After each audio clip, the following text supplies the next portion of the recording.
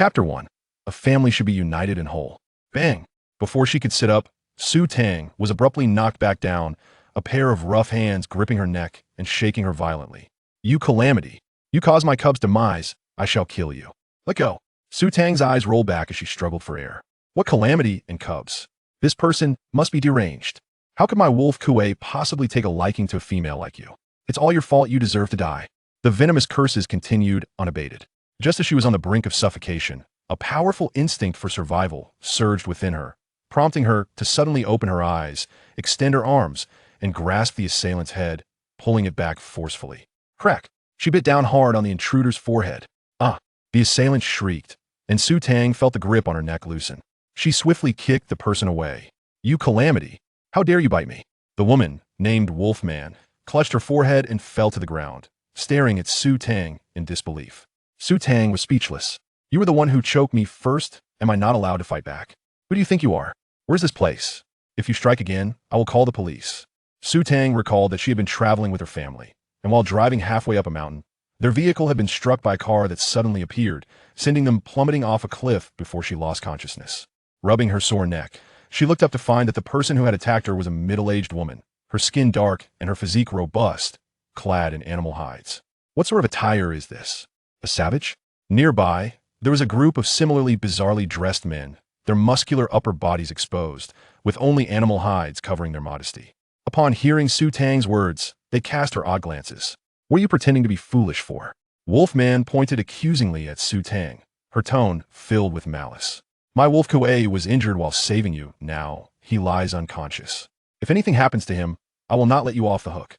Tang was momentarily taken aback. You saved me? Is someone injured? A wave of guilt washed over her as she looked apologetically at Wolfman. Thank you for saving me. I will take responsibility for the medical expenses of the injured person. Could you please help me call an ambulance? By the way, have you seen the others in the car? My parents and older brother were inside. As Tang spoke, she scanned the surroundings, but there was no sign of the car that had fallen off the cliff. All she could see was an endless expanse of wilderness and rolling mountains. She was instantly stunned. Where's this place? Though the mountain her family had chosen for their outing was remote, the bottom of the cliff could not possibly be such a primitive wilderness.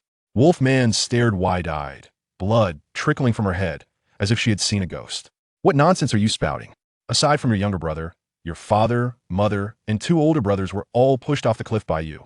I provided your family with so much game, and you? You ran off to mate with a stray beast man, returning with a litter of wild offspring. How could my Wolf Kuay possibly fall for a heartless and vicious female like you? The more Wolfman spoke, the angrier she became, wishing to tear Tang apart. Tang was dumbfounded. Father and mother? What sort of address was that? How could she possibly have pushed her own parents off a cliff? They had clearly all been in the same car that had fallen. What mating, wild offspring, and giving birth to a litter? She isn't a pig. Her gaze shifted, and she noticed 5 unconscious figures lying behind Wolfman, all clad in tattered animal hides, their garments bearing countless rips and tears. Aside from being a bit darker, sturdier, and rougher, the 4 individuals lying before her bore an uncanny resemblance to her parents and brother. Looking down at herself, she too was dressed in ragged animal hides. A thunderbolt struck Tang's mind. Could it be that she had died from the fall and was now inhabiting another's body? What about her parents? Staggering 2 steps forward, she hurried toward the unconscious figures, seeking confirmation. Calamity, what are you trying to do? Don't you dare harm my cubs again. Wolfman exclaimed in alarm, mistaking Tang's intentions as she reached for Wolf Kuay. Before she could finish her sentence, Tang had already thrown herself onto her parents and brother, not sparing Wolfman a glance. Mom, Dad, older brother, wake up. Tang lowered her voice, attempting to rouse them, and to her surprise, the 4 began to stir. Tang, Su Guodong, and Lin Xia, her parents, murmured groggily, their eyes still closed, but responding to their daughter's voice. Her second brother, Jianyuan, grimaced as he propped himself up, immediately expressing his frustration. Who the hell was driving the car? Are they seeking death? Her eldest brother, Su Shimi, remained quiet, locking eyes with Tang, his steady gaze already sensing something amiss. Seeing the familiar 4, Tang felt a wave of relief wash over her. They had all survived the fall. Excellent.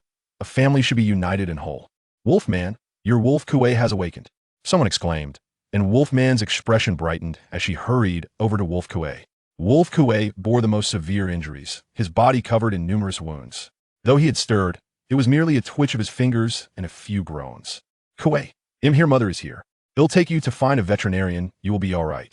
Wolfman spoke, grabbing Wolf Kuay and hoisting him onto her shoulder before striding out. Jianyuan's complaints abruptly ceased. Is this a woman? A woman who can effortlessly carry a burly man on her shoulder and move with such agility. Jianyuan lifted his chin, nearly dropping it to the ground in astonishment. Sister, where on earth are we? Is this still human? Tang's eyes widened in disbelief as she glanced elsewhere.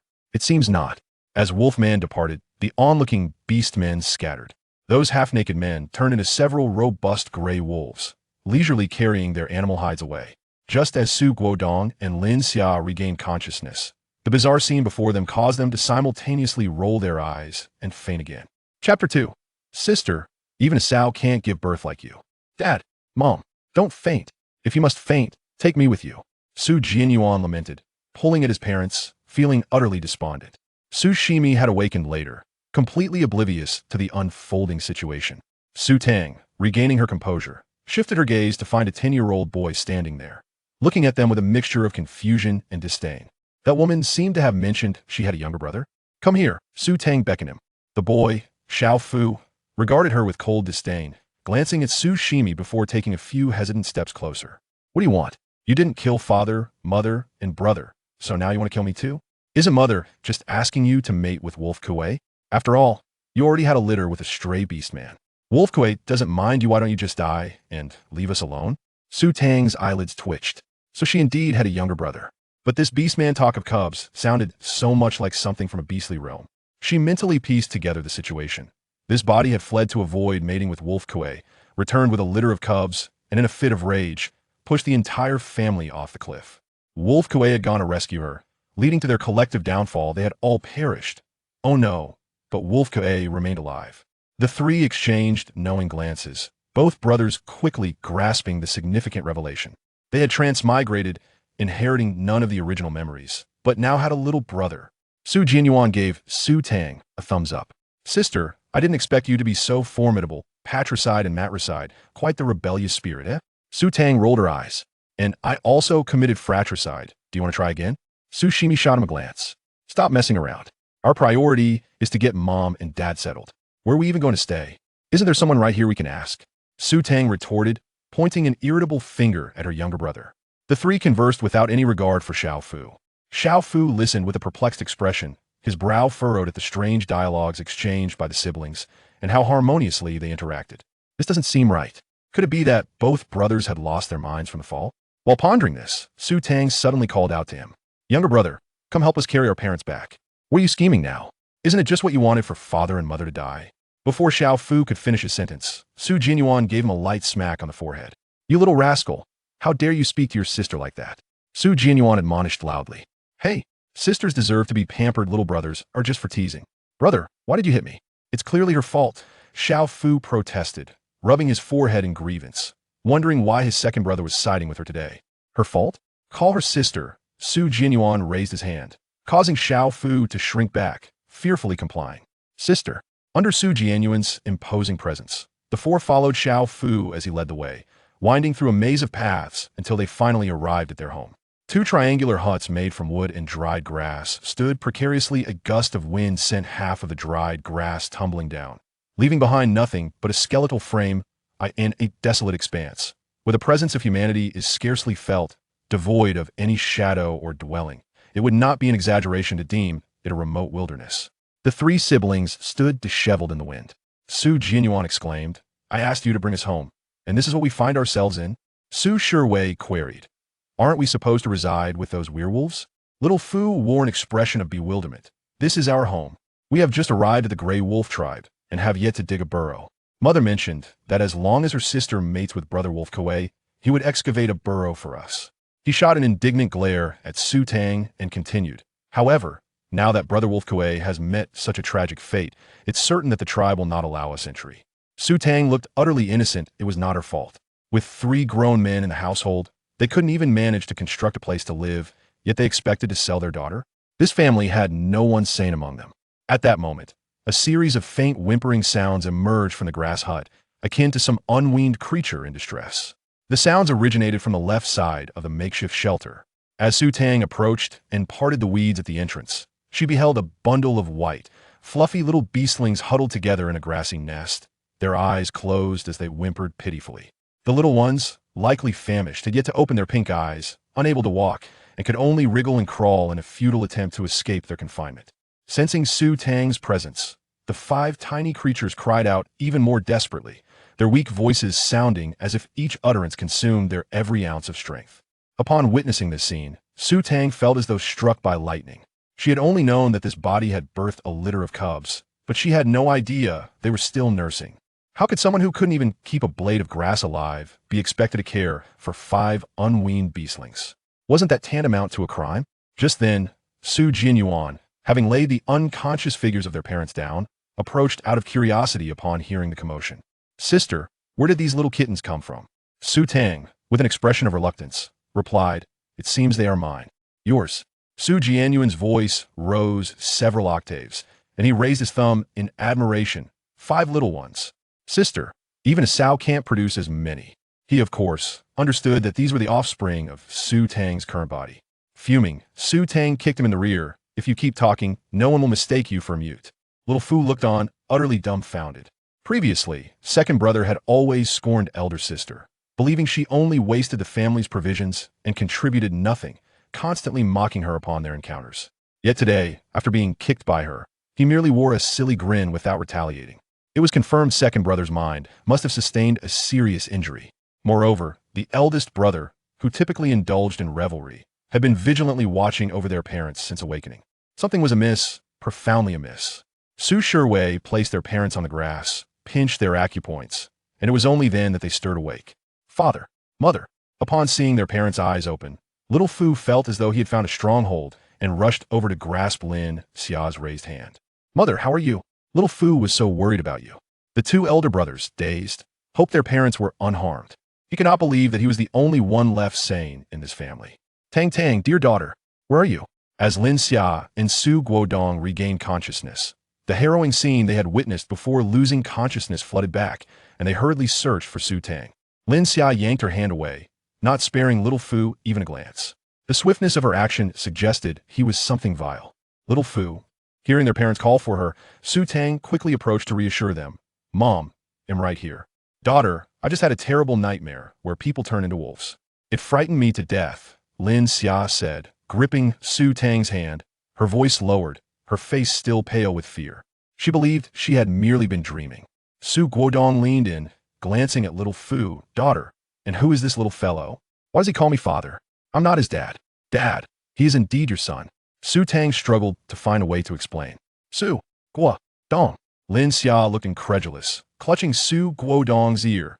"How could you do something like this behind my back?" Su Guodong winced in pain, quickly raising his hand to clarify. "Daughter, don't speak nonsense. I am completely innocent. I assure you, I have never strayed outside our marriage. It's impossible. You must believe me. Daughter, please explain to your mother how this happened." Su Tang grasped Lin Xia's hand, timely rescuing Su Guodong, and pulled them aside to speak in hushed tones, audible only to them. "Mom, he's also your son. What you saw earlier was not a dream, it is real." Chapter 3. Which rascal has defiled my daughter? "Daughter, are you saying that our entire family has traversed through time?" Su Guodong seemed inexplicably excited. Who would have thought that, even at my age, I could catch up with the used trend of time travel? "Haha." Lin Xia slapped him on the forehead. "Time traveling to this godforsaken place among werewolves, and you still find it amusing?" Su Tang quickly intervened to temper her mother's fiery temper, gently reminding her, "Mom, we are currently inhabiting someone else's body, and you have a new son. Let's not blow our cover." This place resembled a primitive tribe. They were newcomers, utterly ignorant of their surroundings and unaware of any taboos held by the people here. It was prudent to avoid drawing attention to themselves. If they were mistaken for monsters by the locals, it would spell disaster. Upon hearing this, Lin Xia gradually regained her composure. The couple turned to scrutinize little Fu, who appeared malnourished, with disheveled hair and a filthy animal hide skirt wrapped around his waist. Indeed, a little wildling. His small green eyes were fixed upon them, brimming with concern. "Son," Su Guodong opened his mouth, then turned to Su Tang. "Daughter, what is your son's name?" Recalling his earlier self-introduction, Su Tang replied, "Little Fu." "Little Fu, your father and I are fine, you need not worry about us," Su Guodong said as he approached little Fu, patting his shoulder and displaying a fatherly smile. Little Fuss's expression grew even more peculiar as he took a step back, saying, "You're not my real father. I only worry about mother, not you." Su Guodong. So this little fellow wasn't even his child. "Son, little Fu, how many fathers do you actually have?" Su Guodong suddenly inquired. "There are 4 of us. My father is a wolf beast, my elder brother and second brother's father is a leopard beast. My sister's father and mother are both cat beasts, and you are a fox beast." Little Fu answered without a moment's hesitation. Su Guodong wore a gloomy expression, casting a resentful glance at Lin Xia. What a predicament. None of them were his kin. Now it was Lin Xia's turn to feel awkward, having just arrived. She was unaware of these matters. Hastily shifting the conversation, she inquired, "Xiao Fu, what about your other 3 fathers? Where might they be? Would she truly end up with several husbands in the future?" The 3 siblings, Su Tang, were left utterly astonished. Their mother was truly formidable, having bestowed upon their father 3 metaphorical green hats upon her sudden arrival in a different realm. Su Jianyuan gave a thumbs up, his face emblazoned with the words, "Truly my mother, remarkable." Xiao Fu appeared increasingly skeptical, her tiny brows furrowing in concern. "Mother, do you not recall that the other 3 fathers perished during our escape? How is it that everyone seems so strange today? Why can't you remember these events?" As the situation threatened to unravel, Su Tang stepped forward to smooth things over. "We just tumbled down the cliff, and our heads are still throbbing. There are many things we simply cannot recall, correct, mother and father?" Su Tang raised her eyebrows mischievously, and the couple, Su Guodong and his wife, quickly nodded in response. "Indeed, oh dear, my head aches. Just the thought of it is excruciating," Su Guodong exclaimed, clutching his head and grimacing dramatically. Lin Xia echoed his sentiment with a moan. Xiao Fu, with his caterpillar-like dark brows furrowing, turned to Su Shiwei and Su Jianyuan. "Eldest brother, second brother, could it be that you too have suffered a blow to the head?" Su Shiwei, quick to react, calmly replied, "You are the one who has suffered a blow to the head." Just as Su Jianyuan was about to retort boisterously, Su Shiwei swiftly covered his mouth with an arm, silencing him abruptly. Observing Su Jianyuan's demeanor, Xiao Fu found it quite credible. He felt that the second brother had sustained the most severe injury. After all, a fool never admits to their folly. "What shall we do?" "I shall seek out the veterinarian from the Greywolf Tribe to examine you." Xiao Fu expressed his concern, preparing to find a healer. "No need. Little brother, simply recount past events to us. Perhaps it will jog our memories."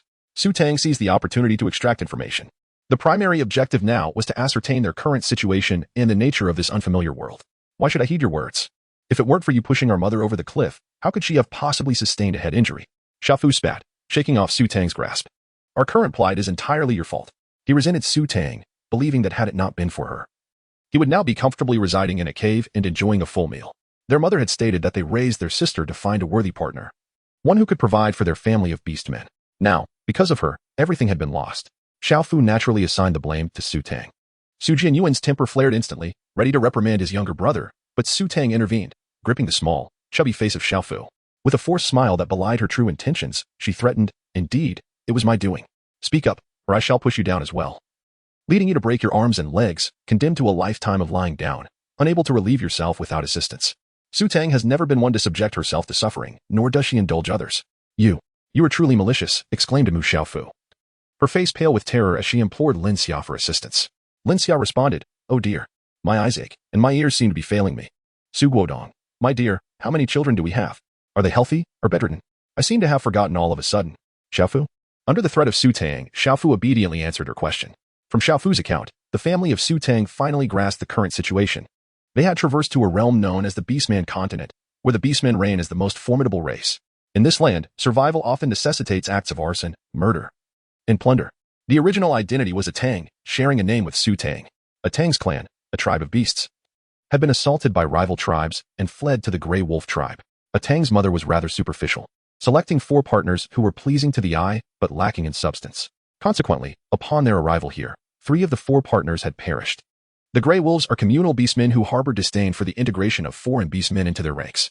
A Tang's mother offered a Tang in exchange, asserting that as long as a Tang mated with the Wolf Kuay, they would be granted membership in the Greywolf Tribe. However, a Tang, being equally superficial, found the Wolf Kuay too unattractive and refused to mate, opting instead to escape and consort with wandering beastmen. Upon returning, she was accompanied by a litter of helpless cubs. This infuriated a Tang's mother, who threatened to smother the cubs and forcibly send a Tang to mate. A Tang, however, proved to be quite the formidable character, deceiving her family of 4 to the edge of a cliff, leading them to their shared demise. Su Tang summarized the tale of an orc who sought to sell his daughter for personal gain, only to fail miserably, resulting in the demise of his entire family. Save for the youngest, Xiao Fu. "What? Which scoundrel has defiled my daughter? and now she bears offspring. Su Guodong's reaction was one of intense fury, wishing to take up arms against the perpetrator. Dear, please calm yourself, Lin Xia interjected. Consider it from a positive perspective. You are now a grandfather. It's not so bad if she has children without having to endure the hardships of marriage. According to Xiaofu, after Su Tang mated with the wandering orc, the orc fled.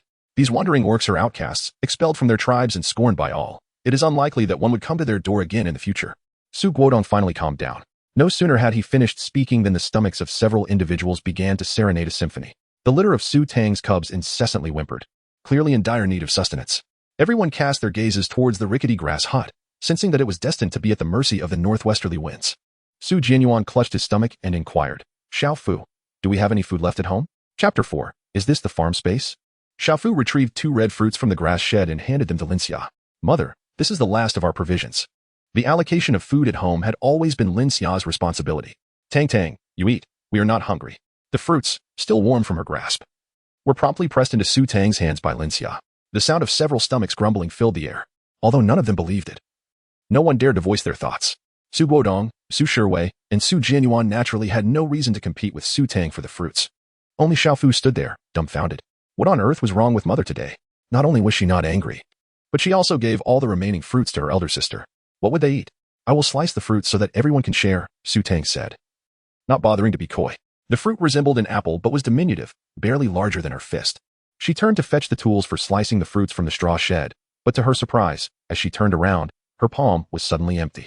Su Tang was momentarily stunned, grasping at thin air. Where had the fruit gone? It had just been in her hands. As she looked up again, she noticed that her parents and brothers had vanished as well. In their place was a labyrinth of intersecting farmland, only one patch of which had been cultivated. The rest lay fallow. A brown wooden sign was planted there, accompanied by a small pond and a storage shed nearby. Su Tang inexplicably felt that the scene before her was strikingly familiar. Was this the farm space? After a brief moment of bewilderment, she suddenly realized that this was none other than the popular farming game from her childhood. It had been her favorite pastime. She would often finish her homework and then sit by the computer, stealthily harvesting others' crops. Had she traversed through time along with the farm space? But wait. Where were her parents and brother? Why were they nowhere to be found? Could it be that only she had the ability to enter the farm space? Su Tang was utterly astonished. Upon turning her head, she discovered that a vibrant green seedling had emerged in the previously barren farmland. As she approached, a stream of information flooded her mind. Apple seedling, ready for harvest in 59 minutes. Suddenly, Su Tang's eyes widened in disbelief. Her precious harvest, the last sustenance for her family, had been seized by the bandit farm space for cultivation. Could it be that every crop she handled would be transported into that farm's domain? Su Tang pinched herself, and it hurt. It appeared that she was not dreaming.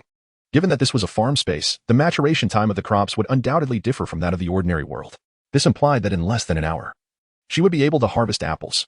With this thought in mind, the loss of the 2 small apples seemed far less significant. As Su Tang's thought shifted, the scene before her transformed, returning her to her original world, just as she began to worry that her sudden disappearance might frighten her parents. The furious voice of Xiaofu echoed in her ears. You deceiver. You promised to eat together, yet you finished it all by yourself. Xiaofu's face flushed with a mix of anger and embarrassment. I didn't.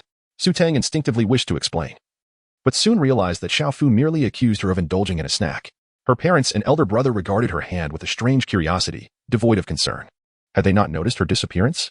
It appeared that time outside had stood still during her entry into the farm. Very well, I did indulge, and now I am parched. Please fetch me some water. Su Tang relented, opting to dismiss Xiaofu without further elaboration. Xiaofu, with eyes reddened from indignation, felt aggrieved, having consumed the fruit. He was now expected to labor as well. He cast a pleading glance at Lin Xia. Understanding Su Tang's subtle implication, Lin Xia joined in, stating that their mother was also thirsty, urging him to hurry. Frustrated, Xiaofu stamped his foot. Yet fearing Su Tang's wrath might lead to an unfortunate incident on the bed, he reluctantly departed. With the absence of outsiders, the 5 family members ceased their pretense. Su Jianyuan, with his impudent demeanor, leaned in and remarked, Sister, are you a pig? Even Zhu Beiji, the legendary figure, is more discerning than you when it comes to savoring ginseng fruits. Su Shiwei maintained a composed expression. He did not believe that his sister would act selfishly. Tang. What just transpired? Mr. and Mrs. Su Guodong also turned their gaze towards Su Tang. Su Tang, if I were to say that I have planted apples on the farm, would you believe me? The crowd? Su Tang recounted everything she had just witnessed to them in detail. Although the concepts of time travel and orcs were indeed absurd, they seemed to accept it without much astonishment. Su Guodong wore a proud expression, for his daughter had truly inherited his legacy, even possessing extraordinary abilities. As a professor of agronomy, He devoted his life to the study of various plants and nurtured a keen interest in agricultural sciences among his 3 siblings since childhood. Regrettably, aside from Su Tang, who had a fleeting fascination with farming simulation games, none of the siblings pursued a path related to agronomy. This led Su Guodong to lament frequently, sighing over the lack of an heir to carry on his passion. Su Jianyuan's expression was one of exhilaration. Do we possess any extraordinary abilities as well? For instance, could my elder brother conjure a villa, or could mother summon delectable dishes? He gazed at Su Shiwei with anticipation.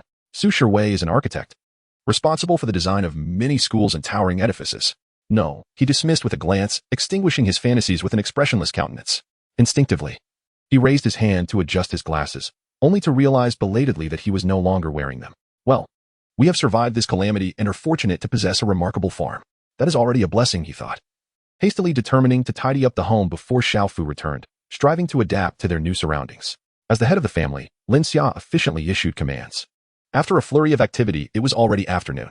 There was no time to seek new accommodations, so they resolved to make do for the night in the 2 makeshift straw huts. Fortunately, the huts were sufficiently spacious. Su Guodong and his brothers could share one, while Su Tang and Lin Xia, along with the young ones, could occupy the other, albeit snugly. The 3 laborers set off to gather materials for the huts, while Su Tang and Lin Xia began to organize the scant belongings within.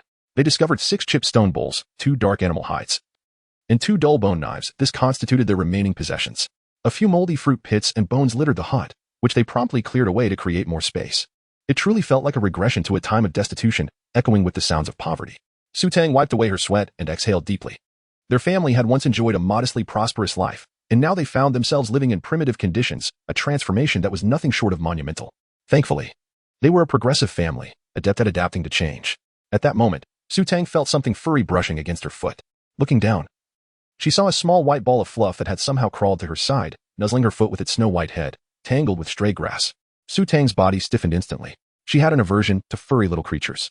Darling, these little ones have been chirping for quite some time. They must be hungry. Why don't you feed them? Lin Xia, having tossed away the bones, also noticed the scene. She gently picked up the small bundle and, with a soft expression, placed it into Su Tang's arms. Su Tang momentarily found herself at a loss. Mom, there is nothing to eat at home. What shall I use to feed them? Lin Xia's gaze fell upon her ample bosom. Silly girl, these little ones have yet to be weaned, so of course, you must nurse them. Su Tang was instantly petrified, nearly dropping the cubs in her arms. Am I supposed to feed them? Chapter 5. Little Fu was beaten and injured. Su Tang certainly comprehended the implications of Lin Xia's suggestion. She had yet to experience marriage, nor had she traversed the journey of pregnancy and childbirth. How could she leap directly to the notion of nurturing an offspring? Moreover, the idea of personally feeding the child was simply perplexing. Although Su Tang is a caregiver, she has never personally taken on such responsibilities. Dear daughter, you are the only one who can feed them now. Just look at how pitiful they are. Since we are here, we cannot allow the little ones to starve. Wouldn't you agree? Lin Xia, who was once an obstetrician, had resigned due to health issues and now devoted herself to being a homemaker. She could hardly bear to witness any harm come to these infants, especially since they were Su Tang's. I will give it a try, Su Tang replied, steeling herself. Her mother was right, having taken possession of another's body. She could not let their offspring perish from hunger. Before Su Guodong and the others returned, Su Tang carried the young ones back to the grass hut. As soon as she sat down, the other little ones clamored towards her.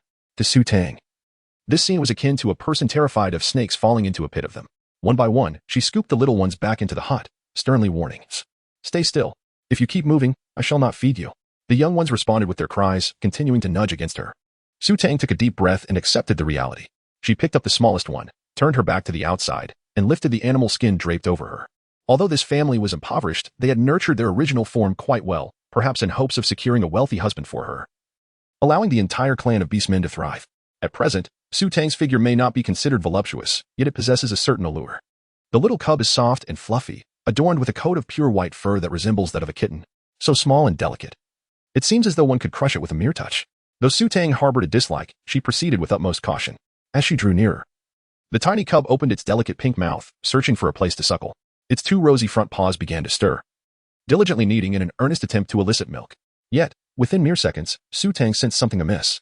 The little cub had indeed latched on correctly, but there was no milk to be found. Not only was there an absence of nourishment, but the cub's tiny teeth and claws also grazed her, causing her a twinge of discomfort. Su Tang hurriedly pulled the cub away, relieved that it had not clung to her with its teeth. It merely resumed its pitiful cries, as if lamenting Su Tang's alleged cruelty. After a thorough inspection, she ultimately confirmed that she indeed lacked milk. The other 4 cubs, witnessing that one of their own had not yet received attention, began to wail even louder. Su Tang felt somewhat overwhelmed. The incessant calls were futile as there was no nourishment to provide. The little cubs whimpered softly, their cries echoing in the air. After a few moments of shared glances, Su Tang relinquished her struggle, awkwardly reaching out to gently pat each cub's head before hastily withdrawing her hand. "Do not call out. I shall find food for you," she assured them. Whether they comprehended her words or simply grew weary from their cries, the cubs' voices gradually diminished, and with their delicate pink eyelids fluttering, they began to doze off. Su Tang exhaled in relief, quickly donning her animal hide before exiting the grass hut. "My dear daughter, have you already finished feeding?" Lin Xia inquired, somewhat astonished, considering she had only just entered. "I have no milk to give," Su Tang replied candidly. "How can that be?" "You certainly do not appear to lack milk," Lin Xia remarked, her expression revealing confusion as her gaze wandered towards Su Tang's chest. "You do not seem to exhibit the signs of being without nourishment." Su Tang felt somewhat awkward. How was she to know that this body possessed such ample bosom yet bore no milk? At that moment, Su Guodong and the others returned, laden with timber and hay for the makeshift shelter. "Mother, we discovered a river beyond the grove. Would you and Maya care to wash up?" Su Jianyuan declared, shouldering a hefty bundle of logs, his voice booming with enthusiasm. The family had just been rescued from the brink of a cliff, their faces smeared with dirt and dust, their bodies bearing numerous scrapes. Lin Xia and Su Tang, being fastidious about cleanliness, were foremost in Su Jianyuan's thoughts. "Second brother, did you say there's a river by the grove?" Su Tang inquired, her brow furrowing as she turned to him. "Indeed, it's quite close. However, Xiaofu seemed to have gone to the other side," he replied. It was only upon Su Tang's reminder that they recalled Xiaofu had gone to fetch water without any tools. "Xiaofu did not go for water," Su Shi remarked, his tone grave. "If that lad hasn't fetched water, where could he possibly be all this time?" Su Guodong questioned, his expression clouded with suspicion. "Surely he hasn't been frightened off by that family." "Mother, I shall search for Xiaofu and, in the process, see if I can find something edible for the cubs," Su Tang proposed after a moment of contemplation. Lin Xia nodded in agreement. "Very well, let your second brother accompany you. Su Jianyuan is a member of the military, and he is the most formidable individual in his family." This time, he returned home on leave, coinciding with Su Tang's breakup, to accompany her. The family planned a vacation to relax, but unexpectedly encountered this troublesome situation. With Su Jianyuan by their side, Lin Xia felt more at ease. "My father and I set about repairing the thatched hut, while Su Shiwei busied himself alongside Su Guodong in the same task. The surrounding area is characterized by rugged mountain paths and lush vegetation, making it rather difficult to navigate." After walking for half an hour, Su Tang and Su Jianyuan finally discovered traces of orc footsteps. In the distance lay a stretch of flat terrain, presumably the territory of the Greywolf Tribe. What could this fellow possibly want in the Greywolf Tribe? As Su Jianyuan had just murmured, the two noticed a swaying little black figure approaching from a distance. Upon seeing them, the young boy was taken aback for a moment, then swiftly turned to flee. "You little rascal, halt right there." Su Jianyuan, quick-witted and agile, strode forward and grasped the scruff of Xiaofu's neck. "You were sent to fetch water. What business do you have in the Greywolf Tribe?" Xiaofu struggled incessantly, twisting his head away in defiance. Su Tang approached and discovered him with a bruised face, his body marked with contusions, and blood at the corner of his mouth. Furrowing her brow, she inquired, "Who did this to you?" This young man had seemed perfectly fine when he left. Her question, rather than eliciting a response, provoked a torrent of emotion in Xiaofu, whose eyes reddened with fury as he glared at her. He bellowed, "Isn't it all your fault? If you wish to die, then do so alone. Why must you drag Mother and us into your demise? Mother raised you all these years. And what's wrong with you mating with Brother Lang Kuay? Isn't a female meant to bear offspring? Brother Lang Kuay can provide for us. You fail to appreciate this." In that moment, all his pent-up grievances erupted forth. Su Tang felt a twitch in her temples. Were it not for the sight of the injuries adorning this young man, she would have undoubtedly given him a good thrashing. Su Jianyuan had already rolled up his sleeves when Su Tang firmly grasped his hand, her voice tinged with a hint of iciness. "Even if I were to mate with Wolf Kuay, what gives you the right to demand provisions and shelter from us? You are a female, raised under the influence of your vampire parents, and you can speak so boldly. What does that have to do with you?" Su Tang interjected coldly. "Instead of using me to gain benefits, perhaps you should ponder why you males are utterly eclipsed by the utility of a single Wolf Kuay. Are you truly diminished by the absence of an arm or a leg?" Xiaofu was momentarily taken aback. His mother had always spoken in such terms. How could he possibly understand the reasons behind it? "I shall inquire once more who struck you." When he remained silent, Su Tang pressed further. "It was Wolf Kuay's younger brother, Wolf Qing, along with the cubs of the Greywolf Tribe. Wolf Qing seeks vengeance for Wolf Kuay and brought them to attack me." Perhaps it was the intensity of Su Tang's gaze that compelled Xiaofu to respond. "Let us go." Su Tang seized his arm and strode purposefully towards the Greywolf Tribe. Su Jianyuan understood the intention and followed suit, eager to take action. Xiaofu stumbled behind, looking utterly bewildered, wondering what on earth they were about to do. Chapter 6. We shall not return home until the task is complete. Naturally, they were off to seek vengeance. "Whoever had struck you must be repaid in kind. Our family has never been known for cowardice." Su Tang, without a backward glance, firmly pulled Xiaofu forward. Both she and Su Jianyuan had inherited Lin Xia's temperament, embodying a character that would never suffer losses in any situation. In contrast, Su Shiwei, akin to Su Guodong, possessed a mature and composed demeanor. However, influenced by their mother and sisters, he was not one to be trifled with either. Xiaofu was taken aback, slightly parted her lips. As the doubts swirling in her mind lodged in her throat, is there anyone in our family who ISNT like that? After walking several hundred meters, the trio encountered a dozen or so orc cubs swaggering confidently towards the direction of the Greywolf Tribe. Su Tang and Su Jianyuan exchanged a glance, then strode forward to block the path of the cubs. It's you again, the troublemaker? Haven't you had enough punishment? How dare you come here? Your entire family of beastmen is no good. If you dare to approach the Greywolf Tribe again, beware that I shall break your legs. The leader was a cub around 11 or 12 years old, with a dark complexion and a sturdy build, making him one of the more robust among his peers. Upon seeing the little fortune behind Su Tang, he immediately brandished his fist in a threatening manner, completely disregarding Su Tang and Su Jianyuan standing beside him.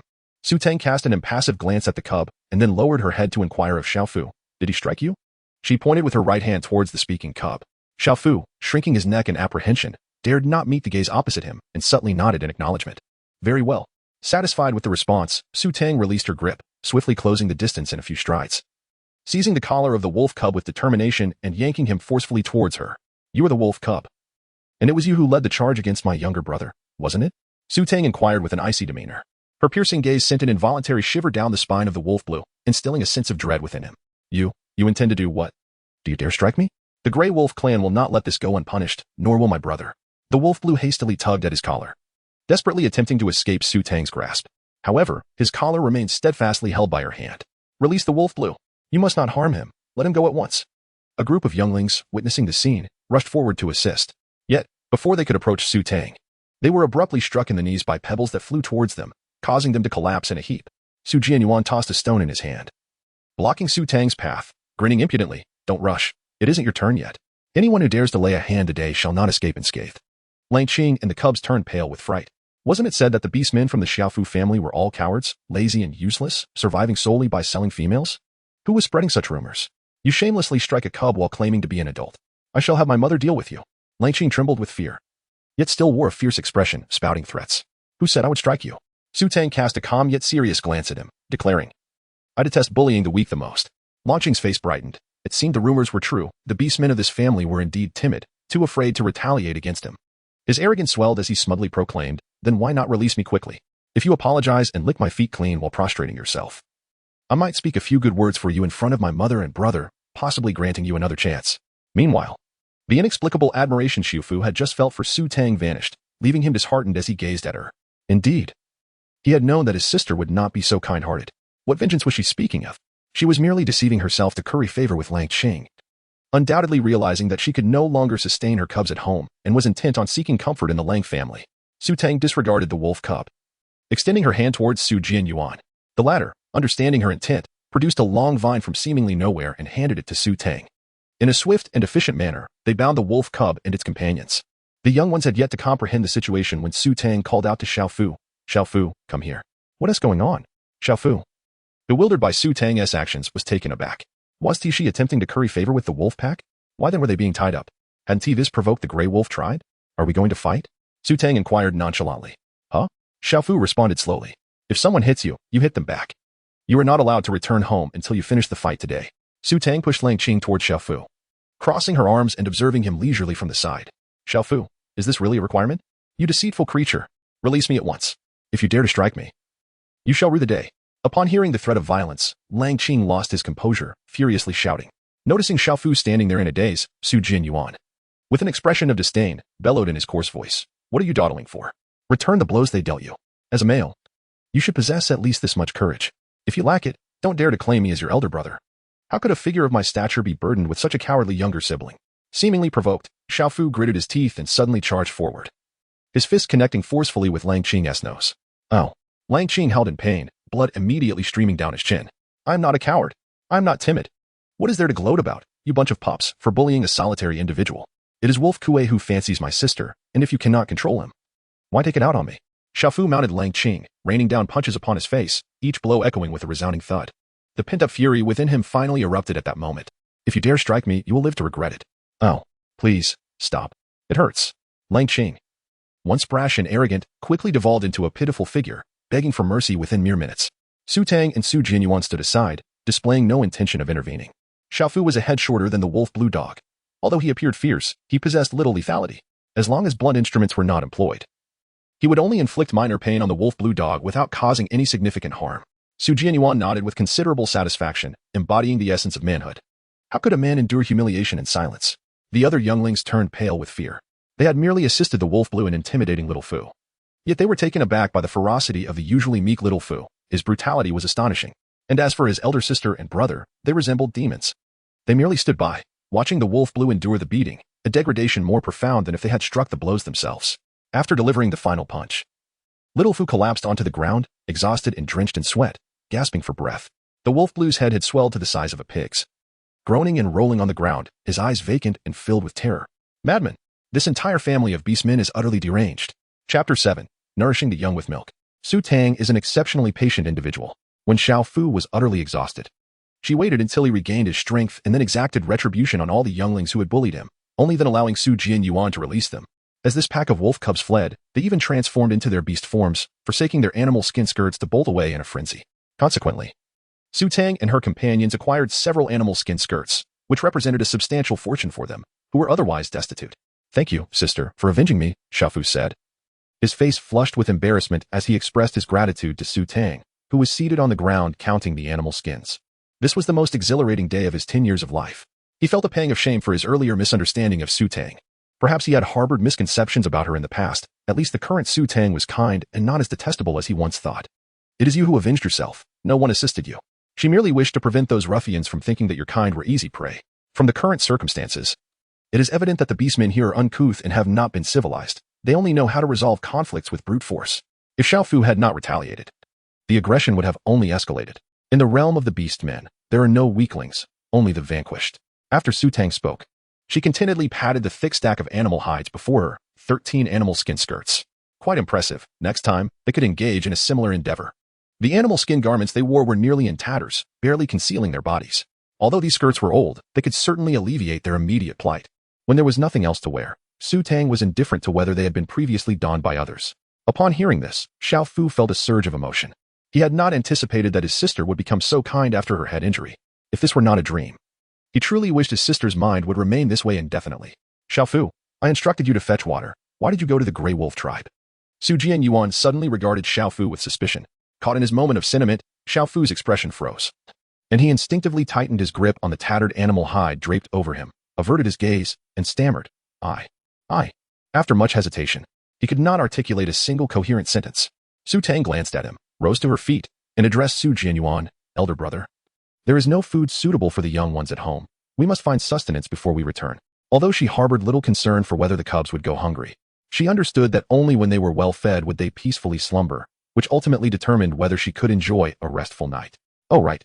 Those little kittens seem to still be weaning, don't they? Su Jianyuan found himself deftly sidestepped into a different topic. Where shall we go to procure milk for them?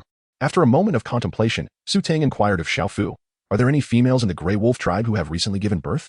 Her mother often jested that during her childhood, when her own milk was insufficient, she would frequently partake of the milk from the neighbor's aunt. Now, devoid of milk herself, she could still seek nourishment from other females. Su Jianyuan, standing nearby, quickly grasped the implication and gave Su Tang a thumbs up, exclaiming, my sister is astute. She has come up with a solution so swiftly. Just as Xiaofu, who had just recovered from his previous nervousness, heard their intention to venture to the Greywolf Tribe, he fervently shook his head. No, the orcs of the Greywolf Tribe will not provide us with food. We have thoroughly offended them. Is the Greywolf Tribe solely governed by the Wolf Kuay family? Su Tang queried, bewildered. Xiaofu hesitated, realizing his error, and shook his head. No, it is the Greywolf leader who holds authority. Then that shall suffice. Extend your hands. Huh? Xiaofu, bewildered, extended his hands. And in the next moment, 13 heavy animal skin skirts came crashing down upon him, nearly causing him to kneel. Take these and head to the Greywolf Tribe. Su Tang commanded, striding purposefully in the direction where the wolf youth had just dashed off. Why must I, a mere cub, carry this? Xiaofu's eyes widened in astonishment as he stumbled along behind her. Each animal skin skirt weighed 2 to 3 pounds. And with 20 to 30 pounds resting in his hands, his expression was more pained than that of someone suffering from constipation. He suspected that his sister was deliberately seeking revenge against him. He resolved to retract his earlier thoughts. If you do not carry it, shall I, a female, be burdened with such a heavy load? Su Tang retorted. Xiao Fu found himself momentarily speechless, and then glanced at the equally empty-handed Su Jianyuan, expressing his dissatisfaction. Then why don't you let second brother carry it? Just take it and stop with the nonsense, Su Jianyuan replied, smacking Xiao Fu on the head. When you get it, then you may speak. Xiao Fu felt wronged and had no retort. Recalling how effortlessly Su Tang and Su Jianyuan had subdued the wolf youth upon their arrival, he gritted his teeth and stumbled along behind them. When we get driven out, you will regret this. The Greywolf Tribe was nestled within a secluded valley, surrounded by towering mountains and dense forests filled with colossal trees. If one were unfamiliar with the area, even the orcs could easily lose their way. The description of the towering trees was not an exaggeration. Any branch was thicker than Su Tang's waist, and the enormous leaves could be plucked to serve as a bed for sleeping. Su Tang felt as though she had stepped into the realm of giants. Before long, the trio entered the valley and arrived at the Greywolf Tribe. At the entrance of the valley stood 2 gray wolf orc sentinels.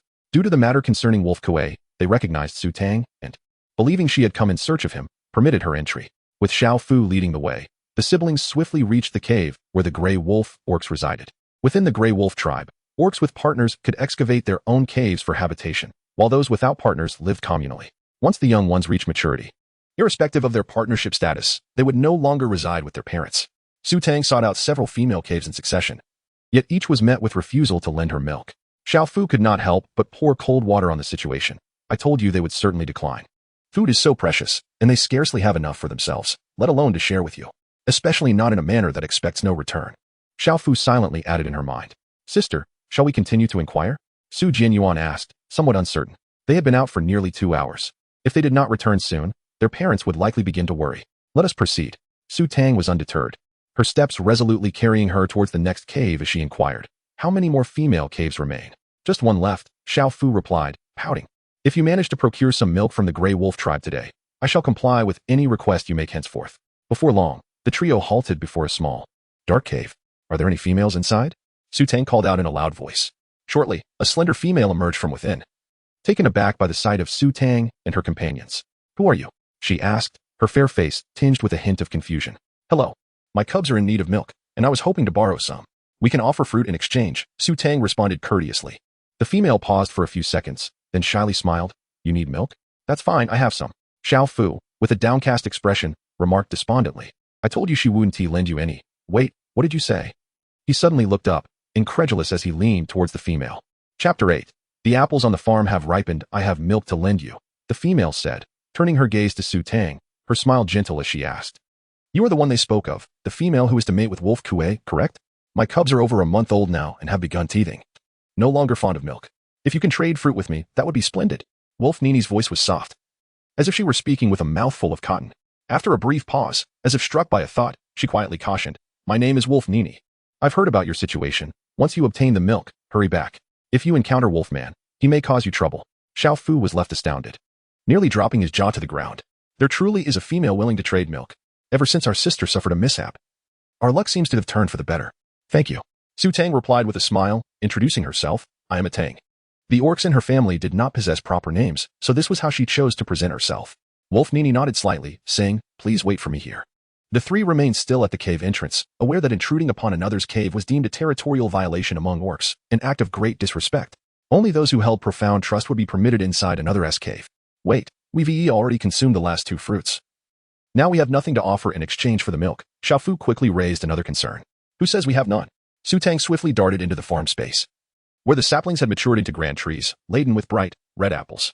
These apples were not only abundant but also impressively large, each one the size of a grapefruit. Su Tang attempted to pluck an apple, only to discover that it would not yield to her efforts. Could it be that she could merely gaze upon the fruit without the possibility of harvesting it? Surely, she could not be forbidden from tasting it as well.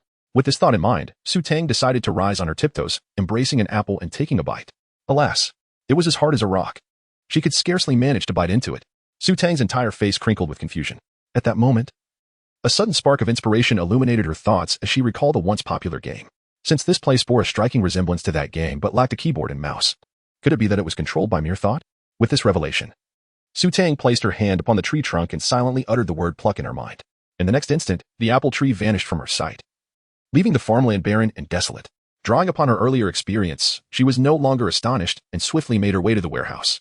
The shelves within the warehouse extended endlessly, and in the corner closest to the entrance, there lay a row of red apples, precisely the ones she had just harvested. Su Tang approached and counted. There were a total of 10 apples. It is quite rare for an apple tree to bear only 10 fruits. Yet these were each as large as 10 ordinary apples.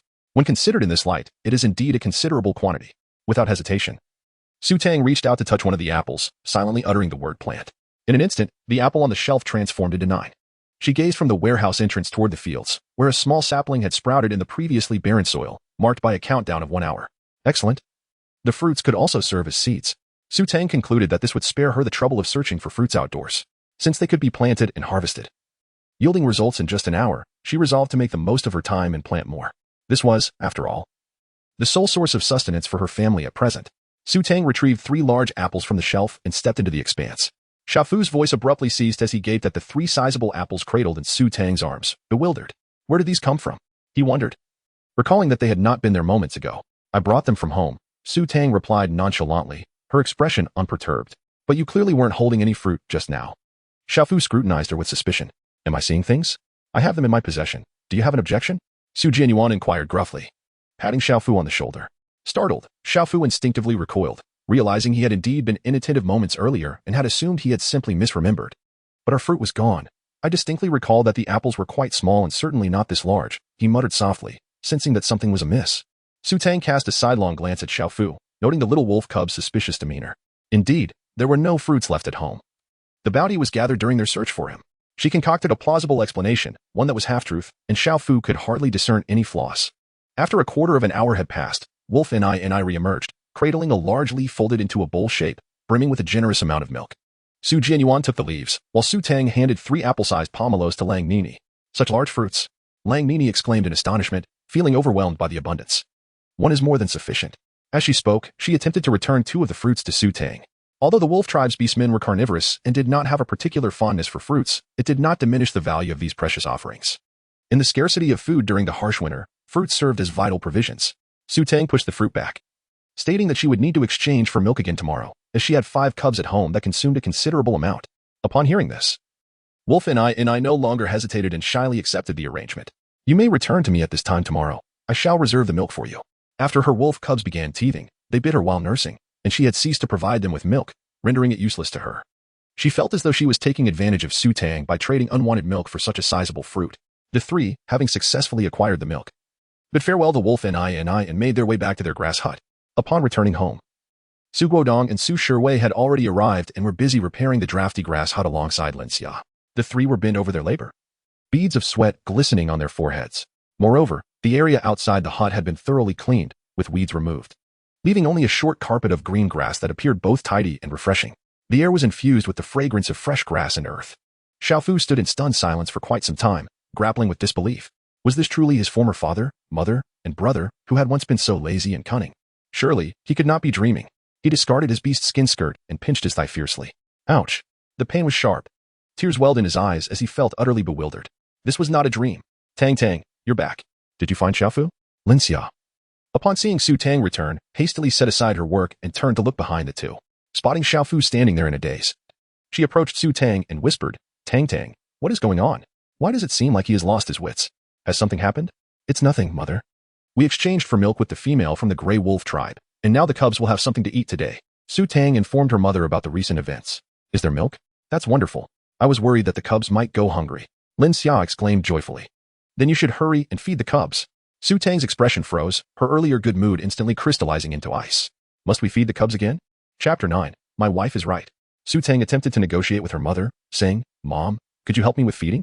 No sooner had her words left her lips than Lin Xia, with a smile, gently declined, stating, No, a child belongs to their own parent to care for. Su Tang turned to look at Su Jianyuan.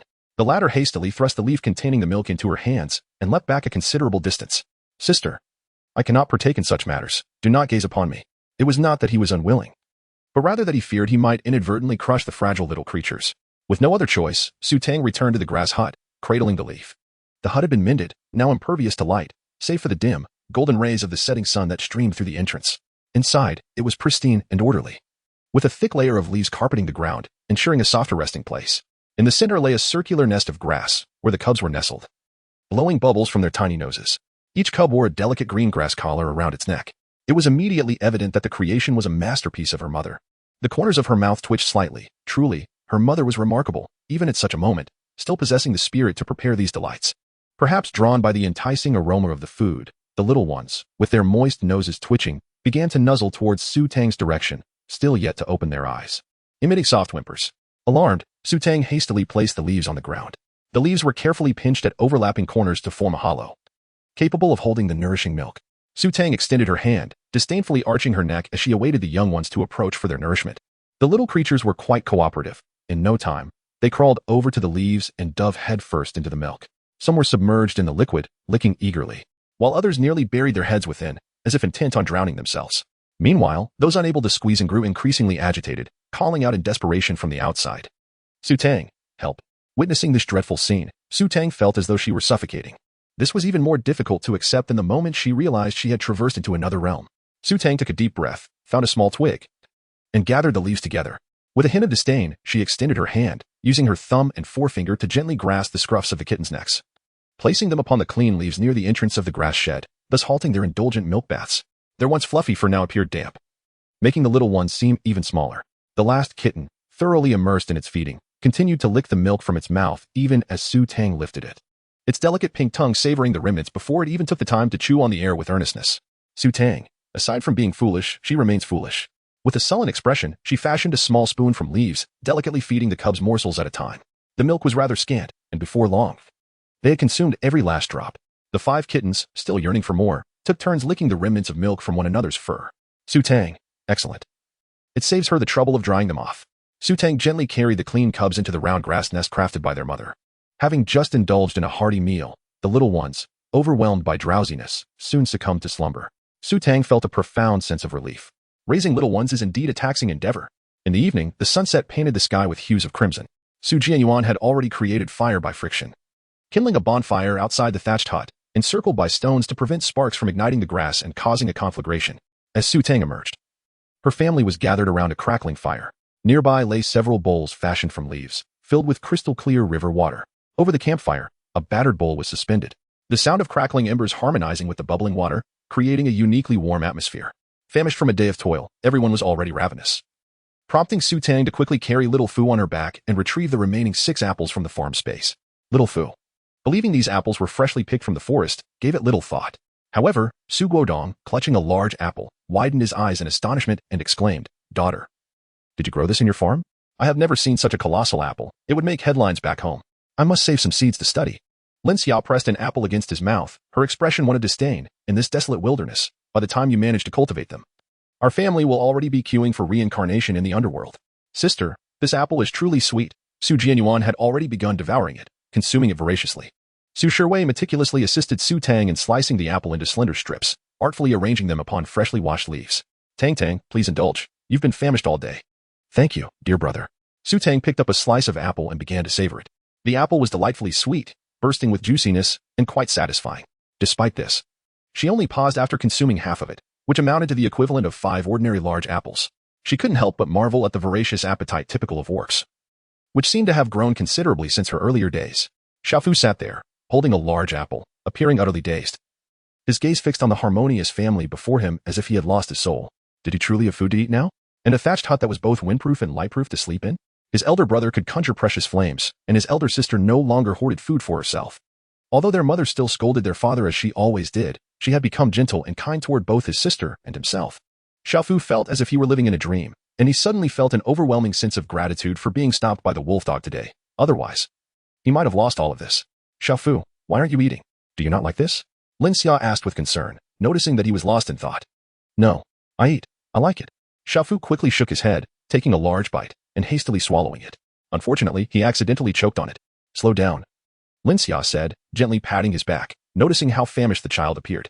Su Tang and others turned their gaze towards Xiaofu. His face flushed crimson as he hastily reached for water to mask his embarrassment. But before he could grasp the vessel, a warm bowl was thrust into his hand. "Drink the warm one. Cold water can easily upset your stomach," Lin Xia remarked habitually. A wave of emotion surged within Xiaofu, as he realized no one had ever shown concern for his discomfort before.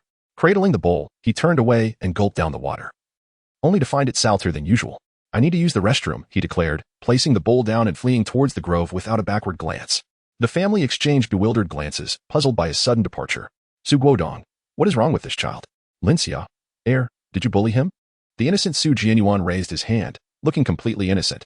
By heaven's conscience, I have always respected the elderly and cherished the young. Why would I bully a mere child?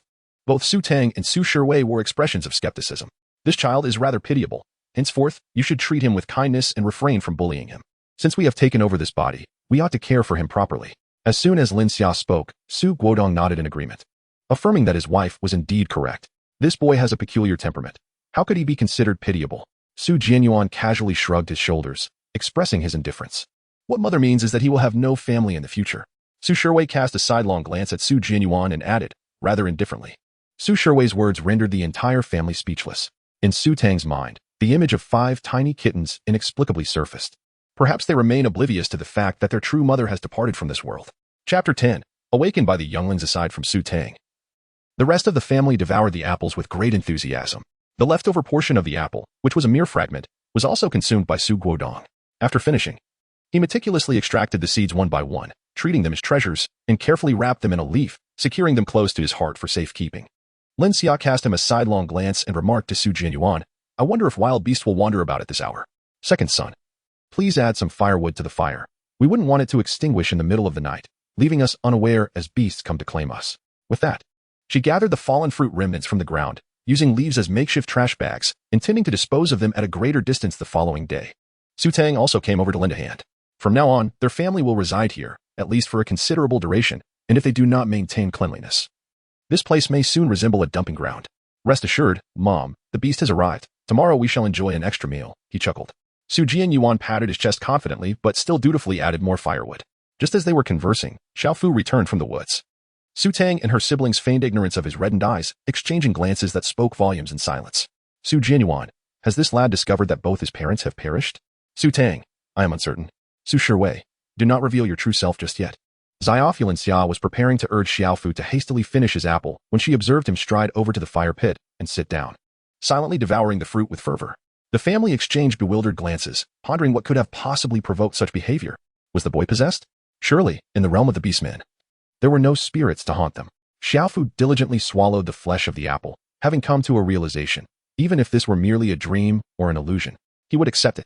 At the very least, he could savor a hearty meal before his beloved parents vanished from his life. Who knew what tomorrow might bring? The family watched in astonishment as Xiaofu consumed the apple with the ferocity of a famished wolf. Mother, I am full, he declared, his voice tinged with a slight nasal tone. Very well, being full is good, Lin Xia replied, blinking in surprise as she regained her composure. She nodded and suggested that he should rest now that he had eaten.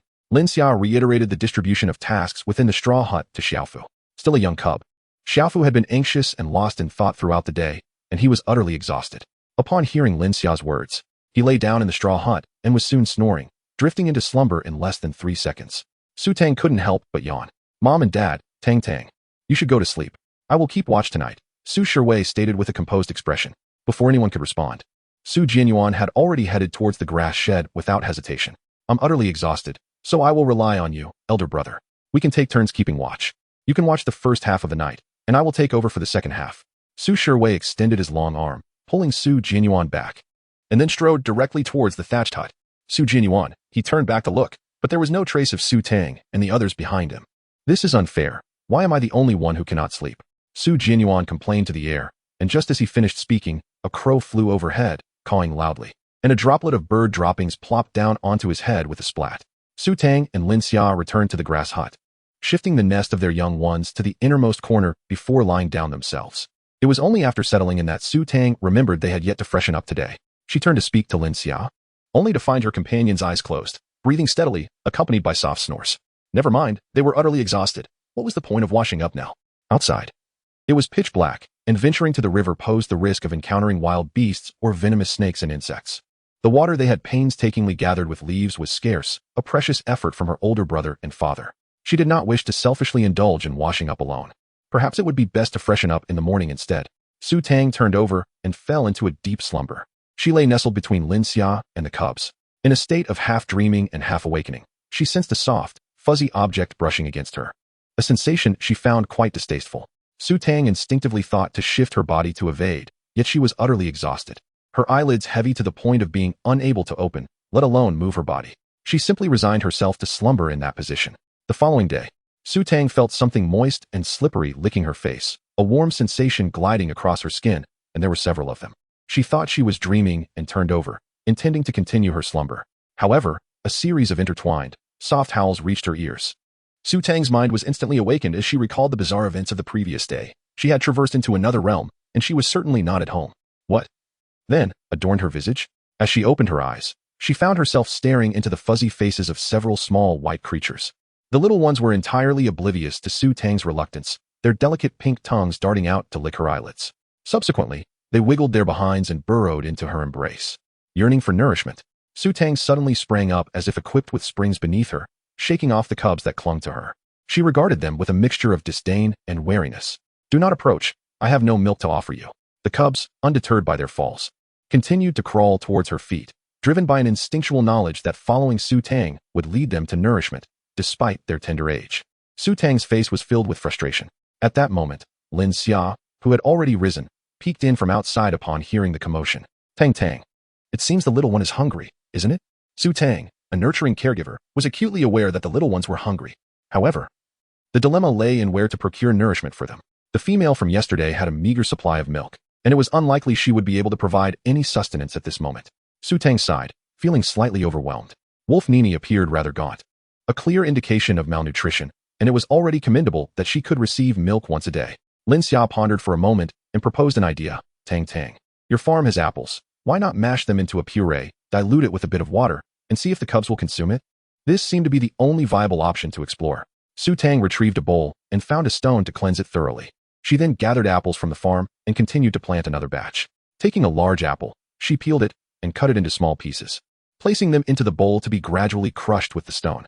After mashing half a bowl, she added a bit of the hot water that Lin Xia had prepared in the morning, and Su Tang attempted to offer it to the cubs. Expecting it to be a challenging endeavor, she was pleasantly surprised when, as soon as she scooped a bit with a leaf and brought it to the cubs' mouths, they eagerly began to lick the apple puree with their tiny pink tongues, tirelessly savoring the treat. The other 4 cubs, drawn by the enticing aroma of food, crawled over as well. Unable to open their eyes and locate the source of nourishment, they began to lick Su Tang's hand in search of sustenance. With a scowl darkening her expression, Su Tang used her idle left hand to lift the restless 4 cubs back into the nest. However, she underestimated the insatiable appetite of the little ones. In the blink of an eye, as soon as they touched the ground, they began to crawl back towards Su Tang. After several futile attempts, she surrendered to the relentless pursuit, allowing the cubs to leave their drool on her hands. It seems that constructing a barrier has become a necessity. Chapter 11. Farewell to my online girlfriend. The bowl of apple puree was consumed by 2 of the cubs and was soon depleted. Su Tang once again prepared a large bowl, enduring the torment as she fed the remaining 3 until they were satisfied, and then fled from the thatched hut. Su Guodong and Xiao Fu had both risen, while Su Shiwei had only slept through the first half of the night, evident from the faint shadows beneath his eyes, suggesting a hint of fatigue. Big brother, let Dad and me take the night watch tonight. You need to work during the day, your body can't endure this, Su Tang said as she approached Su Shiwei, her voice lowered with concern. In their household, Su Shiwei was the only one skilled in construction. He was the mainstay for the tasks ahead, and insufficient sleep would not do. It's all right. I'll have your second brother set traps around and use some thorns for protection. You won't need to keep watch tonight, Su Shiwei replied with a gentle smile. That works, Su Tang conceded. Seeing that Su Shiwei had already made plans, her worries eased. Caring for infants was her forte. Matters such as these were best left to those more suited for them, and she decided not to fret unnecessarily. Just as they mentioned Su Jianyuan, a sudden exclamation of exasperation erupted from the thatched hut. Damn it. I forgot to charge my phone before sleeping last night. The others remarked on his apparent disorientation, seemingly mistaking their current reality for the modern era. Xiao Fu, puzzled, turned to Lin Xia and inquired, Mother, what is Shiji? And what does Zhongyan mean? Since yesterday, Mother and his elder brother had been speaking in terms he found incomprehensible, and it seemed to have escalated today. Surely they aren't in distress? Inside the hut, Su Jianyuan was hurriedly searching for his phone, having seldom used it during his time in the military. Now that he was back, he played with it daily, ensuring the battery never dipped below 50% and charging it before it ran out. However, he found no phone, only a handful of dry grass that scratched his hands. Grass? Su Jianyuan gradually came to his senses, recalling the extraordinary circumstances of his transmigration. Oh, I no longer possess a mobile phone. What is the point of charging it? Rubbing his disheveled hair, resembling a bird's nest, he stepped out of the thatched hut. Second brother, are you so preoccupied with your phone because you are secretly in love? Su Tang raised an eyebrow, casting a teasing glance at Su Jianyuan. She remembered that before his transmigration, her brother was constantly glued to his phone, often breaking into silly laughter. Nonsense. Your older brother spends all his time in the military. When would I have the opportunity to pursue romance? Su Jianyuan retorted, eyes wide with indignation. Tang, let us wash by the river, Lin Xia called out to Su Tang from the side. Su Tang glanced at her own filthy and odorous attire, refraining from further teasing Su Jianyuan. With a nod, she accompanied Lin Xia to the riverbank. Su Guodong and the others naturally stayed at home while the women went to freshen up. It was inconvenient for them to follow, so they decided to wait until the women finished before they would go. Mother, I want to go too. Xiaofu habitually trailed behind Lin Xia. What do you want to go for? Stay here and behave. We'll go wash together later, Su Guodong said, pulling Xiaofu back. This little rascal thought he could bathe with his wife and daughter. Absolutely not. If he were his own son, he would have given him a good thrashing first. Xiaofu wore a look of grievance. I don't want to wash. I want to be with mother. Most beast-kin cubs are closest to their mothers. In this family, only Lin Xia shared a blood tie with him, so it was only natural for Xiaofu to want to be close to her. You can't go without washing, Su Guodong said sternly, his expression darkening. Xiaofu's dusky face scrunched up in distress. His father used to care little for his well-being, only competing with him for food. Now, he was suddenly concerned. It seemed that suffering a head injury had its pros and cons, thinking of the positive side. Xiaofu sighed, resigning himself to the situation. What else could he do but endure? Meanwhile, Su Jianyuan watched as Su Tang left, secretly relieved. What a joke. He would never confess to his sister about his online romance. Knowing her, she would undoubtedly rush to tell their parents and older brother, turning him into a laughingstock. He would never admit it. The thought of his online girlfriend, whom he had never met but had already lost, caused a pang of heartache. Alas, losing a girlfriend was one thing, but finding a partner who wasn't even human was a bit much to bear. Su Tang and Lin Xia traversed through the woods and arrived at the riverbank. The water was crystal clear, revealing the pebbles beneath, and the current was gentle. Scattered along the banks were numerous stones of various sizes. The two of them settled on a large rock, cupping their hands to scoop water for rinsing their mouths and washing their faces. Tang, there is no one around. Why not remove your clothes? Mother will wash them for you, and you can wear this first, Lin Xia suggested, handing Su Tang the animal skin skirt she had brought back yesterday. The young creatures they encountered yesterday were quite robust, and the skirts had been designed to be roomy, thus the orc had hardly altered them, making it suitable for Su Tang as well. All right, Su Tang replied, showing no reluctance as she peeled off her tattered animal skin, which was in a deplorable state. Even though it had been worn by someone else, it was far better than the ragged garment she had on. The river was not deep, and Su Tang stepped onto the stone submerged in the water, crouching down to scoop water with her hands, washing away the dirt and blood from her body. The water was icy cold, sending shivers through her. She knew she had to act quickly. Su Tang inwardly scoffed, remarking that those scenes in television dramas where characters casually bathe in rivers are utterly deceptive. The external injuries she sustained from her fall off the cliff yesterday have already begun to scab over. Aside from their unappealing appearance, they pose no significant concern. After the mother and daughter duo completed their cleansing rituals in succession and donned the infantile animal skin skirts, they felt a considerable sense of refreshment envelop them. Were it not for the frigid water, Su Tang fancied she could have easily scrubbed away several barrels of mud. They proceeded to wash the discarded animal skins. But as they rubbed them, a loud tearing sound echoed, and the hole in the skin grew even larger. Mother, this animal skin is ruined, Su Tang exclaimed, pinching the fabric between her fingers to lift it. A sizable gash in the center was large enough to fit a head through. Let us repurpose it as a towel and wash our hair, Lin Xia decisively declared, refusing to let the damaged skin go to waste. Their household was currently impoverished, and even a tattered piece of animal skin held its utility. The two women then utilized the freshly cleaned ragged skin as a towel to dry their hair. The water was excessively cold, and Su Tang hesitated to wash her hair directly, fearing illness in the future. Her hair had become tangled, cascading around her shoulders in a manner reminiscent of a little beggar princess. Even after their efforts, it remained far from pristine. Su Tang decided to give up and planned to cut her hair upon returning. Lin Xia shared a similar sentiment. The orc was exceedingly unkempt, with lice infesting his hair. Did he never wash it? She had just caught over a dozen. Su Tang estimated that there were some on her head as well. But she was too lazy to deal with it, deciding instead to address the matter after cutting her hair, considering that a few men awaited them at home. They did not linger and swiftly tidied up before returning. As they passed through the woods, Su Tang retrieved the remaining 8 apples from her space, intending to present them as if freshly picked. To her surprise, one person carried 3, leaving 2 that could not be held, since there is no one around. Let us leave these 2 here for your father and the others to collect later, Lin Xia suggested. All right, Su Tang nodded, arranging stones on the ground to form a triangle, encircling the apples within, thus marking the spot conspicuously. Upon returning home, they exchanged places with Su Guodong and the others, who proceeded to wash up. Lin Xia also distributed the animal skin skirts she had gathered the previous day among them. Father, we just picked some fruits, and there are still 2 left on the way. Remember to bring them back if you see them, Su Tang informed Su Guodong of the apple's location. While Xiaofu was around, they had to use this place's names to avoid revealing anything. Understood, Su Guodong replied, recognizing that his daughter had once again retrieved apples from the farm. The men washed up with remarkable speed, and before long, they had all returned. Su Guodong walked ahead with a face full of anxiety, his voice reaching before his presence. Daughter, something is amiss. Chapter 12. Su Jianyuan goes hunting mother. Who is the daughter? Little Fu inquired with a perplexed expression. We do not have any orc referred to as daughter in our family. Daughter is your elder sister's nickname. Lin Xia gently reassured the child, showcasing her adeptness in maternal care. But I have never heard you call her that before, Little Fu remarked. Her brows furrowing like two tiny caterpillars, suspicion filling her eyes. This is a name your father and I just devised yesterday. Henceforth, this will be your sister's nickname. Lin Xia explained. Oh, Little Fu nodded thoughtfully, then turned to Su Tang. Daughter, I shall also call my sister daughter from now on. Su Tang, suddenly. I feel an overwhelming urge to slap someone. Lin Xia, am I supposed to play the role of a mother? She was at a loss, hurriedly covering Xiao Fu's mouth. You mustn't call out. Only mother and father can be addressed that way. Why? Xiao Fu wanted to inquire further, but Su Tang interrupted by gently tapping his head, saying, Little one shouldn't question so much. If I say be quiet, then be quiet. She felt her seniority being undermined. With a crumpled expression, Xiao Fu gazed at Su Tang in defiance, yet obediently sealed his lips. Father, what has happened? Please, take your time to explain.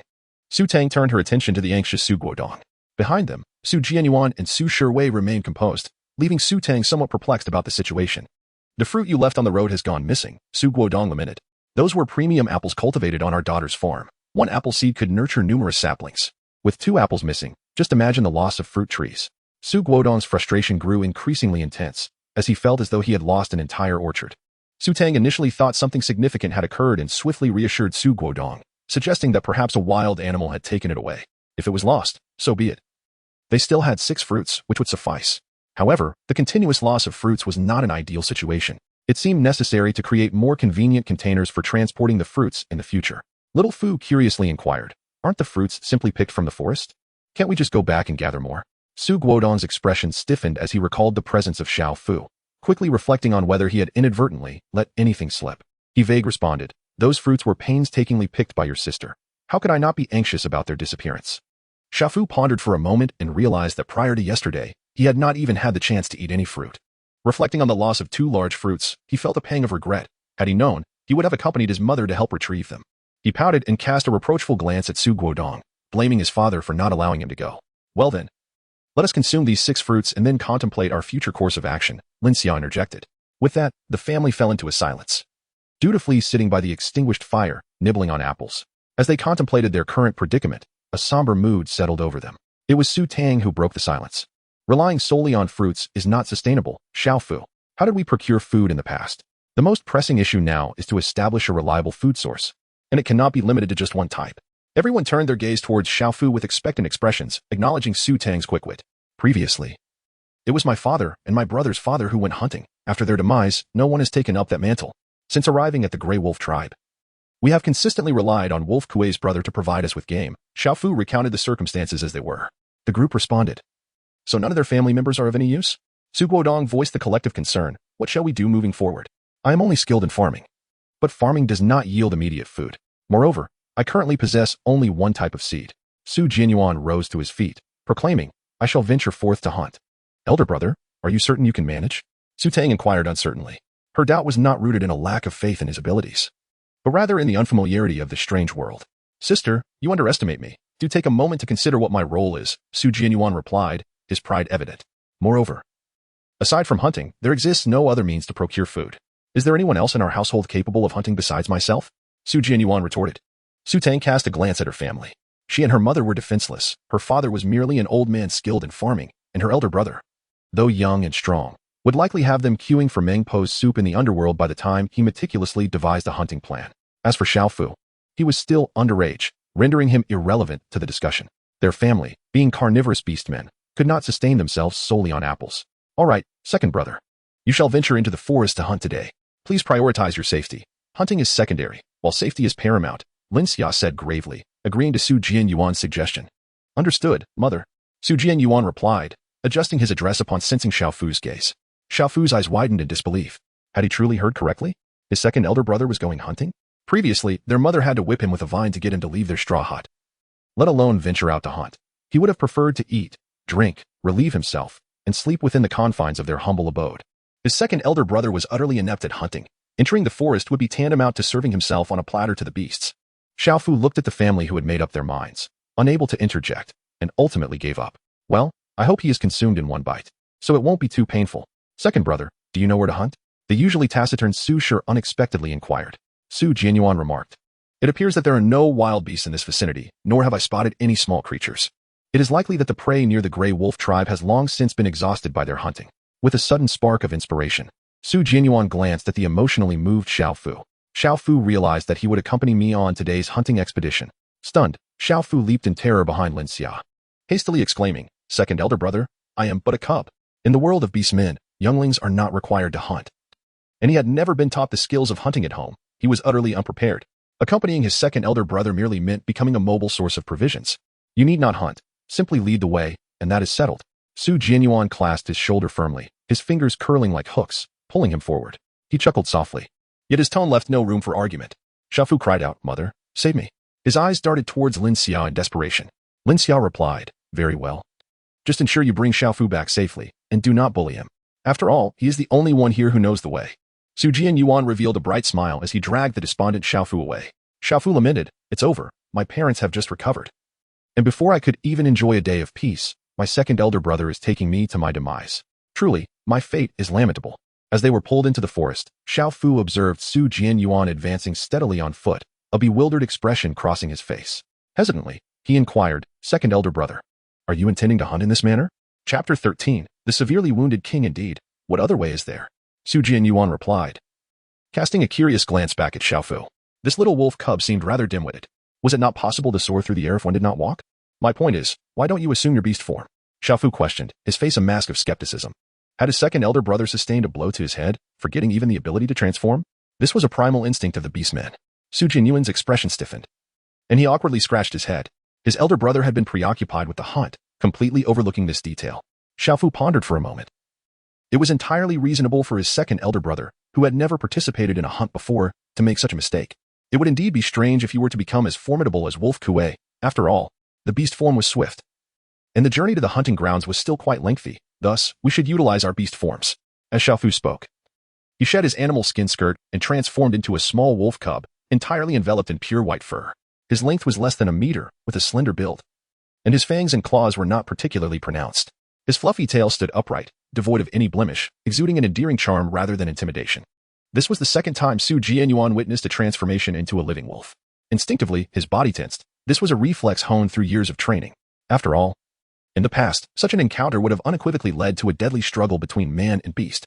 Su Jianyuan's breath hitched for a few seconds before he recognized that the little white wolf before him was his younger brother.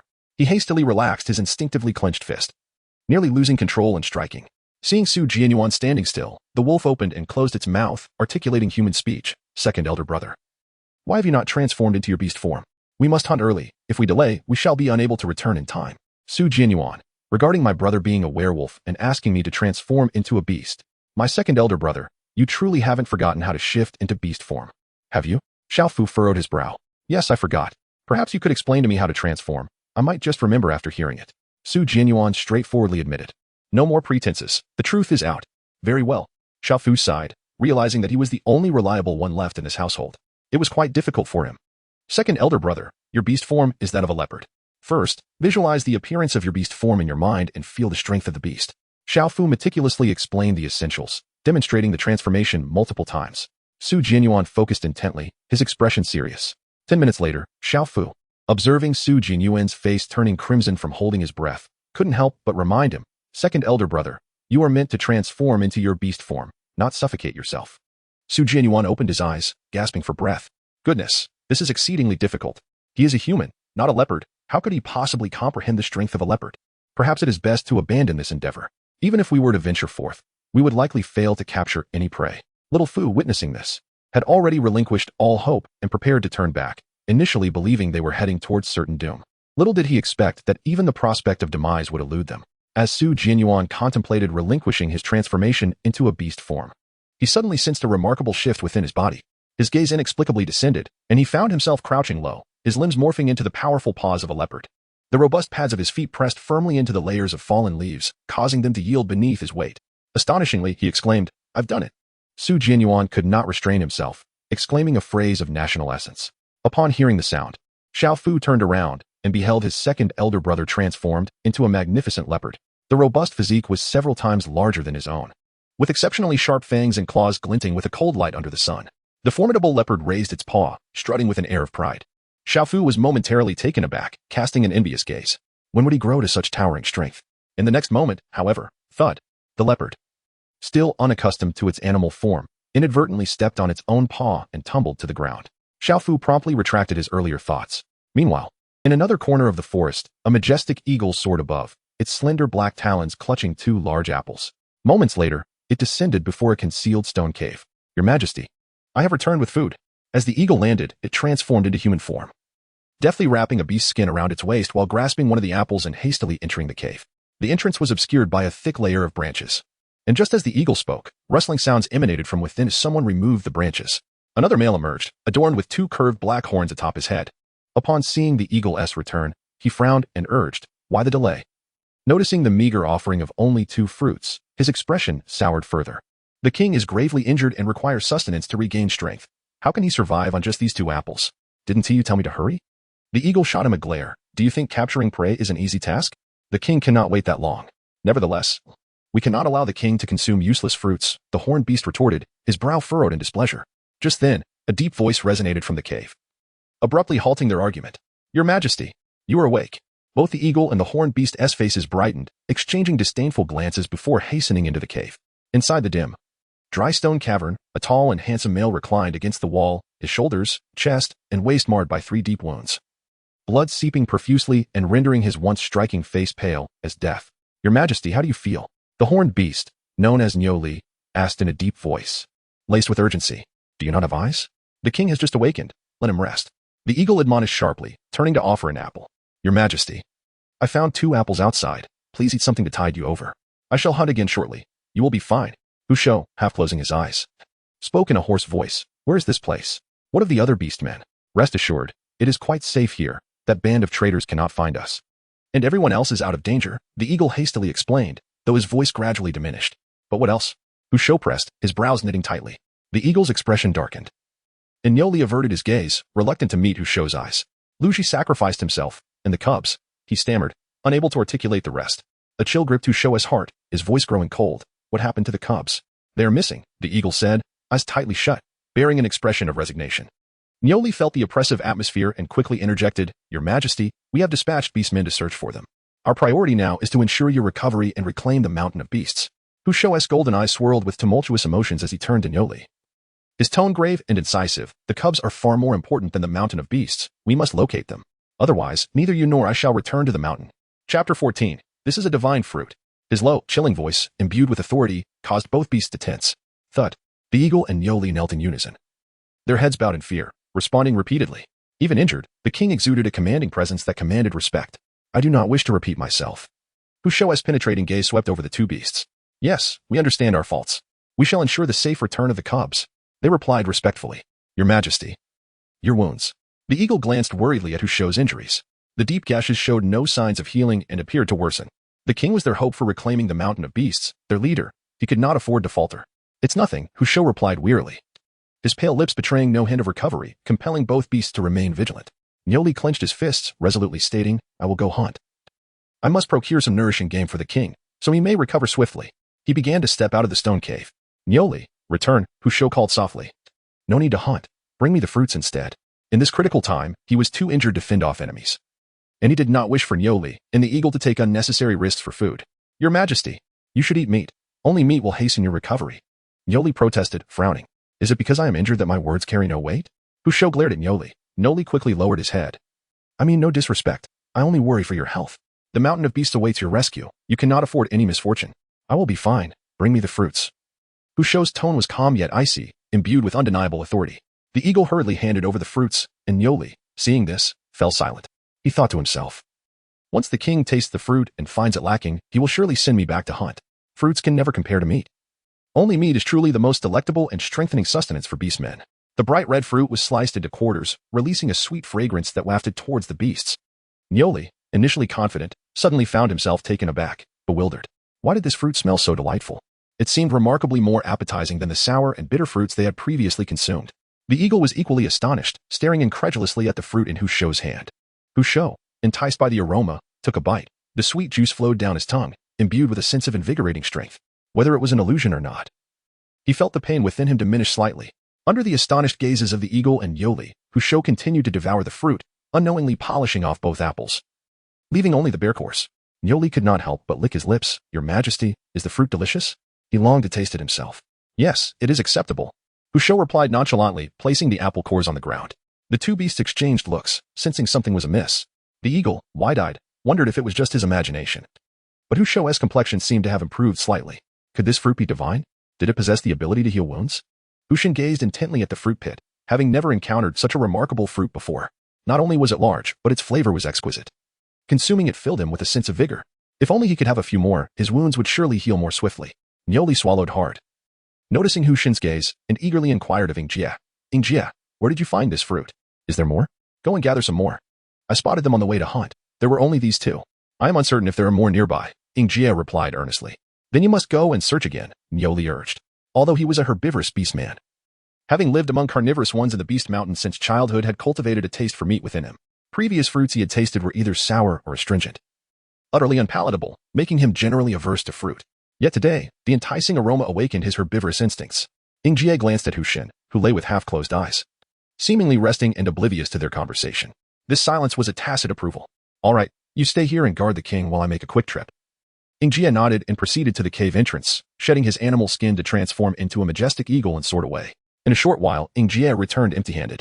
There were no more of such fruits nearby. It was as if they had materialized from thin air, deliberately placed there, truly an enigma. Ingjie wore a look of regret. Could the fruits have appeared miraculously? Perhaps the beast god has bestowed these divine fruits upon the king? Nyoli exclaimed, his eyes widening in disbelief. They could conceive of no other explanation, having never encountered such fruits before. Upon hearing their conversation, a flicker of regret crossed Hushin's eyes.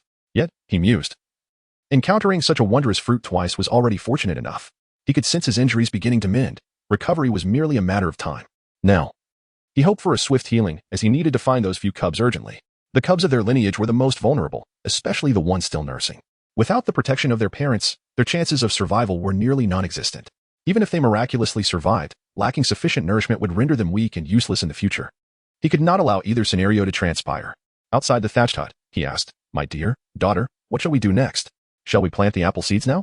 The sooner we plant, the sooner we shall reap the fruits. Su Guodong held the apple core tenderly, smiling as he spoke. I suppose I should just plant you instead. Lin Xiao playfully tugged at Su Guodong's ear. No more planting. I was merely joking. I shall heed your words, dear wife. Now please let go. As the children are present, Su Guodong awkwardly pleaded for mercy. Lin Xia huffed, expressing her anger. Our family is currently destitute, and I have no idea what season it is or when the weather will change. Do you intend to let our daughter live in a thatched hut indefinitely? Of course not. Su Guodong quickly shook his head, glancing at the barren surroundings and hesitatingly replied, But dear, there is nothing here to construct a house. Should we resort to digging a cave like the orcs of the Greywolf Tribe? His suggestion was promptly dismissed by Su Shiwei. No, Dad. Caves are damp and rife with bacteria, making them difficult to clean. Moreover, they can attract snakes, insects, and rodents, which would be detrimental to Mom and Tang's health, potentially affecting their lifespan severely. Su Shiwei spoke with a serious expression. Prolonged habitation in such an environment poses significant harm to women, specifically to the female physique here. That simply won't do. We cannot continue living in a cave. Upon hearing that the well-being of his wife and daughter was at risk, Su Guodong immediately shook his head. After speaking, he furrowed his brow in distress. However, apart from caves and thatched huts, we have no other places to reside, Lin Xiao lamented, her face etched with worry. As parents, their greatest concern was for their children to be well-fed, warmly clothed, and comfortably housed. Suddenly, Su Tang, who had remained silent until then, suggested, Perhaps we could attempt to construct a wooden house? Chapter 15. The decision to build a wooden house. A wooden house? Will that truly be effective? Won't it be drafty and leak? It must be quite cold in winter, Lin Xiao inquired with a look of apprehension. Indeed, wouldn't a wooden house lack sturdiness? Su Guodong also found the idea rather unconvincing, remarking that it would be better to build an earthen house, as that was what they had lived in during their childhood. Both elders felt that a wooden house was impractical. Su Tang shook his head and said, Father, what we have in abundance here is wood. However, the vegetation is densely intertwined, making the tasks of digging and crafting earthen bricks time-consuming. Besides, does anyone in our family possess the requisite skills? The soul of Su Tang's rhetorical question momentarily left Su Guodong at a loss for words. It seemed that no one in their family possessed such knowledge. Can that wooden house accommodate people? He murmured softly. Su Shiwei stood up and said, Mom and Dad, Tang is right. A wooden house is indeed the best choice at present. Given ample time, A wooden house can be constructed to be even sturdier and more robust than other types of houses. Let us not forget that this wisdom has been passed down from our ancestors. Upon hearing Su Shiwei's words, the elderly couple felt reassured. After all, their eldest son was a professional in construction. Well, since our eldest has suggested it, let us proceed to build a wooden house. Lin Xiao promptly decided. Su Guodong naturally had no objections. His influence within the family was only slightly greater than that of the unreliable second son. However, with only a handful of us here and a shortage of manpower, the construction of the wooden house would inevitably be protracted. Su Shiwei had already given them a heads up. Since this was to be a residence for the long term, it was imperative that we do not compromise on quality. It must be built well, lest we find ourselves making repairs after just a few days. No worries. We can temporarily reside in the thatched shed for now. Su Tang supported Su Shiwei wholeheartedly. All right. Elder brother, you understand this matter. We shall entrust the construction of the wooden house to you. Your father and I will assist you. Lin Xiao nodded in agreement. Since her daughter did not mind, she had no objections either. Mom, I want to help too. Su Tang raised her hand. Her main concern was not wanting to be left alone at home with the few furry little ones. This is work for men. What are you two joining in for? There are still young ones at home. You both should stay behind to look after the little ones and tidy up the house. What if a wild beast comes and carries them off? Su Guodong, displaying an uncommon firmness, spoke with an air that brooked no argument. Building a house is indeed labor-intensive, and he was unwilling to burden his wife and daughter with strenuous work, preferring instead to shoulder more of the load himself. Upon hearing this, Lin Xiao found it reasonable. In the past, there had been numerous incidents in rural areas where children had been taken by wolves, and given the desolation of their surroundings, she felt uneasy about leaving Tang home alone. With this apprehension in mind, she consented to his plan. After determining the next steps, Su Guodong and his son Su Shiwei swiftly set about their tasks. The first order of business in constructing a house was to select an appropriate site. Their straw hut was situated at the base of a mountain, surrounded by ample, open, and level ground, albeit overgrown with weeds, shrubs, and a few large trees that needed to be cleared away. Following a thorough evaluation by Su Shiwei, they ultimately chose a location for the wooden house on the southern side, approximately 100 meters from the straw hut. This spot enjoyed ample sunlight, was sheltered from harsh winds, and offered shade in the afternoons during summer, making it the ideal place for their wooden abode, while still being close enough to the straw hut that they could easily see it. With the site selected, Su Shiwei began to design the structure of the house, while Su Guodong set about clearing the area to prepare for the construction. Meanwhile, Su Tang and Lin Xia, the mother and daughter duo, were also occupied. At that moment, with Xiao Fu absent, Su Tang joined her mother in devising a method for keeping time. Su Tang currently relies on harvesting crops from the farm for sustenance.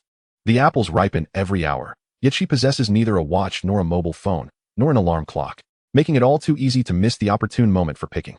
Although the farm has a countdown timer, it does not alert her if she remains outside its confines. For instance, last night, while she was sleeping, dozens of apples could have been cultivated, even though her family cannot consume such an abundance. Gathering the fruits not only allows trade with the orcs of the Greywolf Tribe for various goods, but also enables the creation of dried fruits and jams, thus enriching their food variety.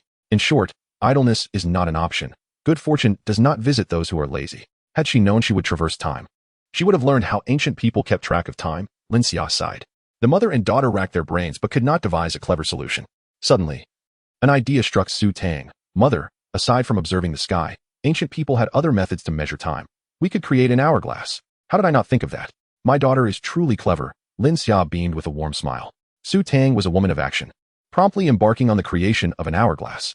Abundant sand lay along the riverside, and she gathered a heap of it, wrapping it in leaves to transport back. She then spread the sand on the ground to dry, using the very leaves for this purpose. Lacking a container, Su Tang searched the forest for a broad and sturdy leaf, carving 3 small holes in its edges, through which she threaded vines to suspend it from a tree trunk.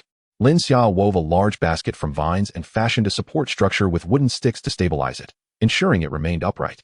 Inside the basket, they laid a layer of leaves, positioned beneath the suspended leaf.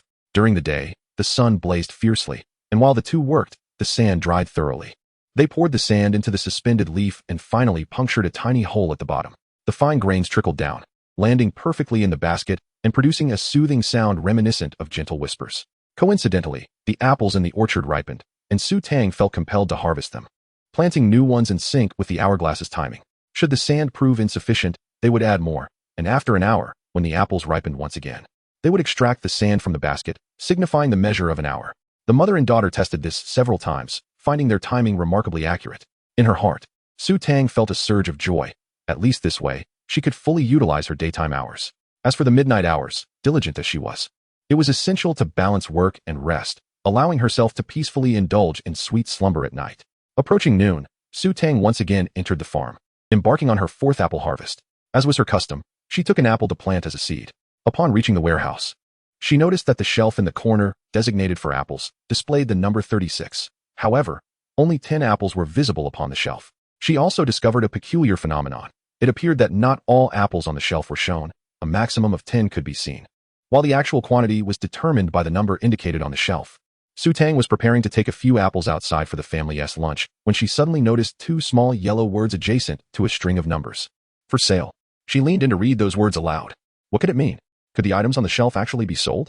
As this thought crossed her mind, she instinctively pressed her index finger on the words. In the next moment, a line of bold black characters appeared before her. Chapter 16. Fruits for gold coins. Apple price, 1 gold coin. Below that was a numeral 0, flanked by plus and minus symbols, with a gray confirmation button behind it. Apples could be sold for gold coins? Su Tang grasped the concept. It was akin to a game. This implied that there must be a marketplace within the farm where one could purchase items. With this realization, her interest peaked. She increased the sale quantity to 10 and pressed confirm. Shortly thereafter, the successful sale message flashed in bold black text, and when Su Tang turned to look, she noticed a small stand had appeared at the entrance of the warehouse, atop which rested a golden pouch. Su Tang walked over with familiarity, reaching out to touch the surface, which prominently displayed several golden characters. Coins, 10. With the acquisition of coins, the marketplace adjacent to the warehouse was also unlocked. Su Tang recalls that beside the warehouse there used to be a gray building, its appearance barely discernible. Now, however, it has transformed into a resplendent shopping mall. It seems one can indeed purchase items here. Su Tang entered the mall with anticipation, hoping to discover something useful to purchase. However, upon stepping inside, she was greeted by a dismal sight. Everything remained shrouded in a gray haze, with only a single item displayed on the shelf closest to the entrance. Corn seeds, 100 gold coins. Su Tang, feeling impoverished, declared, I can't afford it. Without a moment's hesitation, she turned and exited the shopping mall. She decided to keep the remaining apples for now, intending to sell them when she needed gold coins. After all, this farm operated on a game-like premise, and the items stored in the warehouse would not perish. Upon leaving the warehouse with 6 apples in hand, Su Tang noticed that the brown wooden sign in the farmland bore additional large characters. Second plot. Unlocked for 50 gold coins. It appeared that in this farm, much like the real world she once knew, everything revolved around gold coins, truly a game crafted by capitalists. Su Tang returned to reality and shared her newfound discovery with Linxia. Upon hearing that they could exchange fruits for gold coins to buy seeds, Linxia was filled with joy. How wonderful! We should hoard more gold coins to exchange for corn seeds, then we won't have to eat apples all the time. After a moment, she recalled something and chuckled. If your father knew, he would surely be the happiest of all. Su Guodong cherishes various seeds above all else. Su Tang smiled and then cast a suspicious glance at the apple, tugging at Linxia's hand. Mother, have you noticed something? What is it? After consuming this apple, the feeling of satiety seems remarkably strong. I could go half a day without needing anything else, Su Tang pondered. If it were ordinary fruit, I would have been hungry by now. Moreover, we have already had 2 meals of apples and worked for quite a while without feeling particularly famished. Also, our injuries, which were quite painful yesterday, hardly bother us today. After all, we did fall from a cliff. This recovery seems rather swift, does it not? Upon hearing Su Tang's observations, Linxia also began to realize. It does indeed seem that way. Could it be that the fruits grown on this farm possess some extraordinary properties? She exclaimed with delight. Regardless, they are certainly beneficial, Su Tang replied, unable to draw any immediate conclusions about the mystery. It was clear that consuming them brought only advantages. She resolved that she could no longer carelessly share the farm's produce with other beastmen. If they discovered something unusual, it could lead to trouble. All right then. Let's continue planting this afternoon. I will go fetch your father and elder brother so they can have something to eat. They have been busy all morning and deserve a break. Linxia beamed with joy, feeling that the days ahead were filled with hope, and eagerly rushed to share this delightful news with Su Guodong. Su Tang nodded, observing Linxia hastily departing. She understood that her mother merely feigned disdain. In truth, she wholeheartedly supported her father's endeavors and passions. Before long, the 3 returned. Su Guodong and Su Shiwei were drenched in sweat, their bodies adorned with bits of grass and wood shavings. Upon their return, the first thing they did was to gulp down several generous mouthfuls of the cool boiled water that Linxia had prepared that morning, quickly emptying the bowl fashioned from leaves. It was only after consuming 2 large bowls, the size of a ladle, that their thirst was quenched. Mother, has Urge and Xiaofu not returned yet? Should we wait for them? Su Tang inquired, having washed an apple and noticing the absence of the others. Let us not wait any longer. We shall leave some for them. We will eat first, and after our meal, we can rest. Your father and elder brother still have work to do this afternoon, Linxia contemplated before responding. Su Jianyuan possesses the skills for self-defense, so she is not particularly worried about encountering any danger. If she fails to capture her prey, she will surely return, and with Xiaofu by her side, She will not lose her way. Upon hearing Lin Sta's words, Su Tang chose not to insist further. They divided the apple and sat down. The family of four enjoying the fruit, while sharing the fruits of their labor from the morning's endeavors. In the morning, Su Guodong and Su Shiwei had cleared a patch of land, and by the afternoon, they could commence the felling of trees to gather materials for constructing a wooden house. Upon learning of the arrival of new seeds, Su Guodong was filled with exhilaration, and all his fatigue vanished in an instant.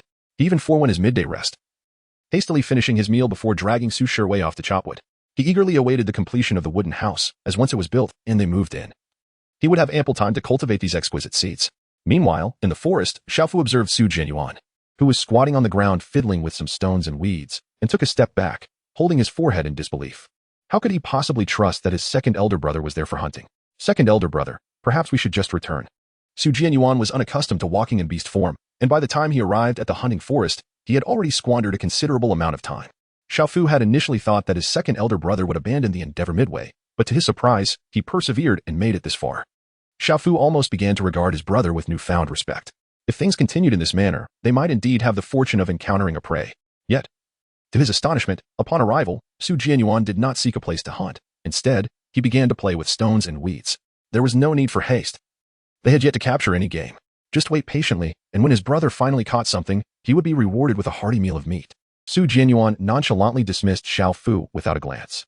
Xiaofu, wearing a look of disbelief, questioned his elder brother. Do you really think these stones and weeds can help us catch any prey? Does he look like a fool to you? If you're going to deceive me, at least provide a plausible reason. You don't understand. This is a trap, Su Jianyuan confidently explained. Any beast that steps on it will be ensnared. Today, we shall feast on meat. He was quite assured of his wilderness survival skills. In the past, he had engaged in numerous outdoor expeditions. Capturing wild animals for a meal was a trivial task for him, were it not for the fact that many animals were beyond his reach. His culinary repertoire would have been far more diverse. What trap? Beasts are not foolish. How could they possibly step into it? Xiaofu felt that Su Jianyuan was merely trying to fool him. He scoffed, visibly disappointed. We surely won't catch any prey today. I wonder if there will be any fruits to eat. Otherwise, I shall go to bed hungry tonight. With a sigh, Xiaofu came to the realization that even though everyone had improved, satisfying one's hunger was not an easy feat. Forget it. My elder brother is unreliable. I must devise my own plan. I cannot have come out here for nothing. Su Tang fed the cubs another serving of apple puree. Once they fell asleep, she gathered some hay and laid it under the shade of a tree outside the grass hut, preparing to rest for a while. Just as she settled down, a heart-wrenching scream emanated from the south, startling her. Chapter 17. Unlocking the second plot. What has happened? Lin Xia, who was napping in the hut, quickly emerged. I don't know. It seems to be Dad's voice, Su Tang replied, shaking her head. The mother and daughter exchanged puzzled glances and hurried towards the source of the sound. Upon reaching the clearing, Su Tang spotted Su Guodong standing beneath a tree that had been partially felled. She rushed over, asking, Dad, what's wrong? Honey, are you hurt? Lin Xia approached with concern, inspecting her husband for injuries. I'm not hurt. Su Guodong shook his head, his face etched with despair. The bone knife is broken. We can no longer cut down trees. We lack the tools. How are we to build the wooden house now? Su Tang then realized that he was holding two segments of a yellowish object. Upon closer inspection, it turned out to be a bone knife. Lin Xia understood the situation and, infuriated, pinched Su Guodong's waist, exclaiming, You screamed so frightfully that I thought something terrible had happened. Su Tang hurriedly reassured, It's all right. Dad, eldest brother still has a bone knife in his possession. We can make do with that for now and devise a plan later. At that moment, Su Shiwei, who had been outside chopping wood, returned. He hefted a thick log and with a thud, set it down on the ground, revealing two segments of a bone knife in his hands. He glanced at the three others, his tone flat and devoid of emotion. Now, not a single one remains. Without the bone knives, the progress of constructing the wooden house had come to a standstill. The four of them stared at each other in bewilderment. Su Tang pondered for a moment and suggested, How about I venture to the Greywolf Tribe to see if there are any orcs willing to trade bone knives for fruit? We cannot abandon the construction of the wooden house simply due to a lack of tools. No, the bone knives are too fragile. Even if we manage to trade for them, they will not last long. Su Shi gently refuted this proposal with a soft shake of his head. What then shall we do? We cannot resort to chopping with our bare hands. Su Guodong felt a sense of hopelessness as he awaited the completion of the wooden house to begin his farming endeavors. Su Tang blinked and gazed at the unperturbed Su Shiwei. Does elder brother have another plan? Su Shiwei curved his lips in a gentle smile, nodding as he said, I can attempt to craft a stone knife. I believe the stones by the river should suffice. His son, however, questioned, Is that feasible? How long would it take to hone a stone into a sharp blade? Lin Xia's face reflected her bewilderment. Su Shiwei offered no further explanation as he led several individuals to the riverbank. The water was crystal clear, revealing a multitude of smooth, lustrous stones beneath the surface. Su Shiwei crouched down, meticulously selecting a stone slightly larger than the palm of his hand, and hurled it towards a large boulder by the riverbank. The stone, which should have been solid, shattered into countless pieces upon impact. He picked up a thin shard, one edge as sharp as a blade while the other remained relatively blunt. This unique rock formation, when fractured, easily yielded a sharp edge, suitable for crafting a stone knife or axe. As he demonstrated to the others, he elaborated on the process. Binding the sharp stone to a wooden stick would create a rudimentary axe. Although it was not as efficient as a modern axe, it proved to be significantly more practical than the previous bone knife.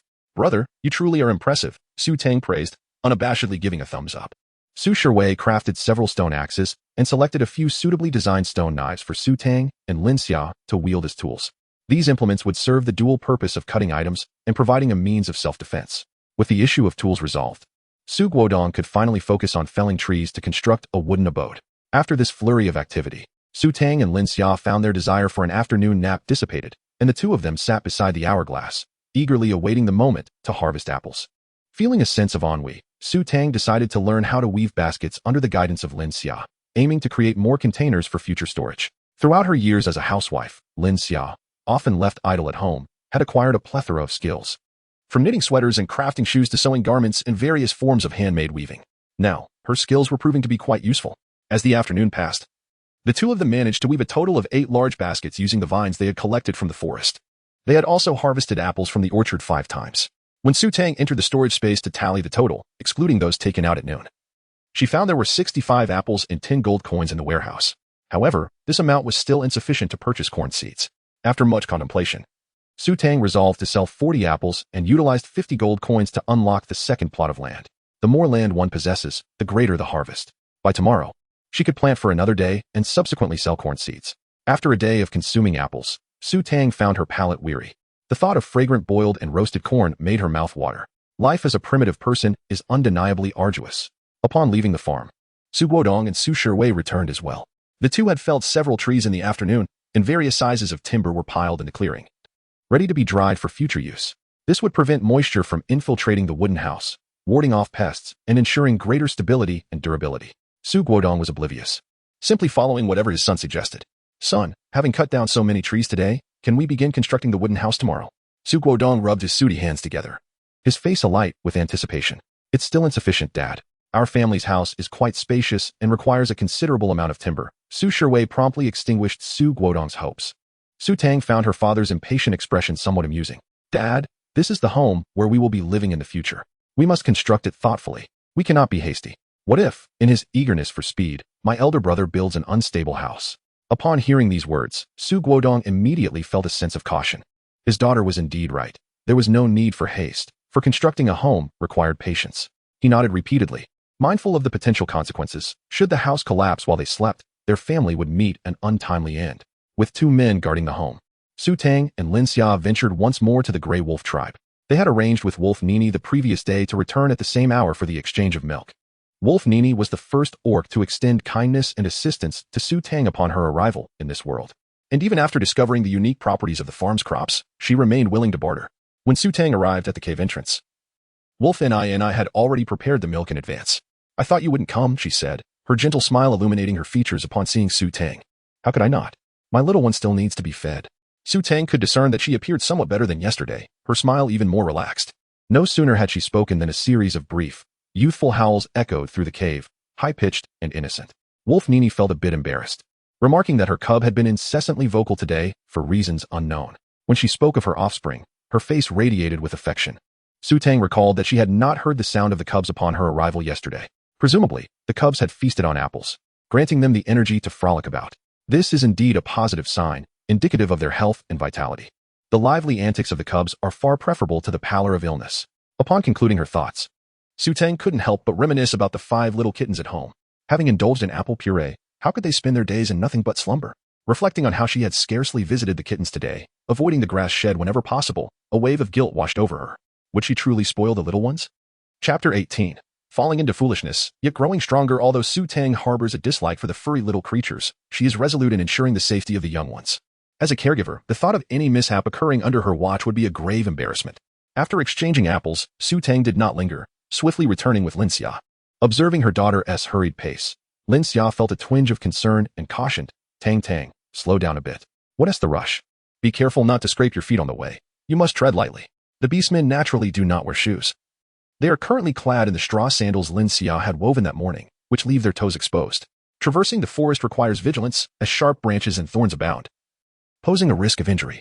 I just want to check if second brother and Xiaofu have returned. They've been out all day, Su Tang replied vaguely. Concealing her true intention of returning to see the cubs, Su Tang parted the branches ahead, stepping into the pathway, with Lin Xia trailing closely behind. Their focus was unwavering, oblivious to the pair of green wolfish eyes observing them from behind a tree trunk not far away. Once they had moved on, a gray wolf emerged from behind the tree and swiftly dashed towards the direction of the Greywolf Tribe. Man, I spotted that female from the cat tribe. She has come to our tribe. The gray wolf entered a cave, speaking in human tongue. Wolfman was vigilantly guarding the unconscious Wolf Kuay, having brought him back after his fingers twitched yesterday, caring for him without leaving his side. Yet, despite her efforts, he remained unresponsive, causing her great distress. Upon hearing her partner's words, Wolfman's eyes widened in fury as she sprang to her feet. That wretched female. How dare she come to our tribe? What does she want? Is she regretting her decision? Tell her that even if she kneels and begs, I will never allow Wolf Kuay to mate with her again. Her hands were on her hips, rage contorting her features. No, she has left, and she isn't looking for us, her partner hesitantly replied. If she isn't looking for us, then who is she seeking? That shameless female has already hooked up with another male so quickly? Wolfman's voice rose sharply with indignation. Her partner quickly shook his head. No, she isn't looking for a male. I saw her coming from Wolf N's direction, and she was carrying something back. She harmed our Wolf Kuay, and Wolf Ni actually gave her something? That Wolf Ni, I suspect she is intentionally opposing me. Wolfman was in a frenzy, wishing to tear apart both Wolf Ni and Su Tang in vengeance for Wolf Kuay. At that moment, a small figure stealthily entered the cave. Wolfman immediately spotted him, seizing his ear and bellowing. Wolf Qing, your brother is gravely injured, and you still went out to fight. You didn't return all day yesterday. Where were you? I didn't go anywhere, Wolf Qing stammered, struggling to escape her grasp, reluctant to answer. He simply did not want anyone to know that he had been beaten by Xiaofu, which was why he had hidden outside all night. Who would not know that Xiaofu was a coward? Being beaten by him made him feel even less than a coward. You're deceiving mother. Can't you learn from your brother? He brings mother peace of mind, while you only know how to create chaos. Wolfman scolded, smacking Wolf Qing on the backside. Brother, always brother. Wolf Qing, stung by the smack, was filled with rage, his eyes blazing as he shouted. You only see brother. Whatever he does is right. He is so strong, yet look at him now. He is on the brink of death. Wolf Qing, what nonsense are you spouting? Your brother will not die. Wolfman retorted angrily, glaring at him without acknowledging Wolf Qing's intense emotions. Wolf Kuay was the pillar of their family, the one providing sustenance. If he did not awaken, she was at a loss as to how they would survive. Seeing that their mother remained fixated on brother while ignoring his injuries, Wolf Qing felt disheartened. He shrugged off her hand and shouted in anger, I was beaten by Xiaofu. I am not as useful as brother. Is that enough? Wolfman froze for a moment, grasping Wolf Qing's arm. That wretched creature dared to lay a hand on you? The thought of Su Tang having caused such harm to Wolf Kuay and her brother having beaten her own cub sent her into a rage. This shameless female must have done it on purpose. Without hesitation, she took Wolf Qing along with several companions and headed straight towards the Greywolf Tribe. The sun hung low in the sky, and the sounds of insects in the forest were tinged with fatigue. Xiaofu had followed Su Jianyuan as they wandered through the forest all day, encountering nothing but the droppings of wild beasts and the fleeting glimpses of their retreating forms. After checking 2 traps that yielded naught, he felt utterly exhausted. While Su Jianyuan remained calm and unhurried, as if indifferent to the fleeing prey. Disheartened and weary, Xiaofu trudged behind Su Jianyuan, resigned to returning empty-handed. However, it was entirely fruitless, as they had not become prey themselves. Before long, they arrived at the site of the 3rd trap. Suddenly, Xiaofu spotted a flash of white in the distance. Second brother, it's a beast, he exclaimed, his eyes widening as he tugged frantically at Su Jianyuan's animal skin skirt. Hey, you little brat, I'm not blind. Let go. Su Jianyuan felt a chill at his backside, yanking the skirt up and unable to chastise Xiaofu as he excitedly rushed forward. Finally, after a day of waiting, there was a reward. The two approached the trap, which contained a rabbit with a crushed skull, blood still staining the triggered stone trap. It was indeed his trap that had worked. This rabbit was quite hefty. Su Jianyuan lifted it, estimating it to weigh at least 30 pounds. They had truly caught prey. What incredible luck. How could prey possibly present itself willingly? Xiaofu stood in stunned disbelief, still unable to comprehend the situation. Su Jianyuan cast a glance at him, too disinterested to offer an explanation. After resetting the trap, he proceeded to the next location to inspect another one. Xiaofu, undeterred, trailed closely behind him. He was determined to prove that it was merely a stroke of luck. Yet, to his astonishment, upon reaching the next trap, he was once again taken aback. This trap had also ensnared a prize. It was a plump wild chicken, one of its legs ensnared by a rope fashioned from fibers. Having struggled to no avail, the chicken flapped its wings in a futile display of despair. Following this, There was yet another prey, and then a fourth. Jianyuan set a total of 6 traps. Except for the initial 2 that proved unsuccessful, the remaining traps ensnared their quarry. 2 rabbits, a wild chicken, and a squirrel lay before him. Xiaofu gazed at the bounty, feeling as if he were in a dream. His seemingly inept elder brother had actually captured prey for in total. Could it be that after his fall, he had become stronger? Perhaps he should throw himself off the cliff where his brother had fallen, to see if a similar fate might grant him newfound prowess. Jianyuan bound 4 prey together with grass rope, glancing at the bewildered Xiaofu standing motionless. In high spirits, he urged, "Silly boy, what are you dawdling for? Let us return home to feast on some meat." Chapter 19. A hand soaked in urine from the little rascal Tang. "We have arrived home. Your second brother and the others have not yet returned," Lin Xiao remarked as she entered the house. Not seeing Jianyuan and Xiaofu, she was about to speak to Tang when she turned around, only to find that Tang had vanished from sight. A look of confusion crossed her face. This child had mentioned coming back to see the second brother. Where could she have gone? Tang made her way directly to the thatched hut. 5 tiny kittens were huddled together in slumber, their heads nestled against their rears, paws playfully nudging one another's faces. Their positions an amusing array of contortions, resembling a lump of dough that had been kneaded. Upon hearing the commotion, the little ones stirred, instinctively crawling towards Tang. Their short legs moving as if treading upon soft cotton, each paw wandering in its own direction. Tang instinctively furrowed her brow, wanting to evade the situation. Yet, recalling her purpose of returning was to care for the young ones, she suppressed the urge to leave the grass hut, gently retrieving each cub and bringing them back to their nest to feed them. The little ones, famished, clung to Tang's fingers, eagerly drinking, their rosy mouths smeared with white milk stains. In a matter of moments, they consumed all the milk she had brought. The soft sensation at her fingertips stirred something within Tang. Perhaps these furry creatures were not so intolerable after all. She even found a sense of healing in watching the cubs gulp down their nourishment. It is no wonder that so many in the modern world find joy in raising pets. Tang intended to wipe their mouths, but just as he took out the animal skin, he noticed that they were already licking the milk stains off each other's mouths, leaving not a trace behind. Tang felt that her aversion to the cubs had diminished. She observed a small kitten climbing up her feet in a playful manner and carefully lifted one. Placing it in her hand, with the pad of her index finger, she gently prodded its head. The little creature looked up at her with a bewildered expression, its adorably silly demeanor eliciting a smile from Tang. The little one was quite amusing in its clumsiness. However, her smile quickly froze on her face as she felt a warm, moist sensation in her palm. A pale yellow liquid seeped through her fingers, trickling down her hand. Tang's expression darkened. "You little rascal. You urinated on my hand. Sister, father, mother, we have returned." Jianyuan and Xiaofu returned to the grass hut, carrying their prey in their mouths, only transforming into human form once they arrived and donning their animal skin skirts.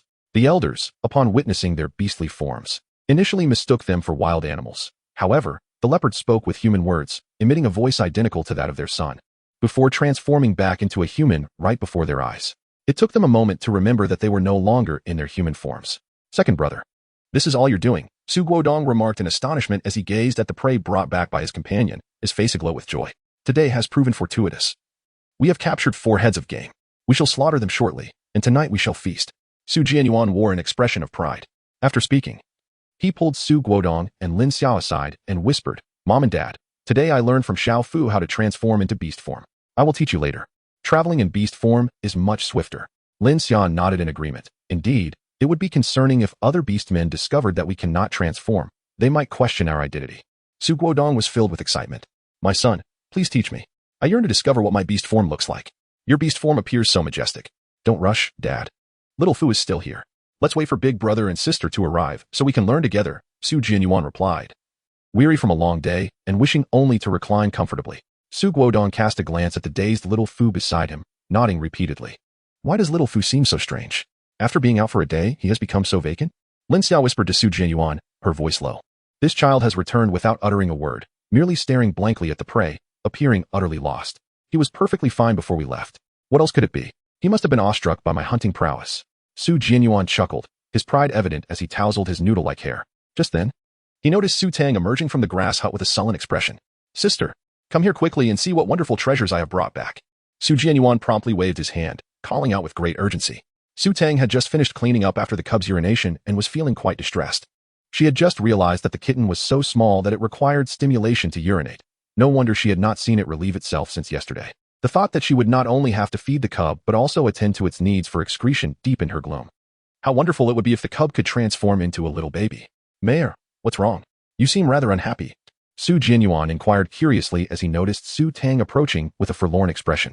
Nothing. You must be mistaken, Su Tang replied with a blank face, unwilling to admit that she had been splattered with the cub's urine. Su Tang's gaze shifted as she spotted the rabbit, wild chicken, and squirrel on the ground, her eyes lighting up with excitement. Brother, you truly caught some prey. The mere thought of indulging in meat for dinner instantly brightened her mood. Although her current body was that of a carnivorous creature, and apples merely served to satiate her hunger, her innate instincts still yearned for meat. I will take care of the prey. Second brother, please start the fire. Tonight, our family shall feast on roasted meat. Lin Xia directed Su Guodong to gather the 4 pieces of game as they prepared to head to the riverbank. The family's faces radiated joy. Few things bring greater happiness than returning after a long day of toil to enjoy a hearty meal of meat. Mother, I will assist you. Su Tang had just taken a few steps when an unexpected visitor arrived at her home. Su Tang, stop right there. Long Man, accompanied by several companions, approached with an imposing presence, blocking the path of Su Tang and her companions. You wretched female, not only have you harmed my Wolf Kuay, but you've also incited your younger brother to attack my Wolf Qing. Hand over that wretched pup immediately. Today, I shall teach him a lesson and avenge my young one. She firmly grasped the unwilling Wolf Qing, her voice coarse and piercing, reminiscent of a shrew unleashing a torrent of abuse. Upon seeing Long Man and Wolf Qing approaching, Xiao Fu's face turned ashen, realizing the gravity of the situation. It was over. His actions against Wolf Qing had been discovered, and Long Man would undoubtedly seek to exact vengeance upon him. This was the first hunting expedition of his second elder brother's beast life. He had yet to savor the fruits of his brother's hunt, just as he had begun to enjoy a few days of peace. It seemed his life was about to come to an abrupt end. Before Su Tang could utter a word, Lang Man had already spotted Xiao Fu not far away. His claws bared and poised to pounce. Xiao Fu, terrified, contemplated fleeing. Yet, before he could take a step, a figure interposed itself before him. Su Tang shielded Xiao Fu behind her, casting a cold glance at Lang Man. Lang Man, it was your Wolf Qing who first struck Xiao Fu. Xiao Fu did not retaliate. Should she merely stand there and allow Wolf Qing to assault her? It was you who urged Xiao Fu to strike back. So when trouble arises, you must bear the consequences. Lang Man was momentarily at a loss for words, relying on Wolf Kuay's prowess. She had grown accustomed to being domineering in the tribe, never considering that Su Tang would dare confront her. I never said it was unacceptable. Lang Man lifted her chin defiantly, her face a mask of indignation. It is merely a scuffle among cubs, yet you, an adult orc alongside a Yuan, intervene with malice. You strike my Wolf Qing and then refuse to acknowledge it, intending to capture this lowly female and Xiao Fu, and wreak havoc here. As Lang Man finished her tirade, several of her companions approached Su Tang and Xiao Fu menacingly. Chapter 20. We are merely assisting. Lang Man held the Su Guodong couple and the 2 brothers in utter disdain. Previously, these orcs would bow and scrape to her as long as she offered them some game, never daring to defy her. In Lang Man's eyes, this entire family was worthless, weak, and easily bullied, inferior even to the cubs of the Greywolf Tribe. Let us see who dares to lay a finger on them. Su Jianyuan stepped forward, positioning himself in front of several males, and with a gruff voice, issued a low rebuke. His sharp, cold eyes emanated an invisible yet compelling aura, momentarily deterring them from advancing. Su Guodong and Lin Xia stood guard on either side of Su Tang, ready to risk their very lives to ensure that these beast men would not lay a finger on their beloved daughter. Upon returning with the wooden supplies, Su Shiwei surveyed the situation and, in a moment of frustration, slammed his stone axe to the ground. He stood beside Su Jianyuan, casting a cold gaze upon their adversaries. The unity displayed by this family left Wang Man's companions exchanging bewildered glances. When did these orcs grow so audacious as to challenge them? Wang Man, filled with indignation, bellowed. What are you still standing there for? He is merely a worthless male. How can he intimidate you? Does he truly dare to strike? After all, this family of orcs relied on them for sustenance and shelter. How could they possibly dare to raise a hand against them? With newfound confidence, Wang Man's companion strode forward, placing a hand on Su Jianyuan's shoulder, intending to spin him around and deliver a beating to vent his frustrations. They recognized him as the troublemaker. If they could subdue him, the rest would be manageable. However, as soon as the hand made contact, Su Jianyuan swiftly countered, pinning the companion's hand down. Before he could react, a sudden whirlwind of motion ensued, culminating in a resounding crash as he fell heavily to the ground, utterly dazed. Wang Man's companion lay stunned, while the others were struck with shock. What had just transpired? They had barely grasped how Su Jianyuan had overpowered him. When did the supposed weakling become so formidable? Witnessing his companion unable to defeat what he deemed a worthless foe, Wang Man's fury escalated. Pointing an accusing finger at Su Jianyuan, he seethed. I see you are deliberately opposing me, intent on harming my family of orcs. I shall summon the chief and ensure you are expelled from the territory of the Greywolf Tribe. Su Tang's family is bullying the beast. The leader will surely stand up for her. Wolfman immediately commanded his partner to return and summon the leader. Su Jianyuan furrowed his brow and halted. Brother, there is no need for concern. Let him summon the leader. It will be an opportune moment for the leader to arbitrate our matter and discern his judgment. Su Tang grasped Su Jianyuan's hand, her expression calm as she spoke softly, just loud enough for Lang Man to hear. once her leader arrives. You can expect to be sent packing. Lang Man wore a smug expression, convinced that Su Tang was merely feigning composure. However, what if their leader, without discernment, chose to favor them? Su Jianyuan remained uneasy. That won't happen. If it were the case, the leader would have expelled us when Wolf Kuay encountered trouble yesterday. Su Tang replied with assurance, since we weren't driven away, it is evident that we still hold value. Otherwise, we would never have been permitted to stay here in the first place. Su Shiwei stood by Su Tang, agreeing with her reasoning. Su Guodong and Lin Xiao placed their unwavering trust in Su Tang, recognizing her as the most astute among them. Regardless of the circumstances, they believed that they could simply relocate, as they possessed nothing of value. Their situation was already one of emptiness. Observing Su Tang and the others incurring the wrath of Lang Man on their behalf, Xiaofu was overtaken by a sense of guilt. Sister, perhaps I should go instead. Let Lang Qing beat me again to vent his anger, and then we won't be driven away, he suggested, tugging at Su Tang's sleeve, summoning his courage.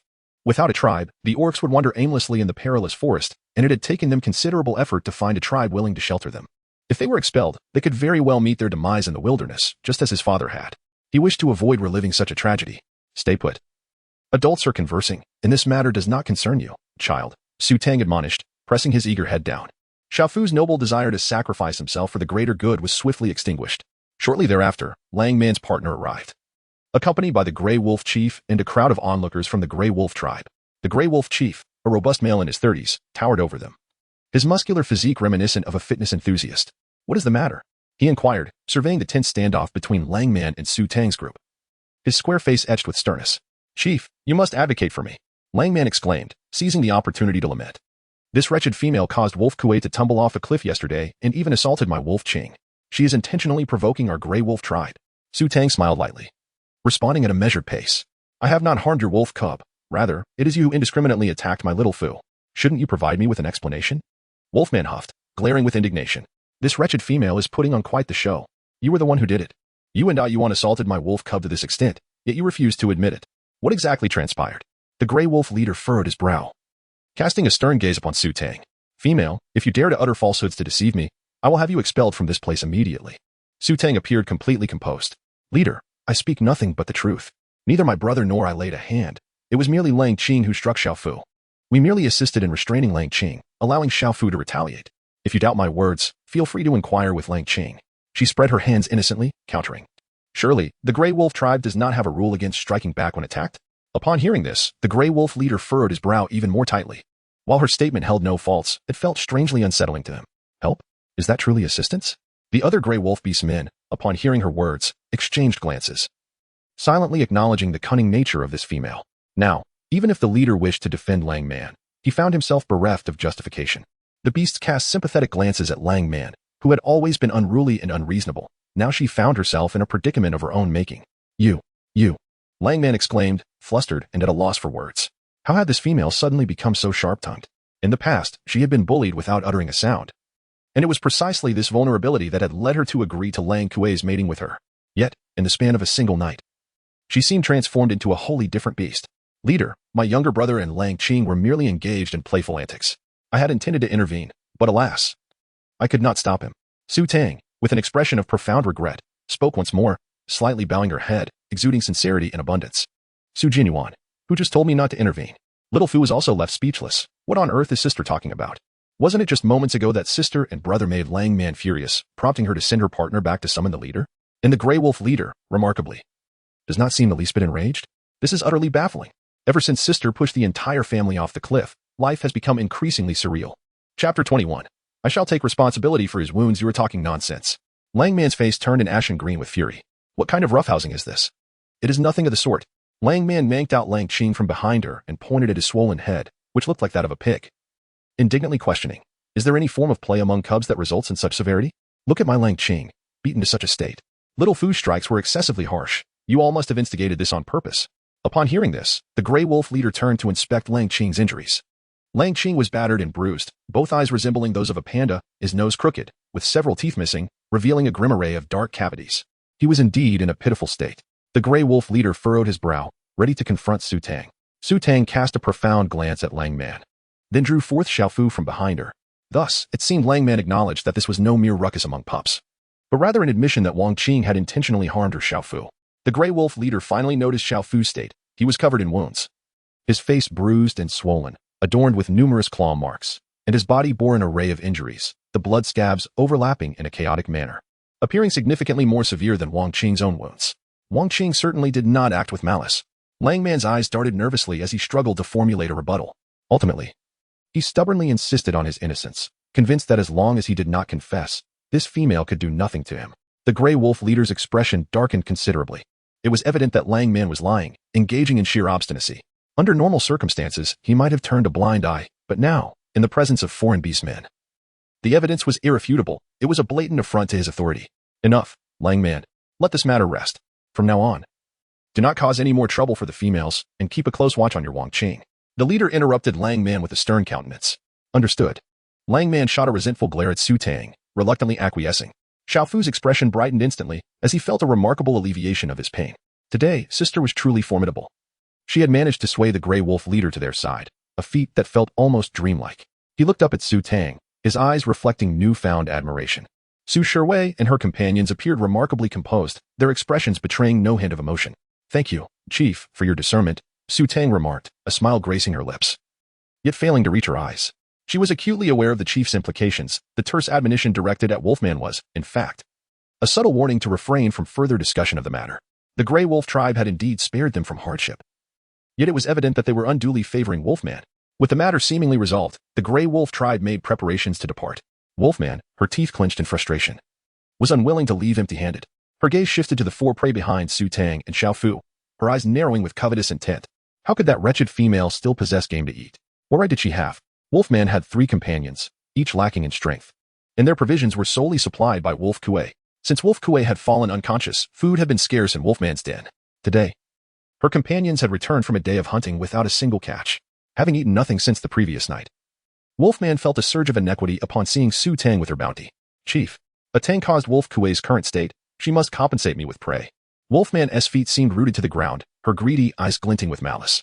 You have brought Wolf Kuay to this condition. Henceforth, you must deliver 2 heads of game to my home daily, or you shall come to care for Wolf Kuay until he awakens. She was aware that Su Tang would not come. Her only recourse was demanding compensation in the form of game. Upon hearing that someone intended to seize their prey, Xiao Fu grew agitated. You speak falsely. Wolf Kuay was not harmed by my sister. He injured himself while attempting to rescue a beast. Everyone witnessed it. Do not slander my sister. Xiao Fu instinctively stepped forward, indignant on Su Tang's behalf. And so what? Wolf Kuay was injured and fell into a coma because of her. She bears the responsibility. Wolfman retorted dismissively, devoid of reason. Moreover, Wolf Kuay has delivered so much game to your home, now that he is in distress. Is it not only right for you to contribute some of your prey to him? Xiao Fu was momentarily silenced. They had indeed consumed Wolf Kuay's provisions, and it would seem disloyal to sever ties now. What nonsense is this? What responsibility does my daughter bear? Why should she be accountable? Speak more courteously. Lin Xiao rolled up her sleeves, ready to unleash her fury. She cared not for the consequences. Anyone who dared to bully her daughter would face her wrath with fervor. Su Guodong hurriedly embraced her. My dear, please do not be agitated. We have consumed their provisions, and we are in the wrong. He was naturally referring to the previous actions of the Orc clan. Mother, please remain calm. We will not allow them to bully Tang Yang. Su Shiwei softly reassured Lin Xia. The opposing party was numerous and formidable, and he feared that his mother might act impulsively. If a conflict arose, they would ultimately suffer. Aren't you in need of prey? Su Jianyuan glanced at the unreasonable Wolfman, then turned and retrieved 2 pieces of game, stating coldly, Wolf Kuay is injured. We shall compensate for that. I am not so destitute as to be unable to afford this little offering.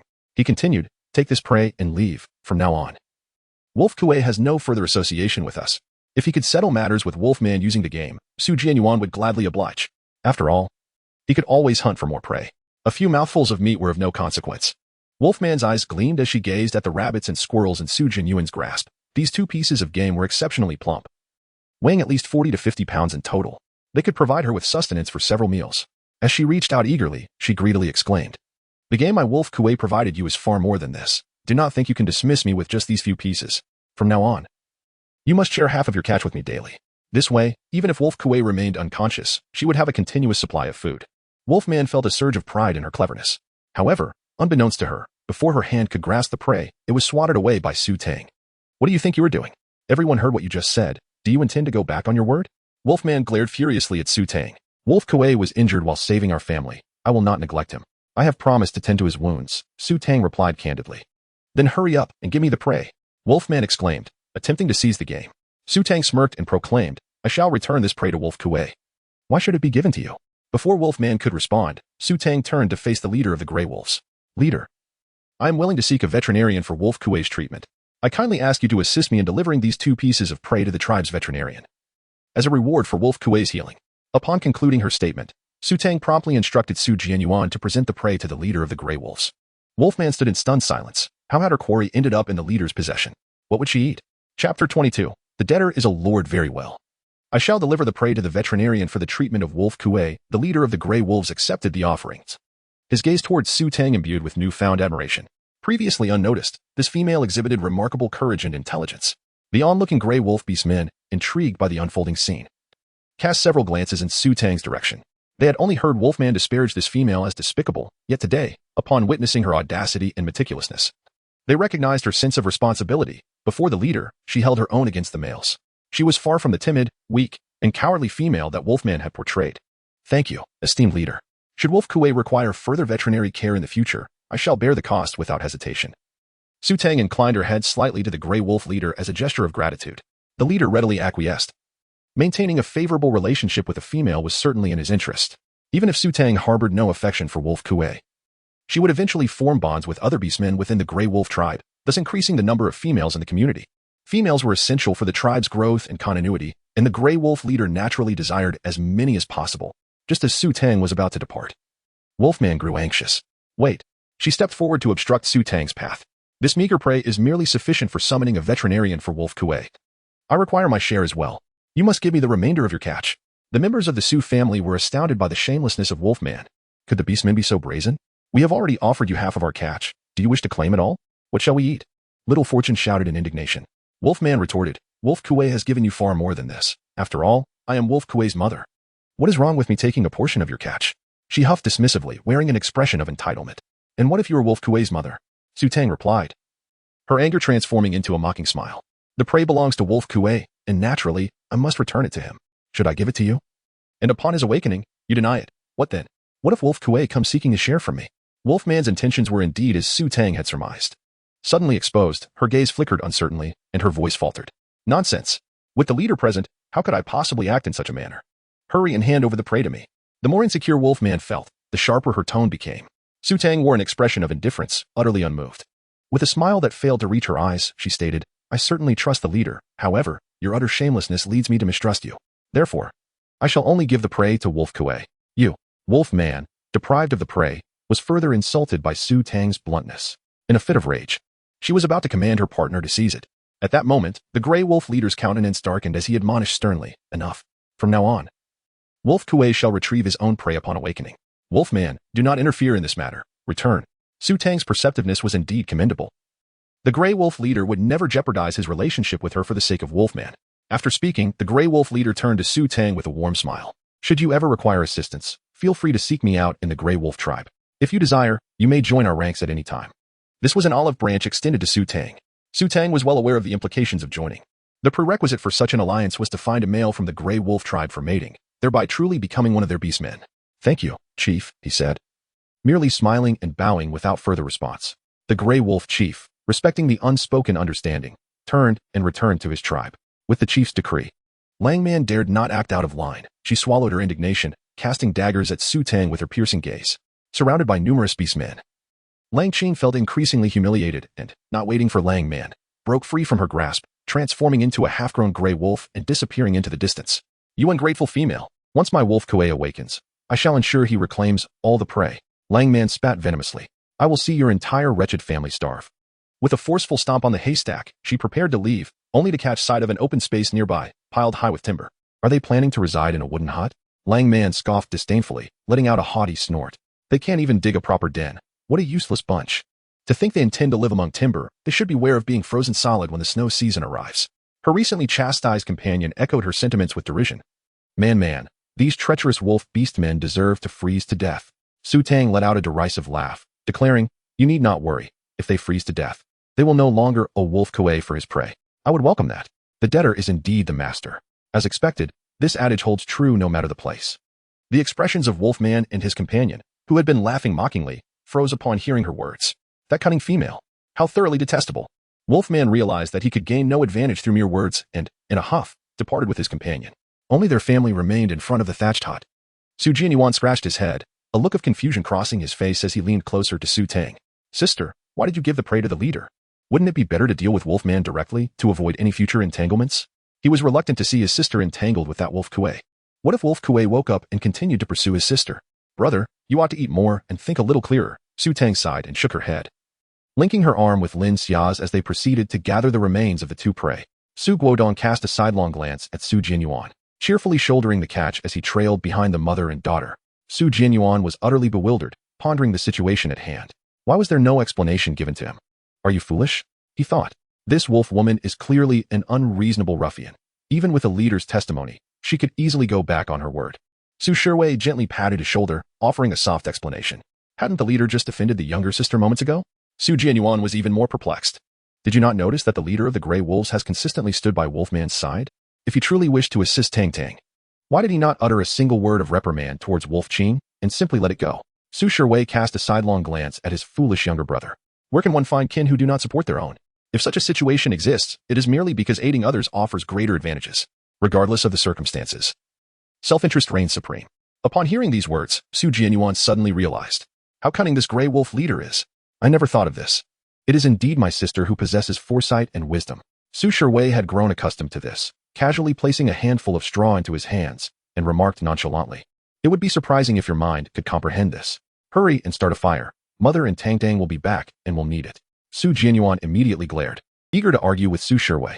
However, she had already walked far away, leaving him no opportunity to unleash his ire. Meanwhile, Xiao Fu stared intently in the direction of the river, his light green beastly eyes reflecting a hint of admiration. Sister has become remarkably formidable. Even the leader of the Grey Wolves treats her with utmost courtesy. As for the reason behind Sister's newfound prowess, Xiao Fu no longer cared. As long as he could avoid being beaten, the cause was irrelevant. Whoever was strong, he would follow. Chapter 23, the first proper meal throughout her years as a housewife. Lin Xiao had cultivated a remarkable skill set, adept both in the parlor and the kitchen. Upon reaching the riverside, she swiftly skinned and gutted the rabbit, discarding the inedible organs to the side. After cleaning the rabbit, she wrapped it in leaves and proceeded to slit the throat of the wild chicken, draining its blood. The chicken required scalding in boiling water before plucking, so she awaited their return to prepare it. The rabbit's skin was meticulously removed, and Lin Xiao didn't waste it. She cleaned the fur and planned to dry it for future use, intending to fashion garments for her daughter.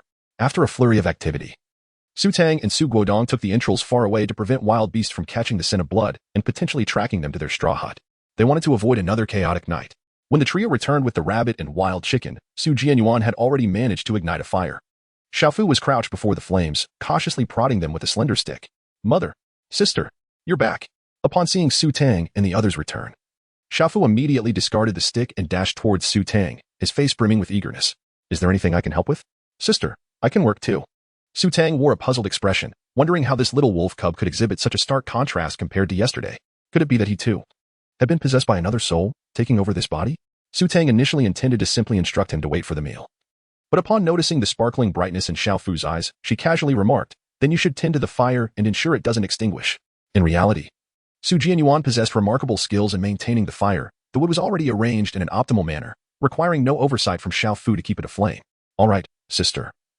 I shall go at once, Xiao Fu exclaimed, scampering eagerly towards the fire pit to resume his vigil. Behind him, Su Guodong and Lin Xiao exchanged a glance, bewildered. What on earth? Has this little rascal changed his ways? They thought little of it, however, as they naturally wished for their adopted son to behave well. Harboring no doubts about them, such innocence would alleviate the burdens of pretense. Lin Xia then began boiling water and plucking feathers from the wild chicken.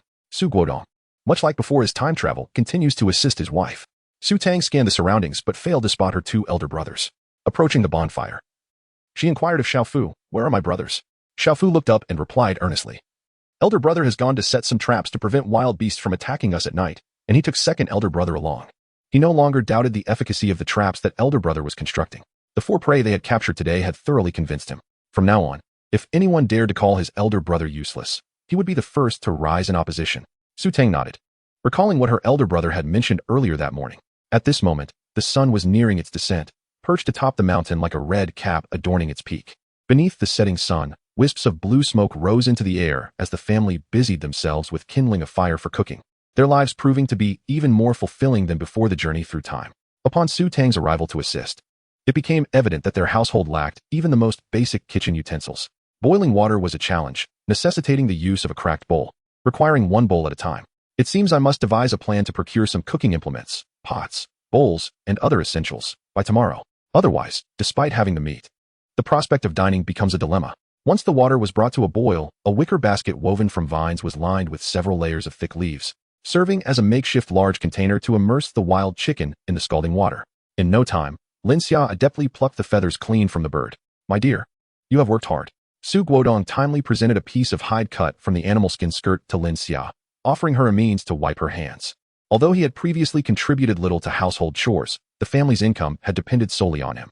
Now, in this unfamiliar place, he found himself devoid of money, unable to procure food, and incapable of building a home, his labor seeming less valuable than that of his wife and children. This predicament instilled in him a profound sense of unease, as he felt an incessant pressure to prove his worth and avoid being deemed unworthy. Lin Xia cast him a sidelong glance and, with a dismissive gesture of her hand, pushed him away, exclaiming in disdain, I am busy working. What need have I to wipe my hands? Go and occupy yourself elsewhere. At your age, you should be more considerate than little Fu. Su Guodong, feeling aggrieved, stepped aside, his heart sinking with a sense of despair. It seemed that he had truly become redundant in this household. It appeared he would have to work harder in the future. If his wife grew dissatisfied with him, it appeared this place still operated under a polyandrous system, and he certainly did not wish to become companions with other orcs. Su Tang sensed the subtle atmosphere and prepared to hand her mother the tools. It was only upon searching that she realized their home possessed nothing but a stone knife. Mom, we don't even have a cutting board at home. Lin Xia clasped her hands, contemplated for a moment, and then turned to Su Guodong, saying, Darling, please find a flatter stone, clean it, and bring it back. With no tools at our disposal, we must resort to the materials at hand. Upon realizing he had been assigned a task, Su Guodong responded with enthusiasm and hurried off to gather stones. His movements were swift and agile, and he soon returned with 2 flat and smooth stones. One was thicker, suitable for use as a cutting board for meat, while the other was thinner, ideal for grilling. Both stones were substantial in size. Despite being flat, they weighed several dozen pounds. By the time Su Guodong returned, he was already drenched in sweat. Upon observing, Su Tang noted that her father's physical strength, though not on par with the more robust orc warriors, had undeniably improved significantly compared to the past. Indeed, orcs possess an innate racial prowess that endows them with remarkable strength. With a chopping board at hand, Lin Xia deftly disassembled a rabbit into 8 pieces, while Su Tang diligently collected the morsels of rabbit meat, using leaves for later use. In the wilderness, meat is susceptible to insects, necessitating constant vigilance to prevent it from being besieged by ants and flies at a moment's notice. Just as she finished her task, Su Jianyuan and Su Shiwei returned. Eldest brother, second brother, have you finished? Su Tang inquired, offering them 2 bowls of cool boiled water. Yes, I have encircled the grass shed with thorns and set several traps to deter any approaching wild beasts. If fortune smiles upon us, we may even have a supplementary meal. Su Jianyuan replied in a gruff voice, tilting his head back to gulp down a bowl of water. Su Shiwei appeared much more refined, despite feeling fatigued and parched. Even when drinking water, he remained composed and unhurried. Once Su Jianyuan finished speaking, he continued, Do not heed his nonsensical ramblings. There are no formidable beasts in this vicinity. If there are any, they are merely snakes, insects, and rodents. The traps we set are merely a precaution. You may rest easy at night. The traps and thorns are designed not only to deter wild animals but also to protect against beastmen. Su Tang's lips twitched slightly. Snakes, insects, rats, and ants? With this thought, she felt even less secure. In her childhood, she had been bitten on the bottom by a flower snake while working in the fields with Su Guodong. While she merely harbored a psychological aversion to fluffy creatures, her fear of snakes was genuine and profound. Everyone wash your hands. Dinner is ready. Lin Xia's voice resonated, prompting the 3 siblings to abandon their idle chatter. Swiftly, they took Xiao Fu to wash their hands and eagerly settled before the fire, their eyes alight with anticipation for their meal. This was their first proper feast since their journey began. For rabbit legs had been detached and were currently roasting over the flames. Beside them, a new fire had been kindled, supporting a flat stone upon which the remaining rabbit meat was sliced thinly and laid to cook. The stone heated to a blistering temperature, and soon the rabbit slices began to sizzle, releasing an enticing aroma that stirred their appetites. Xiao Fu stared hungrily at the rabbit meat, unable to suppress a loud gulp of saliva. It was simply too fragrant. Chapter 24, The Dilemma of the Lavatory. The wild chicken and rabbit legs aren't ready yet. You should nibble on some rabbit meat in the meantime, Lin Xia said, serving the cooked meat pieces on leaves to Su Tang and Xiao Fu. Turning to the others, she added, Everyone eat, don't just stand there watching. Just moments ago, the wolf had caused a commotion, delaying their cooking time, and now darkness enveloped the surroundings. Without hesitation, Su Tang picked up 2 sticks to use as chopsticks and began to eat. The rich juices of the roasted rabbit meat had been released, and as it entered their mouths, it was both tender and fragrant, even though it bore no seasoning. They savored every bite with great delight. In no time, they finished the scant amount of roasted rabbit meat and gazed longingly at the rabbit legs. It is worth noting that the orc's innate tendency is to relish meat. Even devoid of any spices, it was a delicacy in their current state. Moreover, roasted meat was of an entirely different caliber compared to raw. Xiao Fu, unfamiliar with chopsticks, grabbed the scalding roasted meat with his hands and stuffed it into his mouth, exhaling with satisfaction and getting grease everywhere. He swallowed a piece of meat without even tasting it. Slow down. There will be more soon, Lin Xia reminded with a chuckle as she observed their ravenous consumption. Sister, we can manage on our own. You should eat as well, Su Tang said, noticing that Lin Xia had been serving them while she had a bite herself. He roasted a piece and offered it to her. The stone was rather small, limiting the amount they could roast, so they had to eat while they cooked. Much like a self-service barbecue. Dear, I'll roast this for you, Su Guodong said eagerly, presenting the roasted meat, anxious not to appear useless in his wife's eyes. After all, this persona was his reality, and not putting in some effort could be perilous. The family of 6 continued to roast and eat.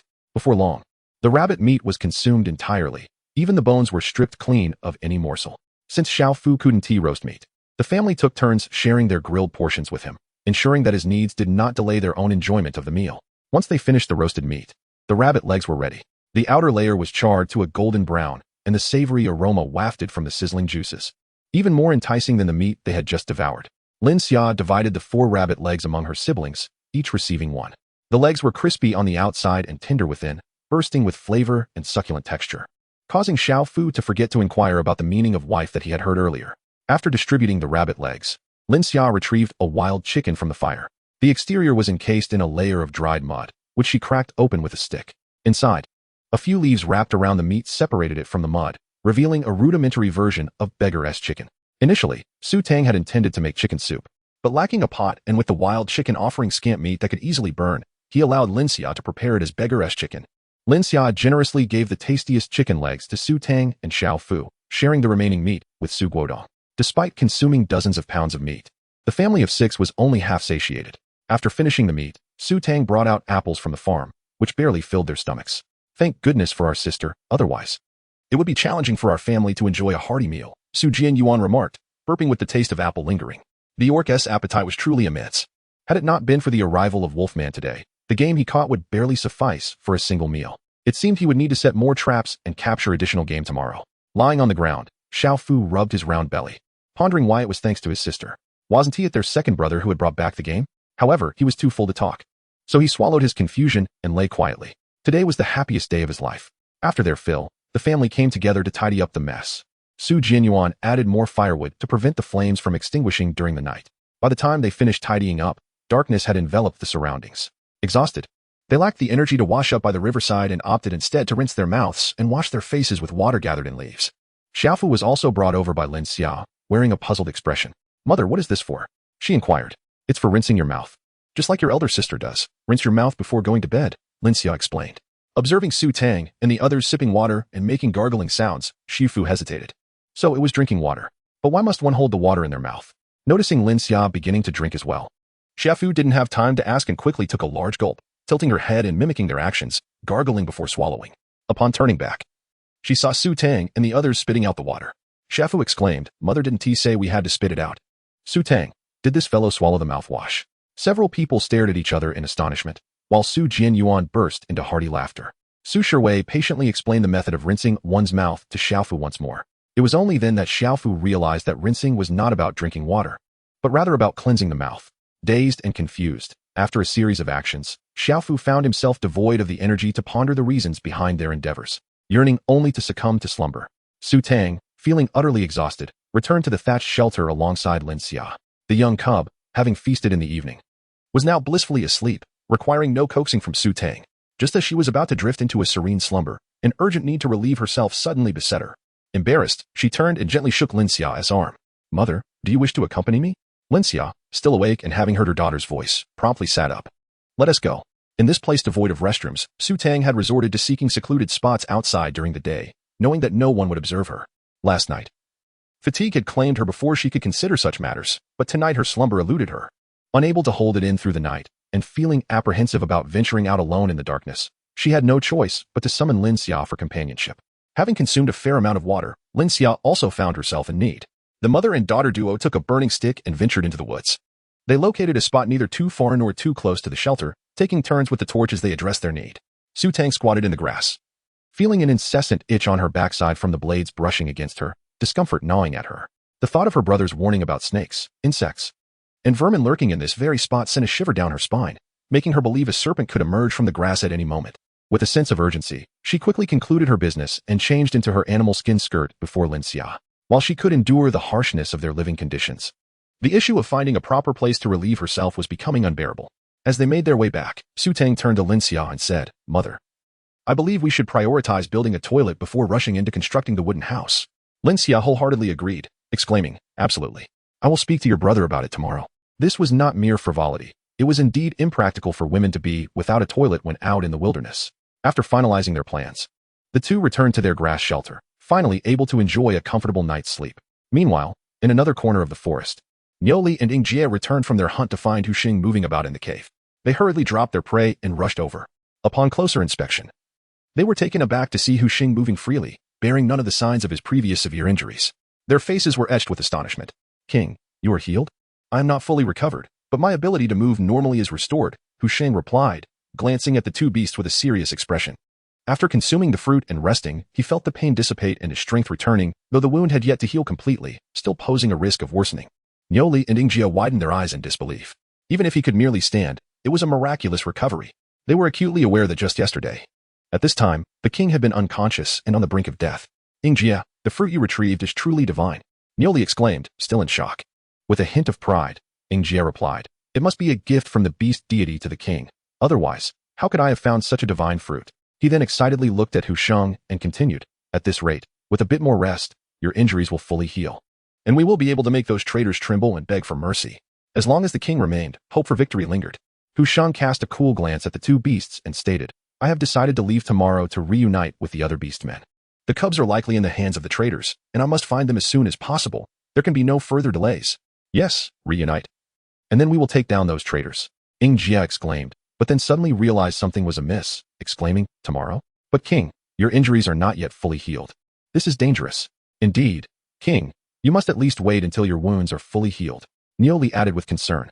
"There is no time to waste. We depart tomorrow." Hu Sheng's voice was low, leaving no room for negotiation.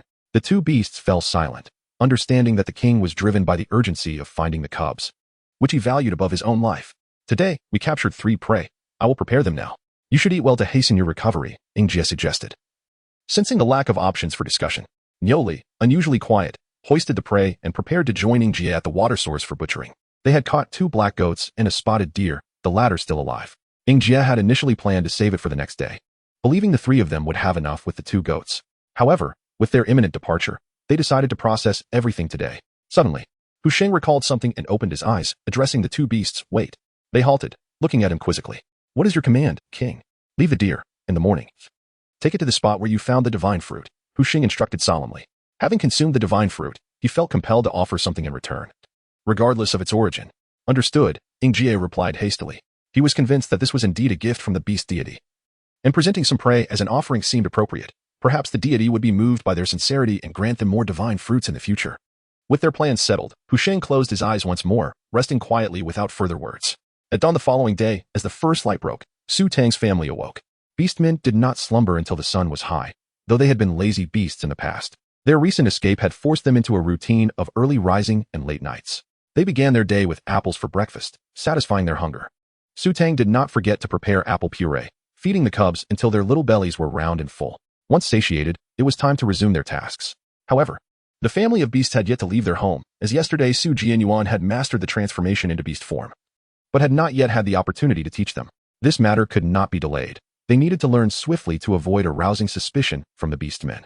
Using the same excuse as yesterday, Xiao Fu listened attentively and was not the least bit surprised. Instead, he kindly instructed them on how to transform into beast form. At this point, even if he informed him that his mother and the others could not transform, it mattered little to him, as long as he had food and shelter. Whether or not they could assume beast form was of no consequence. After much effort, Su Tang and the others quickly grasped the method of transformation. Su Shiwei and Su Jianyuan are twin brothers, both possessing the same beast form of a magnificent leopard. They are tall and striking, embodying the strength of the entire family in their current beastly guise. Su Guodong's beast form resembles a fox, appearing rather feeble and lacking in lethal potency. Su Tang's beast form inherited from Lin Xia is a completely white cat, differing only in that while Lin Xia has short fur, she possesses long fur. As she gazed at her transformed hands and feet, now resembling cat paws, it took her a moment to acclimate. Clumsily, she lifted her delicate pink paw, touched her ear, and twitched her tail, overwhelmed by the peculiarity of the sensations. She had never fathomed that one day, the very person who despised all things furry would herself become a fluffy cat, surrounded by her family, all of whom were furry creatures. Su Tang felt as though she had stepped into a zoo. Sister, your beast form is truly adorable, far more charming than your human guise. Let me pet you. I have yet to caress a beastly cat. Jianyuan playfully rubbed the head of Su Tang's cat a couple of times. No strong man could possibly resist such an adorable feline. Su Tang's feline face darkened. Get lost. With a swift motion of her paw, she forcefully swatted Su Jianyuan's hand away and leapt aside, reverting to her human form. Were it not for the concern that Su Jianyuan might contract tetanus and rabies here, she would have certainly left a few marks on his face today. Su Jianyuan chuckled softly, displaying no semblance of anger whatsoever.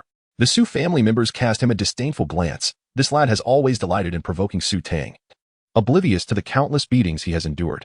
After completing their transformation into beast form, they embarked on a new day of labor.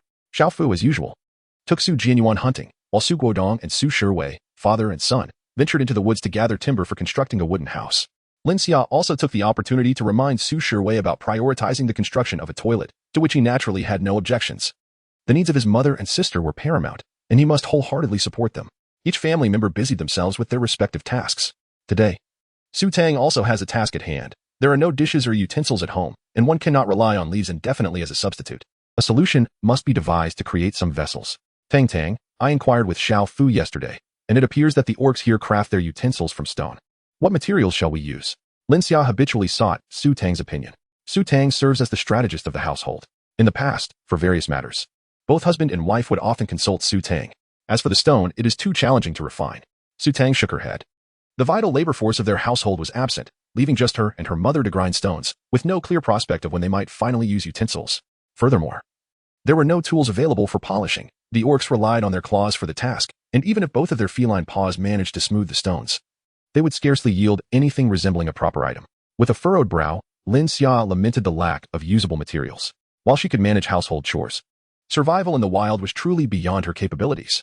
Chapter 26. The impossibility of cat affection perhaps would suffice, she pondered, considering bowls, chopsticks, ladles, and buckets, all of which could be fashioned from it. After much deliberation, Su Tang ultimately decided on the most abundant resource at hand, wood. It was the only option that promised speed and simplicity, ensuring that at least today they would no longer have to rely on leaves as makeshift bowls. Su Tang was a woman of action. She immediately went to Su Shiwei's place to select 2 suitable large wooden logs, attempting to craft wooden bowls. Whether this method would prove effective remained to be seen and required experimentation. The mother and daughter worked in unison, first cutting the wood into appropriate sizes, then whittling away the excess exterior, hollowing out the interior, and finally smoothing and polishing both the inside and outside of the wooden bowl to ensure it was free from any sharp edges that might injure the mouth. Thus, a palm-sized wooden bowl was completed. Su Tang and Lin Xia were both quite pleased, finally liberated from the use of leaves and those 2 battered stone bowls. Tang. This wooden bowl is quite satisfactory. We should craft several more, Lin Xia remarked, examining the bowl with an expression of excitement. Indeed, we should also produce water scoops, wooden basins, and barrels. Su Tang nodded in agreement. Their household was currently lacking in various essentials. The leaf-made vessels for holding water would deteriorate within a few days, having a brief lifespan.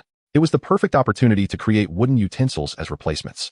Su Tang was preparing to gather more wood when she noticed several small white figures emerging from the grass shed. They wriggled and squirmed, resembling a cluster of delicate white caterpillars. Su Tang suddenly remembered that she had a litter of kittens. She stepped forward and grasped one by the scruff of its neck, intending to return them all to their nest. However, as her gaze shifted, it fell upon the kitten's disheveled face in her hand, and her movements hesitated for a moment. The little creature had opened its eyes at some point, revealing clear and beautiful blue orbs that resembled 2 glistening sapphires, utterly captivating. Held by Su Tang, it made no attempt to struggle, its 4 paws dangling down as it gazed back at her with a charmingly dazed expression. The other 4 kittens, sensing the familiar scent emanating from Su Tang, began to clamber up her legs in a playful manner, yearning for their mother's affection. The soft, fluffy sensation enveloped her, as if she were surrounded by warmth. Su Tang suddenly felt an inexplicable itch in her heart, an almost irresistible urge to take a deep breath of that adorable little creature. This kitten seemed rather endearing after all. Tang, what's wrong? Lin Xia turned back upon noticing her daughter standing motionless in front of the thatched shed. Hearing her mother's voice, Su Tang snapped out of her daze. What had she just been thinking? She actually wanted to sniff a kitten. Startled, Su Tang quickly set the kitten down and replied, "It's nothing. Just a little cub that wandered out. I'm just making sure they're settled." What a joke. How could she possibly indulge in the delight of cats? However, it wouldn't do for the little ones to remain cooped up in the grass shed either. Kittens, unlike human infants, require sunlight to thrive. Otherwise, they are prone to developing fungal infections, which would leave them bald and even more unattractive. With this thought in mind, Su Tang abruptly shook her head. Compared to the fluffy charm of a cat, she could hardly bear the thought of an unsightly, hairless feline. Su Tang decided to drag the cat's nest outside, placing it beside a wooden log, allowing the kittens to bask in the sun and play. The sun had emerged, and though the current season remained a mystery, the late morning was still pleasantly warm, with the sun's rays enveloping her in a comforting glow. However, by noon, the sun would become quite fierce. After tending to the young ones, Su Tang made another trip to Su Sherwei's place, returning with a pile of timber to craft utensils. The mother and daughter duo tended to the kittens while diligently crafting, and by the end of the morning, they had produced an impressive array of wooden wares. They crafted 10 wooden bowls and plates, 10 pairs of chopsticks, 3 wooden scoops, and 2 wooden spatulas, along with a dozen wooden basins and barrels, all meticulously polished to be smooth to the touch. The barrels lacked handles, as both Su Tang and Lin Xia were unfamiliar with their construction. At noon, Lin Xia requested Su Guodong to bring back an old tree stump, which they cleaned and leveled for use as a cutting board, perfect for chopping vegetables and bones. Thus, the family's dining utensils were finally completed. "Dear, we have bowls and chopsticks, but what about a pot?" Su Guodong inquired curiously while enjoying an apple at lunch. "How can we make a pot from wood? If the food isn't cooked, the pot would burn away first." Lin Xia shot him a glance of exasperation. Su Guodong awkwardly rubbed his nose as he momentarily found himself at a loss for words. Su Tang cast a sympathetic glance at her father and handed him an apple, urging him to eat more and speak less to avoid scolding. However, the absence of a pot was not insurmountable. Even if they were to indulge in grilled meat continuously, they would still require a pot to boil water for drinking, and as the weather grew colder, they would need it for bathing as well. After all, even if she chose not to wash, the young ones could not be neglected in their cleanliness. Su Tang was unaware that her thoughts now inevitably revolved around the young ones. "Mom and Dad, we should really make a pot. Constantly indulging in grilled meat can cause heatiness, which is detrimental to our health." Su Tang earnestly addressed her parents. Lin Xia nodded in agreement, but pondered. "What shall we use to make the pot?" Suddenly, Su Shi, who had been silent until now, spoke up. Su Tang's eyes sparkled. This was indeed a splendid idea. The pottery was lightweight and would not be as cumbersome as stone tools, although it might crack after prolonged firing as long as there was clay available. It could be replaced periodically without much trouble. Thus, she resolved to search by the river for clay in the afternoon. With a decisive clap of her hands, she made up her mind. Lin Xia and Su Guodong, her parents, had no objections. They always heeded their daughter's wishes. After finishing lunch, the group took a brief rest before resuming their labors. The afternoon sun blazed fiercely, prompting Su Tang to relocate the young ones back to the grass shelter and entrust their care to Lin Xia before heading off to seek clay by the river. The journey from the grass shelter to the river required passing through a small grove, taking approximately 15 minutes to reach. Su Tang wandered along the riverbank, traversing from the upstream to the downstream, yet she found no suitable clay. The riverbank was barren, consisting solely of stones and sand. Su Tang attempted to excavate several spots in the soil, only to find it either too loose or interspersed with yellow sand. The plan to create pottery was stillborn before it even commenced. With a sense of resignation, Su Tang decided to return home. The pottery was not viable, and it seemed she would have to resort to crafting a stone pot instead. Su Tang contemplated this in her mind. However, their family lacked experience in polishing stoneware, so she would have to wait for Xiao Fu to return to inquire about it. Su Tang wandered thoughtfully, unconsciously finding herself in a small grove. This forest was dense and impenetrable, with leaves so thick that sunlight scarcely penetrated, due to the frequent passage of the family. The thorns and shrubs along the path had been cleared by Su Jianyuan the previous night, creating a narrow trail. Su Tang was walking back when she suddenly spotted a mass of yellowish-brown in the distance along the path. In the lush green forest, it stood out remarkably. What could it be? Could it be a wild beast? Su Tang pondered quietly, refraining from approaching hastily. After observing for quite some time, she realized that the object appeared to be motionless. Only then did she cautiously pick up a wooden stick and draw nearer to inspect it.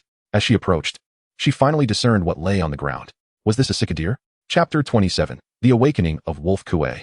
Su Tang was taken aback. How could there be a spotted deer here? She glanced around, noticing the complete absence of other animal tracks or signs, confirming that it was not the prey of any other beast. The spotted deer lay motionless beneath a tree, unscathed, save for a trace of blood on its head, indicating it had succumbed to its fate. Could it be that this deer had met its end through its own misfortune? I have only heard of rabbits seeking their demise by colliding with wooden stakes, yet I have never witnessed a cicadeer meeting its end in such a manner. However, since it has already perished, let us take it back for a sumptuous meal. Su Tang, filled with delight, hurried back to find Su Guodong to help drag the cicadeer home. This sick deer weighed no less than 100 pounds, and she could not manage it alone. Mom, Dad, big brother, come quickly. Su Tang hurriedly returned to the thatched hut, calling out to several people. Tang, what happened? Did you find the clay? Lin Xia, hearing her daughter's excited voice, assumed she had indeed discovered the clay and rushed out. No, I didn't find the clay, but I found something even better. A mysterious smile graced Su Tang's face as she urged, Mom, quickly go call back my elder brother and Dad. If we delay, the good stuff will be gone. It was not merely her impatience, but rather a concern that the spotted deer might attract other wild beasts, leading to potential danger. All right, Lin Xia didn't pry further. After all, if her daughter claimed it was something good, it surely must be. Soon, Su Guodong and Su Shiwei were summoned back. Lin Xia decided to stay behind to watch over the home and the young ones while Su Tang led the father and son to the small grove. Along the way, Su Guodong was filled with questions. Daughter, what is this wonderful thing? Su Tang, a sick deer that committed suicide. Su Guodong, what on earth? When did my daughter learn to joke around? The three of them swiftly arrived at the spot where Su Tang discovered the sick deer. Su Guodong fixed his gaze, nearly dropping his jaw in disbelief. Could it truly be a spotted deer? My daughter, what on earth is happening here? I have no idea, Su Tang replied earnestly. I just happened to see it here while passing by. When she headed towards the riverbank, she was walking briskly and had not paid attention to her surroundings, oblivious to when the spotted deer had made its appearance. Nevertheless, such details seemed trivial. The prospect of a meal was what truly mattered. With such a magnificent spotted deer before us, my dear daughter, we have indeed stumbled upon great fortune today, Su Guodong exclaimed, bursting with excitement. Su Shiwei approached and examined the sick deer thoroughly. Turning to the two individuals, he remarked, it has only recently succumbed, with the sole fatal wound located on its head. This is indeed a lethal injury, rather than a consequence of poisoning. It is fit for consumption. The latter part of his statement was of utmost importance. Were it to have perished from some toxic substance or illness, it would be inedible. What a perplexed deer it was, indeed. Su Guodong clicked his tongue in contemplation, pondering whether wild beasts might also suffer from depression, leading them to such tragic ends. Father, brother, let us hasten to carry it back, Su Tang urged eagerly. Having shared half of yesterday's catch with the veterinarian for the wolf, she had scarcely had her fill of meat. Yes, let us bring it back and later slaughter it for a feast. Su Guodong's face beamed with delight, resembling a fully blossomed chrysanthemum, a smile that could not be contained. The father and son duo worked in unison and swiftly transported the sick deer back home. Upon witnessing the trio return with such an impressive deer, Lin Xia was left utterly astonished, her eyes widening in disbelief. What on earth? Where did such a magnificent sick deer come from? Tang, what is the story behind this? Have you awakened some sort of pastoral instinct? Su Tang found herself both amused and exasperated, admiring her mother's imaginative flair. It was truly a pity she did not pursue a career in writing. Mom, this one is a find, she said, recounting the tale of discovering the spotted deer to Lin Xia. Lin Xia could hardly fathom the luck involved in stumbling upon a deer while wandering through the woods. Such fortune seemed almost surreal, rivaling the odds of their entire family traversing dimensions. Naturally, the task of butchering the deer fell to Lin Xia. However, the creature was too large for her to manage alone, prompting Su Guodong to return and assist her. Rather than transport it to the riverbank, they laid several large leaves on the ground near the grass hut and began the process of skinning and dismembering. The inedible offal was neatly wrapped in leaves to be disposed of in the forest later. Lin Xia, reluctant to expose her daughter to the gruesome scene, instructed her to tend to the fawn and sent her away. Su Tang was not adept at these tasks and, recognizing that her presence would only be a hindrance, she dutifully returned to the grass hut to tend to the young ones, while occasionally checking on the farm. Today, the farm was bustling with activity, having spent the day cultivating apples. After accounting for those consumed from last night until today, 144 remained. There was still another batch in the fields, set to mature in just a few minutes. It must be said, having ample land indeed facilitates rapid cultivation. Su Tang hurriedly sold apples to acquire 100 gold coins, which she used to purchase corn seeds from the store. The newly acquired seeds were promptly stored in her warehouse. After a brief wait, the apples in her field ripened, and she eagerly harvested them before planting the corn. The farm's setup mirrored that of the game, requiring no personal labor. She simply needed to touch the items and press a button to initiate actions. The corn had a growth period of 2 hours, twice that of the apples. However, for Su Tang, such a duration was inconsequential. After replacing the hourglass, she glanced once more at the unlocking requirements for the third plot of land. 500 gold coins in possession of more than 3 varieties of fruit in the warehouse. Su Tang furrowed her brow. 500 gold coins was a staggering tenfold increase compared to the price of the previous plot of land. This was truly outrageous. At present, she possessed only apple and corn seeds, and the marketplace offered no other varieties for sale. Where, then, could she procure the 3 types of fruits? It appeared she would have to venture outside to seek seeds on her own. Su Tang quietly noted this matter and exited the farm. As soon as she stepped outside, she sensed something amiss. The cozy nest that should have been filled with several fluffy little bundles was now entirely empty, save for a few stray cat hairs. Where were her offspring? How could the young ones that had just been nestled in the nest suddenly vanish? Su Tang hurriedly emerged from the thatched shelter, and as she stepped outside, she spotted several clusters of white caterpillars diligently making their way towards the distance. After crawling a few paces, they would tire and pause to rest on the ground before resuming their journey. The swiftest among them had already ventured far ahead, a couple of meters away from the young ones behind. Following the direction of the young ones, Su Tang glanced over and beheld her parents in the distance, engaged in the hunt of a spotted deer. Su Tang, an undeniable foodie cub, Su Tang carefully retrieved each of the young ones, only to discover that the edges of their mouths were damp with saliva. She was taken aback, perplexed by how such gluttonous little creatures could exist. With a resigned sigh, Su Tang returned the cubs to their nest and sought out Lin Xia for a piece of deer meat. Meanwhile, Lin Xia had already dismembered a stag into 8 portions and was preparing to wash the cut meat by the riverbank. Upon hearing her daughter's request for meat, Lin Xia readily complied without hesitation, not inquiring about her intentions. Su Tang sliced one side of the venison into 5 strips using a stone knife, while the other side remained intact, resembling a meat brush. Here you go. Enjoy. Su Tang brought the meat to the grass shed and placed it in the nest. Instantly, the cubs crawled over, eagerly biting into the venison like it was a pacifier, smacking their lips as they feasted. The 5 little kittens lay in a neat row, perfectly aligned, occasionally using their tiny pink paws to pat the deer meat, adding to their charm. In reality, the cubs had yet to grow teeth and were unable to consume the meat. They could merely lick it, satisfying their cravings. Observing the settled cubs, Su Tang felt a deep sense of contentment. Just then, a strange voice from outside broke the tranquility, inquiring, "Is a Tang there?" Upon hearing a disturbance, Su Tang emerged from the grass hut and encountered a gray wolf orc standing in its beastly form outside. "Do you seek me for something?" Su Tang inquired, gazing curiously at the newcomer. She was certain she did not recognize this orc. However, the orc was familiar with Su Tang. Upon seeing her, he opened his wolfish maw and spoke in human tongue. Wolf Kuay has awakened. Chapter 28. A visit to Wolf Kuay. The chief has sent me to inform you that Wolf Kuay has awakened and wishes to see you. The gray wolf orc was merely a messenger. Su Tang was taken aback by the news. He wishes to see me? What could he possibly want from me? Given that he has just awakened, I am no healer and cannot tend to his ailments. Indeed, do you have the time now to accompany me to see Wolf Kuay? The gray wolf orc, devoid of humor, disregarded Su Tang's confusion and pressed on with his inquiry. Su Tang recalled that she still owed Lang Kuay a considerable debt of gratitude, so she naturally could not avoid him. She nodded and said, "All right. Please wait for me a moment." Su Tang approached the couple, Lin Xia and her husband, who stood a short distance away. "Tang, what has happened? Why has that orc come to see you?" Lin Xia inquired with a face etched with concern, having not overheard their conversation. "It's nothing, Mom," Su Tang replied, explaining her intention to visit the Greywolf Tribe. She had been accustomed to exchanging milk with Wolf and I daily, and today was merely an opportunity to stop by Wolf Kuay's home. However, upon hearing that she was to meet Wolf Kuay, Lin Xia and her husband grew increasingly uneasy. "Darling, you should accompany Tang.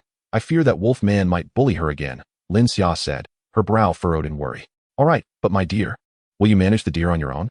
Su Guodong agreed without hesitation, casting a concerned glance toward Lin Xia. He found it arduous to carry the deer alone and was reluctant to see his wife overexert herself. "I can manage. You go and keep Tang company.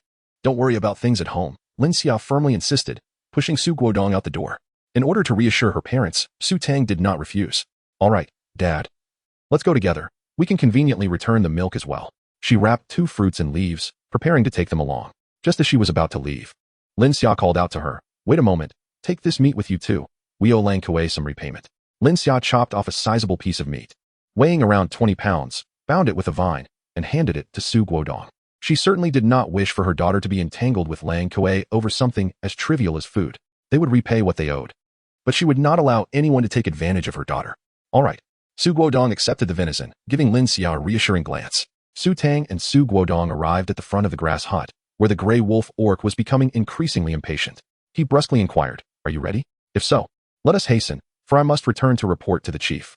It was beyond his comprehension why the chief was so concerned with the affairs of this female. Clearly, none of the orcs in this family were of any merit. Even if there were 2 females, their males would cling to the tribe like bothersome pests, thereby encumbering it. "Well, let us proceed." Su Tang paid no heed to the gray wolf orc's demeanor. The orc, in his beast form, was remarkably swift, naturally. The 2 on foot could not keep pace. Here, most orcs ventured out in their beast forms, while females could adopt human forms, as they were typically carried by males.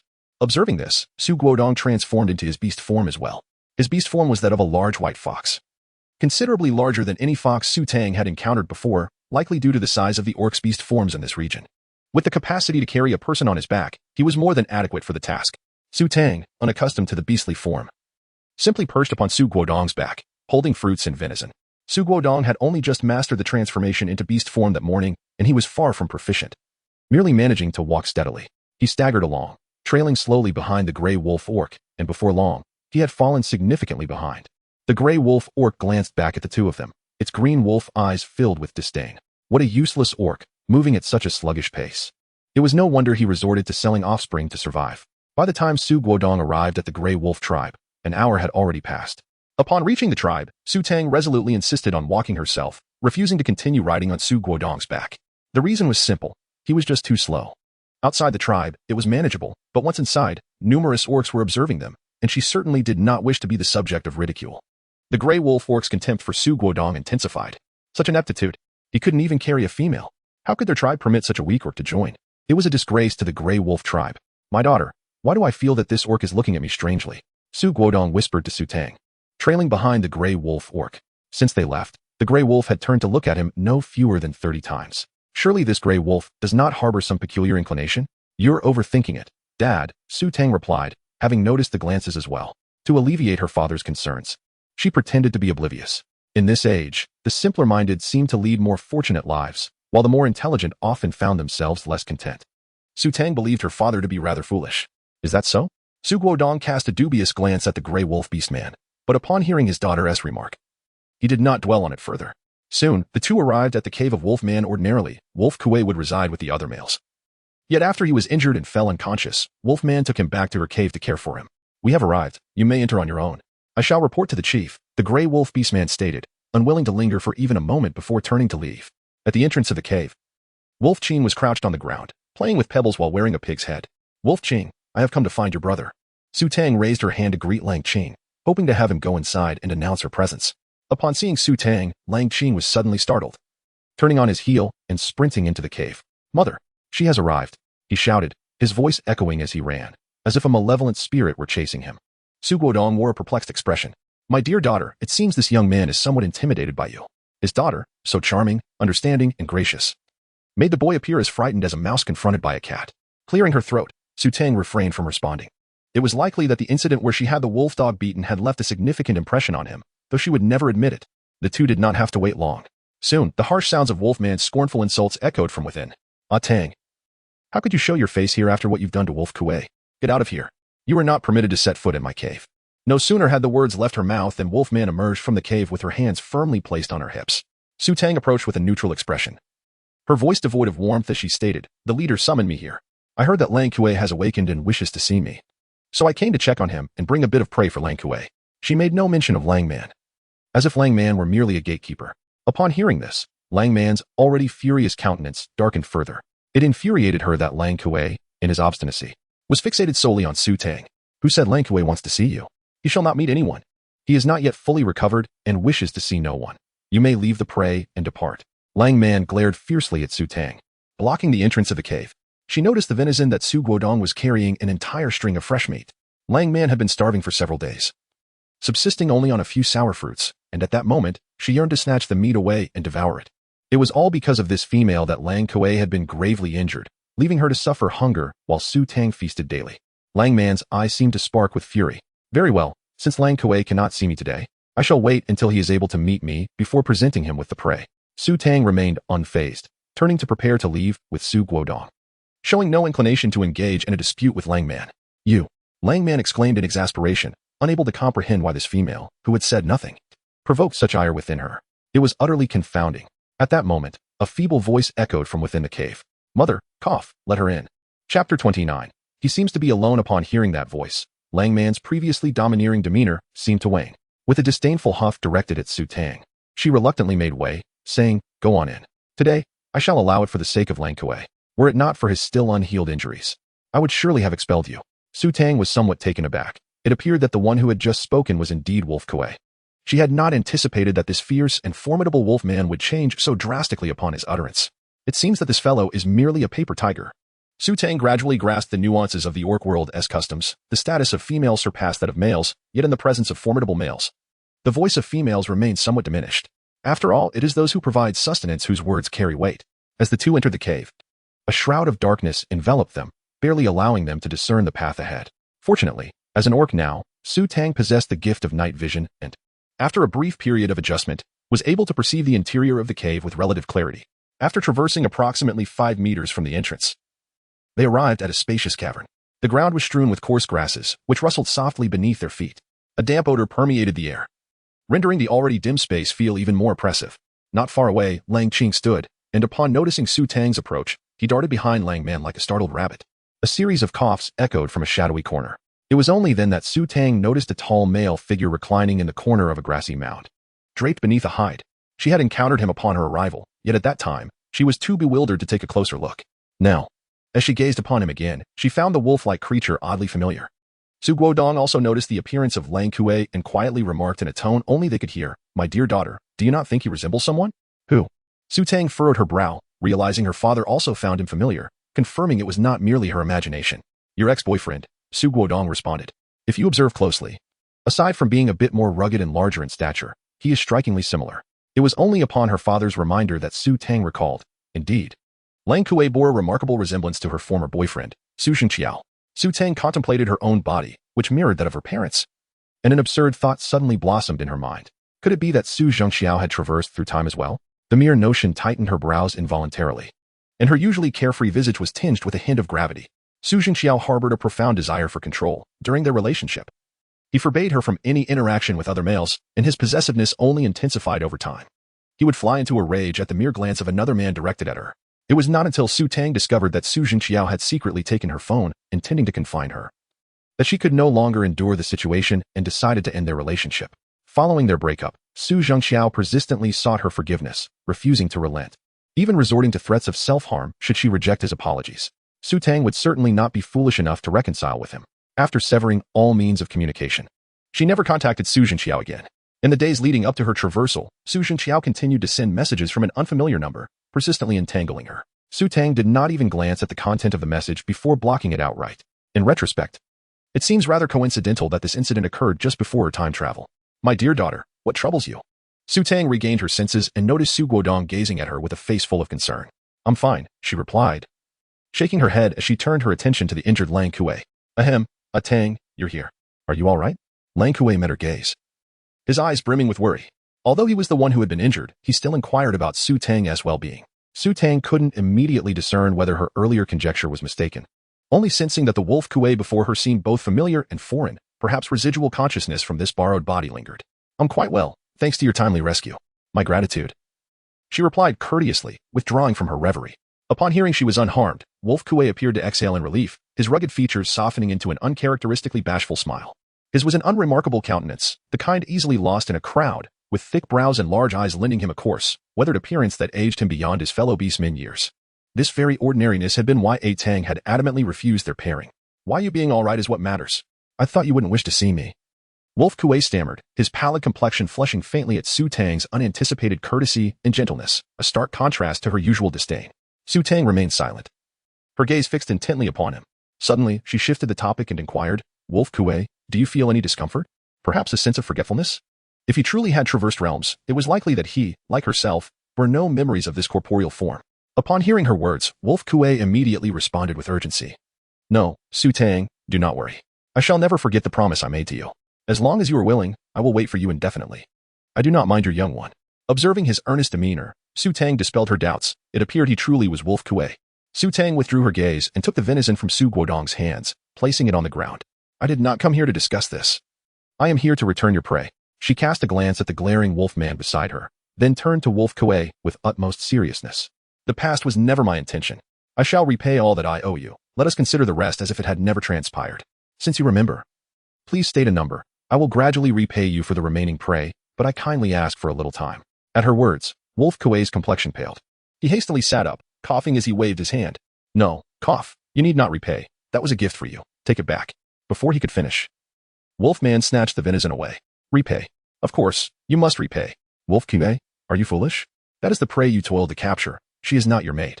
Why should she eat it for free?" "Mother," Wolf Kuay called out to Wolfman, a hint of displeasure on his face. However, Wolfman clutched the meat tightly, coldly retorting, "You are ill, and there is no food at home. If she takes the meat back, what will you eat?" As she spoke, she concealed the meat behind her back, denying Su Tang any chance to reclaim it. Wolf Kuay furrowed his brows, his expression one of helplessness. Casting an apologetic glance at Su Tang, he addressed Wolfman, "Mother, I wish to speak with Su Tang privately." Wolfman appeared reluctant. But having just received a piece of meat, she found it difficult to refuse Wolf Kuay. "Fine, I shall step outside. You have just awakened. Make it quick." She then exited, clutching the meat, fearing Su Tang might change her mind and reclaim it. Wolf Qing naturally followed Wolfman out as well. Wolf Kuay then turned his attention to Su Guodong, who was gazing at the wall and then at his toes, seemingly oblivious to Wolf Kuay's request. Wishing to converse privately with his daughter? Not a chance. Chapter 30. We shall not become mates. Su Tang also noticed the gaze of Wolf Kuay, feigning ignorance, and gently inquired, "What do you wish to say? Please speak now." This implied a reluctance to allow Su Guodong to depart. Su Tang had no desire to be alone with a strange male. Having learned from the past experiences with her ex-boyfriend, she approached interactions with men with utmost caution. Uncertain if she might encounter another individual as deranged as him, it was essential for a woman to safeguard herself in the outside world. Observing this, Wolf Kuay refrained from urging Su Guodong to go out with her. "Tang, I genuinely care for you. Please grant me another chance. Your offspring do not pose a problem. I am willing to assist you in their upbringing," he implored earnestly, gazing at Su Tang with sincerity. "Your young ones are still so small, and it must be challenging for you, a female, to care for them alone. Be my partner, and I shall treat them as my own, ensuring they want for nothing." His heartfelt expression conveyed a willingness to meet any condition, as long as it meant being with Su Tang. Upon hearing this, Su Guodong scoffed softly, truly a sentimental fool. He would not grant this young man any special regard simply due to his infatuation. Aspiring to become his son-in-law was far from a simple endeavor. Su Tang believed she had made herself quite clear. However, witnessing Lang Kuay's unwavering persistence, she sighed and met his gaze with a serious expression. "Lang Kuay, I must apologize. I do not harbor any feelings for you. You need not concern yourself with my young. I am perfectly capable of caring for them myself." Before Lang Kuay could respond, Su Tang interrupted him. "I am grateful for your rescue, and I shall repay you with the spoils of the hunt. Beyond that, we share no further connection. We shall not become partners." After Su Tang finished speaking, she bowed her head in gratitude to Lang Kuay and departed the cave alongside Su Guodong. Lang Kuay could only watch helplessly as Su Tang left. As they walked across the grasslands of the Greywolf Tribe, moving further away from Lang Man's cave, Su Guodong curiously inquired, "My daughter, were you just testing Lang Kuay? Do you think he might also be someone from another world?" He had the distinct impression that Su Tang had become rather peculiar after mentioning that Lang Kuay resembled her former boyfriend. Their family was only aware that Su Tang had once been in a relationship, which ended for reasons unknown to them. Su Tang remained silent about it, and they had never pressed her for details, entirely oblivious to what had transpired between the two. Su Tang gazed at her father, who was rarely astute, and nodded. Yet, a hint of skepticism lingered. "So, what have you disowned?" Su Guodong inquired further. "Nothing," she replied. "He possesses the memories of Lang Kuay. He should indeed be Lang Kuay himself. Perhaps I am overthinking it." Su Tang gently shook her head. Somehow, an unsettling feeling gnawed at her. Su Tang closed her eyes and shook her head gently, expelling the tumult of thoughts that plagued her mind. Perhaps her ex-boyfriend had cast a shadow over her heart, causing her to overthink upon noticing the resemblance between Lang Kuay and him. The two of them intended to detour to visit Lang and I to replenish their supply of milk before heading home.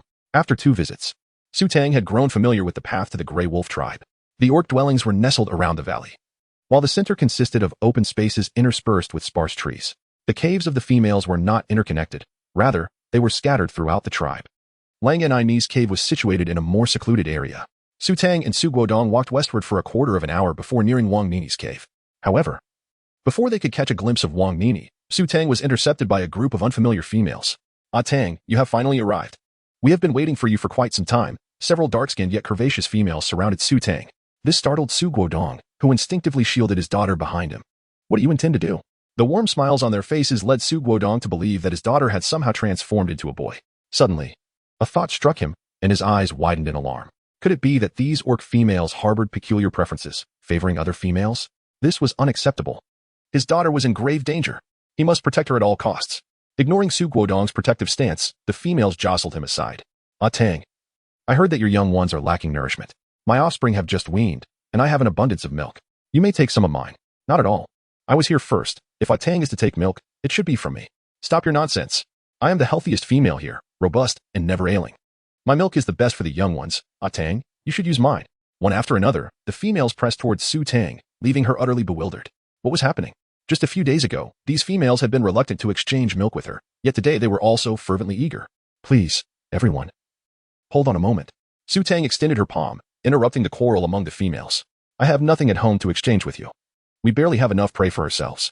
She assumed these females were like Wolfman, seeking prey. Upon hearing this, the females exchanged shy smiles.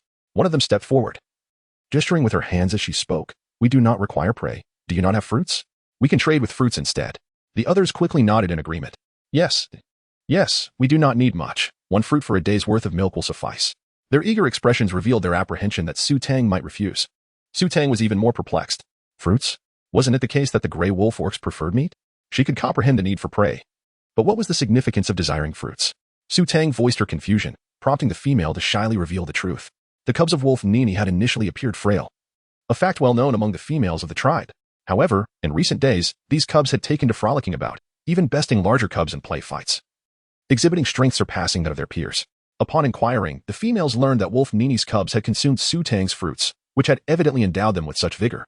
Convinced of the miraculous properties of Su Tang's fruits, they lingered nearby, hoping to barter with her for these fruits to bolster the strength of their own young.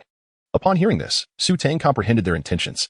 I apologize, but the fruits I possess were foraged from the forest, and my supply is limited. Moreover, I have already committed to exchanging with Wolf Nini, thus I cannot engage in further trades with you.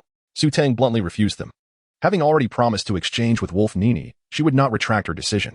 Upon hearing Su Tang's refusal, the females did not lose heart. Instead, they chuckled. Wolf Nini is so frail, her milk cannot possibly be nourishing. Your cubs will fall ill if they consume it. You should exchange with us. We require fewer fruits than Wolf Nini. Indeed, and moreover, Wolf Nini's milk is insufficient for your 5 cubs. They surely cannot be satiated, can they? Chapter 31. The clue of the clay. The females were eager expressions, tirelessly promoting their milk, a stark contrast to their earlier cold rejection of Su Tang. Listening to their incessant slandering of Wolf Nini in their quest for fruit, Su Tang could not help but furrow her brow. Just as she was about to decline once more, her gaze lifted and fell upon Wolf Nini not far behind the females. It seemed Wolf Nini had overheard their remarks. Her eyes met Su Tang's for a fleeting moment before she immediately averted her gaze in embarrassment. Without waiting for Su Tang to speak, she hurriedly turned to leave. Su Tang's expression turned icy as she pushed aside the female blocking her path, her voice cold as she declared, I have stated that I shall only exchange milk with Wolf Nini. With that, she exchanged a knowing glance with Su Guodong, and the two hastened after the direction in which Wolf Nini had departed, leaving a group of females gazing longingly at their retreating figures. The females were filled with regret, lamenting that had they known this day would come, they should have exchanged milk with Su Tang back then. However, it was too late for regrets now. All they could do was silently envy Wolf Nini's good fortune in winning Su Tang's favor. Wolf Nini. When Su Tang caught up with Wolf and I, she had already returned to the cave. Hearing Su Tang's voice, Wolf and I stopped and turned back, somewhat incredulously. Tang, how could you possibly come here? Weren't you supposed to be exchanging milk with those females? How did you manage to move so swiftly? Neither my father nor I could keep up with you. Su Tang approached, breathless. She had run all the way, not expecting that despite Wolf and I's frail appearance, she could run so quickly. Yet it had utterly exhausted her. Su Tang did not mention the earlier incident. She approached Lang Nini, deliberately ignoring the faint redness in Lang Nini's eyes, and gently said, I haven't had the chance to exchange milk with you today. I just visited Wolf Kuay's home and arrived later than usual. I apologize for making you wait. Su Tang surmised that Wolf Nini, unable to wait any longer, had ventured out to ascertain why she had not yet arrived, coincidentally witnessing the recent scene. Upon observing the gentle smile adorning Su Tang's face, Wolf Nini's eyes reddened even further. I shall not exchange milk with you after all. My health is not good, and your cubs would not thrive on my milk. It would be far better for you to seek a robust female for this purpose. Wolf Nini said, lowering her head to evade Su Tang's earnest gaze, her voice slightly choked. Though she yearned for her own cubs to become healthier from the fruits, she did not wish to jeopardize the well-being of Su Tang's offspring due to her own condition. Su Tang had already benefited from exchanging such fine fruits for milk. She could not put Su Tang in a difficult position. Upon hearing her words, Su Tang could not help but chuckle. The milk would not jeopardize the health of my offspring. They have already grown accustomed to your milk. Constantly switching would only be detrimental to them. Moreover, we had already reached an agreement. Do you wish to renege on it? My little ones will surely go hungry. Beside them, Su Guodong noticed the redness in Wolf Nini's eyes and felt a pang of sympathy. This girl seemed to be about the same age as his daughter, a carefree age. Yet here she was, already bearing children. However, as a man, he found it awkward to offer comfort regarding the matter of milk. Thus, he could only speak indirectly. Previously, we approached them seeking an exchange, but they refused. Now that it is their turn to regret, this is what we call the wheel of fortune turning. We shall not be at their mercy, right, Tang Tang? Father speaks wisely. They were the ones who initially rejected us, and I hold a grudge, Su Tang replied. Following his lead, after 2 days of interaction, she had discerned that Wolf Nini was a gentle and kind female. She was always forthright with her words. Hearing Su Tang's response, Wolf Nini felt even more touched. Tang, thank you. She understood that Su Tang was trying to comfort her. She opened her mouth to express her gratitude, but was interrupted by Su Tang. It is I who should be thanking you. Had you not been willing to exchange milk with me, my little ones would likely have perished from hunger. Su Tang was not exaggerating. When she first traversed to this world, the 5 cubs were all lethargic, devoid of any vitality. And it was thanks to the nourishing milk of Wolf Nini that they managed to survive. Observing this, Wolf Nini no longer hesitated, sincerely acknowledging Su Tang's kindness. If you ever require my assistance, do not hesitate to ask, Wolf Nini earnestly offered. Su Tang pondered for a moment. Indeed, she had inquiries to pose to Wolf Nini. I am in search of a particular type of soil, and I wonder if you have encountered it, Su Tang inquired. What kind of soil do you mean? Please elaborate. Wolf Nini responded, her expression one of curiosity. While other females sought nourishment, she found it peculiar that Su Tang was searching for soil. After all, can soil be consumed? The colors I seek are yellow-brown, gray-white, or red-purple. Su Tang succinctly explained the characteristics of the clay suitable for pottery to Wang Nini. However, Wang Nini found herself lost in a haze of confusion, managing to barely grasp a few key traits. Tang, what do those colors you mentioned look like? Wang Nini inquired, her understanding seemingly wavering. It appeared as though she partially comprehended the information, yet there remained a veil of uncertainty. Observing Wang Nini's blank expression, Su Tang exchanged a knowing glance with Su Guodong. Ahem, I nearly forgot. We are in the ancient continent. Orcs cannot discern such a multitude of colors. They can only vaguely distinguish between red, yellow, blue, and green. Anything beyond that would truly perplex them. Su Tang pondered for a moment, surveying her surroundings before pointing out several plants of similar hues to Wolf Nini. It was then that Wolf Nini began to grasp the situation, exclaiming with sudden realization. So it is this color. I believe I have encountered it outside the tribe, considering that females seldom venture beyond the tribe. The sights and experiences from such an outing are unlikely to be forgotten. Su Tang and Su Guodong gazed at Lang Ni with eager anticipation. This was pivotal for their transition from the Stone Age to the Pottery Age. It suddenly occurred to me that there was a yellow soil on the mountain to the north of the tribe, just as you described. Lang Ni pondered carefully and replied earnestly. She had once stumbled on that mountain, and the soil had smeared onto her animal skin skirt, which her partner had chided her about for quite some time, leaving a lasting impression. The mountain to the north. Su Tang noted this crucial information and smiled warmly at Wolf Ni, expressing her heartfelt gratitude. If she had ventured to seek it out on her own, she could not have known when she would finally succeed. Su Tang did not believe that consulting other orcs would yield any fruitful information, as they were primarily concerned with sustenance, oblivious to the nuances of soil color. Today, fortune favored her. Now, she could merely await an opportune moment to explore the mountain that Wolf Nini had mentioned, to ascertain whether it harbored the clay she sought. Feeling a touch of bashfulness, Wolf Nini lowered her gaze and said, No need for thanks. I shall fetch you some milk. With that, she hurried back to the cave. She had prepared the milk in advance, fearing that Su Tang would arrive and have to wait, thereby wasting her precious time. As Wolf Nini departed, Su Guodong leaned closer to Su Tang, murmuring his admiration. This girl is truly remarkable, possessing a kind heart, yet her gentle nature may render her susceptible to bullying. Such a disposition would lead to exploitation even in modern times, let alone in this ancient continent where the law of the jungle prevails. Su Guodong is a university professor, and watching Wang Nini is akin to observing his own students. Su Tang remained silent, contemplating that there was no need to foresee the future. It was evident that Wang Nini's past had not been particularly pleasant. However, she refrained from elaborating. For the course of one's life is not something that can be altered by mere words. Soon, Wang Nini emerged with milk in hand. After exchanging their items, Su Tang ceased any further pleasantries and prepared to leave with Su Guodong. At that moment, a gray wolf came rushing back from outside the cave, clutching its prey in its jaws, and halted before Su Tang. Chapter 32. Wang Nini's companion. Wang Nini's face brightened upon seeing the newcomer. Wolf Chi, you have returned. Did you catch something today? Su Tang was suddenly enlightened. It turned out that the companion of Wolf Ni was a gray wolf. The wolf transformed into human form, approached Wolf Ni, and placed the prey on the ground before turning to regard Su Tang and her companion. Ni, who are they? This is the Su Tang I mentioned, and this is her father. Wolf Ni hurriedly introduced Su Tang. Upon hearing this, Wolf Chi cast a lingering glance at Su Tang. So you are Su Tang. Ni has been speaking of you these past few days. Wolf Chi's demeanor visibly brightened.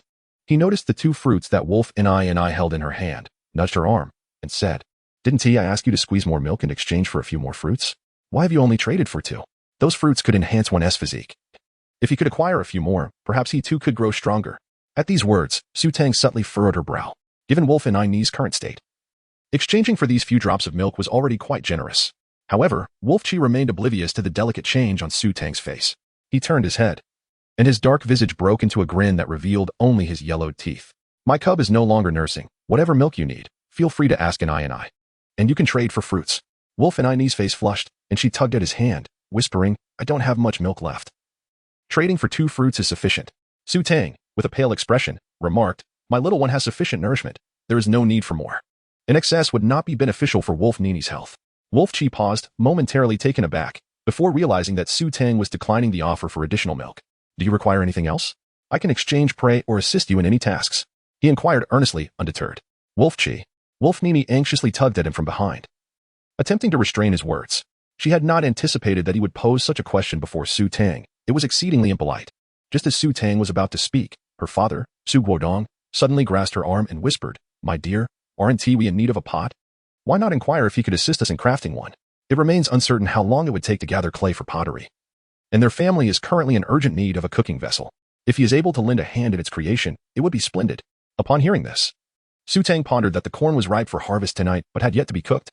She nodded and said, "Very well. Could you craft us 2 stone pots?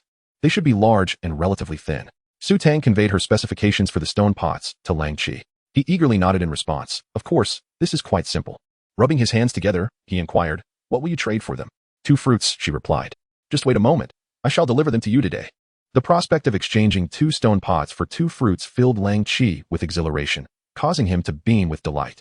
Without further ado, he entrusted his catch to Lang Ni and set off in search of the stones needed to create the pots. Lang Ni, unable to restrain him, called out, but to no avail. "Ah Tang, I truly apologize. I had no idea," she said to Su Tang, her expression one of regret as she realized Lang Chi had already departed. "Why don't you take back the fruits and wait until Lang Chi has finished the stone pots before exchanging?" As she spoke, she attempted to return the apples to Su Tang. Su Tang naturally declined, casually stating, "It's fine. Neither my father nor my brother can make a stone pot. I was just worried about not having one, so it's quite nice that your partner can help." She spoke the truth. However, Wang Nini still felt somewhat guilty, thinking that she must repay Su Tang well in the future. After exchanging a few pleasantries, Su Tang and Su Guodong returned home. Not long after, Wang Chi returned, carrying 2 large stones. Noticing Wang Nini still standing at the cave's entrance, he asked with curiosity, "Nini, why aren't you going inside?" Wang Nini wore a rare serious expression, grasping Wang Chi's hand to prevent him from leaving, and furrowed her brow, saying, "Wang Chi, can you tell me before you do anything in the future? What's wrong?"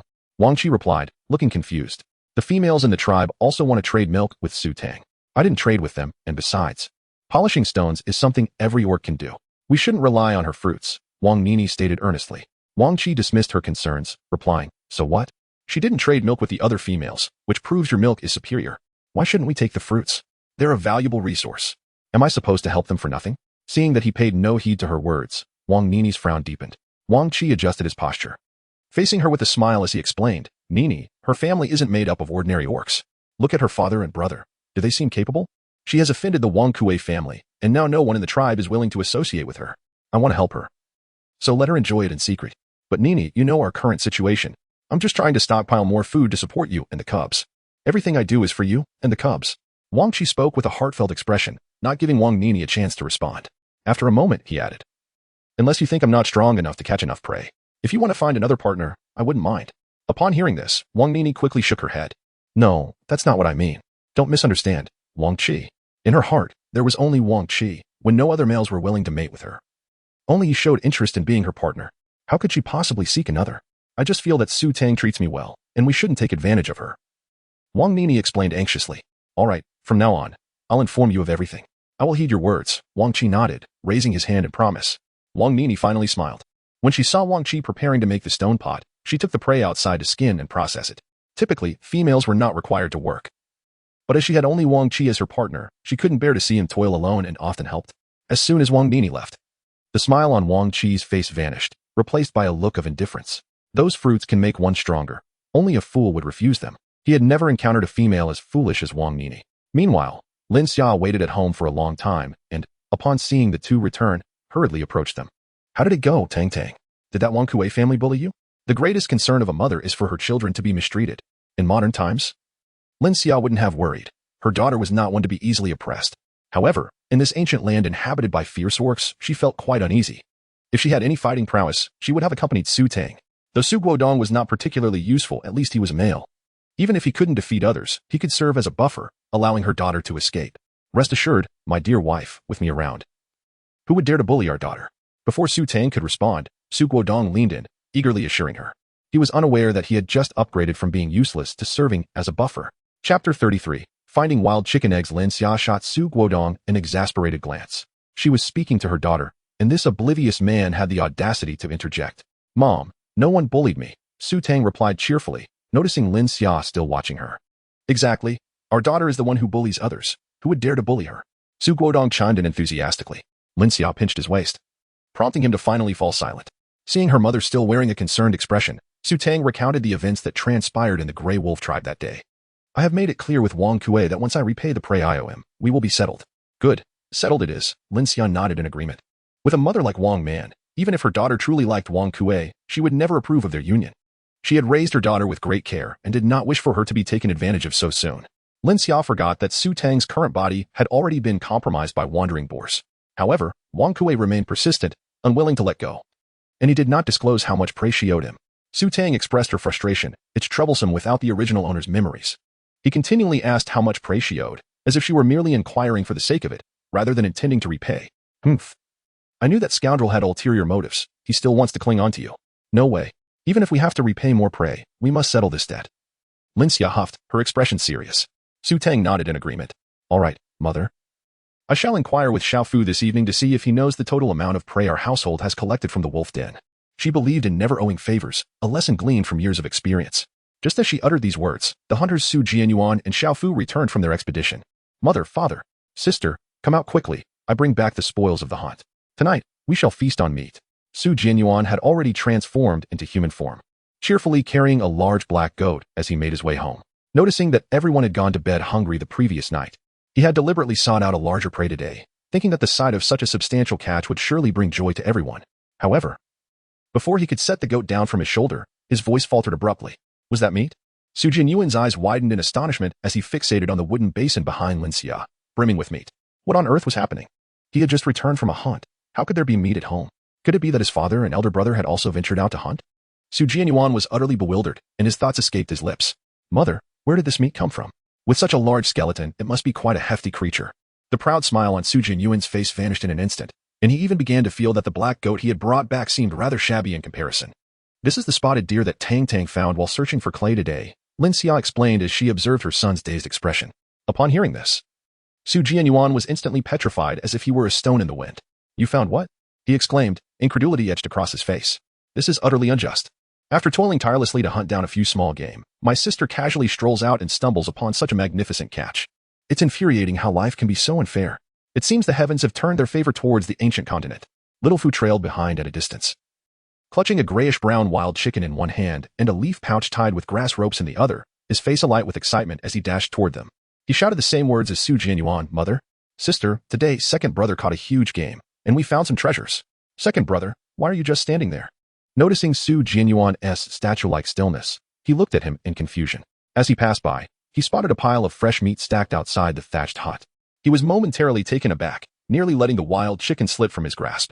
Meat. So much meat. How could there be this much meat at home? He saw the venison on the ground, then glanced at the wild chicken in his hand, and finally at the scrawny black goat slung over Su Jianyuan's shoulder. He quietly closed his mouth and tucked the wild chicken behind him. Without comparison, there is no harm done. What treasures have you brought back? Su Tang, observing their reactions, couldn't help but chuckle. She approached and gently patted Little Fu on the head. In stark contrast to his earlier exuberance, Little Fu now appeared somewhat listless. Just this, he replied, placing the leaf pouch on the ground and unfolding it. Su Tang lowered her gaze to behold several plump, glistening eggs. Instantly, thoughts of her 5 young cubs sprang to mind. While they were still unable to consume meat, these eggs would serve perfectly. She could prepare a delicate steamed egg or perhaps a simple boiled egg, mashing the whites and yolks to feed her little ones. Such nourishment would be a delightful treat for the kittens. Beastmen, too, indulge in eggs. They require no preparation. Merely cracking the shell and letting the contents slide effortlessly into their mouths, cool and smooth, swallowed whole without the need for chewing. A truly delightful experience. Little Fu, having discovered the wild eggs, was eager to return and share his find with everyone, thrilled at his success in foraging for food. However, little did he anticipate the crushing disappointment that awaited him. Indeed, these were fine treasures, Little Fu. You have done well, Su Tang praised with a warm smile, collecting the wild eggs. Yet, instead of feeling elated at her commendation, Little Fu's expression turned sour, his face scrunching up like a steamed bun. In comparison to meat, these few eggs were scarcely enough to fill the gaps between his teeth. Su Tang's words, he surmised, were merely a soothing balm for herself.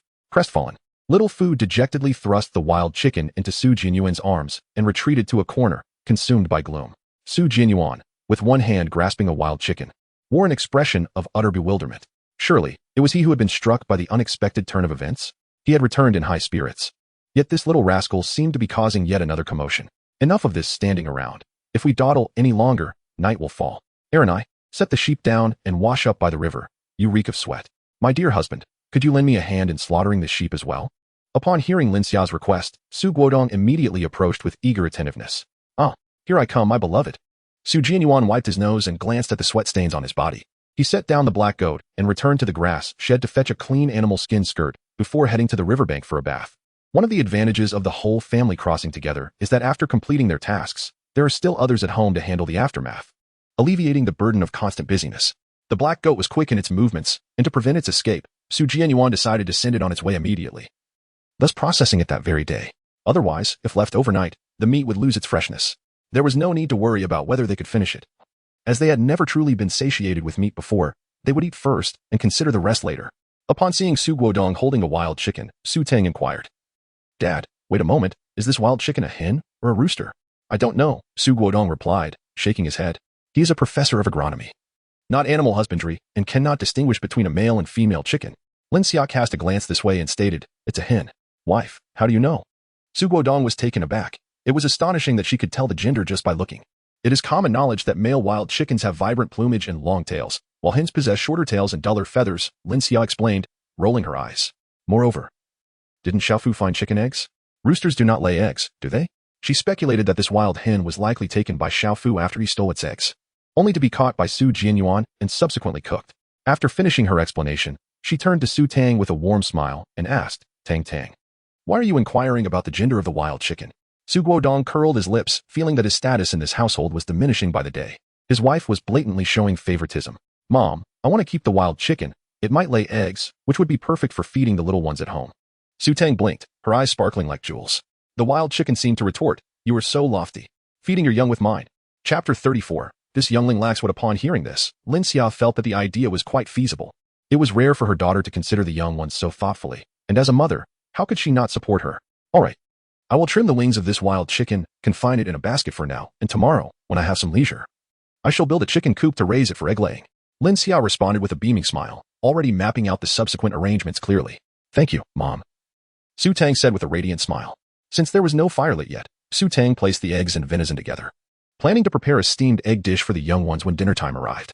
Noticing that her parents were busy, Su Tang remembered that the milk she had just prepared had yet to be fed. She poured the milk into a wooden bowl she had crafted earlier that morning, ready to nourish the younglings. After a few days of familiarity, Su Tang had become quite adept at feeding. The wooden bowl was specially designed for the young ones. To be precise, it was a large dish with edges higher than a typical plate to prevent spillage, allowing the kittens to easily access it. Previously, she had held each kitten individually, feeding them with a spoon, but today, since the little ones had opened their eyes, she decided to let them attempt to feed themselves. Su Tang entered the grass hut and gently placed the wooden bowl on the ground. The cubs, alerted by the sound, perked up their ears, stretching their tiny claws in a languid yawn while rolling onto their backs to reveal their fluffy little bellies, some even letting out gentle yawns. The largest cub, swift in its movements, caught the scent of milk and wobbled over towards the wooden bowl. The other three quickly followed suit, and the last one, a frail little creature, stumbled clumsily, its forepaws moving in different directions, nearly toppling over several times, as if it were trying to navigate with its head. Su Tang, this little kitten appears to be somewhat lacking in intelligence. Observing the other kittens eagerly lapping up the milk, she could no longer bear to watch. She gently lifted the last remaining one and placed it beside the wooden bowl. At last, the less clever cub was able to partake in the nourishment.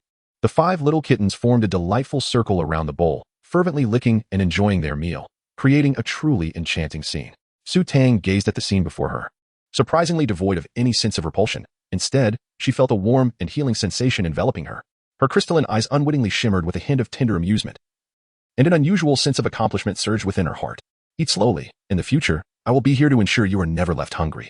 Su Tang crouched beside the wooden bowl, intending to admonish them to eat more slowly, when she suddenly noticed white droplets splattered across the faces and heads of several cubs. Upon closer inspection, the less intelligent cub was drinking milk like a sprinkler truck, showering its siblings' faces with rhythmic splashes. Su Tang furrows her brow. This creature is truly foolish in a way that is utterly unique. Su Tang did not wish to bathe the cubs after every feeding, so she crafted a small wooden bowl to separate the most foolish one, giving it a bowl of its own. After finally finishing the feeding, Su Tang felt utterly exhausted, both physically and mentally. She retracted her earlier thoughts. What sense of accomplishment? What healing? Raising cubs was merely a source of endless trouble, a constant source of toil. Su Tang meticulously cleaned the wooden bowl and noticed that the hourglass had just run out. She was reminded of the newly planted corn on the farm and swiftly entered the agricultural space. The corn had reached maturity, with towering stalks nearly 3 meters high. In one plot of land, 3 stalks grew, while across 2 plots, a total of 20 ears of corn hung. Each ear was uniform in size, measuring 3 times that of an ordinary cob. The golden yellow corn tassels cascaded downwards, reminiscent of a mermaid's shimmering golden locks emerging from the sea, a truly enchanting sight. Su Tang eagerly harvested the corn. After glancing at the selling price in the warehouse, she noted it was 3 gold coins each, 3 times the price of apples. Truly, the seeds she purchased at a high cost were worth it. Delighted with the price, Su Tang anticipated that selling the corn after just 1 day's growth would allow her to recoup her investment. At this rate, earning the 500 gold coins needed to unlock the 3rd plot of land would take no more than a couple of days. Currently, there were 42 apples remaining in the warehouse, but Su Tang resolutely decided to continue planting corn. Once she had tended to her farm duties, Su Tang took 8 ears of corn back to the shed. The young ones were well fed and soundly asleep. Meanwhile, Su Shiwei was still chopping wood, and the elders had gone to the river, leaving the black goat unattended. Su Tang moved the corn outside the shed, intending to strip off the outer husk and wait for her brother to return and start a fire for cooking. Just as she set the corn down beneath a tree, she spotted Xiaofu returning from an unknown place. After a period of introspection, he had come to terms with his situation. As a young one, finding an egg was already a significant achievement. In the past, he would have rejoiced at the presence of meat at home. Why should he now feel downcast? Lost in thought, he suddenly noticed the green stalk in Su Tang's hand, and the last vestige of confusion dissipated. Curiously, he approached her. "Sister, what is this?" "This is corn, a type of fruit," she replied. As Su Tang was about to explain, Xiaofu's eyes suddenly sparkled with excitement. "Sister, did you find this fruit in the forest as well? Is it delicious? What does it taste like?" His eyes blinked in anticipation, fixated on the corn in Su Tang's hands, unable to resist licking his lips. The large fruit that his sister had picked previously was delightful, so surely this fruit would not disappoint either. Su Tang gazed at the luminous expression in his eyes, momentarily doubting whether her vision had faltered. Could this be the same little wolf cub who had regarded her with disdain upon her arrival? In just 2 days, he appeared utterly transformed. "Yes, you will know soon enough," she nodded, extending the corn cob in her hand to Xiaofu, preparing to teach him how to peel back the husks. Xiaofu, believing Su Tang was offering him a treat, looked utterly thrilled. "Thank you, sister," he exclaimed, eagerly stuffing the corn cob into his mouth. With a loud tear, he bit off a large chunk of the husk. Expectantly, he chewed, only to be met with a peculiar, bitter flavor. "Sister, this fruit tastes strange. Is it not ripe yet?" He mumbled through his mouthful, his words unclear. Su Tang raised her hand, but the words she intended to stop him with were caught in her throat. "This young man is remarkably quick." She rubbed her forehead, her tone tinged with exasperation. "Xiaofu, this fruit is not meant to be eaten like that. The outer layer must be peeled away." Su Tang explained while picking up an ear of corn, skillfully removing the husk to reveal the plump, golden kernels within. Xiaofu was momentarily taken aback, his chewing motion coming to a halt. Once he regained his composure, he quickly spat out the tough husk that was difficult to chew. "Pop, pop, pop. No wonder it tasted so unpalatable," he exclaimed. "Sister, why didn't you tell me sooner?" Xiaofu pouted, mumbling softly. Su Tang twitched her lips, exclaiming that I hadn't given her a chance to speak. Xiaofu, imitating her, peeled off the remaining husks, removed the corn silk, and took a bite of the kernels. Each burst of juicy corn exploded at the tips of her teeth, the sweet nectar flowing into her mouth. The novel flavor caused Xiaofu's pupils to dilate slightly. Her ears perked up in curiosity. The taste was somewhat peculiar, yet intriguingly delicious. Unsure, she decided to take another bite. Chapter 35, preparing to build a toilet. Xiaofu pondered as she took another bite, tilting her head to savor the flavor. This fruit was indeed bursting with juice. It was sweet yet not overly rich, with an unusual texture that was quite delightful. "Sister, this fruit is delicious, so different from the ones we had before," Xiaofu exclaimed, cradling the corn and speaking with her mouth full. Su Tang initially intended to save the fruit for a meal, cooking it to enjoy later. However, upon witnessing him devour it with such enthusiasm, she refrained from intervening. Well, if the little wolf cub delights in it, let him indulge.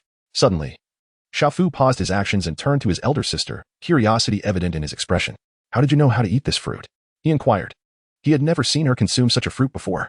It seemed that ever since she had fallen from the cliff, she had become remarkably astute, acquiring knowledge of many things unknown to him. Su Tang cast a sidelong glance at Xiaofu, her expression unfazed as she explained, "I tried it while picking the fruit." Fortunately, her mental fortitude was commendable, and deceiving a mere child presented no challenge. Xiaofu suddenly understood, exclaiming in realization. He thought to himself that in the future, should he encounter an unpalatable fruit, he would peel it to see if it might taste better. With this notion, he felt a wave of regret for all the delicious fruits he had overlooked in the past. Su Tang found it somewhat peculiar. Her younger brother was a wolf, yet he exhibited such an interest in fruits. The enthusiasm he displayed while consuming meat last night hardly suggested a preference for a vegetarian diet. Su Tang had yet to fathom the intricacies of the situation, so she diligently peeled the remaining corn husks and, alongside Xiao Fu, took them to the riverbank for washing. Upon their return, they encountered their parents who had just finished tending to the black goat, carrying the freshly skinned animal back home. The family reunited in the thatched shelter, just as Su Shiwei arrived as well. Elder brother, why have you returned so late? There is no need to rush with the timber house. It can be built at a leisurely pace, Su Tang remarked, noticing the beads of sweat upon her brother's forehead, indicative of his recent exertions. They were currently employing the most rudimentary tools and were short-handed, which undoubtedly made the construction of the timber house a formidable task. Su Tang did not wish to exhaust her elder brother just for the sake of a cabin. It's all right. The sun has yet to set. It is still early.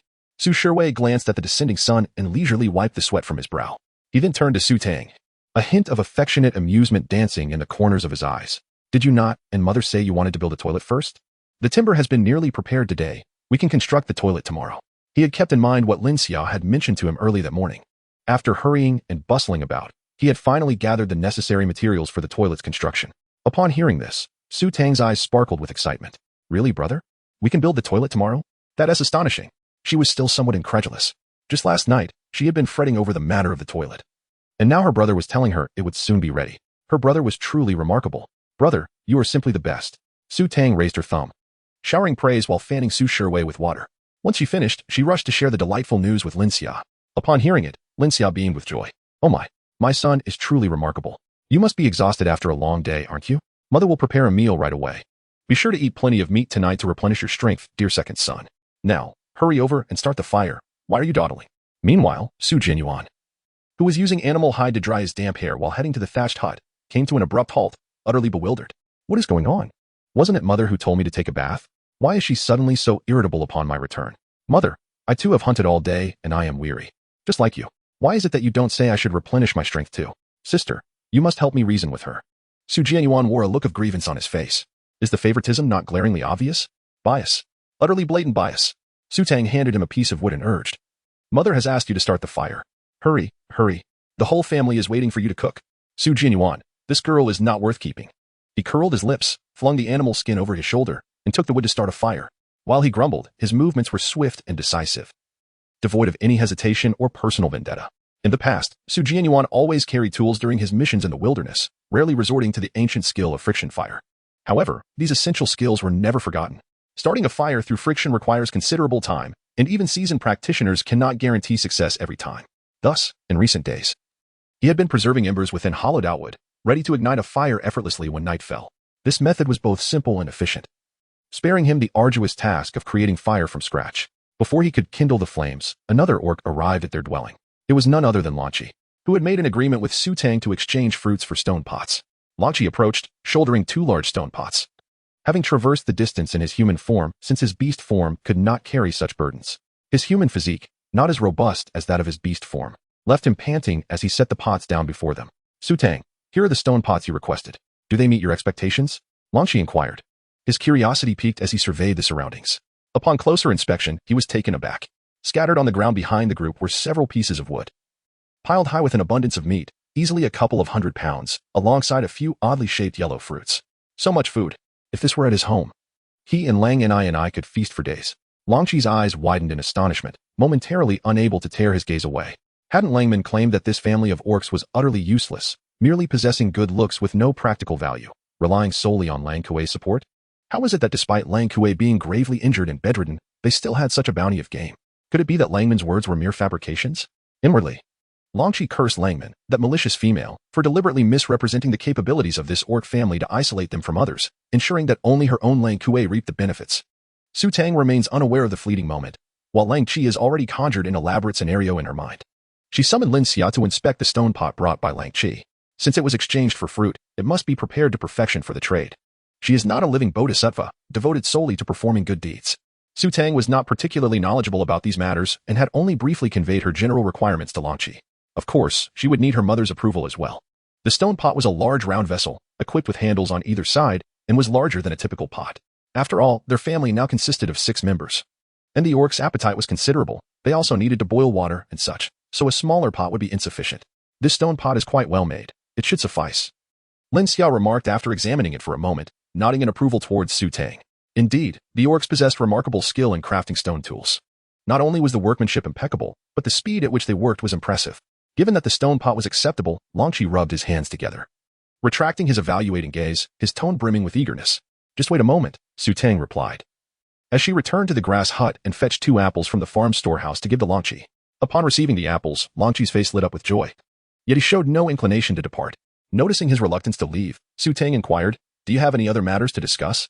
Chapter 36. It turns out the little wolf cub has a sweet tooth. Longqi chuckled, rubbing his hands together as he asked, "Do you need assistance with anything else? I can help with other tasks too. I'm willing to work as long as you exchange fruits or food with me." He gazed enviously at the meat behind Su Tang. Although he managed to catch prey daily, most of it was reserved for Wolf Nini and the cubs, leaving him only partially satisfied. Furthermore, this labor seemed far less arduous than hunting. If grinding stones could earn him food, why would he need to hunt at all? Su Tang naturally noticed his gaze. After pondering for a moment, she realized that with the construction of the toilet scheduled for tomorrow, she was in need of a squat toilet. The thought of using the farm's primitive latrine, where summer's trousers would lead to a sight of writhing maggots, was akin to a childhood nightmare. Since a toilet was being built, it followed that a bathroom must also be constructed, although there would be no prying eyes here. The river water was far too cold, and she had yet to experience a proper bath.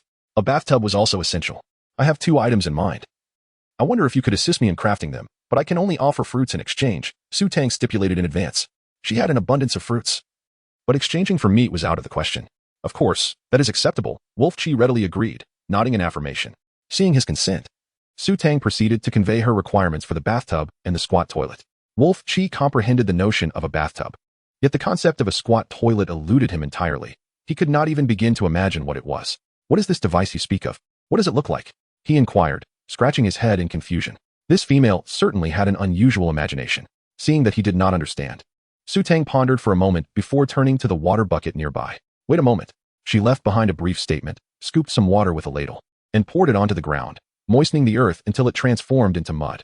With a few deft movements, she shaped it into a model of a squat toilet. Presenting it to Longqi, she inquired, "Is this the way it should be? Can you replicate this?" Longqi took a glance at the model, nodded with assurance, and replied, "Certainly, I can manage that. You can rely on me. So, how many fruits will you trade this time?" He mentioned fruits in nearly every sentence. 8 fruits in exchange for 4 stone tools. The tub was a large item, and the squat toilet was intricate and challenging to craft. Su Tang requested 2 of each, ensuring they were separated for easier cleaning later. This arrangement was quite fair, and Longqi was equally satisfied. They agreed that he would deliver the items the following evening, and with a sense of fulfillment, he departed with the apples. For Longqi, the ability to carve a few large stones to obtain such wondrous fruits felt like an extraordinary windfall. Su Tang had her own plans. Regardless, the stone tools would eventually need to be crafted. Although the females were aware of the fruit's unique properties, they could only speculate, should they truly exchange it. It would confirm their suspicions. As for the exchange with Longqi, it was not out of concern for Lang and I. Given her understanding of Longqi, it was clear that he would not be generous enough to part with the fruit. Only his family had tasted it, and when the time came, he would surely concoct an excuse, claiming they had been misunderstood, and no one would be able to refute that. The others naturally had no objections to Su Tang's decision. After bidding farewell to Longqi, Su Jianyuan's fire was kindled. Lin Xia had initially intended to prepare roasted meat, but with the addition of a pot, she promptly altered her plans, instructing the laborer Su Jianyuan to construct a stone stove, setting up the pot. The stone stove resembled those used in rural banquets, built from bricks arranged in a circle, with an opening left for firewood to control the heat, upon which the round pot was placed. Lacking bricks and dealing with uneven stones, Su Jianyuan managed to assemble a rather crooked structure that barely stood. He was met with Lin Xia's disdain. "After all this hard work, I still have to endure criticism. This is utterly unjust. Am I not blood-related?" Su Jianyuan felt utterly wronged, toiling through the most perilous and arduous tasks, only to be scorned. The family, of course, had no time to attend to him. Some were washing pots, others cutting meat, while others steamed eggs. After a long day of labor, they eagerly awaited dinner. With 2 large pots at her disposal, Su Tang planned to use one for cooking and the other for boiling water or preparing corn and steamed eggs, tasks devoid of oil. Without any detergent available, washing a pot used for meat, which retained grease, was a challenge. She could hardly bring herself to wash it again in water meant for personal hygiene. Although she was not particularly fastidious, she did strive to maintain cleanliness whenever circumstances permitted.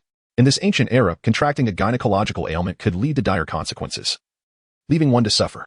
As for the cooking, Lin Xia naturally did not allow Su Tang to interfere. 1 pot perfectly accommodated 6 ears of corn, while the remaining ear was cut into pieces for stewing with lamb ribs, filling the pot to the brim with meat from a single sheep. For lamb legs were removed, and along with 2 deer legs, they were roasted just like the rabbit from the previous day, 1 for each person, ensuring fairness. Xiaofu watched with drool pooling at the corners of his mouth, observing his mother's preparations. He feared this might be his last feast of meat. He had never consumed so much meat in a single sitting throughout his life. The more he contemplated, the more he felt fortunate. It was all thanks to his sister for pushing their mother and the others off the cliff that they now enjoyed such a fortunate existence. This credit belonged to his sister. Dinner is ready, Lin Xia called out, and the five gathered around the stone pot. The lamb soup and roasted legs took longer to prepare, so they began eating corn while waiting for the meat to cook.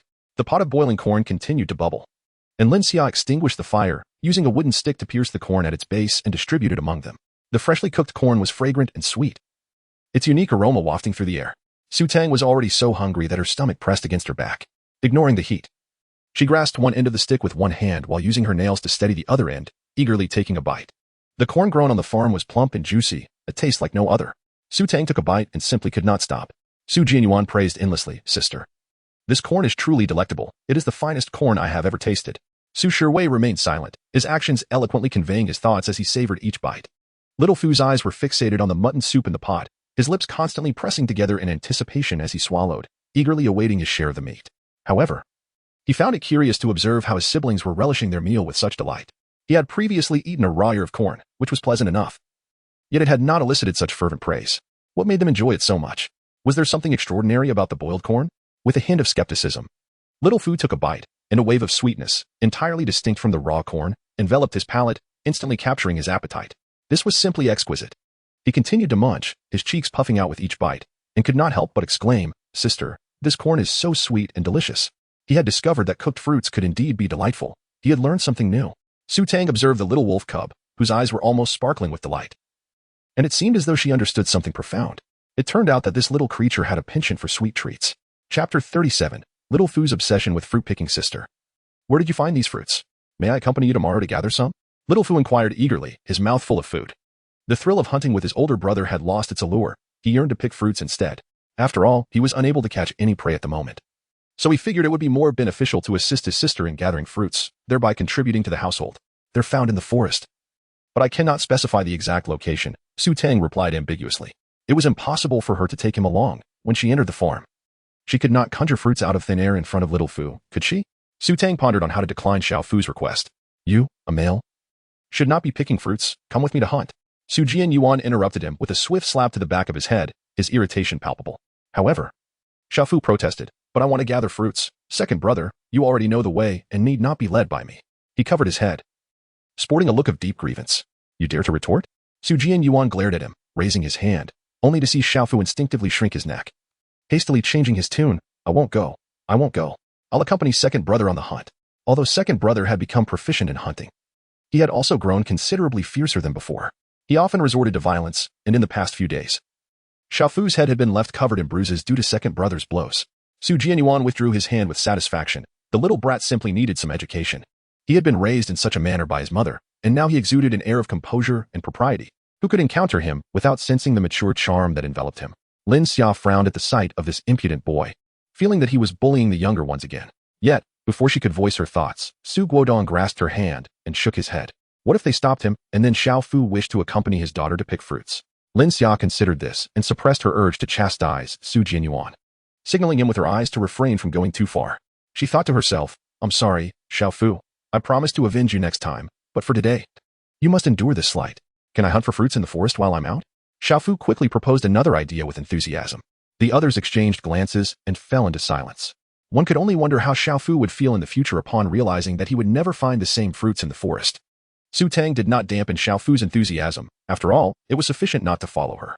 After finishing the corn, the mutton soup and roasted lamb and venison legs were also ready. The mutton soup, devoid of salt and seasoning, and the roasted lamb leg could hardly be considered gourmet fare, yet in this ancient continent, they were indeed rare delicacies. Su Tang and the others had no aversion to the meal, consuming every morsel of meat and broth with great relish. Only when one is satiated can they muster the strength to pursue a better life. It was Little Fu's first experience savoring lamb soup. As he relished the scalding meat, tears streamed down his face uncontrollably. If only he could gnaw on the bones, he would have devoured them as well. The family gathered around the fire, having finished their dinner, as the night deepened into darkness. For several nights, the moon had been obscured, leaving them to rely solely on the flickering flames to tidy up the remnants of their meal. Little Fu, feeling somewhat useless, was urged by Lin Xia to retire for the night. The pots and pans would have to wait until tomorrow when they could be washed by the river, as there was insufficient water at home. The cleanup was swift, Yet 2 legs and half a piece of meat remained amidst the chaos. Upon encountering Lin Xia, Su Tang intended to place the meat in the wooden basin and could not help but express her concern. Mother, if we leave the meat here, it might be stolen by wild beasts during the night, wouldn't it? While the weather is such that the meat won't spoil overnight, we still have to contend with numerous pests like rats, weasels, and insects. If it were to be taken while we sleep, it would truly be a loss. Lin Xia, suddenly realizing her oversight, slapped her forehead. She had momentarily forgotten that they were in an ancient continent. It was one thing for small creatures to pilfer their provisions, but attracting a larger predator could result in a catastrophic loss for their household. Then, where shall we store the meat? Lin Xia inquired, glancing at the others. Su Tang contemplated placing the meat in the farm, believing it to be completely secure. However, upon attempting to do so, she discovered that it was utterly impossible to bring anything from outside into the farm, leaving her at a loss. How about we construct a rack, placing a wooden board atop it to hold the meat? This way, it should remain safe from being pilfered, suggested Su Shimi. The others, unable to conceive of a better solution, readily agreed to follow her proposal. The 2 brothers worked together, and before long, they had fashioned a triangular rack over 2 meters tall, with a wooden board at the pinnacle to support the venison. They then circled the base with thorns, ensuring that small wild animals could not access it. If larger beasts were to be attracted, there would be little they could do, and they would have to rely on the effectiveness of the traps that Su Jianyuan had previously set. Mother, let us place the wild chicken and its eggs up there as well, Su Tang reminded, not forgetting her precious eggs and the hen that was about to lay more. Su Jianyuan noticed the wild chicken egg in Su Tang's hand and immediately exclaimed, I completely forgot about the wild chicken eggs. Sister, why didn't you bring them out to eat while you were having your meal? One for each of us would be just perfect. The taste of boiled eggs in plain water is delightful, requiring no seasoning to be enjoyable. Do not get your hopes up. This is not for you. Su Tang cast a glance at him and remarked, the wild chicken eggs are meant for the chicks. You may indulge in the meat instead. Su Jianyuan suddenly recalled that his sister had now become the mother of 5 little cubs. With a soft click of his tongue, he teased, Sister, it seems you truly regard yourself as their mother now. You are quite kind to these little ones. I hadn't noticed you possessed such a tender heart. I merely wish to prevent them from starving. Their available food is already scarce, and a few wild eggs cannot satiate your hunger. Su Tang interjected without a moment's hesitation. Su Jianyuan chuckled, wearing an expression that seemed to say, do you believe me or not? His sister had a peculiar habit. Whenever her heart contradicted her words, she would concoct a plethora of excuses. Despite being someone who rarely felt the need to explain herself in her daily life, this was her way. All right, fine. You are right. Su Jianyuan nodded in agreement, but suddenly a thought struck him. Do you think the father of those little ones might come looking for them? What if he tries to take them from you? It had been a considerable time, and he had yet to lay eyes on the father of those younglings. Upon hearing this, Su Tang's expression faltered. It was said that her yet-to-be-met partner was a wandering beastman. Wandering beastmen were often notorious, having been cast out by their tribes. No community wished to accept them, leaving them to survive in the depths of the forest. Su Tang nearly forgot the existence of such an orc. From Xiaofu, she had only learned that the cub's father was a wandering orc. As for why only she and the cub had returned while the wandering orc had vanished without a trace, no one knew. Well, if their father were to appear, I would simply let him take the cub away. Su Tang replied casually, as she never had a fondness for furry creatures. Are you truly willing to part with it? Su Jianyuan inquired deliberately. What is there to be reluctant about?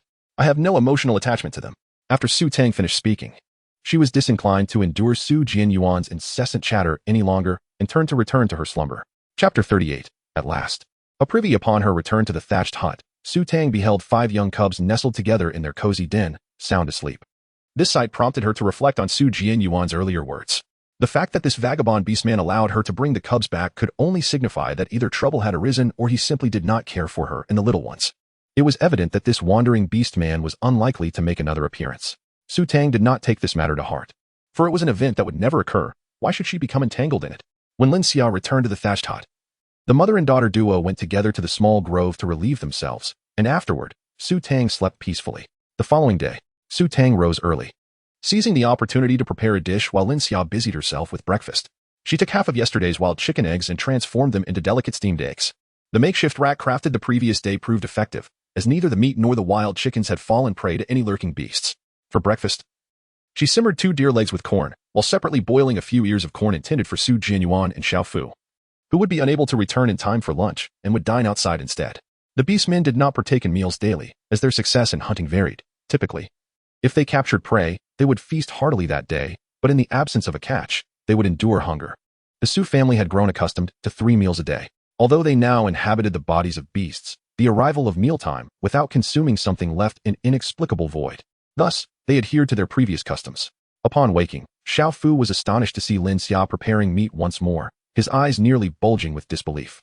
Had they not feasted on meat just the night before? Why was Mother insisting on another meat meal? Previously, they had dined on fruits, and he assumed the forest was still plentiful. Hence, he paid no mind. But this was meat. What beast man could afford to eat meat every day? What was he lingering for? He hastily washed his hands to partake in the meal, for they would soon venture out to hunt. Jianyuan emerged from the grass shelter and spotted Xiao Fu standing outside, lost in thought.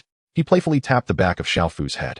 The encounter with the spotted deer that Tang had rescued yesterday had left him disheartened. Today, he was determined to find a larger prey to prove his significance within the family. Oh, Xiao Fu finally snapped back to reality, responding with a nod before proceeding to wash his hands. It was perplexing why, after their tumble, his elder brothers had taken to calling fruits and meat dinner, exclaiming let's eat every time food was served. Nevertheless, he thought, as long as there was food, he would simply eat, for that was all that mattered. Both harbored their own thoughts. After Tang finished feeding the cubs, she emerged to join the meal and was taken aback to observe that both Xiao Fu and Jianyuan were eating with extraordinary fervor. A sense of perplexity washed over her. What could possibly be the matter with these two? Why did they rise so early? Seemingly invigorated as if they had been infused with adrenaline? Once breakfast was concluded, Jianyuan prepared to venture out for a hunt. However, before he could depart, he was halted by Xia. Hold on, she said. Tang intends to raise some wild chickens. You must construct a chicken coop before you leave. Jianyuan wore a furrowed brow. Mother, this elder brother is capable. You should let him handle it. I have pressing matters to attend to. If we do not hunt, what will our family eat? Xia remained indifferent. Your elder brother has even more urgent matters at hand and lacks the time. Jianyuan lamented his plight. Yet he had no choice but to fulfill his mother's request to construct the chicken coop before setting off. Given that there was only a solitary wild chicken, the coop need not be excessively large. A simple wooden fence enclosing an area of approximately 10 square meters would suffice. Xiao Fu, assisting by passing the timber, wore a puzzled expression. Why raise it? Wouldn't it be better to eat it directly? Such a wild creature might just fly away. In the eyes of the beast men, prey existed solely for consumption, and the notion of domestication was entirely foreign. If we remove its wings, it won't be able to fly away. By keeping it, we can have it lay eggs for the young ones to eat. Today, Tang exhibited remarkable patience, addressing each of Xiao Fu's inquiries. However, she was met with further confusion. But sister, if there's only one, how can it lay eggs? Xiao Fu persisted, still bewildered. Beastmen, like all creatures, required mating to produce offspring, and the same applied to wild animals. Tang paused momentarily, realizing that hens could indeed lay eggs independently. Although those eggs would not hatch into chicks. Can they lay eggs without mating? Xiao Fu's expression transformed into one of astonishment, as if a new realm of understanding had been unveiled before him. Tang nodded in agreement. Why is that? Can sister still give birth to offspring without mating? Xiao Fu, resembling an inquisitive child, persistently inquired. Tang suddenly regretted her decision to engage with the little wolf cub. Was it appropriate for such a young one to inquire about matters of mating? There was no reason to explain. One would understand in due time. With a sullen expression, Tang replied and promptly placed the wild chicken in the coop before making her swift exit. Why must one wait until adulthood to comprehend such things? Was it not possible to know now? Little Fu yearned to follow closely behind and press for further answers. How had he never noticed before how much his sister knew? However, before he could wander far, he was seized by Jianyuan, who grasped his collar and dragged him off for a hunt. My dear, I believe this young lad is quite easy to raise. After only a few days, he has grown so close to you, Su Guodong remarked, having appeared behind Tang. Watching the departing figures of Little Fu and Jianyuan with a look of contentment, Tang's lips twitched slightly. It was rather overcooked. She would rather it be undercooked than engage in a discussion about mating with a mere cub. After bidding farewell to the two visitors, the moment that Tang and Xia had eagerly awaited finally arrived, the construction of the toilet. Given the distance of approximately 100 meters between the wooden cabin and the grass hut, and the impossibility of relocating the toilet in the future, the group decided to build the toilet adjacent to the wooden cabin for convenience. A round trip of 100 meters was not a burden.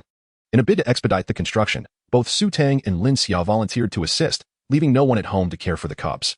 After some contemplation, Tang resolved to bring the cubs along. She lined a wooden basin with a layer of leaves and a layer of animal hide, placing the 5 cubs within, and carried it directly to the clearing. Fortunately, the cubs were exceptionally well behaved, sleeping soundly wherever they were placed. One by one, they lay on their backs, basking in the warm sunlight, drifting into a sweet slumber. Tang felt a profound sense of relief. These little cubs, aside from causing a bit of mischief during mealtime, were quite well behaved at other times, causing no disturbances apart from their slumber. Once the cubs were settled, the group began constructing a toilet. Su Shiwei and Su Guodong served as the primary workers, diligently excavating the latrine pit and constructing the toilet, while Tang and her mother Xia aided by passing wooden planks. The design of the toilet was quite rudimentary, resembling the most common styles found in rural areas of the past. It encompassed a few square meters, divided into male and female sections. viewed from above. Its overall shape resembled a concave letter, with entrances flanked by makeshift barriers, effectively serving as doors, thus negating the need for additional ones. Behind it, a connection led to the latrine pit, typically covered with a protective layer. In erecting the toilet, Su Shiwei employed a mortise and tenon structure, ensuring its robustness and stability against collapse. Once the walls were constructed, a roof was added, topped with thick grass leaves to prevent leaks, while the surrounding walls were sealed with earth to fill any crevices. By the time everything was completed, the day had nearly passed. Despite being drenched in sweat, the group felt an overwhelming sense of accomplishment at the sight of their newly constructed toilet. Surprisingly, their very first new dwelling in this ancient land turned out to be a toilet. Indeed, regardless of the era, acquiring a new home is never an easy endeavor. Chapter 39. Could his memory be faulty? Is it really finished? Do we no longer have to venture into the thicket? Lin Xia gazed at the swiftly completed toilet, still somewhat incredulous. It was not yet usable. They would have to wait for Lang Qi to finish the squat toilet before it could be operational. Su Tang reminded her mother not to celebrate too soon, questioning whether Lang Qi could indeed craft the squat toilet. Lin Xia, however, was unperturbed. The toilet had already been built, and she could afford to wait for the squat toilet. Although it was temporarily unusable, the mother-daughter duo remained exceedingly elated. Dear daughter, we have 2 toilets. Please choose which one shall be designated for men and which for women, Su Guodong inquired, eager to please Lin Xia. Naturally, the decision-making authority did not rest with the men of the household. Tang, you decide, Lin Xia suggested with a gentle smile. Let the right side be the women's toilet and the left side be the men's, Su Tang proposed thoughtfully, reminiscent of their rural hometown. To avoid any awkward mix-up later on. Very well, we shall abide by Tang's decision, Lin Xia affirmed, her face aglow with joy. This moment surpassed even the happiness they felt when they initially purchased their new home. There was simply a unique satisfaction in creating something with their own hands. Once the decision was settled, Su Shiwei fetched a stone knife to inscribe the characters for male and female outside each respective section. Even in this ancient realm, a sense of ceremony was deemed important. Son, do you think it's wise to carve these characters? What if other beastmen see them and inquire? Su Guodong questioned. Noticing the inscriptions, beastmen cannot read. Who would pay attention to this? We can simply say it serves as a distinguishing symbol, Lin Xia replied dismissively. Upon reflection, Su Guodong realized that if there were indeed individuals who could read, they must have also traversed through time, perhaps even leading to the discovery of fellow compatriots. After toiling for the better part of the day, the family, utterly exhausted, returned to their humble straw hut to quench their thirst and rest. Su Tang was preoccupied with the matter of the third fruit from the farm. After relocating the cubs back to their nest, she proceeded to the farm to gather corn, while also taking the opportunity to check if there were any new seeds available for purchase in the marketplace. Unfortunately, aside from the corn seeds, no new offerings had appeared in the marketplace. Su Tang had no choice but to leave the farm, realizing that the seeds of this third fruit could only be sought in reality, much like the apple. However, despite the vastness of the forest, finding an edible crop proved to be no simple task. Su Tang could not help but silently criticize the female protagonists in novels who effortlessly discover food and herbs upon stepping outside. Such tales are nothing but fabrications. Lacking any wilderness survival skills, existing in this ancient continent is an endeavor more challenging than ascending to the heavens. The food that one might realistically encounter is as rare as a phoenix feather, while insects, spiders, and rodents abound with protein. They are simply unpalatable and utterly incapable of satiating one's hunger. Su Tang believed that, in addition to promptly addressing the issue of quality of life, the matter of sustenance also required attention. It was insufficient to rely solely on her second brother for their survival, nor could they thrive on a monotonous diet. She was contemplating discussing with her parents the possibility of foraging for crop seeds in the forest when she noticed Su Jianyuan and Xiao Fu returning earlier than expected. Brother, what brings you back so soon today? Su Tang inquired, her face a mask of confusion. She glanced at the sky. It was still afternoon, around 1 or 2 o'clock. Whereas the two usually returned only when the sun was nearly set. Su Jianyuan held 2 gray wild rabbits in his hands, while behind him, Xiao Fu clutched a legless wild chicken. My son, your hunting skills have reached an extraordinary level, capturing prey so early in the day. Su Guodong exclaimed with delight as he approached, eyeing the plump rabbits in his son's grasp. Su Jianyuan, however, displayed little joy on his face as he explained. This is what was caught in the trap I set yesterday. Noticing his gloomy demeanor, Su Tang curiously inquired, isn't it a good thing to catch prey in a trap? Why do you appear so troubled, dear brother? In the past, you would have reveled in such success. Why has he suddenly changed his demeanor today? The prey caught in the trap is too small. Not every trap guarantees a catch. I cannot rely solely on traps. I must devise other methods of hunting. Su Jianyuan cast a glance at Su Tang, primarily stimulated by the spotted deer she had just picked up. He had long since lost interest in such trivial prey. Furthermore, there was a possibility that one day the trap might yield no catch, leaving them without sustenance. His concerns were not solely driven by a competitive spirit. 2 rabbits and a wild chicken would scarcely suffice to satiate a family of 6. Should there come a day devoid of meat, they would have to rely on fruit for survival. As a man, how could he allow his family to go without meat? Brother, why the rush? Missing a meal without meat won't lead to starvation. Don't let the pressure overwhelm you, Su Tang reassured him. Naturally, she maintained a rather laid-back attitude, especially now that they had the farm as a safety net, so she didn't perceive the lack of prey as a significant issue. There were other food sources available. Were there not? Little Fu nodded in agreement, saying, Sister is right. These catches are enough for us. In the past, he would never have dared to envision such a life. Alas, since the second elder brother had become industrious, he too was burdened with worries. Su Jianyuan, however, held a different perspective. Shaking his head with unwavering determination, he asserted, No, I must capture my prey. Relying solely on traps is insufficient. I require a reliable weapon. While hunting like a leopard is no longer feasible, possessing a weapon would make the task much easier. Su Tang still wished to enlighten Su Jianyuan, but Lin Xiao beside her shook her head and said, Let it be. He has always been this way since childhood, so strong-willed. It is best not to interfere. Since their mother had spoken, Su Tang decided to let it go. Su Jianyuan handed 2 wild rabbits to Xiaofu before embarking on a quest to gather materials for weaponry. Xiaofu scratched his ear, his face a portrait of confusion. Was second brother truly ambitious since childhood? He had no recollection of such a trait. In his memory, second brother had always been the laziest, relishing in cunning and trickery. Could it be that his memories were flawed? Lin Xia, despite her verbal dismissal, took Xiaofu along to handle the prey, fearing that his presence might hinder her performance. After a brief respite, Su Shiwei and Su Guodong resumed their task of chopping wood, preparing for the construction of a wooden cabin. The young cubs, having slumbered for the better part of the day, began to stir restlessly. Su Tang prepared a serving of apple puree to feed the cubs, ensuring they finished their meal before enforcing a mandatory nap. At this tender age, once satiated, the cubs could not help but drift into slumber. Su Tang adeptly grasped the habits of the young cubs, and with her prior experience as a caregiver, raising them became a seamless endeavor. Once her tasks were complete, she found herself with little to occupy her time. Bound to the home to tend to the cubs and keep an eye on the hourglass, she was required to harvest fruits from the farm at the appointed time. Although these tasks appeared to be rather undemanding, the prospect of lying down to rest was not an option. She could only wait in anticipation. Feeling bored, Su Tang decided to check on the progress of Su Jianyuan's weaponry. To her surprise, upon stepping outside, she found Su Jianyuan seated on a stone stool beneath a tree, scratching his head in frustration. As soon as he caught sight of Su Tang, his eyes lit up, and he eagerly waved her over, exclaiming, Sister, you have arrived just in time. I am in dire need of assistance. What is it?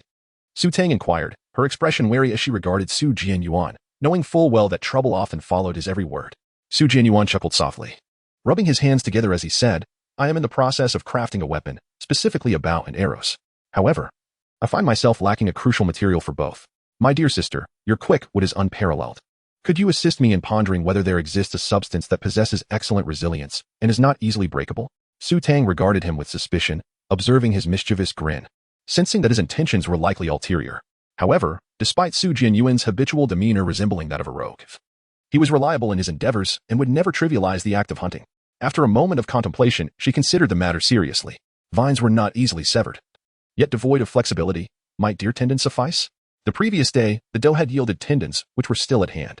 Given their current impoverished state, Lin Xiao would not discard any usable remnants from their quarry. After all, who knew when they might prove useful in the future? Besides, keeping them posed no inconvenience. Over the past few days, she had accumulated various bones, hides, and even the teeth of wild beasts, all piled beside the grass shed. Deer tendons? Excellent, bring them forth, and I shall test them. Su Jianyuan's eyes sparkled with enthusiasm. His responsibilities lay solely in hunting, leaving him unaware of what useful items resided at home. Very well, I shall retrieve them, Su Tang responded, as she sifted through a heap of clutter to unearth the deer tendons, which she then handed to Su Jianyuan. Su Jianyuan took the deer tendons but did not leave. Instead, he continued to grin at Su Tang with a mischievous smile. Hey there, I still require something else. What is it? Su Tang furrowed her brow, her intuition suggesting that Su Jianyuan's aim was likely related to what lay behind her. I intend to craft a bow and arrow. I have secured the materials for the bow, but I still need some feathers for the arrows. Would you be so kind as to spare me a few from that wild chicken you caught today? Su Tang countered with a question. Su Jianyuan curled his lips and replied without a moment's hesitation that wild chicken is far too small. Its feathers have yet to fully grow. It is of no use. Su Tang hesitated, but Su Jianyuan immediately raised his hand in assurance, saying, Sister, I shall merely borrow a few feathers, ensuring no harm comes to your wild hen, so that it may lay eggs for your little ones. Very well, but only a few, and the wild hen must remain unharmed. Seeing his earnest expression, Su Tang reluctantly nodded in agreement. After all, plucking a few feathers should not adversely affect the wild hen. Besides, the weather was temperate, and there was no fear of the hen succumbing to the cold. In due time, the feathers would regrow. By the way, where do you all hunt? I heard from Wolf Nini that clay might be found in the mountains to the north. If you plan to go there, I would like to join you. Su Tang recalled the matter of searching for clay. Although there was no immediate need for a pot, the creation of pottery should not be delayed. While wooden utensils could suffice, they were unrefined, and the unsanitary conditions here limited their usability over time. How wonderful! I too wish to explore a new hunting ground. We shall venture to the mountain you mentioned. Without a moment's hesitation, Su Jianyuan readily agreed, eagerly rushing off to pluck chicken feathers before Su Tang could utter another word. Observing his jubilant figure, a wave of doubt washed over Su Tang. Why did she feel as though she had been deceived? As dusk fell, Su Tang was preparing to visit the Greywolf Tribe to exchange milk with Wolf Nini. However, as soon as she stepped outside, she unexpectedly encountered Wolf Kuay and Wolf Nini, who had come to her. Wolf Kuay was shouldering a bathtub that was considerably larger than himself. Following closely behind Wolf Nini, what brings you here as well? Upon seeing the two individuals, Su Tang promptly approached them. A smile graced Wolf Nini's face as she explained, I noticed that Wolf Kuay was on his way. So I brought the milk along to save you the trouble of going to fetch it yourself. Su Tang received the milk and led the two individuals to the tree beside the grass hut. Wolf Kuay, unable to contain his eagerness, set down the bathing tub with more urgency than Su Tang, the inspector. Tang, I have prepared the items you requested. Please take a look and let me know if there are any issues. Good. Su Tang nodded, examining the bathing tub and squat toilet brought by Wolf Kuay. All 4 items were crafted according to her specifications. Though the workmanship lacked meticulousness, everything else was satisfactory. It's fine, no problems, Su Tang expressed her contentment. She returned to fetch 10 apples, placing them in the woven basket she had crafted earlier, and handed it to Wolf Kuay. Do you have any more? Wolf Kuay began, but was abruptly interrupted by Wolf Ni, who stood behind him. Tang, we shall take our leave now. Thank you for entrusting these tasks to Wolf Kuay. From now on, I will deliver the milk to you. There will be no need for you to visit the Greywolf Tribe again. Without allowing Wolf Kuay a chance to respond, Wolf Ni took his hand and turned to leave, seemingly anxious to prevent him from speaking further. Before Su Tang had the chance to speak, the two had already departed. Hey, Nini, why are you dragging me away so soon? I hadn't finished my words yet.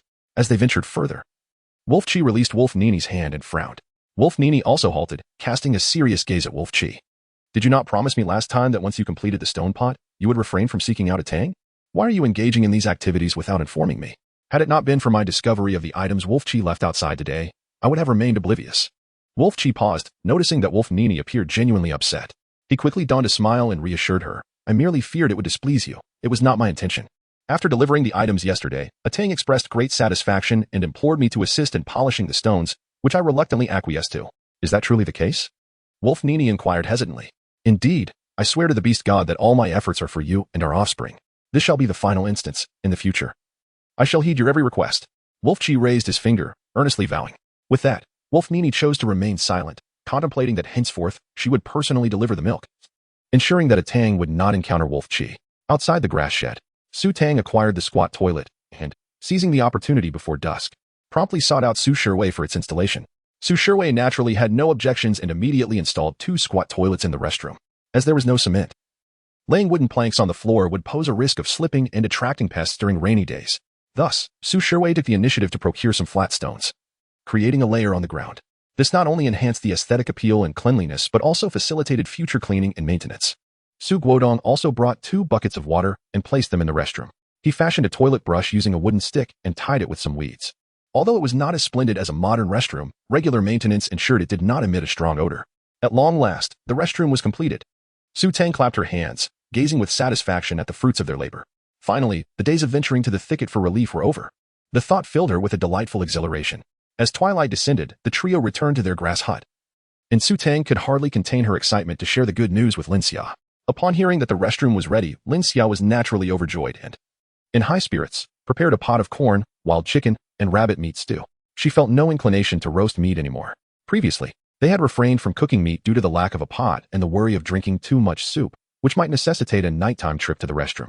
Now that they had a restroom, those worries were laid to rest. Su Tang also steamed the leftover wild eggs from the morning and fed them to her young ones, then delightfully enjoyed her dinner. At night, the mother and daughter still ventured together to the toilet, yet their moods were entirely different. However, this pleasant feeling did not last long. Perhaps it was a case of joy turning to sorrow.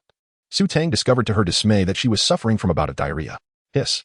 Squatting in the pit latrine, one hand clutching the leaves Lin Xia had passed to her, she couldn't help but gasp, Mom, why did you bring leaves with thorns? In her excitement, she momentarily forgot the newly adopted term of endearment. It's too dark, I couldn't see clearly. Are you alright, Tang Tang? Lin Xia, standing outside the toilet with a look of concern, asked apologetically. Su Tang was in agony, lacking the strength to converse with Linxia. As she leaned against the wall while exiting the restroom, one thought crossed her mind. She must prioritize the production of toilet paper in the future. She feared that if this continued, her delicate state would be in jeopardy.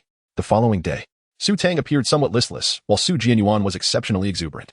His bow and arrows were ready. One bow and over a dozen wooden arrows, designed for repeated use. After testing them around the thatched hut, Su Jianyuan felt quite satisfied. Su Tang sensed that something was amiss. Yet today she was not quite herself, unable to articulate her thoughts. Remembering her arrangement with Su Jianyuan to venture to the mountains in search of clay, she entrusted Linxia with the care of the young ones and prepared to set out with Su Jianyuan and Xiao Fu. However, just as they were about to leave, Lang Nini rushed in, her expression fraught with urgency. As she ran, she breathlessly exclaimed to Su Tang, "Ah Tang, something terrible has happened. A wandering beast man has arrived in the tribe, claiming to be your mate." Chapter 41. Is he the father of the young ones? The offspring of Su Tang was born to a stray beast man, a fact known throughout the entire Greywolf Tribe. The stray beast men are scorned and reviled by their kind, and no beast man wishes to associate with them. Upon learning this news, Wang Nini hurried to find Su Tang. Hearing Wang Nini's words, the entire family of beastmen was taken aback, turning their gazes towards Su Tang. "Goodness. Sister, I told you, the father of the cub has come knocking at our door." "I was right, wasn't he?" Su Jianyuan exclaimed, clapping his hands in excitement. Su Tang, disinterested, turned to Wolf Nini and inquired, "Did that wandering beast man truly claim to be my mate?" "Indeed, he did utter those words. He is currently waiting in the Greywolf Tribe, insisting he will not leave until he sees you," Wolf Nini affirmed, her head nodding vigorously, her expression fraught with concern. "Ah Tang, what shall we do? If you wish to avoid him, it would be prudent to find a place to hide. I fear that if Wolfman encounters him, he will certainly inform him of your whereabouts." The wandering beastman was naturally unable to enter the tribe, and the orcs of the Greywolf Tribe were far too preoccupied to concern themselves with the affairs of a wandering beastman. However, should Wolfman become aware, it was likely he would create trouble for Su Tang, relishing in her misfortune. Beside them, Su Guodong nodded in agreement. "Nini speaks wisely. Daughter, perhaps we should indeed take cover. You and the cub should venture into the forest with the second child. It is better to avoid unnecessary conflict." He preferred to keep the peace and wished to shield his daughter from any potential trouble at this moment. Linxia, however, disagreed vehemently with Su Guodong's proposition, scoffing, "Hide? What is there to fear? If he dares approach, let him come. I wish to see who would dare bully my Tang Tang.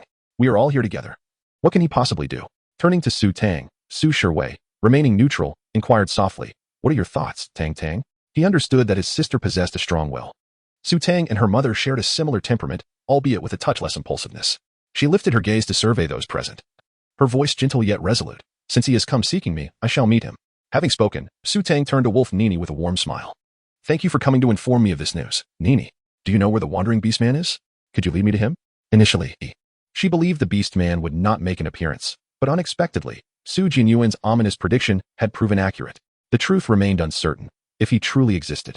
The cub's father posed a potential threat that needed to be resolved swiftly. She had never been one to shy away from challenges. Wolf Nini nodded eagerly. "Of course. But are you certain it's wise to confront him this way?" Her concern for Su Tang was evident. The beastman was known for his ferocity, showing no mercy even towards females, who typically kept their distance. If Su Tang were to associate with the beastman, the tribe might not accept her again. Noticing the reactions from Linxia and the others, Wolf Nini felt a flicker of doubt arise within her. Why did Su Tang's family seem unaware of the situation regarding the wandering beastman? Had Su Tang not shared her experiences from the forest upon her return? Before she could ponder further, Su Tang reassured her, "It's all right. You need not worry. I have my own plans." This statement was directed at both Wolf Nini and Linxia. Seeing that Su Tang had made her decision, Linxia wholeheartedly supported her, pulling Su Jianyuan and Su Shiwei to stand beside Su Tang. "Eldest and second, you both shall accompany Tang Tang and ensure she does not face any harm. Understood?" "Rest assured, mother. Who could possibly make my sister suffer?" Su Jianyuan replied nonchalantly, yet he positioned himself protectively behind Su Tang, ready to embark at a moment's notice. "Fear not. With both me and a Yuan here, Tang Tang will be safe," Su Shiwei assured Linxia with a composed nod. "I wish to join as well." Su Guodong began to step forward, but was promptly pulled back by Linxia. "What do you think you're doing? You'll only stir up trouble. And if you get hurt, I'll be the one tending to you. Stay at home and wait patiently." Su Guodong dared not refute and could only cast a glance at Su Tang, urging her to take care of herself. Upon witnessing this scene, Wang Nini's previous doubts dissipated. Ah Tang's mother remained as resolute as ever, commanding authority to the extent that even Ah Tang's father would not dare to oppose her. This indeed mirrored what Wang Man had previously stated. Xiaofu opened his mouth to speak, but silently closed it again, sensing that there was no place for his voice within this household. Nonetheless, with his elder brother now so formidable, He was confident that his elder sister would not suffer at the hands of the wandering beastmen. He decided to refrain from joining the commotion. Su Tang cast a reassuring glance at the elderly couple. "Mother, please keep an eye on the little ones. Make sure they don't soil their bedding while I'm away," she reminded Lin Xia before departing. The young ones have indeed learned to relieve themselves. Yet they often fail to control their urges and end up soiling their nest. They are far too young to comprehend proper toilet habits, necessitating constant supervision. TSK. Who is it that suggested taking the cubs to their father? If they are to be taken away, why concern yourself with where they relieve themselves? Su Jianyuan remarked with a teasing tone, a mischievous expression on his face. Su Tang cast him a glance, her expression serene as she remarked, "I merely wish to avoid the foul stench of excrement permeating the grass hut while I sleep at night. If you are fond of it, then feel free to let the cubs slumber with you. I hold no objections." Upon hearing this, Su Jianyuan immediately waved his hand and stepped back, exclaiming, "I shall not assume the role of a caregiver. You may tend to it yourself, for it is not my offspring." Lin Xia, accustomed to the bickering between the siblings, cast a meaningful glance at Su Tang with a knowing smile. She gently patted her hand and reassured her, "Fear not, dear one, with your mother present. You may go about your business with peace of mind. I shall take good care of your little one." Lin Xia had observed the changes in her daughter over the past few days. Under the protection of her and Su Guodong, along with her two elder brothers, Su Tang navigated her life with a sense of duty, performing well in all tasks yet appearing indifferent to everything around her, even choosing her profession as a caregiver rather blindly. Now that her daughter had found something she genuinely cared about, how could this mother not feel joy? Yet, the stubbornness of her daughter's tongue, one could only wonder whom she had inherited it from. Outside the valley of the Greywolf Tribe, upon the arrival of Su Tang and her companions, they were greeted by a throng of orcs surrounding the valley's perimeter, an incongruous sight in this secluded wilderness. Save for the day of their arrival, Su Tang had not encountered such a multitude of orcs before. Among them stood a slightly taller orc, his head barely visible above the crowd, seemingly the focal point of the gathering. Wolf Nini, feeling a surge of anxiety, halted and grasped Su Tang's arm, whispering, "We have arrived, Tang. I have heard that this wandering orc is quite formidable. He claims he will not leave until he sees you. Please, exercise caution." Her concern stemmed from the possibility that Su Tang had secretly eluded the wandering orc. If the orc had come to reclaim Su Tang, it would spell disaster. "All right." Su Tang replied with a nod, offering Wolf Nini a reassuring glance. Su Jianyuan also spotted the orc in the center, stretching his neck and squinting his eyes, one hand resting on his forehead, uncertainly inquiring, "Sister, is he the father of those young ones?" Chapter 42. At last, I have found you. Su Tang cast a glance at Su Jianyuan, reminding herself that she was not a Tang, and thus had no way of discerning who the cub's father might be. As they approached, the murmurs of the gray wolf beastmen seeped into their ears like water absorbed by a sponge. This stray beastman possesses quite the audacity, daring to seek out a female within our gray wolf tribe. One remarked, "A Tang is no longer one of our tribe's females. As long as this wanderer does not enter our territory, we cannot drive him away." To their surprise, a Tang had indeed chosen to mate with a stray beastman to avoid becoming a partner to Wolf Kuay. What a peculiar choice this female has made. The group of gray wolf beastmen gathered, eager to witness the unfolding drama. Unperturbed, the stray beastman leaned against a tree, arms crossed, a plant resembling a dogtail grass protruding from his mouth, eyes closed in pure enjoyment, as if he were on a holiday, entirely devoid of any embarrassment from being watched. "Hush! A Tang is coming." A low voice from the crowd broke the chatter, prompting the gray wolf beastmen to quieten down. As they turned to see Su Tang and her companions approaching, they parted ways, their expressions brimming with anticipation. Stray beastmen were known for their brutish and unreasonable nature. Once entangled with one, it was no simple task to extricate oneself. It seemed that a Tang was in for a challenging future. Upon hearing Su Tang's name, the stray beastman instantly opened his eyes, spat out the grass, and approached with enthusiasm, exclaiming, "A Tang? At last, I have found you." Su Tang halted 3 meters away, her gaze scrutinizing the unfamiliar figure of the vagabond beastman before her. Initially, she had imagined this wanderer to be a burly man of considerable age, yet to her surprise, he was a young lad, tall and slender. However, he appeared exceedingly disheveled, with hair resembling a tangled mass of mud, as if he had just emerged from a mire. His animal hide attire, though intact, had evidently never been cleaned or tanned, stained with remnants of blood, emanating a peculiar odor that was even more pungent than the scent she encountered while passing by refuse heaps. His emerald beastly eyes were perpetually half-closed, radiating an air of languor, while a distinct bluish mark adorned his forehead. "I searched for quite some time to find this place. It truly exhausted me. You, who had promised to be my companion, how could you just vanish?" The vagabond beastman prattled on, suddenly realizing that Su Tang's expression was one of unfamiliarity, his voice faltering as he regarded her with confusion. "A Tang, why are you silent? Have you forgotten me? I am Daqing." Daqing furrowed his brow, apprehensive that this female might be reconsidering her commitment. "You promised to be my companion. You cannot go back on your word." Before Su Tang could respond, Qing continued. No, it is of no use if you change your mind. I shall not accept it. You must be my companion, and from this moment forth, I will follow you, never to depart. Before Su Tang could utter a word, the stray beast man before her began to chatter incessantly, reminiscent of a machine gun. He immediately called out her name, confirming that he was indeed the companion Su Tang had sought. From his words, it became clear that she had returned secretly while he was unaware. However, Su Tang had ventured out precisely to avoid mating with Wolf Kuay, so why had she returned after finding a partner? Observing Qing's heightened emotions, Su Tang had no time for further contemplation. Taking a deep breath, she raised her gaze, her expression serious and earnest, and addressed Qing. Qing, my previous promise to become your partner was a moment of impulsiveness. I acknowledge my mistake in this matter, and I sincerely apologize. After Su Tang finished speaking, she sincerely bowed her head in apology and continued, aside from being a partner and taking the cubs, you may present any other requests, and I will endeavor to compensate you as much as possible. I hope you can understand. Naturally, a Tang must fill the pit she has dug, but she would not use herself to do so. The excited Qing, upon hearing Su Tang's words, momentarily froze, a flicker of hesitation passing through her emerald eyes. Cubs? What is this female talking about? The three siblings of Su Tang also noticed that Qing was acting strangely. They exchanged glances, their eyes revealing a shared sense of confusion. This wandering beastman seemed oblivious to the existence of the cubs. Did he truly not know that Su Tang had given birth to a litter? What nonsense are you spouting? I don't care. You've already promised me. I don't want any compensation. I only wish to follow you. I want you to be my partner, and this time you shall not escape. Qing waved his hand dismissively, resolute in his refusal to relent. Wolf and I was incensed by his shameless demeanor and could not help but stand up for Su Tang. You audacious wanderer. How dare you so brazenly come into our tribe to snatch a female? Typically, wandering beastmen avoid tribes, so how could you so openly approach us? If Su Tang weren't yet a female of the Greywolf Tribe, they would have likely driven you away long ago. Do not think to intimidate me, female. I am not here to snatch any females. I am merely seeking my partner, and I have not intruded into your tribe. Qing replied, a hint of pride in his tone as he shook his head at Wolf and I. I could simply remain here, waiting for my partner. Do you truly intend to confront me? The awareness of territoriality among beastmen is notably strong. Yet as long as one does not trespass upon the tribe's territory or harm its members, even if a wandering beastman lingers nearby, they are unlikely to take action.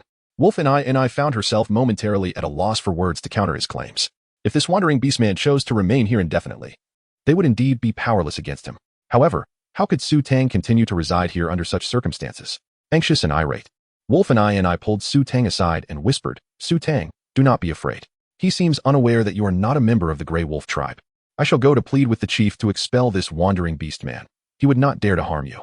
Though Su Tang harbored doubts regarding the likelihood of the wolf leader assisting her, she could not help but notice the genuine concern etched upon Wolf and I's face, which seemed to surpass even her own anxiety. With a smile, she nodded affirmatively. Very well, I am unafraid. Promptly, Wolf and I hurried to seek out the leader. Qing, I am Su Tang's elder brother. If you have any demands, feel free to express them. We can discuss this elsewhere. Su Shiwei stepped forward. Addressing Qing cast a fleeting glance at him, remaining obstinately unmoved. What is there to discuss with you? It's not as if I require you as my partner. I simply desire Su Tang. If you do not acquiesce to my request, I shall not depart. You insolent brat. Refusing to heed polite entreaties and instead opting for punishment. Are you looking for a fight? Su Jianyuan's temper flared suddenly, and he clenched his fists, preparing to strike the blue-faced youth. This rascal dared to cling to his sister. Not a chance. Today, he would certainly teach this lad a lesson, ensuring he would remember it well. If gentle methods failed, then he would resort to force. Neither Su Tang nor Su Shiwei anticipated that Su Jianyuan would act so decisively.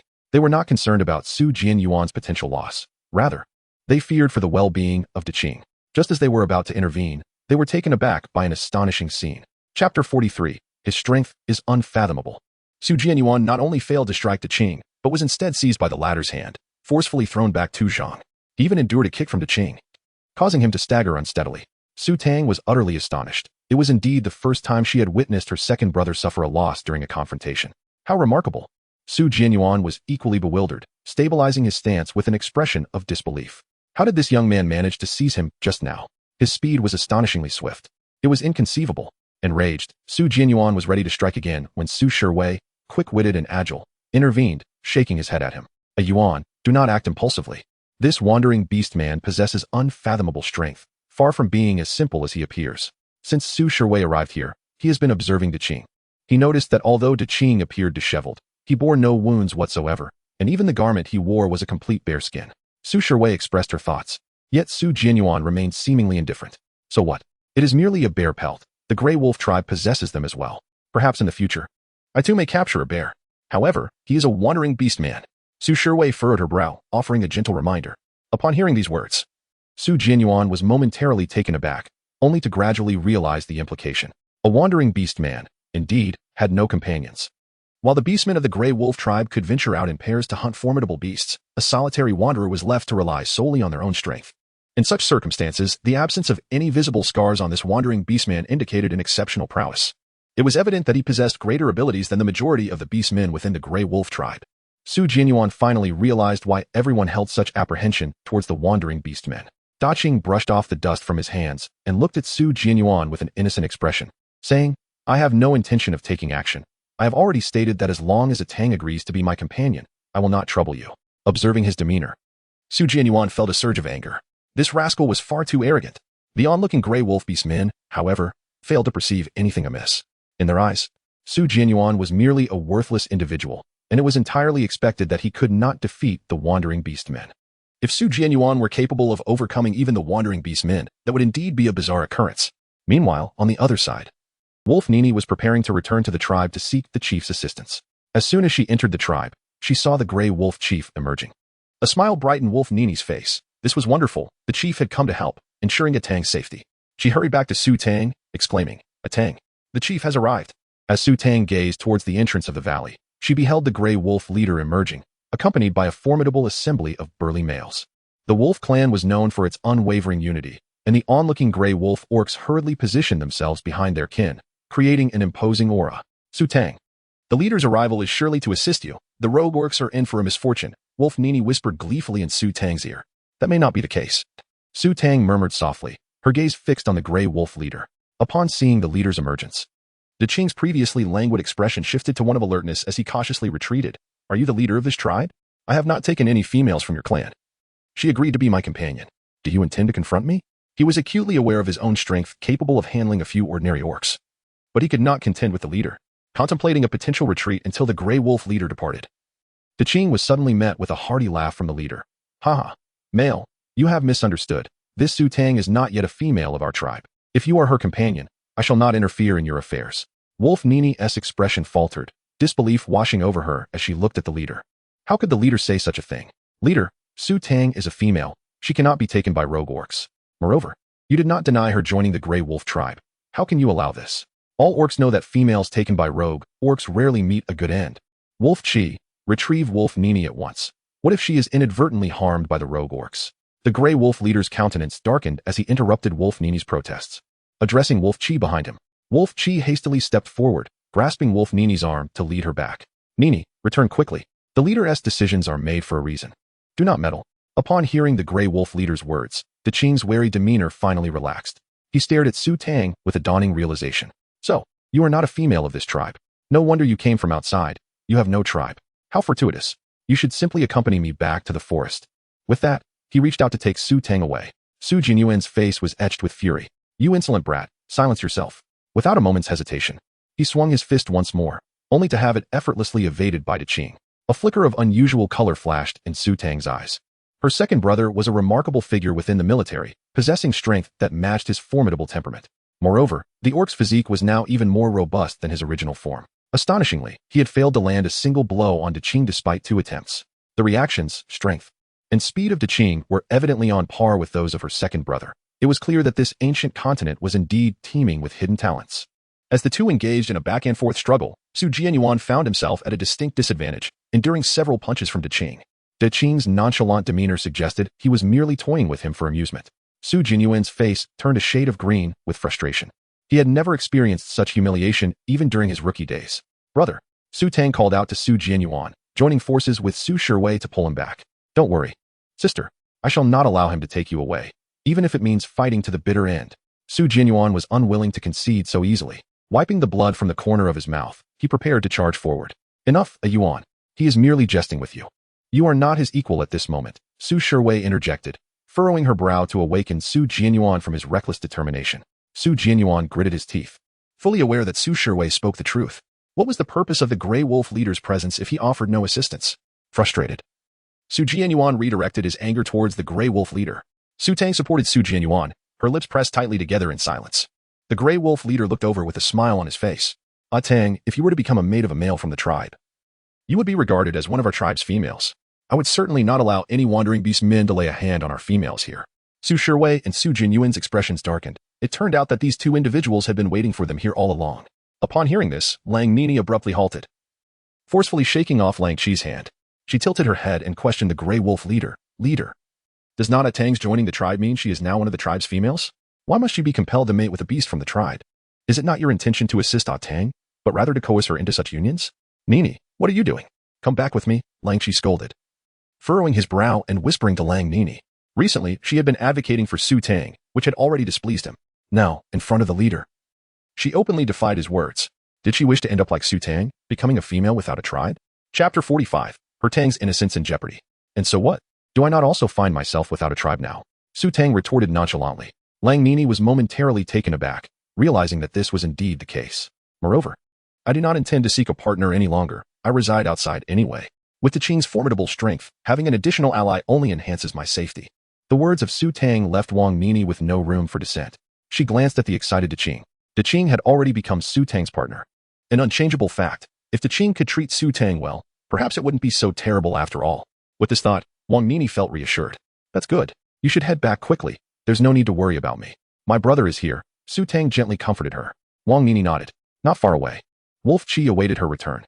Upon seeing Wang Nini finally relent, he grumbled discontentedly in her ear. How can you associate with those erratic vagabonds? What if the leader becomes enraged and banishes us from the tribe? Wang Nini had initially wished to ignore Wolf Kuay, but his words made her frown involuntarily. But Su Tang is in danger. He is not a female of our tribe. What concern is it of yours? Wolf Kuay replied dismissively. Wang Nini's frown deepened as she turned to face him. Su Tang even exchanged fruits with us. Su Tang had been the only orc since her childhood who did not disdain her frailty. Wang Nini felt that Su Tang was different from the others. A female as exceptional as Su Tang should not face harm. We exchanged goods too. Wolf Kuay was about to retort, but suddenly noticed the seriousness of Wang Nini's expression. He paused, then quickly forced a smile and explained, Nini, I was merely worried about you. Nothing more.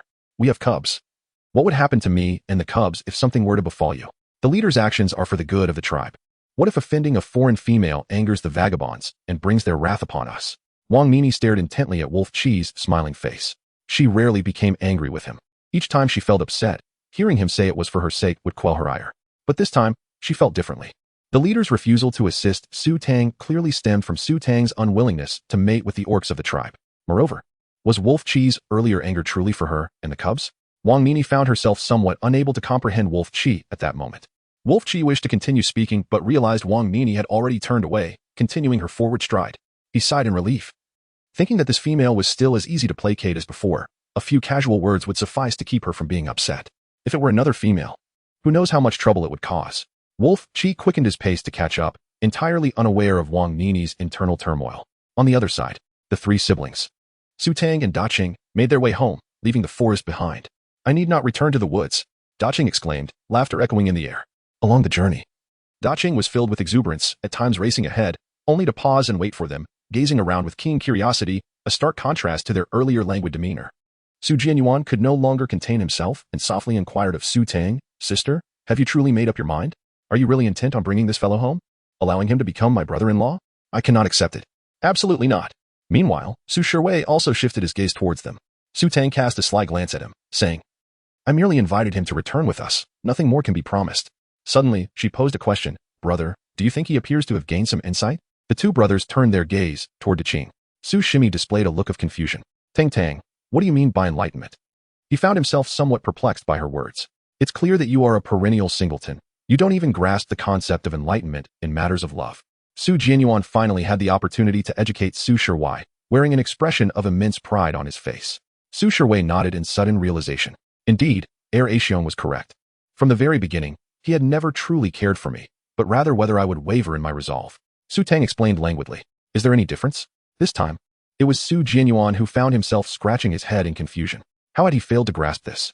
Tang's implication was that Qing merely sought companionship, rather than harboring any genuine affection for her. Su Shiwei comprehended this and proceeded to elucidate it to Su Jianyuan. Su Tang gave Su Shiwei a thumbs up, remarking how quick-witted her elder brother was. She raised an eyebrow and gazed at Qing's retreating figure. Do you see Qing? Doesn't he resemble a little child who has been deceived by an adult's broken promises yet is content to have his wishes fulfilled? Indeed, he really does. Jianyuan responded, his expression one of astonishment.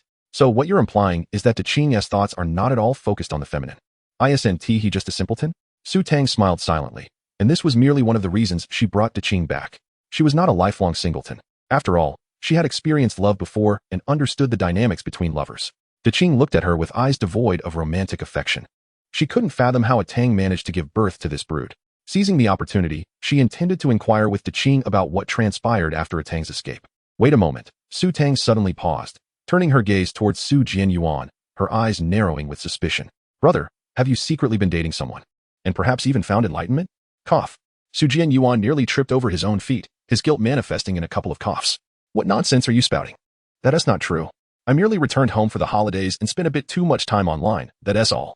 Tang clearly does not believe it. Does she? Go on, go on. Father and mother are still waiting at home. Hurry back, quickly now. Without waiting for Tang to speak further, Jianyuan hurriedly moved ahead, walking alongside Qing. At last, he had escaped the clutches of Tang. Tang and Su Shiwei exchanged a knowing smile before hastily joining the others. Lin Xia and Su Guodong were preoccupied with worry, anxiously waiting outside the thatched shelter. Xiaofu was also troubled. His days of peace had not yet fully arrived, yet a wandering beastman had suddenly appeared. As he fretted, Xiaofu caught sight of several figures returning from the distance. With a surge of excitement, he leaped up, calling out, Mother, Mother, Sister and the others are back. It was Tang. Why did you take so long? Thankfully, you're all right. Lin Xia, upon seeing Tang, finally felt her anxious heart settle. Wait, dear. Do you see that there is someone behind our daughter? Su Guodong, with keen eyes, noticed the unfamiliar male figure trailing behind. Prompted by his observation, Lin Xia scrutinized the scene further, and indeed, there stood a strange male. Mother, we're back, Tang announced as she entered the shelter, immediately reassuring her parents. Lin Xia's gaze shifted between the unfamiliar male and the quietly standing Su Jianyuan and Su Shiwei, her eyes nearly blazing with fury. These two reckless boys. I entrusted them to protect Tang, yet they allowed strangers to approach our home. Now, what will become of my daughter's reputation? Chapter 44. An unusual state of mind, I will not return. Wolf and I stepped back a few paces, gazing at Wolf Kuay with an expression of unfamiliarity. Was it the case that without mating with a male, females were disqualified from remaining in the tribe? Why must one mate with a tribe's beastman to gain acceptance? Did this mean that females in the tribe who did not seek mates would be expelled? Wolf and I turned her gaze towards the Grey Wolf chief, questioning him. Females must find a mate upon reaching maturity, regardless of whether they bear offspring. After a year, they are required to seek another partner. No female in the tribe has ever violated this rule, nor have I ever questioned it. Yet today, Wolf and I hesitated. Was her existence within the Greywolf Tribe solely for the purpose of mating? Wolf and I. What nonsense are you spouting? Come back. Wolf Kuay exclaimed, flustered. Had this female lost her senses? Did she not see that the chief was on the verge of anger? Surely, she had been corrupted by a Tang. The role of a female is to mate and bear offspring. If one does not mate with the tribe's beastman and does not contribute to the tribe's continuation, how can they be considered a female of the tribe? Why should the tribe exert effort to protect her? The chief did not perceive any fault in his reasoning and retorted to Wolf and I. Because Wolf and I was momentarily at a loss for words. A female can repay the tribe in other ways. Mating and bearing offspring are not the sole means of contribution, Tang declared as she approached Wolf and I. Utter nonsense. Besides mating with males and bearing offspring, what else can females do? Wolf Kuay rebuked Tang without a second thought. Did she think females were the same as males? The notion of other contributions was utterly absurd. The Grey Wolf chief merely scoffed dismissively, disregarding Tang's words. A Tang, it's not too late for you to join the Grey Wolf Tribe. If you choose not to, I will be powerless against whatever the wandering beastman may do to you. Nearby, Qing, overhearing this, raised a finger in discontent towards the Grey Wolf chief. Hey, didn't you say you wouldn't interfere? Why are you trying to take my mate? To confront him openly for a partner was a blatant disregard for his stature. A Tang, what is so great about the tribe? Be my mate, and I can offer you everything the tribe lacks. Please don't go. Qing anxiously turned back to persuade Tang, fearing she might be swayed by the Grey Wolf chief's words. You promised me. And you even swore an oath to the beast god. If you break your word, you will face the beast god's wrath. The surrounding Grey Wolf beast men erupted in laughter. A wandering beast man, believing that the beast god would protect him, was indeed laughable. All eyes turned to Tang. Wolf and I clenched her fingers nervously, her palms slick with sweat. She sensed that neither of these options was what Tang truly desired. Tang. Su Shiwei gently shook his head at Tang, his gaze resolute. No matter what, I will support you. Jianyuan squinted with one eye, bruised and swollen, his head shaking like a rattle drum. Su Tang bestowed a reassuring smile upon a few individuals, calming my inner apprehensions. With an air of composure, she turned away. I apologize, Greywolf leader, but I am not currently seeking a companion. Then are you to accompany me back to the forest? Qing inquired, his face alight with joy, so fervent that several flakes of mud atop his head fell away. I shall not be going to the forest. Oh, are you truly reconsidering? You deceiver, how could you mislead me? Qing exclaimed, his eyes reddening in agitation, presenting a pitiful victim's expression. This display amused Su Tang. She couldn't help but think that, apart from his formidable strength, this wandering beastman seemed somewhat lacking in intellect given his obstinacy. I do not waver in my decision. Fearing that Qing might resort to some impulsive action, Su Tang quickly interjected, since you refuse compensation, you may accompany me back. I reside nearby. Upon hearing this, Jianyuan's eyes widened in disbelief. Sister, why on earth did you bring him back? What will father and mother say? Is he to become yet another brother-in-law so soon? If we return, will he not be torn apart by mother? I came out to protect you. Yet I failed to do so and allowed that boorish fellow to breach our doorstep. Fear not, I shall handle things on that side, Su Tang reassured, giving Su Jianyuan a pat on the arm. Unfortunately, she struck his bruise, causing him to grimace in pain, his words of protest stifled. What good would further persuasion do? He could not match their strength, and the only one capable of doing so refused to lend assistance unless he signed an inequitable contract to effectively sell his sister. One predicament after another awaited him. How arduous his plight. Su Shiwei gazed intently at Su Tang, noticing her confidence, and thus refrained from offering further persuasion. Su Jianyuan had already contemplated everything that could possibly cross his mind. If Su Tang could devise a better solution, it would undoubtedly be most welcome. Return with you? Qing appeared momentarily taken aback, seemingly unprepared for Su Tang's proposition. You mean you would permit me to accompany you to your abode and stay together? Indeed. You may either accompany me back or accept compensation to return to your forest. The choice is yours. Su Tang nodded earnestly. Although this was a promise made by a Tang, she was uncertain whether the cub would wish for its father to be by its side as it grew. Previously, she had been indifferent to the cub's well-being, believing that as long as it survived, that was sufficient. However, after spending more time with the cub, she found herself unconsciously considering its feelings. Ahem. Even though these little ones were currently preoccupied with their basic needs of eating, drinking, and sleeping. Of course, I will go back with you. Is there even a choice? Qing exclaimed, his face flushed with excitement, nodding vigorously. He never imagined that in his lifetime, there would be a beast man willing to live with him. Did this mean he would no longer have to dwell alone in the forest? The other beastmen, upon hearing this, looked at Su Tang as if she were a fool, their expressions filled with disbelief. Did this female truly comprehend her own words? She intended to live with a wandering beastman? This was dragging an entire family of beastmen down with her. And those two foolish brothers of hers were oblivious to stop her. It seemed that foolishness ran in the same nest. The Greywolf leader's face darkened further. This Tang was truly unaware of her good fortune. She preferred to associate with a wandering beastman rather than join the Greywolf Tribe. Humph. Even if she comes to plead with me in the future, I shall never permit her to join the tribe, he seethed, angrily waving his hand before turning back to the tribe. The other beastmen, witnessing this, began to disperse. Qing, filled with joy, began to bounce in place, transforming into a human-like jumping candy. Wolf and I observed him with a strange expression. Why did she feel that this wandering beast man was somewhat mentally unbalanced? While the males in the tribe were excited upon finding partners, none exhibited behavior quite like his. A Tang, she tugged at Su Tang's hand, her face etched with concern. Are you truly going to bring him back? He is a wandering beast man, and if you take him in, no tribe will accept you afterward. Chapter 46. Free labor. Su Shiwei and Su Jianyuan exchanged knowing glances, deftly evading Lin Xia's fiery gaze. Lin Xia, in a fit of exasperation, had no time to waste on angering the two. Before Su Tang could introduce anyone, she swiftly pulled the individual aside. Tang, who is he? Surely he isn't that wandering beast man, is he? Su Tang nodded in agreement. At that moment, Su Guodong's face turned pale. My daughter. How could you be so foolish as to bring him back? Did he threaten you? Father will drive him away. The mere thought of his beloved daughter, whom he had raised with such care, being bullied by a vagabond beast man filled him with indignation. Father, mother, please don't rush to conclusions. Allow me to explain. Su Tang, with a look of exasperation, pulled Su Guodong back. How could her father be more impulsive than her mother? Tang, what on earth happened? What transpired just now?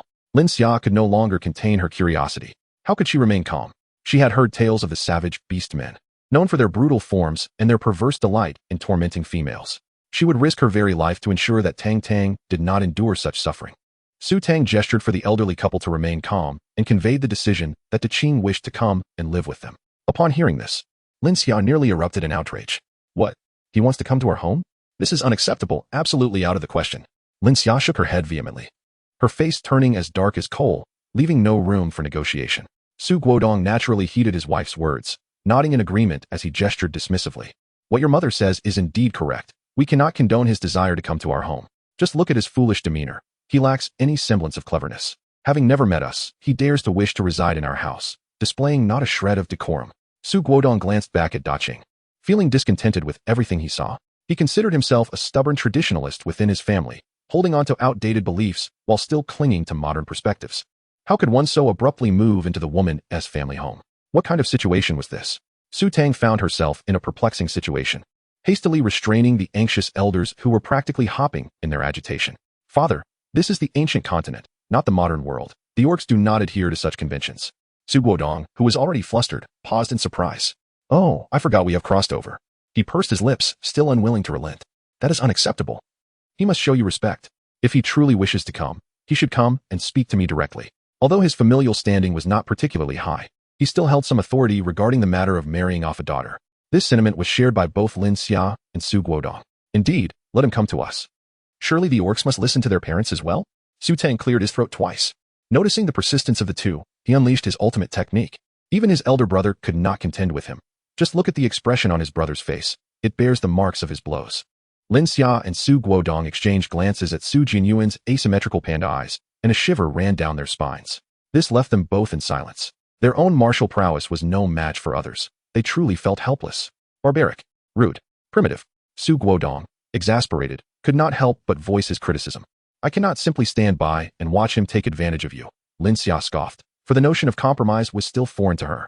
Su Tang continued to coax gently. Father, mother, in truth, his coming to our home does not bring us any losses. Lin Xia, puzzled, inquired, what do you mean? This wandering beastman has come in search of a Tang. He has made it clear that if he does not return to the forest with him, he will linger by the Greywolf Tribe indefinitely. Thus, I decided to bring him home. After all, we are in need of extra hands for work. We are uncertain when this wooden house will be completed, and having another helper would be quite beneficial. Su Tang exchanged knowing glances with the elderly couple. Su Guodong and Lin Xia exchanged glances. Free labor? This sounds quite appealing. Yet, he is a feral beastman. What if he suddenly succumbs to his primal instincts and turns against us? Lin Xia remained apprehensive. Her primary concern was for her daughter's well-being. After all, when it comes to matters between men and women, it is often the women who bear the brunt of the hurt. Suddenly, Su Tang clapped her hands and said, exactly. What if I drive him away and provoke his wrath? He might retaliate against us with lethal force, and wouldn't that be the end of us? It would be wiser to keep him at home for now, to appease him and take one step at a time. Upon hearing this, the elders seemed to find some merit in her reasoning. However, they couldn't shake off the feeling of being outmaneuvered by their daughter. Given the circumstances, Lin Xia found herself with no other options. She gently nudged Su Guodong aside and said, Darling, please step over there for a moment. I need to have a few words with Tang privately. Su Guodong had no choice but to nod and step away, leaving the space for the mother and daughter duo. Yet, he couldn't help but ponder what secrets required such clandestine discourse, even beyond his earshot. It was evident that the family hierarchy was in decline. He needed to hasten preparations for cultivating the land. Only through producing his own sustenance could he secure his position. Mother, what is it you wish to discuss? Su Tang inquired, her curiosity piqued by her mother's unusually serious demeanor, a rarity indeed. Lin Xia wore a grave expression. Her brows furrowed deeply, and she spoke earnestly. Tang, I cannot oppose his staying, but there is one matter you must promise me. What is it? Su Tang asked, her face a canvas of confusion. You two must not act recklessly. The matter of offspring is something that concerns a Tang, and while we cannot alter that, you must not find yourself in a similar predicament. You must not be careless. Before Lin Xia could finish, Su Tang had already grasped the essence of her message. She quickly assured, Mother, I understand. Your daughter knows her limits. Yet, Lin Xia remained apprehensive and added, even if you truly wish for it, there are no proper measures in place here. You must exercise caution. In her view, love could be pursued freely, but the prospect of childbirth was not to be trivialized, not even in the ancient continent. Su Tang felt her temples throbbing. Her mother's imagination was indeed quite vivid. Just a moment ago, she was vehemently opposed. And now she had leaped to this conclusion. After much persuasion and repeated assurances from Su Tang that she harbored no such intentions, Lin Xia reluctantly decided to let her off the hook. The two returned to the vicinity of the thatched hut. Daqing could sense two malevolent presences lurking nearby. He turned his head to survey the area, puzzled, for there should not be any ferocious beasts in this vicinity. Could it be merely his imagination? Su Tang persuaded the elders and did not forget to formally introduce Daqing to the family. Father, Mother, this is Daqing. He is the father of the cubs, and he will be living with us from now on. She only knew this much, and anything beyond that eluded her. Lin Xia and Su Guodong wore expressions of deep discontent, offering Daqing no kindness whatsoever. Su Jianyuan and Su Shiwei, the two brothers, naturally held disdain for the individual attempting to take away their cherished sister. Behind them, Xiao Fu exhibited the most pronounced reaction. Upon hearing Su Tang's words, he nearly stumbled in shock. What had he just heard? His sister had actually brought back a wandering beast man, and they were expected to coexist in the future? If he lived with the beast man, would he not also become a wandering beast man himself? Xiao Fu rolled his eyes, nearly fainting from despair. It was all over. Their family would end up wandering in the forest. Chapter 47. Impersonating a cub. Qing glanced at the group of beastmen and sensed that they appeared rather displeased. Even the half-grown cub regarded him with eyes akin to those of an adversary. However, that mattered little, for he was immensely pleased at the moment. Qing excitedly circled the grass hut several times before returning to Su Tang's side, eagerly inquiring, "Is this where I will be living from now on? Is this the place where I will sleep on this pile of grass? Will I be sleeping here in the future?" His barrage of questions erupted like a series of firecrackers, showing no signs of abating. Su Tang felt as if she were a child venturing out for the first time, finding everything around her to be fresh and exhilarating. "Are all the wandering orcs like him? This is our sleeping place, not yours. Find somewhere else to rest." Lin Xia replied tersely. How could he still wish to sleep alongside her daughter? The lad was clearly up to no good. "Oh, that is fine. I want to build a nest just like yours." Qing, unfazed, had already begun contemplating how he would arrange his sleeping quarters. Upon hearing this, Lin Xia's expression darkened even further. Su Guodong felt a chill of trepidation, hoping desperately that she would not direct her ire toward him. "Why are you all still standing there in silence? Get to work. Is there nothing to do at home? You all stand there like wooden posts." As Su Guodong contemplated, he was suddenly met with Lin Xia's ferocious roar akin to that of a lion from the east. "Ah, time to get to work," he thought, and promptly set about his tasks. Su Guodong retracted his neck, preparing to call his son to join him. However, when he turned around, he discovered that Su Jianyuan and Su Guodong had already vanished from sight. Su Guodong's face was clouded with frustration. These two rascals. How could they run off without calling for him? Upon their return, he was determined to teach them a lesson. Meanwhile, Xiao Fu hastily positioned himself behind the grass shed, seeking refuge from the battlefield to avoid any unintended harm. He found it peculiar that after his father and the others tumbled down the cliff, they all seemed to improve, while his mother's temper had only intensified, growing fiercer than before. Nevertheless, he resolved to avoid provoking her wrath in the future. That was undoubtedly sound advice. "Da Qing, we shall prepare the nest later. First, allow me to take you to see the cubs," Su Tang called out to the excited Da Qing. Da Qing hesitated for a moment, a flicker of curiosity passing through his verdant eyes. What cubs? He wondered. Why was this female mentioning cubs again? If she wished to speak of them, why did she insist he accompany her? He cast a skeptical glance at Su Tang before approaching Xiao Fu and placing a firm hand on his shoulder. "Cubs? Haven't we already seen them? What more is there to observe?" Xiao Fu shuddered under the pressure, instantly donning a mask of agony. The strength of this wandering beastman was astonishing, even surpassing that of his second brother. It felt as though his shoulder might be shattered under the force. Su Tang's eyes flickered with a faint glimmer as something elusive darted through her mind, too fleeting to grasp. Lin Xia snorted disdainfully. "Your own offspring, do you abandon them after a mere glance? What pitiful paternal demeanor." The more she observed Qing, the more he grated on her nerves. How wretchedly unfortunate for her daughter, not only transmigrating with a litter of cubs in tow, but saddled with this disheveled, unreliable male as well. Eh?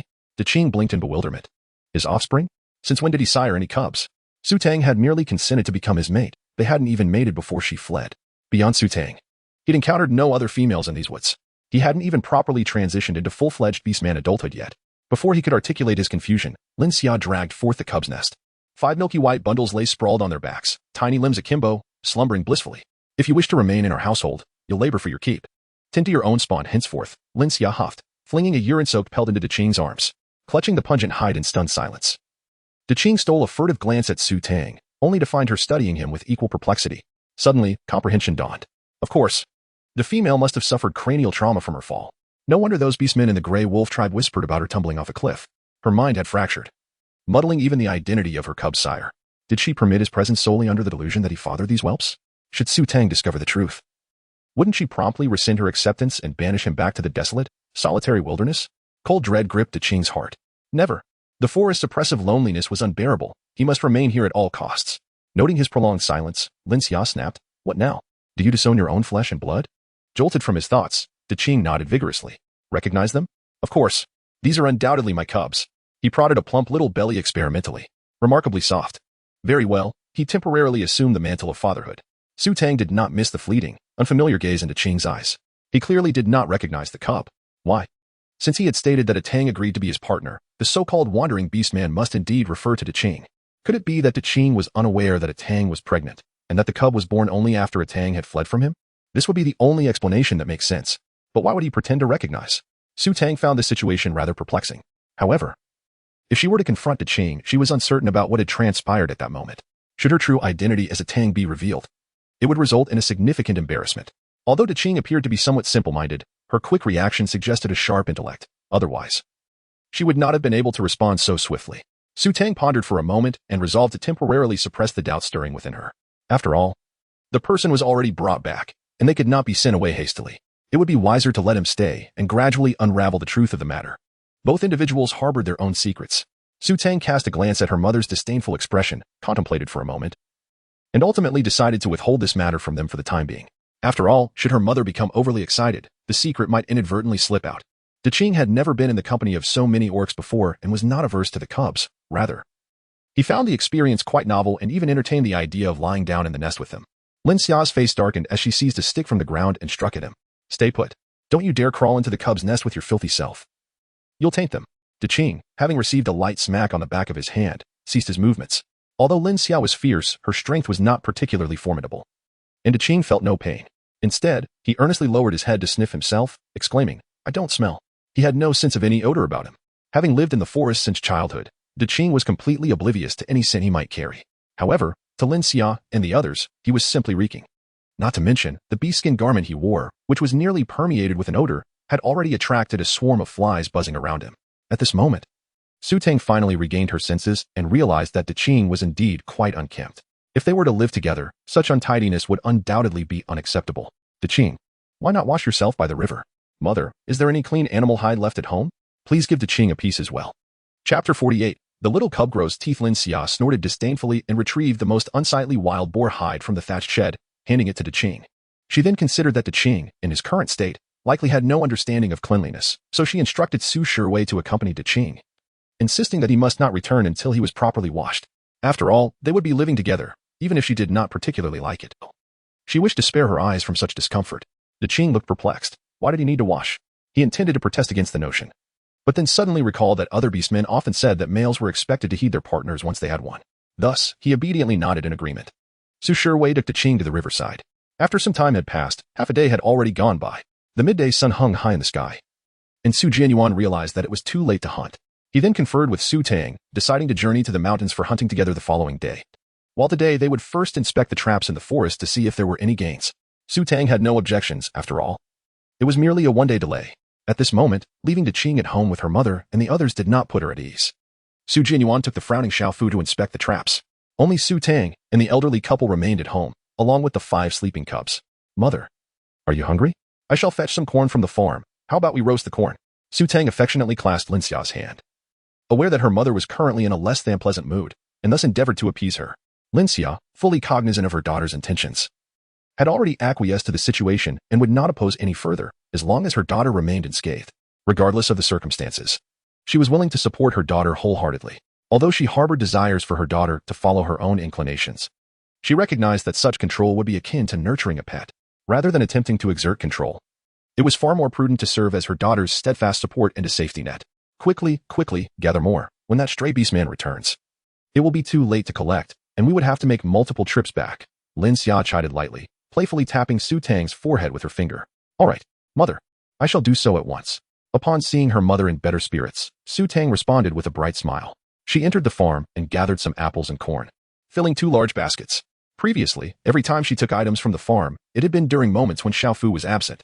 Now, with the addition of a large green figure, the task of retrieving goods had become even more cumbersome. Su Tang pondered for a moment and concluded that her current dwelling was exceedingly rudimentary, lacking even a sheltered storage space. It seemed imperative to construct a wooden cabin, and she could only fervently hope that her elder brother would hasten the building of the cabin.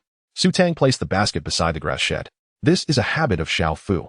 In the eyes of the orcs, food holds a value comparable to gold, and it must be kept in the safest and closest location. Su Tang took as much as she needed, for there was little to begin with. Following the flow of circumstances, she too must conform to local customs, otherwise, her true nature would be revealed. Once she had arranged her belongings, she suddenly realized that the young ones in her nest were nowhere to be found. Su Tang felt a jolt of alarm. Had not the cub just been here? She turned to search around, but found no sign of the cub. Instead, she discovered a pile of green leaf remnants beneath the basket. Su Tang was momentarily taken aback as she picked up the remnants with her fingers, rubbing her index finger against her thumb, noticing fragments of yellow scattered among them. Upon closer inspection, the corn, which had appeared perfectly fine just a moment ago, was now riddled with several gnaw marks. Could it be that there were mice in the farm stealthily feasting? Su Tang crouched down, her face adorned with bewilderment as she picked up a corn cob riddled with gnaw marks. Just as she pondered this peculiarity, her gaze shifted. And from the basket before her, a fluffy white tail suddenly emerged. The tip of the tail curled into a delicate hook, swaying gently up and down. The faint sound of nibbling echoed from that very spot. Su Tang squinted and leaned in for a closer look, discovering a significant gap between the corn cobs, through which a young creature was fervently attempting to wriggle its way inside. She carefully removed the obstructing corn cob and rescued the young one. Su Tang made another discovery. There was yet another one inside. After rescuing the second, a third and a fourth soon followed. Su Tang exclaimed, "Are you all mice? Such adept little creatures." With an air of exasperation, she meticulously gathered the 5 tiny cubs and returned them to their nest. Just as she breathed a sigh of relief, the cubs, with their innocent and bewildered expressions, gazed up at her with their glassy, bead-like eyes, exuding an aura of harmlessness. Their once pristine white fur had now taken on a pale yellow hue. After rolling on the ground, they appeared as though they had just indulged in a rather unsavory meal. They remained locked in a silent gaze for several moments. Su Tang raised her head, her fingers tangling in her hair, casting a despondent gaze towards the sky. In the brief moment she turned, she was astonished to find how these little ones had managed to get themselves into such a predicament. Su Tang resigned herself to the task of preparing a basin of water, diligently cleaning the soft fur on the kitten's face. It took an immense effort to finally remove the layer of soiled yellow. Yet, a faint trace of pale yellow remained around its mouth. The freshly cleaned kitten still appeared damp, its fur drooping down like a disheveled little cat, exuding an air of utter pitifulness. Prolonged dampness could lead to skin ailments in such young creatures. Lacking a hairdryer, Su Tang could only drag the kitten's nest outside to the grass shed, allowing the sunlight to dry its fur. To prevent the kitten from escaping and causing further mischief, she kept a vigilant watch nearby. Observing the kitten finally settling down, she realized it had begun to sprout teeth, entering the phase of teething and an insatiable desire to gnaw on everything, even with merely a set of baby teeth. It was already quite the handful. Su Tang suddenly experienced a disquieting premonition, sensing that these few cubs were not as innocently adorable and docile as they appeared. Yet, upon observing them huddled together, peacefully slumbering, she found herself engulfed in self-doubt. Perhaps she was merely overthinking. After all, how much trouble could a handful of cats truly cause? At worst, she could simply keep a closer watch on them in the future. Su Tang shook her head, dismissing the fleeting thought. Before long, Su Shiwei has returned, accompanied by a male figure. Lin Xia, upon seeing Su Shiwei's return, cast a puzzled glance at the male behind him. Old two. I instructed you to bring that stray beast man to get cleaned up. Why have you returned first, and who is he? When did old two come to know another beast man? The male exudes a charming demeanor, with refined features and an appealing appearance. Su Tang also glanced over and felt that the male figure bore a semblance of familiarity. Upon noticing the irregular azure mark on his forehead, she could not help but blink in disbelief, confirming that her eyes were not deceiving her. Mother, he is Qing. Su Shiwei explained. What? He is Qing? Lin Xia exclaimed, her eyes widening as she scrutinized the male from head to toe, unable to reconcile him with the disheveled and foul-smelling Qing she had encountered moments ago. Chapter 49. Qing's transformation. Before them stood Qing, his once odorous beast hide replaced by a pristine brown deer hide, transforming him entirely from head to toe, shifting from a pitch-black visage to a healthy wheat-like hue. The deer hide vest and short skirt clung to his physique, presenting a balanced appearance that neither appeared overly robust nor frail. His wild, unkempt hair had been washed clean, now damply cascading over his forehead, while his handsome face bore a slight flush. The once grimy and disheveled beast man had metamorphosed into a striking young man, rendering Lin Xia unable to voice any further disdain. How could it take so long for you to take him for a bath? Lin Xia turned to Su Shiwei, attempting to shift the focus away from her own embarrassment at not recognizing Qing. Su Shiwei, typically composed, now exhibited a momentary lapse in his demeanor, stating flatly, after scrubbing off a layer of skin, how could it not be exhausting? This fellow thinks a bath merely involves rolling in the river. It's a wonder he emerges clean at all. To fulfill his mother's request, he had no choice but to wade into the water and assist the elder Qing with his bath. Observing such a grown individual, yet one who displayed less maturity than a child, left Su Shiwei utterly drained. It was only then that Lin Xia noticed the animal hide on her eldest son was soaked, his palms flushed red, and beads of sweat adorned his forehead. He had never appeared so fatigued from his usual tasks. Su Tang initially thought that Qing was embarrassed after being cleaned up. But upon hearing her brother's words, she realized that Qing's redness was not from embarrassment, but rather from the skin being rubbed raw. To her surprise, the freshly cleaned Qing looked rather handsome, far surpassing those effeminate young men of modern times. While lost in thought, Qing approached her. Tang, I am all cleaned up now. Can I move in? His face radiated anticipation as he gazed at the 2 grass huts, a place he had never resided in before. Su Tang understood that if Qing fell asleep here, his mother would surely explode in anger. He quickly exclaimed, You cannot sleep here. There is no more space. You must construct a separate grass hut to rest. A grass hut? Is this truly a grass hut? Diqing widened his eyes, not feeling anger, but rather a sense of wonder as he surveyed the makeshift shelter. After a moment of contemplation, he excitedly dashed away. Then I shall go build a grass hut. He was determined to reside in a similar abode as they did. Before Su Tang had the chance to call out to him, he had already dashed into the small grove. Before long, Diqing returned, carrying a bundle of weeds taller than himself, and with a loud thud, he tossed it beside Su Tang's grass hut and commenced the construction of the shelter. Observing Diqing haphazardly piling the weeds, sometimes stacking them up, at other times knocking them down, and occasionally plopping down onto the heap, it became evident that instead of a grass hut, a chicken coop had emerged. Su Tang rubbed his forehead. This fellow is utterly ignorant of what a thatched hut is. More primitive than the most basic of beast men. Diqing, where did you reside before? Su Tang curiously inquired. You live in a tree? Diqing paused his busy tasks and earnestly replied, or I might take refuge in a beast's den for slumber. In any case, I would never sleep on the ground. Why? Su Tang instinctively pressed further. Without a moment's hesitation, Diqing responded, the tree offers safety, and so does the beast's den. When it is warm, I rest in the tree. When it is cold, I drive away the beasts and sleep in their den.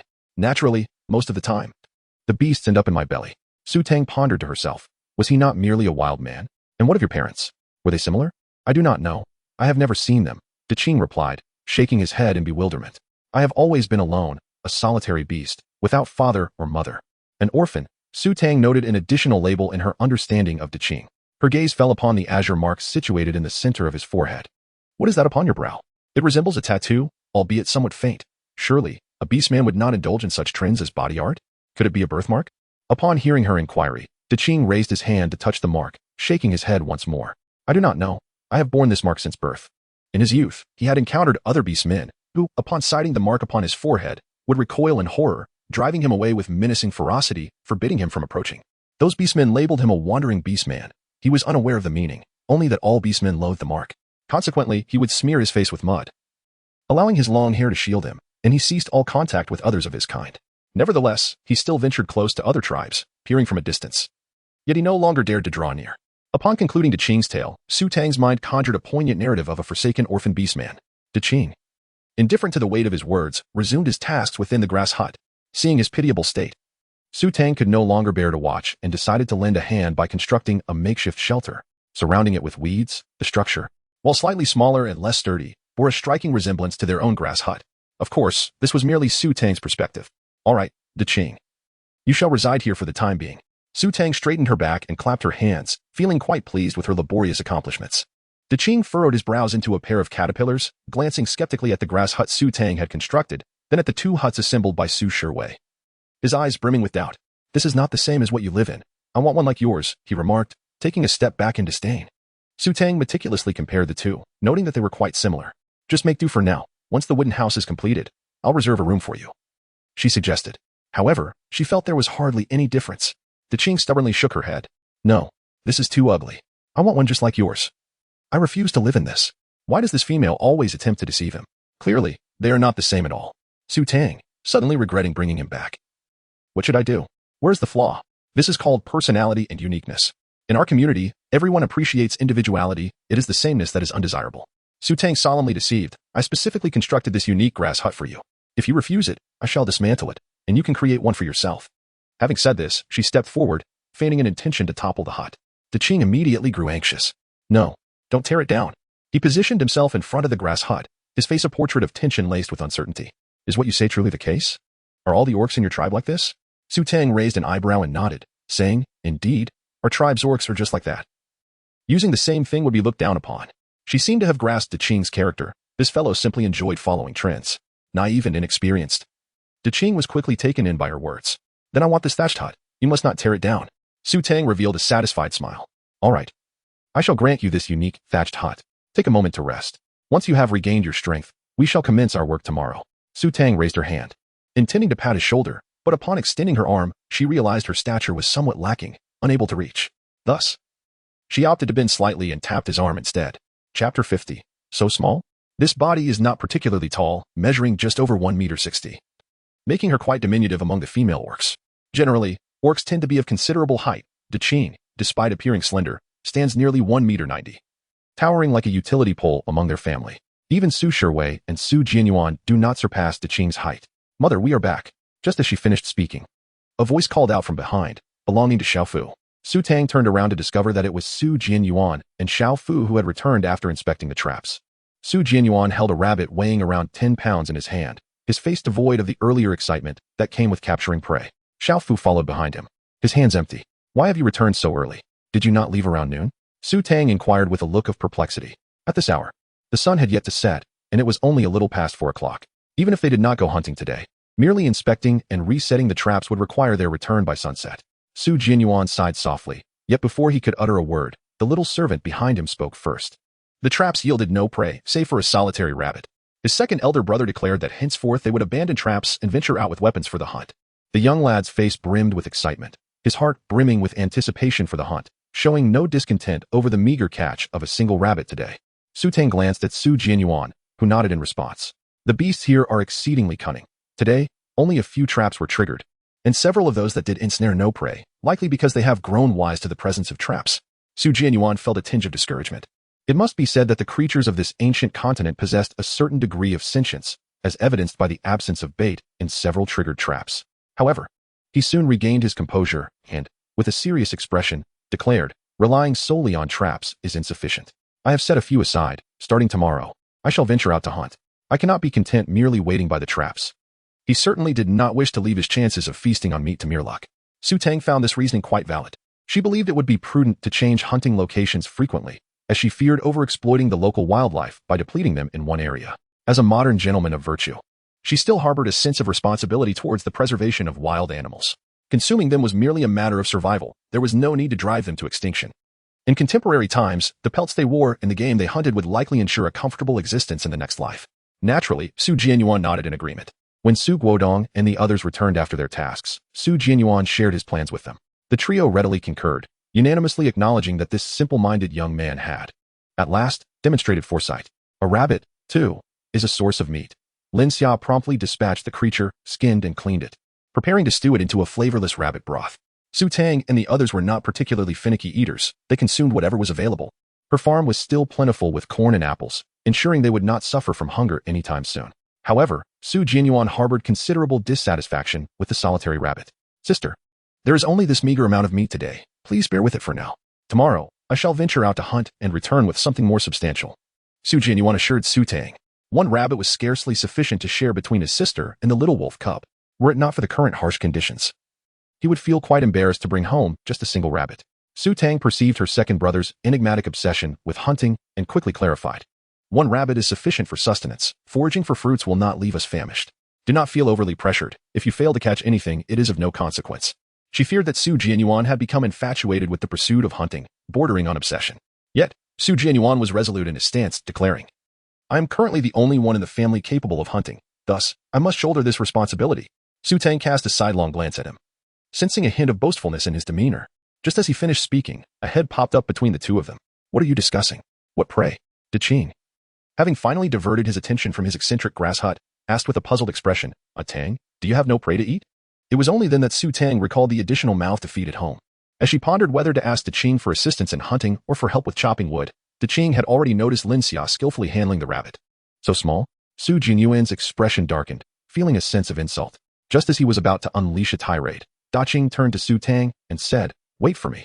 Tang, I shall go hunt for you. He understood that males were expected to hunt for their partners. Should the partner go hungry, they would be cast aside. He did not wish to be dismissed. He yearned to remain and coexist with them. No need. It's quite late now, Su Tang began to respond. But before she could finish her words, Qing had already dashed behind a tree. In the next moment, a red-clawed eagle soared from behind the tree, swiftly vanishing into the sky. The entire family stood in stunned silence.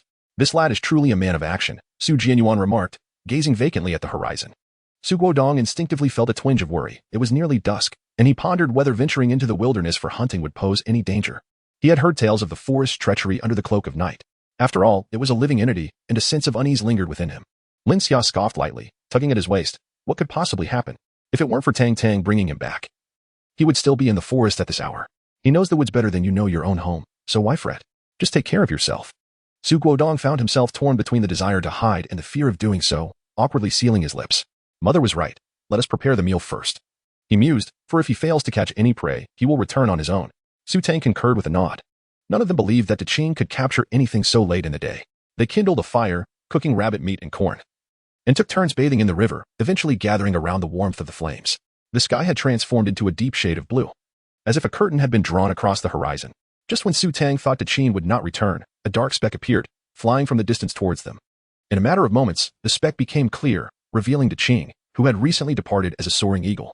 As Su Tang raised her head, she beheld Jianyuan diving down with great urgency. Two crimson talons firmly grasped the horns of a massive black bull, creating an illusion that the formidable prey might at any moment pull Jianyuan down with it. Before the onlookers could fully comprehend the scene, a shadow landed with a thud. Jianyuan expertly tossed the quarry before them and gracefully descended behind a tree. Emerging, he had already donned a pelt and hurriedly approached Su Tang, his expression one of triumph as if presenting a precious treasure. "Ah, Tang, I brought you some game. You may feast upon it. Did you truly catch this?" Su Tang exclaimed, her eyes wide in disbelief as she gazed at the colossal black bull. He had indeed returned with prey, and such a large specimen at that. The bull's legs were thicker than her waist, its body several times the size of an ordinary cow, adorned with multiple claw-like wounds, each gaping and severe. The most grievous injury was a fist-sized hole in its skull, oozing blood. Su Tang was unaware of how the orcs hunted. Yet the imposing stature of the black bull made it evident that capturing such a creature was no trivial endeavor. Not to mention, these black bulls typically lived in herds, making the task of seizing one from the group within such a brief span of time all the more formidable. How had he accomplished it? Chapter 51. Who plucked the feathers off my wild chicken? Jianyuan nodded, his expression casual and unremarkable. Indeed, Su Tang, feel free to eat. If it is insufficient, I shall procure more. There are plenty of such game available, and from now on, all your hunting endeavors shall be entrusted to me. He patted his chest, his tone as nonchalant as if engaging in a child's play. Su Tang, you speak so casually that it leads me to believe that hunting is a rather simple endeavor. Goodness, what has this beast been consuming to grow so large? Capturing such a creature must require considerable effort, I presume. Su Guodong approached in astonishment, reaching out to touch the black bull's hide, unable to contain his musings. Having lived 2 lifetimes, he had never encountered such a colossal creature. Lin Xia swatted Su Guodong's hand away with a look of disdain, remarking on his lack of experience. Have you never tasted beef? She then inquired, by the way. Jianyuan, is your grass hut spacious enough? If it's not comfortable to sleep, let your elder brother build you a new one. The two exchanged playful banter, captivated by the magnificent black bull. Meanwhile, Xiaofu stood entranced by the sight, lying down next to the bull's leg to measure its length, which surpassed his own height. How long would it take to consume all of that? He pondered. He began to think that perhaps the wandering beastmen were not so bad after all. The beastmen of the Greywolf Tribe were nowhere near as impressive. In just a few short days, Xiaofu's worldview had been reshaped multiple times. Now, even if he were told that his sister's partner was the mightiest beastman on the continent, he would wholeheartedly believe it. Su Jianyuan had long been aware of the prowess of Jianyuan, yet he was still taken aback by how swiftly the latter had returned with his quarry. Observing the family gathered around Jianyuan and Hanyo, Su Jianyuan felt a sense of frustration at being sidelined. This young man had audaciously usurped his place within the family dynamic. No, he could not allow this upstart to revel in his triumph. It was merely a cow. Tomorrow, armed with my weapons, I too shall hunt and capture my prey. Just wait and witness the might of my armaments. Su Jianyuan crossed his arms and let out a cold snort, boldly proclaiming, how shall we prepare this beef? Should we boil it or roast it? Oh, let us indulge in both, for it bears little flavor. We must devise a method to preserve the surplus, otherwise it shall spoil. Mother, let us keep the cowhide. It serves well as we lack proper footwear. We shall craft a few pairs of shoes for ourselves on another day, and perhaps make gloves for father and brother Jianyuan, to spare our hands from the toil. Ah, it is my daughter who truly understands my hardships. Several individuals surrounding the black cow engaged in animated discussions regarding the allocation of its resources. The completely overlooked Su Jianyuan interjected. Excuse me, did you hear me speaking? He added, by the way, leave a few bones for the cubs. They are currently teething. Su Tang continued her planning, declaring, I would like to keep the horns. They would make a splendid decoration when hung in the wooden cabin. The taciturn Su Shiwei also contributed a remark. Su Jianyuan's face was shadowed with displeasure. It seemed he could no longer endure this household. The group hastily commenced the butchering of the cattle, while Lin Xia and Su Guodong's demeanor towards Jianyuan softened considerably. They even declined his offer to assist, urging him instead to rest well. Jianyuan, content with their decision, rolled about in his thatched shed, which, already rather unstable, now scattered straw all over the ground. Such a gruesome scene was naturally beyond Su Tang's purview, as she was commanded by her mother to tend to the home. With idle time on her hands, she suddenly recalled the presence of a hen in their yard. She wondered if the wild hen had laid any eggs. The chicken coop was positioned between the thatched shed and the open space, ensuring that the hen's droppings would not reach them. Su Tang ventured to the chicken coop to observe the situation with the wild chickens, while Xiaofu, curious as ever, trailed behind her like a little shadow, wondering if the domesticated wild chickens would lay eggs. As they approached the coop, a peculiar silence enveloped the area. Strange, have they perished? Su Tang pondered, recalling that she had fed them some corn earlier that day, and noting that the wild chickens appeared uninjured. Surely they couldn't have met their demise. Xiao Fu, climbing to peer over the more than 1 meter high fence, exclaimed, "Sister, there it is, in the corner." His excitement was palpable until his tone shifted, puzzled as he remarked, "Wait, why has this wild chicken lost its feathers?" Su Tang followed the direction of his finger and gazed upon a bare wild chicken huddled behind a clump of weeds, its head buried beneath its featherless wings in a state of despondency. Where did this featherless creature come from? As if sensing Su Tang's gaze, the trembling wild chicken lifted its head, displaying a woeful expression. "Who stripped my wild chicken of its plumage?" Su Tang turned around, gritting her teeth in inquiry. No wonder she hadn't heard any sounds from the wild chicken today. She had pondered whether she had fed it incorrectly, leading to its failure to lay eggs. With its feathers plucked away, it would be a miracle if it still laid eggs. Not far off, Su Jianyuan heard the voices of Xiao Fu and Su Tang and sensed trouble brewing. He quickly grabbed a handful of wooden arrows bound with feathers and stealthily made his way towards the riverbank. After a few steps, he quickened his pace to a light run, calling out, "Mother, I'm coming to help you with the cattle." For the time being, the young ones would have no wild chicken eggs to consume, but Wolf Nini had dutifully arrived with wolf milk. "Ah Tang, are you all right? Did that wandering beastman do anything to you?" Wolf Nini, taking advantage of the moment while delivering the milk, pulled Su Tang aside and inquired softly. In her understanding, wandering beastmen were as terrifying as wild beasts. Su Tang resides with the wandering orc, placing her life precariously on the edge of a cliff, where a fall could lead to utter destruction at any moment.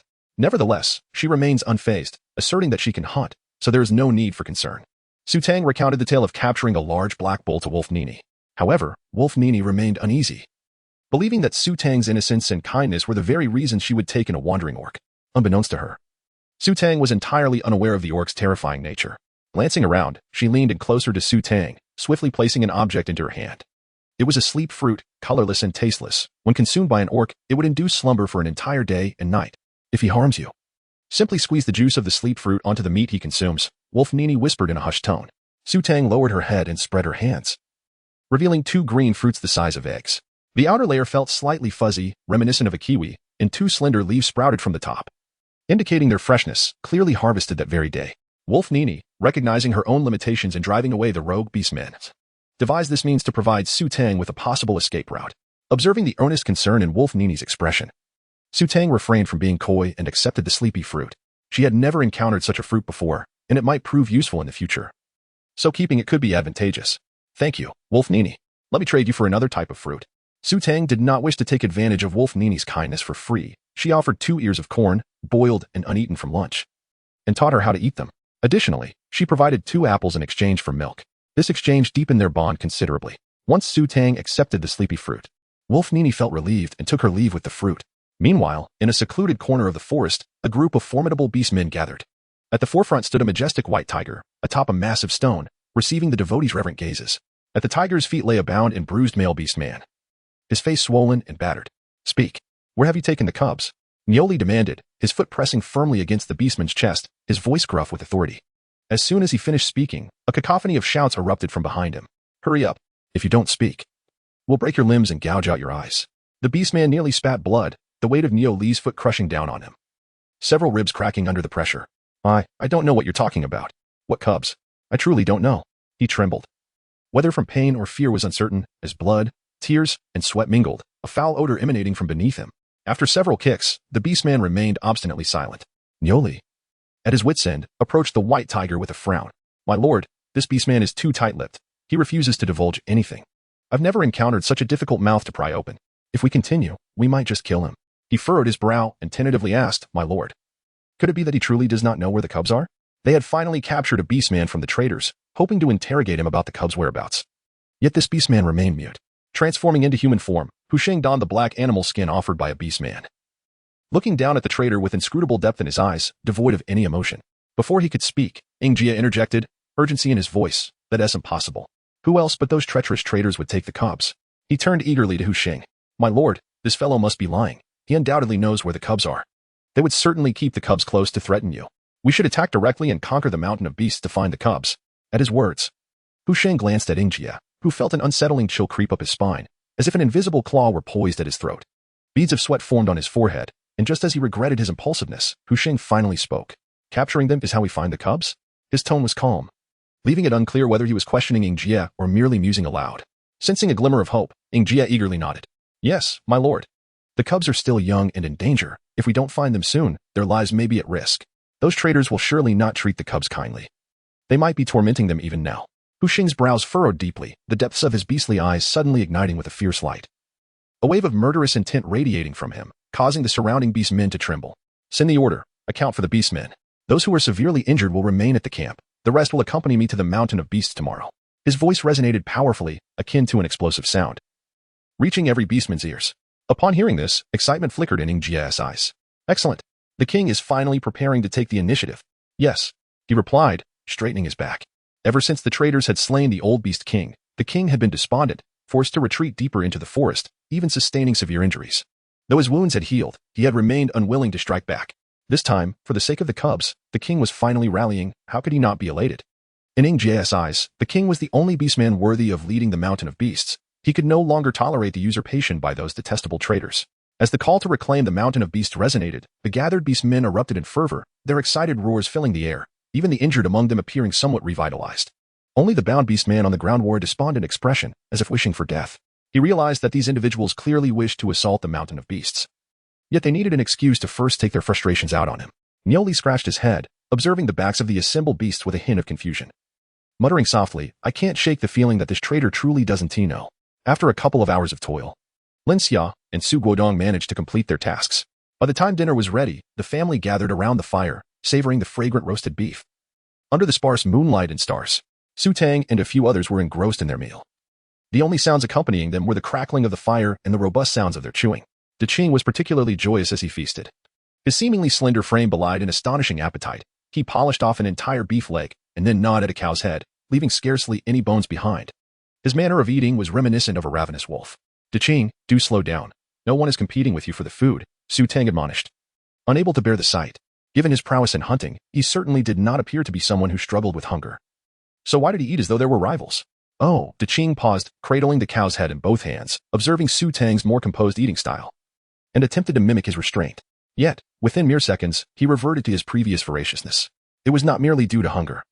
Having grown up in the forest and spent much of his life alone, he had learned that if he did not consume his catch swiftly, other beasts would seize it from him. Thus, this habit had been ingrained in him over time. Upon witnessing the situation, Su Tang relinquished her efforts to persuade him and allowed him to depart. After the family finished their meal, the clock had already struck midnight. Lin Xia directed the males in the household to move the remaining meat to a high wooden rack. By the end of the feast, the black bull had consumed 1/3. While Lin Xia planned to reserve half for tomorrow's repast and find a means to preserve the other half, the unpredictability of hunting left her uneasy. It was uncertain when they might find themselves without a catch again. Thus, she felt compelled to store some meat for future sustenance. Su Tang comfortably made her way to the restroom, then took the time to clean each of the little ones, who had gathered in front of the fire and transformed into adorable calico faces, before carrying them back to their nest and promptly falling asleep. Su Guodong was initially apprehensive about Da Qing, intending to guard the entrance for his daughter. However, to his surprise, once Da Qing finished eating, she hurried into her straw hut and could not be coaxed out. He suspected that even if an earthquake or tsunami were to strike, Da Qing would remain hidden within her shelter. The following morning, with the first light of dawn, Su Jianyuan rose and began to count his wooden arrows, preparing to venture out for a hunt. Today, Su Tang is also heading to the mountains in search of clay for pottery, while also hoping to discover some new seeds. The third plot of the farm awaits the fruits of the new seeds to be unlocked. The young cubs, now able to waddle unsteadily, are trailing behind her, stumbling and tumbling as they follow her out the door. Su Tang came to a halt, and the 5 cubs, still disoriented, tumbled over one another and fell to the ground, their expressions innocent and adorably bewildered. Do not follow me. I am venturing out today to search for something. Return to your den, Su Tang instructed the cubs in a stern tone. The outside world is fraught with dangers, and she cannot take the cubs along with her. These little creatures are hardly enough to fill the gaps of a single beast's teeth. Upon concluding her words, Su Tang continued her stride outward. The 5 cubs emitted plaintive whimpers, scampering eagerly at her heels, resembling a playful hunt as they chased her feet, utterly oblivious to her intentions. Chapter 53. In search of clay in the deep mountains. Su Tang's straw sandals had worn out, leaving her big toe exposed as she walked. One of the little ones suddenly pounced, letting out a yelp as it clutched her toe and began to nibble at it. She felt a twitch at her temples, and just as she raised her foot to push the playful creature away, another little one clung to her leg and scrambled onto her back. The young ones had outgrown their frailty, brimming with vitality that sought an outlet, and they insisted on having Su Tang play with them. Get down, she exclaimed, as she lifted one of the little ones off her, only for another to clamber up eagerly.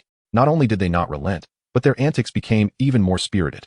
Nearby, Jianyuan witnessed this scene and burst into laughter, finding it amusing to see his sister in such a predicament. "Sister, perhaps you should stay home to care for the children," he teased. Tang's face darkened as she shot him an annoyed glare, her eyes pleading for assistance from Linxia. "Mother, I truly lack experience in raising kittens." Linxia, unwilling to see her daughter in distress, suggested with a beaming smile. "How about we create a cat tree? I've noticed that many cat owners have one. Perhaps having a cat tree will deter them from climbing all over you." Tang agreed but was puzzled. But how do we make a cat tree? She was completely unfamiliar with the concept. "I'll take care of it." Tang. "Why don't you bring back some thin vines today? I can construct one using wooden vines." Su Shiwei stepped forward, as always, to provide a solution at the critical moment. Tang's eyes sparkled with delight. "Oh, brother, will you still be making cat trees?" Su Shiwei instinctively raised his hand to adjust his glasses, smiling as he remarked, "I have seen it. It's quite similar to constructing a building. We should certainly give it a try." Tang merely considered Su Shiwei as a means to her own ends, without giving it much thought. Her primary concern was functionality. Ultimately, it was Linxia who brought a bucket, placing the 5 cubs inside. The bucket's smooth walls proved too challenging for the cubs to scale, leading them to repeatedly tumble and stack upon one another, providing Tang the opportunity to extricate herself. "Tang, where are you headed?" Diqing inquired, sitting before the fire and gnawing on the beef bone from earlier that morning, glancing up as Tang prepared to depart. "Hunting." As soon as Tang finished speaking, Diqing abruptly cast aside the ox bone and hurriedly approached her with a sense of urgency, declaring loudly, "I shall also partake in the hunt." Tang, I will accompany you."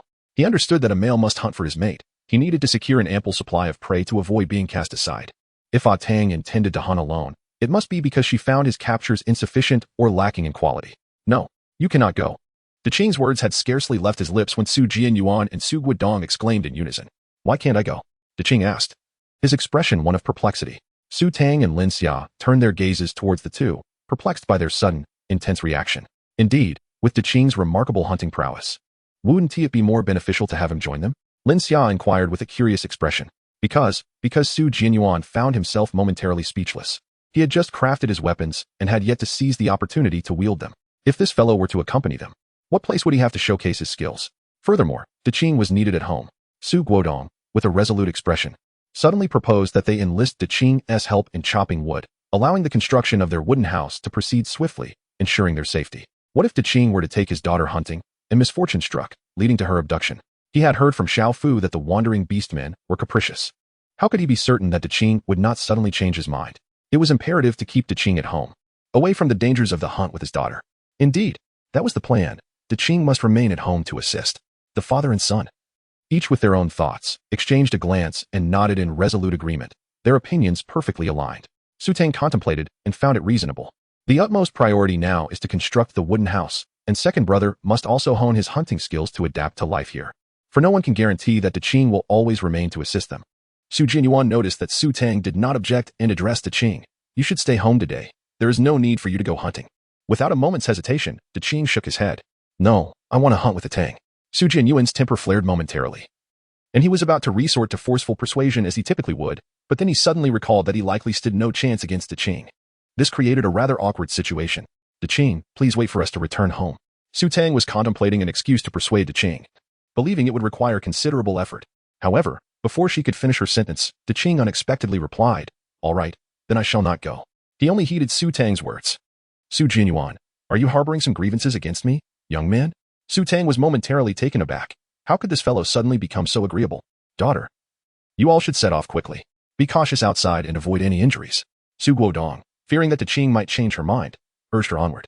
Diqing watched longingly as Tang, Su Jianyuan, and Xiao Fu departed, only to be pulled away by Su Guodong to chop wood. Tang was preoccupied with the quest for clay and asked Xiao Fu to guide her. The mountain was situated some distance from their humble grass hut. And to save time, Su Jianyuan transformed into a leopard, allowing Tang to perch upon his back. This was a customary practice among the females in this region. The beast forms of the orcs were significantly larger than ordinary wild animals, making Tang appear remarkably petite atop the leopard. Within a quarter of an hour after departing the grass hut, the trio entered the forest, where towering trees and colossal plants swiftly glided past them. Su Jianyuan ventured into the hunt each day, having long since acclimatized to such surroundings. However, for Tang, this was her inaugural experience within the forest. Countless unnamed, bizarrely shaped plants intertwined in a chaotic embrace. The term wild growth scarcely sufficed to describe the flora here. She could even sense the vibrant aura of life pulsating all around her. Tang felt a profound shock within her heart. The visual spectacle surpassed that of a 3D movie by countless magnitudes. When she regained her senses, the trio had already reached the mid-slope of the mountain that Wang Nini had mentioned. Rather than a mountain, it resembled an elevated forest. For the sheer scale of the mountain was immense. The diminutive figures of the three stood amidst the towering flora, their heads obscured by the dense vegetation, rendering the height of the mountain entirely invisible. Mayor, you must stay close behind me and refrain from touching anything. This place is fraught with peril. Jianyuan gently placed Su Tang down, transformed into human form behind the tree, donned his garments, and emerged while holding a bow and arrow, all the while imparting earnest advice to Su Tang. Su Tang seldom witnessed her elder brother in such a serious demeanor. Recognizing that he was not jesting, she nodded earnestly, understanding the gravity of the situation. The mountain was vast, and she was uncertain where to seek clay. She resolved to accompany the leader, Su Jianyuan, and try their luck together. If they were unable to find it, they would focus on their quest after capturing some prey. In contrast to their cautious demeanor, Xiaofu was particularly exuberant. Maintaining the form of a little white wolf, he darted through the underbrush, leaving several claw marks on the nearby tree trunks as markers. Although wolves possess a keen sense of smell, the myriad scents within the forest could easily obscure any single one. Thus, visual markings proved to be more discernible. This distinction underscored the difference between beastmen and wild animals. Beastmen utilize their inherent advantages to make simpler and more accurate decisions, while wild animals relied solely on instinct and nature. The trio, comprising 2 individuals and 1 wolf, ascended the mountain. Just as Su Tang believed they would not encounter any wild beasts, Xiaofu, leading the way, abruptly halted, his emerald green eyes fixated ahead, his body slightly crouched, adopting a posture of both hunting and vigilance. Chapter 54. Xiaofu's precise communication. Su Jianyuan and Su Tang, upon witnessing this scene, immediately ceased their whispers, fixated their gaze ahead. Before them lay a dense thicket of verdant foliage, where, in the distance, an unfamiliar shrub stirred imperceptibly twice, producing a faint rustling sound, only to soon fall silent once more. Su Tang initially believed that Xiaofu had made a mistake, but she observed that both Xiaofu and Su Jianyuan remained completely still. They stood in silence for several minutes until a black snout emerged from the bushes, sniffing around before slowly stepping out and coming into view of the three. Su Tang's breath hitched. It was a colossal wild boar. The creature was cloaked in a deep ebony hue, with 2 short tusks protruding from its snout. Its body was as robust as that of an ox, and its hooves resembled iron shoes, leaving deep impressions with each step it took, flattening the underbrush in its wake. Su estimated that this wild boar weighs at least 1,000 pounds. Su Jianyuan's countenance brightened with joy, his eyes shimmering with astonishing brilliance. What a stroke of fortune! The moment he stepped outside, he encountered a treasure. This wild boar would provide sustenance for his family for an extended period. Today, he was determined to capture this wild boar. He discreetly tightened his grip on the bow, cautiously drawing a wooden arrow from behind and silently knocking it onto the bowstring, stealthily advancing towards the direction of the wild boar. Little Fu, aware of his own limitations in capturing the boar, continued to follow Su Jianyuan as usual. Su Tang, however, did not share Su Jianyuan's fervor. It is essential to note that wild boars are omnivorous creatures, and in her eyes, this particular wild boar was merely a means to bolster the Grim Reaper's performance. Should they fail to slay it and instead provoke its wrath, the 3 of them, unarmed, would likely become an enticing feast for the beast. Observing Su Jianyuan poised to release 2 arrows simultaneously, Su Tang mentally prepared herself for the possibility of being pursued through the forest by a creature weighing over 1,000 pounds. Whoosh, whoosh. The arrows sliced through the air with precision, striking the wild boar squarely in its eyes. The wild boar emitted a horrific scream, its robust body careening wildly as it charged forward in a frenzy. Upon noticing the situation, Su Jianyuan was unwilling to let this hard-earned prey escape, and hastily pursued it. Just as he dashed out, he suddenly remembered that Su Tang was still behind. He turned and called out loudly to Xiaofu. Xiaofu, please inform your sister to keep up. Do not fall behind. The forest is fraught with danger. Ah? Xiaofu, while running, lifted his head, the rushing wind roaring in his ears. Observing Su Jianyuan's eager demeanor in pursuit, he quickly grasped the urgency and turned back to relay the message to Su Tang. Sister, brother says you must not follow. The forest is perilous. Wait for us here. All right. Su Tang paused, watching the figures of the 2 disappear into the distance. The surroundings swiftly returned to silence, as if even the sound of the wind had ceased. With nothing else to occupy her, Su Tang decided to search nearby for the clay she needed. The forest was filled with identical scenery, and a moment's inattention could lead one astray. Thus, to prevent getting lost, she carved an arrow into a tree every so often. Time passed as she wandered, lost in her thoughts, until suddenly the sound of flowing water reached her ears. Perhaps near the water source, she might find the clay she sought. Elated, Su Tang quickened her pace towards the sound. As the gurgling water grew nearer, she caught a glimpse of a clear stream through the gaps in the leaves. Just as she felt a surge of joy, she unexpectedly found her footing gone, the soft leaves beneath her giving way to a void, sending her sliding uncontrollably downwards. In the next moment, she plunged directly into the very stream she had just seen. The swift current rushed downward, and Su Tang choked on a few mouthfuls of water before managing to regain her composure. When she opened her eyes, she was met with the sight of a waterfall. A wave of despair washed over her. Surviving a car accident, traversing into another realm, and yet here she was, about to drown in water. Everyone, are we ready? We have enough water for the journey ahead, spoke Jia, who had proposed the assault on Wanshou Mountain. After Hu Xing issued his command, he led his band of orcs back to Wanshou Mountain overnight, reuniting with scattered orcs along the way. The ranks swelled, and the orcs' morale soared ever higher. Behind the two, Mioli was leading a group of orcs and rest by a pool. The pool was modest in size, with a tumultuous waterfall on the other side, ceaselessly cascading down and crashing against the smooth stones at the center of the pool, sending splashes of water flying. Let us rest a while longer, Hu Xing remarked, glancing at the weary orcs. Indeed, Jia replied. Just as Hu Xing was about to turn away, his gaze fell upon the stones in the pool, prompting him to stop in his tracks. Jia, he called. Is there anything else you need? Jia promptly asked, catching up. Remove those stones, Hu Xing instructed, pointing at several large rocks standing in the pool. Jia, puzzled yet compliant, rallied a few orcs to move the stones to the shore, arranging them neatly in a row as per Hu Xing's request. As Hu Xing surveyed the pool, a satisfied expression graced his features. The noise has diminished, and it appears more pleasing to the eye now. Soon, the orcs had rested enough, and Hu Xing led the formidable troop onward. Just as they departed the pool, a shadow suddenly plummeted from above. Splash!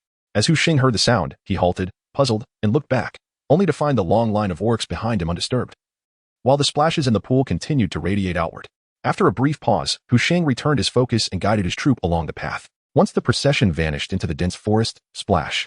Su Tang emerged from the pool, wiping the water from her face, pushing aside the damp hair that clung to her eyes, and vehemently spitting out water. After taking several deep breaths, she surveyed her surroundings, finally comprehending her environment. I'm not dead. I fell from the waterfall, and didn't break my neck. Su Tang looked up and realized that the waterfall was merely a few meters high, and fortuitously, there were no obstacles in the pool below. Fortune had not abandoned her.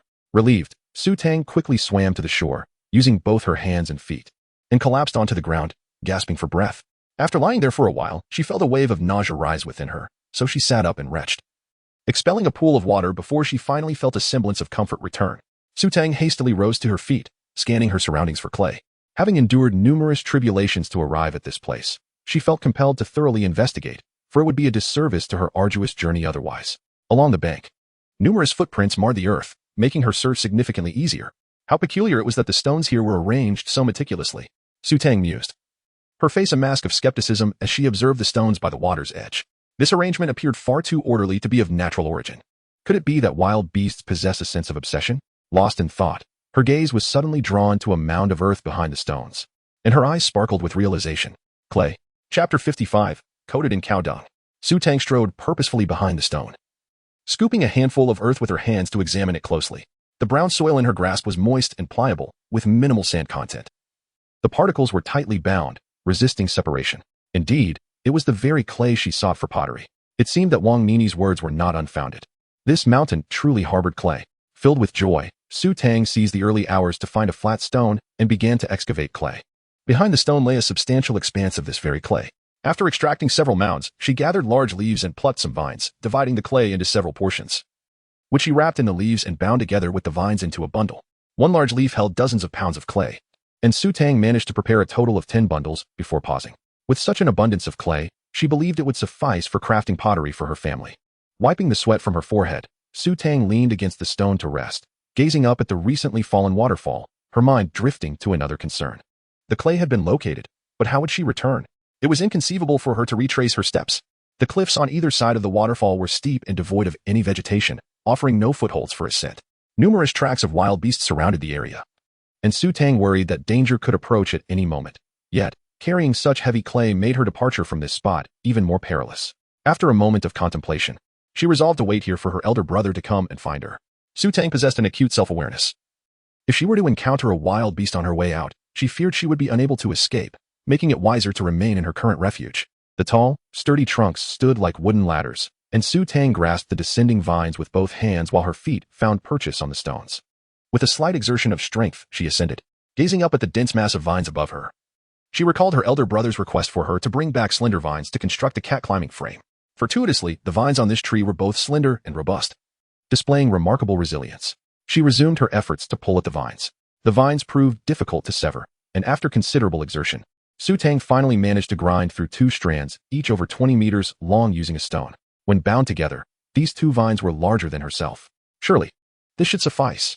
Su Tang clapped her hands, intending to sit down and rest, when suddenly, a rustling sound emanated from the nearby underbrush. Instantly, she became alert. Concealing herself behind some leaves, her eyes fixed intently on the direction of the sound. 1 second, 2 seconds. Abruptly, a white wolf's paw emerged from the thicket. Su Tang was momentarily taken aback, only to hear the anxious call of Su Jianyuan. Sister, where are you? Can you hear me? Sister. Upon recognizing Su Jianyuan's voice, Su Tang instantly relaxed. Climbing down from the tree, she shouted back, Brother, I am here. From the underbrush emerged a white wolf and a spotted leopard. Upon seeing Su Tang unharmed before him, Su Jianyuan was overwhelmed with emotion, his eyes brimming with tears.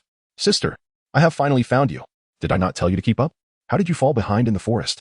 You nearly gave me a heart attack. Su Jianyuan, unable to transform into human form in time, clawed at the ground with his leopard paws in an agitated frenzy, speaking in human tongue. If anything were to happen to you, how could I return and explain to father and mother? Mother would surely strip me of my skin. Heaven knows that when he discovered Su Tang was missing, his heart nearly ceased to beat from fright. Should he fail to find Su Tang, he had already resolved to dig a pit nearby and bury himself within it. Upon hearing this, Su Tang wore a perplexed expression. Elder brother, did you not instruct me to remain here and await your return? When did I ever request that you wait for me in this spot? The forest is fraught with peril. I would be foolish to abandon you here alone. Su Jianyuan glared, unable to fathom such baseless accusations. If mother were to overhear this, he would surely face severe repercussions. Suddenly, as their gazes met, the siblings recognized something simultaneously and turned in unison to regard the small white wolf nearby. Su Jianyu gritted his teeth in frustration. Little Fu. That little wolf cub nearly cost me my life. Little Fu instinctively took a couple of steps back, realizing something was amiss. I might have misheard. I apologize, elder brother. Su Tang pressed down on Xiao Fu's head and said to Su Jianyuan, forget it. Xiao Fu didn't mean any harm. Xiao Fu looked at Su Tang with gratitude, thinking she was the best sister. In the next moment, a large shadow loomed overhead, and Xiao Fu stumbled, falling flat. Xiao Fu, take these vines. Su Tang tossed the vines to him and led Su Jianyuan to fetch the clay, struggling under the weight of the vines. Xiao Fu managed to stand up, his face filled with confusion. He suspected his sister might have done it on purpose, yet he lacked any evidence. Sister, is this really clay? Can it be fashioned into pottery? Su Jianyuan gazed at the unremarkable lump of earth, wearing a doubtful expression. We won't know until we try. Su Tang replied, unable to guarantee success. She glanced behind Su Jianyuan and suddenly recalled, by the way, did you manage to catch that wild boar you were chasing? Upon mentioning the wild boar, Su Jianyuan puffed out his chest with pride, confidently asserting, of course. Just look at who the hunter is.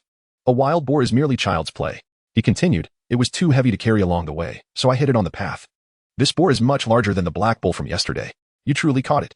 Su Tang exclaimed, surprised. But she refrained from asking further and turned to gather the clay for their journey. Su Jianyuan, feeling disgruntled, hurried to catch up. Hey, what kind of reaction is this? You ought to recognize the prowess of your elder brother. I cannot abide such disdain. The trio, laden with clay, opted for an alternate path to ascend the mountain. Along the way, they stumbled upon a wild boar concealed by Su Jianyuan. The creature, smeared in blood, bore a layer of foul-smelling mud courtesy of Su Jianyuan. As Su Tang approached, an odd scent assailed her senses. She pinched a bit of the mud between her fingers, noting its peculiar texture, which differed markedly from ordinary soil. Elder brother, from where did you procure this earth? It reeks abominably. Su Jianyuan replied without turning back. Well, during my search for you, I encountered a herd of cattle. I used their dung to mask the scent of blood, thereby preventing wild beasts from feasting upon it. Su Tang, suddenly feeling the urge to lash out. What should one do? Beneath the cow dung lies a layer of mud. Once dried, a mere tap with a wooden stick causes it to fall away. This wild boar is exceedingly heavy, and Su Jianyuan finds it impossible to lift, resorting instead to binding it with vines to drag it along. Fortunately, the mountain is not too distant from home, and the trio makes their way back, pausing intermittently, ultimately returning just before twilight. Mother, look what I brought home. Upon arriving, Su Jianyuan eagerly sets down the wild boar and rushes to boast. However, after calling out for a considerable time, no one comes forth. How peculiar. Where has everyone gone? Furrowing his brow, Su Jianyuan scans the surroundings, and as he gazes towards the distant clearing, he suddenly comes to a halt. Su Jianyuan waved his hand without looking back, calling out to Su Tang, sister, come quickly and see what that is. Chapter 56, The Great Qing Cuts Trees. Su Tang and Xiao Fu were diligently placing the clay and fine vines down, as there was an abundance of items, leaving none of the three with a moment's respite on their journey. Upon hearing Su Jianyuan's voice, Su Tang curiously approached, pondering what could possibly warrant such alarm. Could it be that one might encounter a ghost in broad daylight? As Su Tang spoke, she gazed into the distance. Just as her words trailed off, her voice faltered. She rubbed her eyes vigorously, widening her pupils to peer toward the direction Su Jianyuan was observing. What she saw was indeed astonishing. What on earth was that thing? In the distant woods, a mysterious creature seemed to be traversing, causing towering trees to collapse with a resounding crash. In the blink of an eye, Su Tang had witnessed a row of trees topple. After observing for a while, she realized something was amiss. No, this was no creature, it was someone chopping down trees. Su Tang furrowed her brow and gazed intently at the forest floor. A cerulean shadow flitted swiftly, pausing for several seconds by each tree before causing it to topple. This cycle repeated itself, and soon a considerable expanse of trees in the woods lay in ruin. Meanwhile, in a nearby clearing, the wood that had previously been used for constructing a restroom had been replenished, even exceeding its former quantity. Su Tang was momentarily taken aback, utterly bewildered by the scene before her. Had they truly been away for merely a day? The machines could not possibly have felled trees at such a rapid pace. "Daughter, you have returned," exclaimed Su Guodong, who had spotted Su Tang from a distance as he came back to fetch water. "My dear, our daughter is back." Before long, Lin Xia dashed out from the woods, a woven basket crafted from an unknown plant strapped to her back. 5 young ones peeked out from behind Lin Xia, eager to escape, but the moment their heads appeared, Lin Xia promptly pressed them back down with the same relentless precision as a whack-a-mole game. "Tang, you are finally back. Are you tired? You seem to be drenched in sweat." Lin Xia's concerned voice resonated in Su Tang's ears before she even approached. "I am not tired, mother," Su Tang replied, shaking her head. Curiously, she pointed towards the woods and asked, "What happened over there? Is someone cutting down trees?" "Ah, that." Lin Xia glanced back and said, "It's Daqing who is chopping the trees." "Daqing is the one cutting the trees?" Su Tang could hardly believe it. This individual was not only adept at hunting but also remarkably skilled at felling trees. Indeed, just look over there at the clearing. All those trees were felled by Daqing. It seems we can commence building the wooden houses by tomorrow, Lin Xia exclaimed with palpable excitement, tugging Su Tang along to the clearing for a closer look. As Su Tang approached, she realized that the timber scattered across the clearing exceeded her expectations. Numerous large trees had yet to be cleared of their residual branches, which were carelessly discarded here, nearly filling the space. The clearing was divided into 2 halves. One side showcased neatly stacked, well-organized logs, while the other was a chaotic heap of debris. In the midst of the clearing, Su Shiwei was diligently tidying up the felled trees. With this timber, the wooden house should soon take shape. "Tang, what kind of room would you like to live in?" "I shall speak to your brother about it," Lin Xia exclaimed, her excitement reminiscent of a child, her lips incessantly chattering. "Indeed, we will soon be residing in our new home," Su Guodong chimed in, his smile radiating more brilliantly than a blooming chrysanthemum. Little Fu glanced at Lin Xia, then at Su Guodong. He was uncertain of what the wooden house would resemble, yet ever since the family's unfortunate fall from the cliff, every endeavor seemed to herald good tidings. This time would surely be no different. He joined in with a silly chuckle, thinking, "It matters not. For as long as I am with my current parents, life will surely be good." Su Jianyuan once again found himself overlooked. He approached Lin Xia from behind, attempting to capture the attention of both.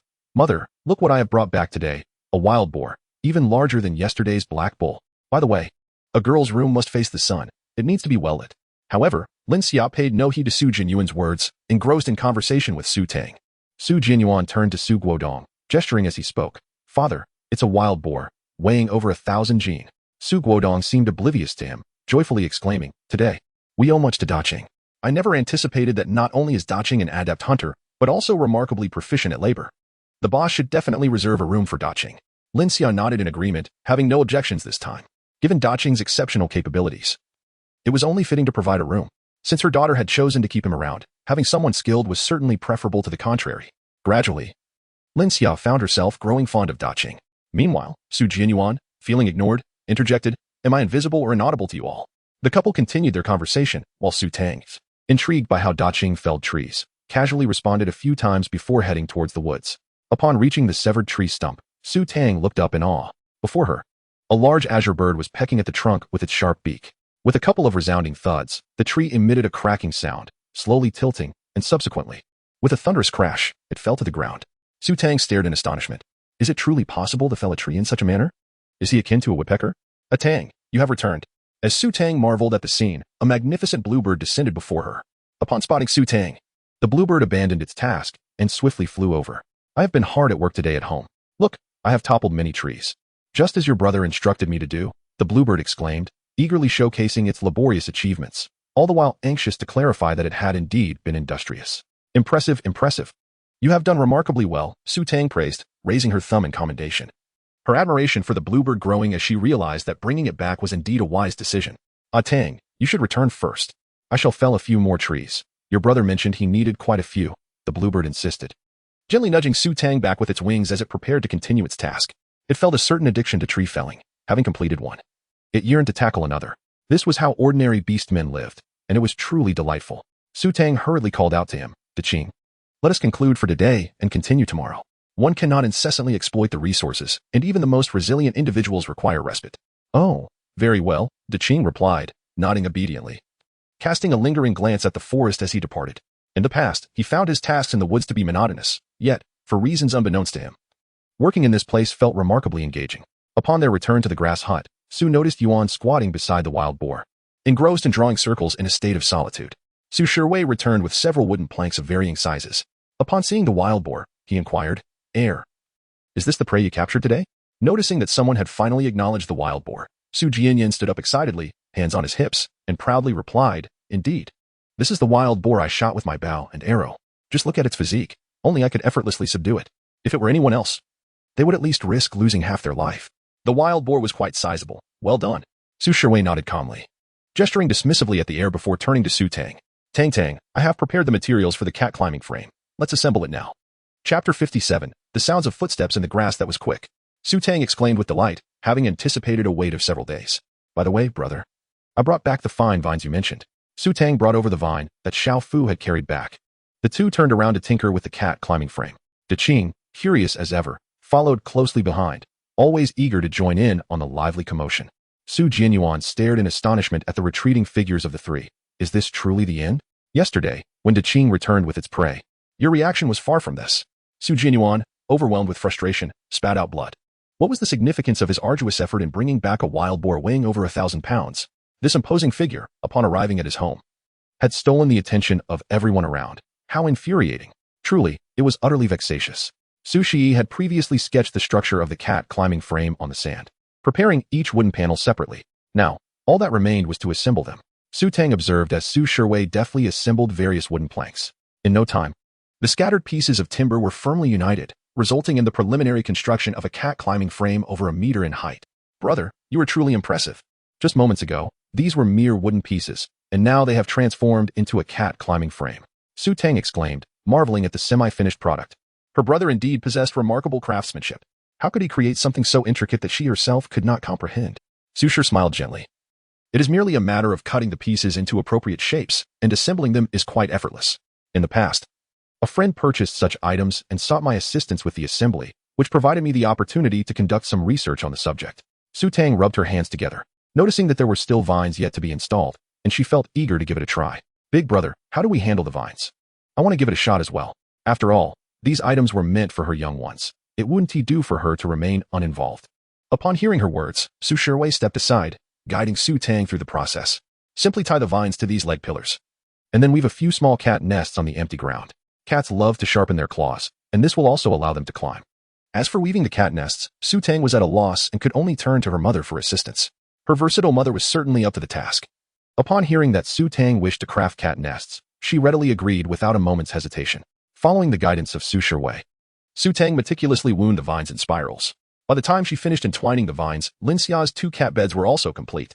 Su Tang secured the cat nest onto the cat tree, which boasts 3 levels in total. At its pinnacle, it is adorned with a touch of verdant foliage, while the yellow-brown trunk is intertwined with dark green vines, resembling a castle overrun with lush vegetation.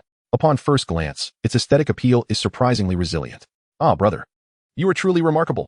I shall fetch the kittens to give it a try." Su Tang eagerly rushed to bring the cubs over. The 5 little fur balls were engaged in a game of whack-a-mole with Lin Xia, testing their wits against hers. Recently, the cubs' spirits had notably improved, their sleeping hours diminished, and when awake, they were full of mischief. Even Lin Xia found herself somewhat exasperated. The cubs, placed beneath the cat tree by Su Tang, seemed to have entered a new world. Initially, they peered out cautiously, with a few timidly huddled at the back, while the largest and boldest amongst them ventured forward, sniffing and exploring. Upon reaching a post, it rubbed its head against it a couple of times before beginning to sharpen its claws, producing a satisfying scratching sound. Su Tang's expression radiated joy. It seemed that this little creature indeed held a fascination for the cat tree. In the past, you two had joined in the playful revelry. She playfully prodded the tiny bottoms of the few cubs behind her with her finger. The little fluffballs were nudged forward a few steps, their bodies still unaccustomed to sensitivity, their attention wholly captivated by their elder brother and the cat tree. Observing this, they gradually gathered around. Before long, several kittens had ascended the castle. The little ones climbed with exuberance, as if they had stumbled into an amusement park. Even when one tumbled down, they merely shook their heads and enthusiastically resumed their climbing. Watching their paws grasping the cat tree, Su Tang recalled the earlier incident of the cubs clambering onto her, sending a shiver down her spine. Thankfully, there was the cat tree. Otherwise, her body would have been the one subjected to their antics in the future. Ah Xiong, thank you. It appears the cubs are quite fond of it. Su Tang expressed her heartfelt gratitude to Su Shiwei, thankful for her brother's timely rescue. Su Shiwei unveiled a gentle smile, expressing that there was no need for formalities with her elder brother. She could simply voice her desires, and he would gladly fulfill them. After all, she was his only sister, and he would do everything in his power to satisfy her wishes. Meanwhile, De Qin, observing the exchange with a puzzled expression, scratched his head and inquired, "Isn't this akin to a tree? Why not simply allow the young ones to climb the tree directly?" Su Tang was momentarily taken aback. There seemed to be some truth in that statement. However, having already taken action, how could she possibly concede that the tree was more effective? This was a cat climbing frame, and a tree was a tree. The two were, of course, fundamentally different.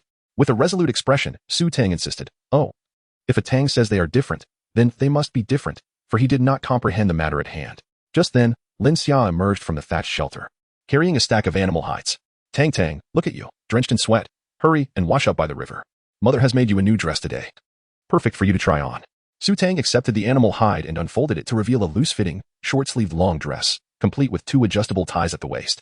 Crafted from deer skin, the gown featured a beautiful pattern reminiscent of plum blossoms, captivating in its charm. "Mother, how did you manage this? Where did you find the needle and thread?" Su Tang inquired, her face a blend of astonishment and admiration. The stitching, though somewhat coarse, was evidence that it could not have been achieved without needle and thread. Lin Xia, hands on her hips, wore a proud expression. "There is nothing in this world that your mother cannot accomplish.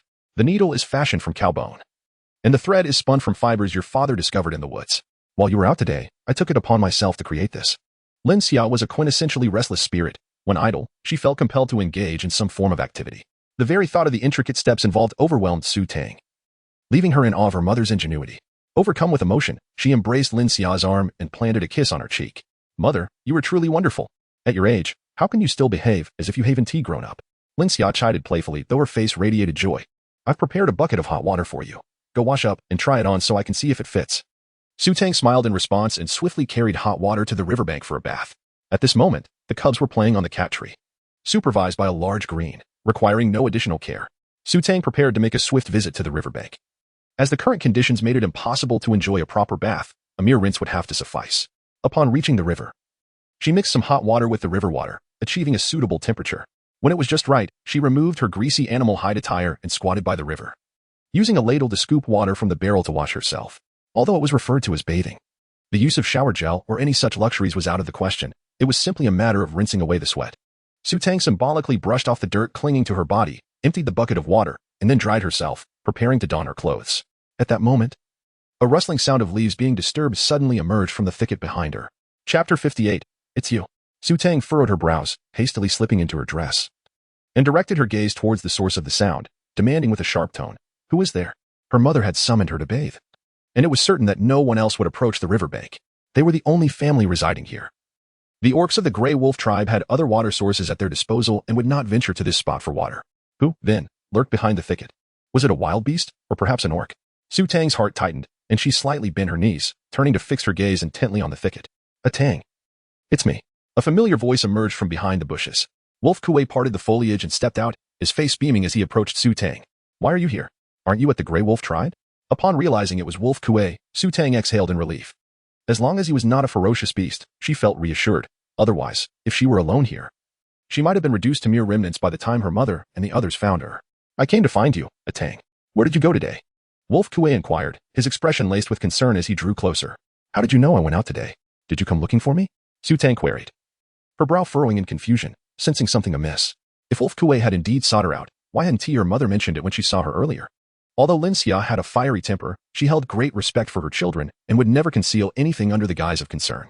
"You've always been meticulous about cleanliness, coming to the riverside every morning to wash. But you didn't come this morning." Wolf Kuay evaded her question, continuing to approach. "A Tang, did you venture into the forest today? It's quite perilous there. If you need anything, just tell me, and I shall fetch it for you. Please avoid taking risks." His voice grew increasingly fervent. The sudden rise in volume pierced Su Tang's eardrums, evoking a familiar sensation. Previously, Su Jingxiao had become equally fervent, his voice escalating to a near-manic pitch. Yet, Su Tang had no time to contemplate further. She furrowed her brow and looked at Wolf Kuay in disbelief. "You've been following me?" In an effort to conserve water, she had been washing up at the river every morning. However, this morning, Urged by Su Jianyuan to leave promptly, she resorted to a quick rinse with water from the barrel instead of going to the river. This was known only to her family, yet Wolf Kuay seemed all too aware of her routine. The only conclusion was that he had been spying on her movements for the past few days. This behavior, reminiscent of Su Zhenqiao's unnerving tendencies, filled Su Tang with distaste. She couldn't help but question, was the Wolf Kuay before her truly who he claimed to be? Tang, I'm simply worried about you. The outside world is fraught with danger. Come to the Greywolf Tribe and stay with me. I can protect you. Noticing the astonishment and wariness etched on Su Tang's face, Wolf Kuay stepped forward eagerly, attempting to grasp her hand. Su Tang hastily dodged. Picking up a branch to defend herself, she cast a warning glance at Lang Kuay, stating, I have already told you that we are no longer connected. If you dare to make a move again, do not blame me for being unkind. She could not comprehend why, during their last encounter, Lang Kuay had not been so aggressive. How had he transformed so dramatically in just a few days? Having witnessed the cautionary tale of Su Zhenqiao, Su Tang felt it prudent to keep her distance from Lang Kuay. How could we possibly be disconnected? You are my most cherished female, Tang. No matter how you change, my affection for you will remain unwavering, forever unaltered. Upon hearing Su Tang's words, Lang Kuay grew even more agitated, his voice fervently closing in on her as if he had completely disregarded her warning. Su Tang's expression darkened as she failed to react in time. Wolf Kuay had already approached with astonishing speed. Standing at the riverbank, with the water lapping at her heels, she found herself with no means of retreat. As Wolf Kuay bore down upon her, there was scarcely a moment to evade. With gritted teeth, Su Tang resolutely lifted a branch and struck Wolf Kuay squarely on the head. A resounding thud echoed through the air as Wolf Kuay stumbled backward, clutching his buzzing head. Su Tang gazed incredulously at her own hands, astonished by her newfound strength. Could she truly have enough power to bewilder the formidable Wolf Kuay? Yet, it soon dawned on her that Wolf Kuay bore injuries. Surely, if he were fully recovered, he would not have fallen victim to her strike. I warned you. If you approach once more, I shall not hold back. Observing Wolf Kuay's pained expression, Su Tang felt no remorse. The debt she owed him for his prey was one matter. His unwarranted aggression towards her was an entirely different affair, and should not be conflated. You must leave this place at once. If my brother arrives, your escape will not be so simple. Furthermore, you are henceforth forbidden from following me. With a grave expression, Su Tang spoke to Lang Kuay before discarding the branch and hastily retreating with the bucket in hand. Confronting Lang Kuay alone was far from a prudent choice. She needed to return swiftly for her own safety. As Su Tang walked, her thoughts drifted. It seemed that in the future, she could no longer venture out alone. The construction of the wooden cabin must be expedited, and the bathroom ought to be completed, so she would no longer need to bathe by the riverside. Lang Kuay regained his senses, releasing his grip from his head, only to discover his hands stained with fresh blood. For a few fleeting seconds, a dazed expression crossed his features, and then, suddenly, a frenzied look emerged in his eyes as he lifted his gaze towards Su Tang's retreating figure. Tang, you cannot leave me. You promised to be with me, and it must be for a lifetime. Su Tang was strolling when she suddenly felt a chill creeping up her back. Turning around, she was astonished to see Wolf Kuay transformed into a gray wolf. Charging towards her with blood all over its head, Su Tang was taken aback. Was this fellow truly insane? What could he possibly be planning? In the blink of an eye, Wolf Kuay had already approached Su Tang, just as she thought she would have to shed some blood to return home today. A sudden azure figure sprang forth from behind, knocking Wolf Kuay to the ground. You dare to bully Tang? I shall strike you. I will strike you dead. Su Tang felt a sudden blur before her eyes, and when she looked again, a green eagle was incessantly pecking at the head of a gray wolf. As its wings flapped, dust and dirt enveloped the wolf entirely. The gray wolf emitted a mournful cry, utterly defenseless. In a mere moment, Su Tang observed that the wolf's body was covered in bloodstains. Big Green, you may strike, but do not kill it, in the tribe. Slaying an orc incurs the wrath of the chief. Su Tang hurriedly called out to Qing Ying, recognizing the beast form of De Qing. Upon hearing Su Tang's voice, De Qing quickly released the gray wolf and soared to her side, anxiously glancing back and asking, Tang, are you all right? If anything were to happen to Tang, he would be forced to return to his solitary existence in the forest as a beastman. He cherished his current life and had no desire to go back. Su Tang shook her head and replied, I am fine. What brings you here? De Qing candidly responded, I noticed you hadn't returned for quite some time, and I grew concerned for your safety, so I came to check on you. Su Tang discerned that De Qing was indeed fearful of her encountering any mishap. Yet she could not perceive the warmth of familial or friendly concern in his voice. Why are there so many peculiar orcs in this ancient continent? Does mother know you are here to find me? Su Tang inquired once more. De Qing, with a sincere expression, replied, she did not see me when I left. Su Tang, thankfully, my mother did not witness this. Otherwise, she would have been uncertain about returning home today. As the two conversed, Lang Kuay struggled to rise from the ground, devoid of strength to revert to his human form, his pair of green wolf eyes fixated intently on De Qing. Chapter 59. He is pondering nonsense. Who are you? Why are you with Su Tang? He recalled that Su Tang had never been accompanied by this beastman before. For the past few days, Lang Kuay had been recuperating at home, and Lang Man had restricted his outings to expedite his healing, consequently neglecting any developments concerning Su Tang. He could only steal glances at Su Tang whenever he ventured out for relief, remaining blissfully unaware of the fact that Su Tang had attracted the attention of a wandering beastman. Without a moment's hesitation, Diqing responded, "I am Su Tang's partner, the father of Su Tang's offspring." Upon finishing, he glared at Lang Kuay with palpable hostility. "Do not approach Su Tang again. Leave at once. And do not let me see you again." Upon hearing that Diqing was Su Tang's partner, Lang Kuay's fury nearly ignited, his claws digging fiercely into the earth, sinking deep into the soil. Yet, given Diqing's recently demonstrated prowess, even if he were uninjured, he knew he stood no chance. Gritting his teeth, Lang Kuay could only utter, "Su Tang, I will return," before fleeing in a manner akin to retreat. Diqing, infuriated, shook his wings. Was this gray wolf beastman deaf? Did he not comprehend the language of beasts? Su Tang gazed at the retreating figure of Lang Kuay, her mind wandering. She felt an inexplicable peculiarity about him today. Each of his words resonated with a strangely familiar essence. Yet, she had recently learned from Xiaofu that her living habits bore a striking resemblance to those of a Tang, making Lang Kuay's remarks to a Tang seemingly reasonable. Perhaps her understanding of a Tang was even eclipsed by that of Lang Kuay. If she were to question Lang Kuay recklessly, would it not reveal that she was not a Tang? "A Tang, what are you looking at? He has already departed. A Tang?" Diqing's voice broke through her reverie. Su Tang returned to her senses, only to find Diqing had transformed into human form, waving a hand in front of her. "It's nothing. Let us return."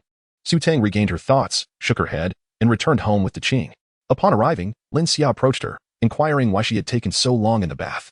Su Tang recounted her encounter with Wolf Kuay by the river to Lin Xia and her husband, Su Guodong.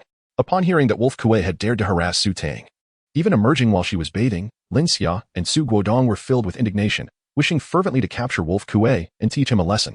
This audacious brat. How dare he bully Tang Tang in our absence? "Erzi, we must make sure to give him a proper beating next time to avenge Tang Tang," Lin Xia exclaimed in exasperation. "Understood," Su Jianyuan replied, cracking his knuckles ominously. "If I encounter him again, I shall not hesitate to strike him." Su Shuwei, with a grave expression, touched his nose and earnestly declared, "Tomorrow we shall commence the construction of the wooden house. It is exceedingly perilous for Tang Tang to venture out alone. Henceforth, she must always be accompanied.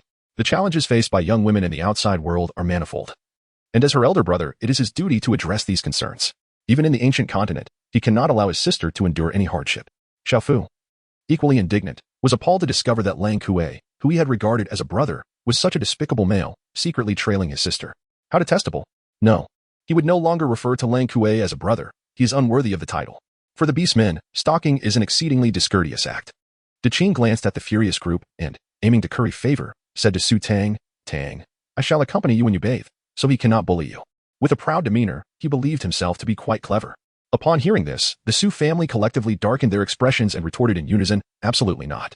If he wishes to sneak a peek at our Tang Tang bathing, he might as well dream on. This insufferable brat has lost his mind." Xiaofu, perplexed, echoed Diqing's question almost simultaneously. Why not? Is not Diqing her companion? Why should he not accompany her to bathe? Su Tang gave him a sharp rebuke, declaring that it simply would not do. There was no room for endless inquiries. The little wolf cub was nothing short of a living encyclopedia of questions. Su Guodong, with a stern expression, pulled Xiaofu away, asserting that adults were speaking and that the young ones should not interrupt. He suggested that the little ones go off to play. Although the family was indeed annoyed, they were not radicals. The day was drawing to a close. Everyone was weary from their labors, and they could not possibly rush to the Greywolf Tribe to confront Wolf Kuay. Moreover, Wolf Kuay had already been left bloodied by Diqing when he departed, which was unfortunate enough. There was no time to deal with the wild boar, as Lin Xiao had taken the leftover beef from yesterday to stew, resulting in yet another feast of beef. As the family gathered around the campfire for dinner, the earlier incident was quickly forgotten by Su Jianyuan, who had dismissed his feelings of neglect and focused solely on satisfying his hunger. The bubbling beef soup in the pot was incredibly tempting. While the family was engrossed in their meal, Lin Xia suddenly produced an item and presented it before Su Jianyuan, who was deeply engrossed in his food. Su Jianyuan, with a piece of unchewed beef in his mouth, looked up and mumbled, "Mother, what is this?" Lin Xia placed the items into his arms, saying, "Today, time is of the essence, so I made you a pair of leather boots and a leather quiver. Take a look and see if they fit well." Su Jianyuan could hardly believe his eyes as he pointed to his own nose. Is this truly for me? Surely. He must be imagining things. The boots and quiver crafted by his mother's hands? Even after being forgotten by his family, he was still bestowed such a privilege. Who else's could it possibly be? In their household, his feet were the largest, and it had taken a considerable piece of leather to fashion them. Lin Xia cast him an exasperated glance. Though unspoken, they all understood that Su Jianyuan's mission was the most arduous and perilous. Lin Xia had always harbored concerns for him, fearing he might sustain injuries while hunting in the wild. Thus, after finishing her sewing today, her first task was to create boots and a quiver for her son as use. Su Jianyuan, filled with excitement, hastily removed his straw sandals and slipped his feet into the boots, rising to take a few steps, his face alight with exhilaration. Perfect, simply perfect. His mother truly holds him dear. Eagerly, he rushed to retrieve the wooden arrows, placing them one by one into the quiver, fondling them with delight. Completely forgetting about his meal. Beside him, Su Shiwei observed his younger brother's silly grin and shook his head in resignation. Xiaofu gazed at Su Jianyuan with envy, wondering if this was the privilege of the strong. When Gage caught a wild boar, their mother crafted boots for him. Daqing glanced down at his own large, grimy feet, casting a wistful glance at Su Jianyuan's boots. He had yet to experience such footwear and was curious about the sensation. Sensing their gazes, Lin Xiao waved her hand, declaring, "Enough, hurry and eat. Tomorrow, I shall make boots for the others. Everyone will have a pair. Finish your meal and rest early, for we must build the wooden houses tomorrow." Upon hearing this, Xiaofu and Daqing's eyes sparkled with excitement. Would they also have boots? Their anticipation for the morrow surged instantly. Su Tang swiftly finished her meal and proceeded to feed the cubs. Since she had taken in these little ones, her dining pace had markedly accelerated, as thoughts of the hungry creatures occupied her mind. After ensuring the cubs were well fed, she felt no need to wash up. She merely rinsed her mouth and returned to the straw hut, collapsing into slumber.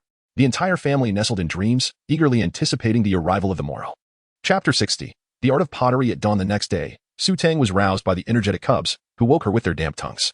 With a scowl, she fetched water from the cistern to wash away the hardened remnants of saliva from her face. After the events of the previous day, she dared not venture alone to the riverbank for her ablutions. Despite having warned Wolf Kuay, she remained uncertain whether he would heed her caution. Having washed her face, she prepared mashed potatoes for 5, ensuring the cubs were satiated, thus liberating herself from their incessant licking. Content and full, the cubs returned to their slumber.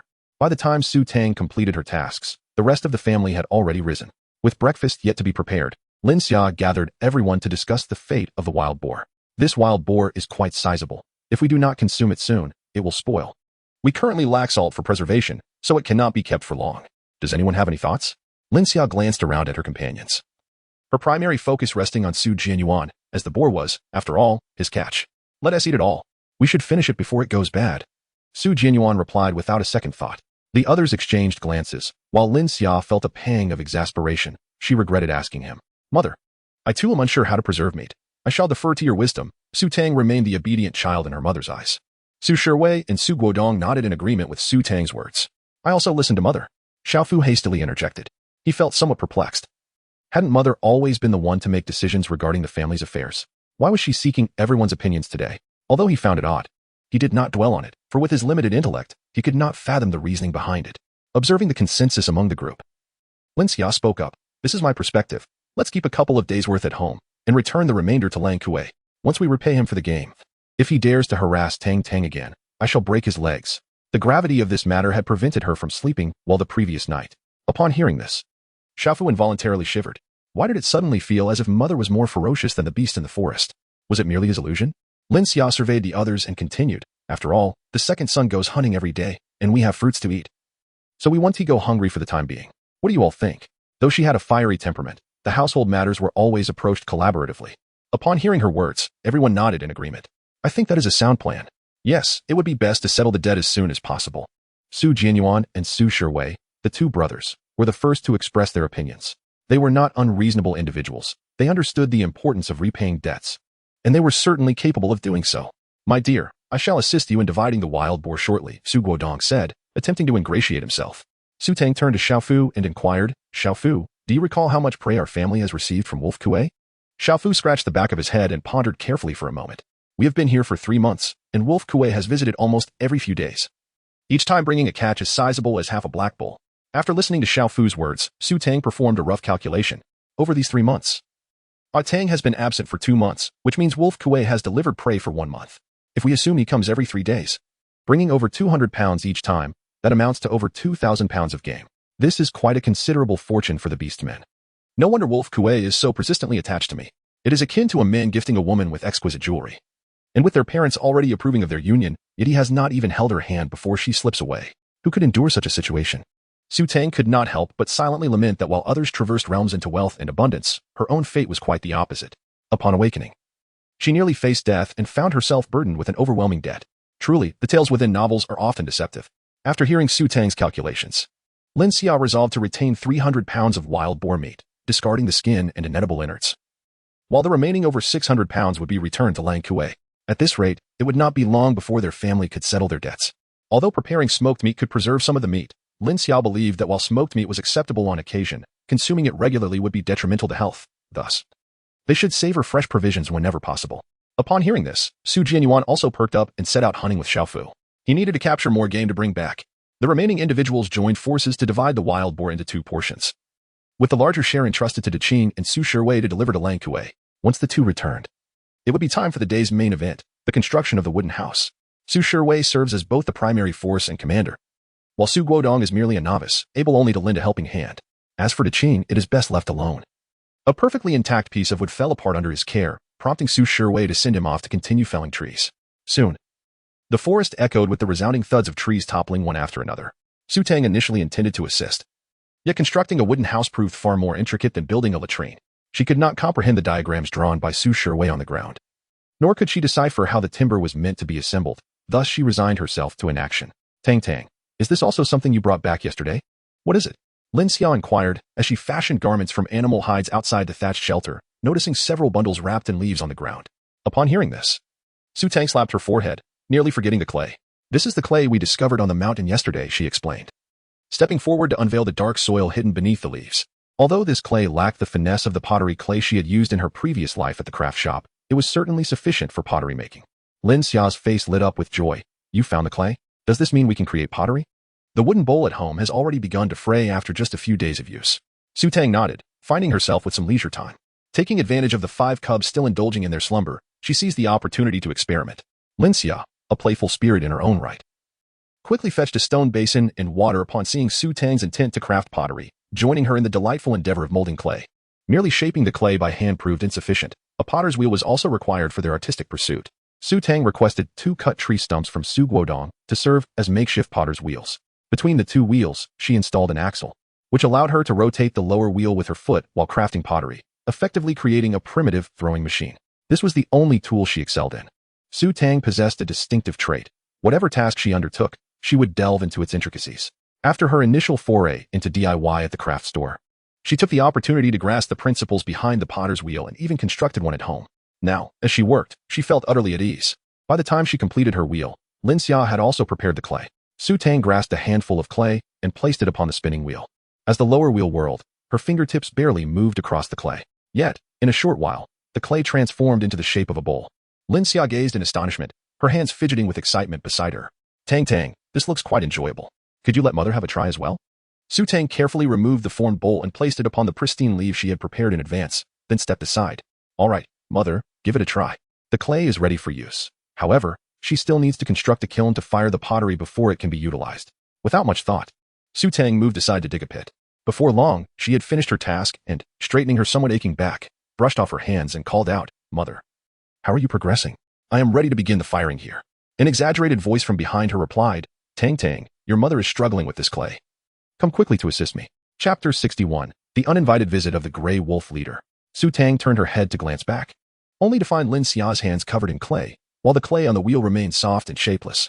The wheel spun rapidly, and a lump of clay unexpectedly flew out, landing with a splat right on Su Tang's face as she turned around. Su Tang, is this an endeavor in pottery or an act of filicide? Mother Su Tang peeled the clay from her face and let out a helpless sigh. Lin Xia, startled, hurried over. Tang, are you all right? Mother did not mean to. Did I hurt you? Let me wash it off for you. I am fine, mother. You should return to sewing. I can handle this myself. Su Tang hurriedly stopped Lin Xia, for she dared not let her mother assist any further. Lin Xia nodded repeatedly, saying, all right, mother will go make clothes. If you need any help, just call for me. After saying this, she washed her hands and swiftly departed. Su Tang shook her head, washed the clay from her face, and after tidying up the mess left by Lin Xia, she resumed her pottery work. Each vessel was crafted in accordance with the number of heads. Su Tang was hesitant to create too many items, fearing that a failed firing would result in wasted clay. Thus, she limited herself to crafting bowls, chopsticks, and a pot, intending to gradually add more once she achieved success. After completing her work, Su Tang placed the items into the kiln, igniting a fire using the embers left by Su Jian. The firing process commenced slowly. In this place, firewood was abundant. The remnants of the large trees felled by Qing could be utilized as fuel, and it appeared that it would last for several months without depletion. Su Tang placed the firewood inside and ultimately sealed the kiln's opening. The process of firing pottery is lengthy, requiring one to wait until the following day to witness the results. Su Tang was not in a hurry. She intended to assist her mother in spinning the thread while waiting. However, as she turned around, she was startled to find the 5 little cubs, who should have been peacefully slumbering in their nest, had mysteriously wandered over to the pottery wheel. "Don't move. Everyone, freeze," she exclaimed, as she saw the fluffy little balls about to tread upon the clay. Upon hearing their mother's voice, the 5 cubs obediently halted, looking up at Su Tang with innocent, adorably bewildered expressions. Su Tang let out a sigh of relief, grateful that she hadn't stepped on it. Otherwise, she couldn't imagine how long it would take to clean up. No sooner had she spoken than one of the little ones tilted its head, its round, glistening eyes sparkling with excitement as it emitted a joyful howl. In the next moment, it eagerly trotted over to Su Tang, its short legs bustling with enthusiasm. "How mother?" The little one wants mother. Su Tang was momentarily petrified, unable to intervene in time, as the 4 younglings behind her seemed to activate some unseen switch, following suit in rapid succession. The last of the younglings charged forward with great vigor, colliding with the one in front. One crashed into 2, and 2 collided with 3. In the blink of an eye, the 5 younglings transformed into a small clump of mud. They rolled around on the ground for a few moments, then shakily rose to their feet, shaking off the dirt from their bodies, and continued to merrily sprint towards Su Tang. At first glance, they resembled 5 little mudloaches. "Su Tang, she is about to break. Don't come over. Stand there and do not move," Su Tang warned anxiously. "Little mudfish, what is mother saying? I don't understand." "Never mind." The 5 young ones ran even faster, puffing and panting. Su Tang, her face clouded with displeasure, found herself covered in mud after the little one had its fun. With a scowl, she lit a fire and boiled a pot of hot water, resolutely preparing a stone basin beside her to wash the young creature. By the time the water was ready, however, the clay on the little one had already dried. After dissolving the sugar in warm water, I gently placed the cubs into the mixture and swirled them around a couple of times, causing the water to turn dark. By the time I had cleansed all 5 cubs, I had already changed the water multiple times. As Su Tang washed, the cubs eagerly slurped the murky water from the basin, inciting a wave of frustration within her that nearly caused her to sputter in anger. The more she admonished them, the more fervently they drank. Once she finally completed her task, she discovered that all 5 cubs had bloated bellies, round and full. Su Tang, truly, 5 little fools. After a battle of wits and strength with the cubs, Su Tang tossed them onto the lawn to bask in the sun. Perhaps exhausted from their play, the 5 cubs sprawled out on the grass and fell soundly asleep. Su Tang was drenched in sweat, feeling a surge of irritation as she looked at the cubs. However, upon witnessing their damp and peaceful slumber, she could not help but take a clean piece of beast skin and gently wipe them down, inside and out.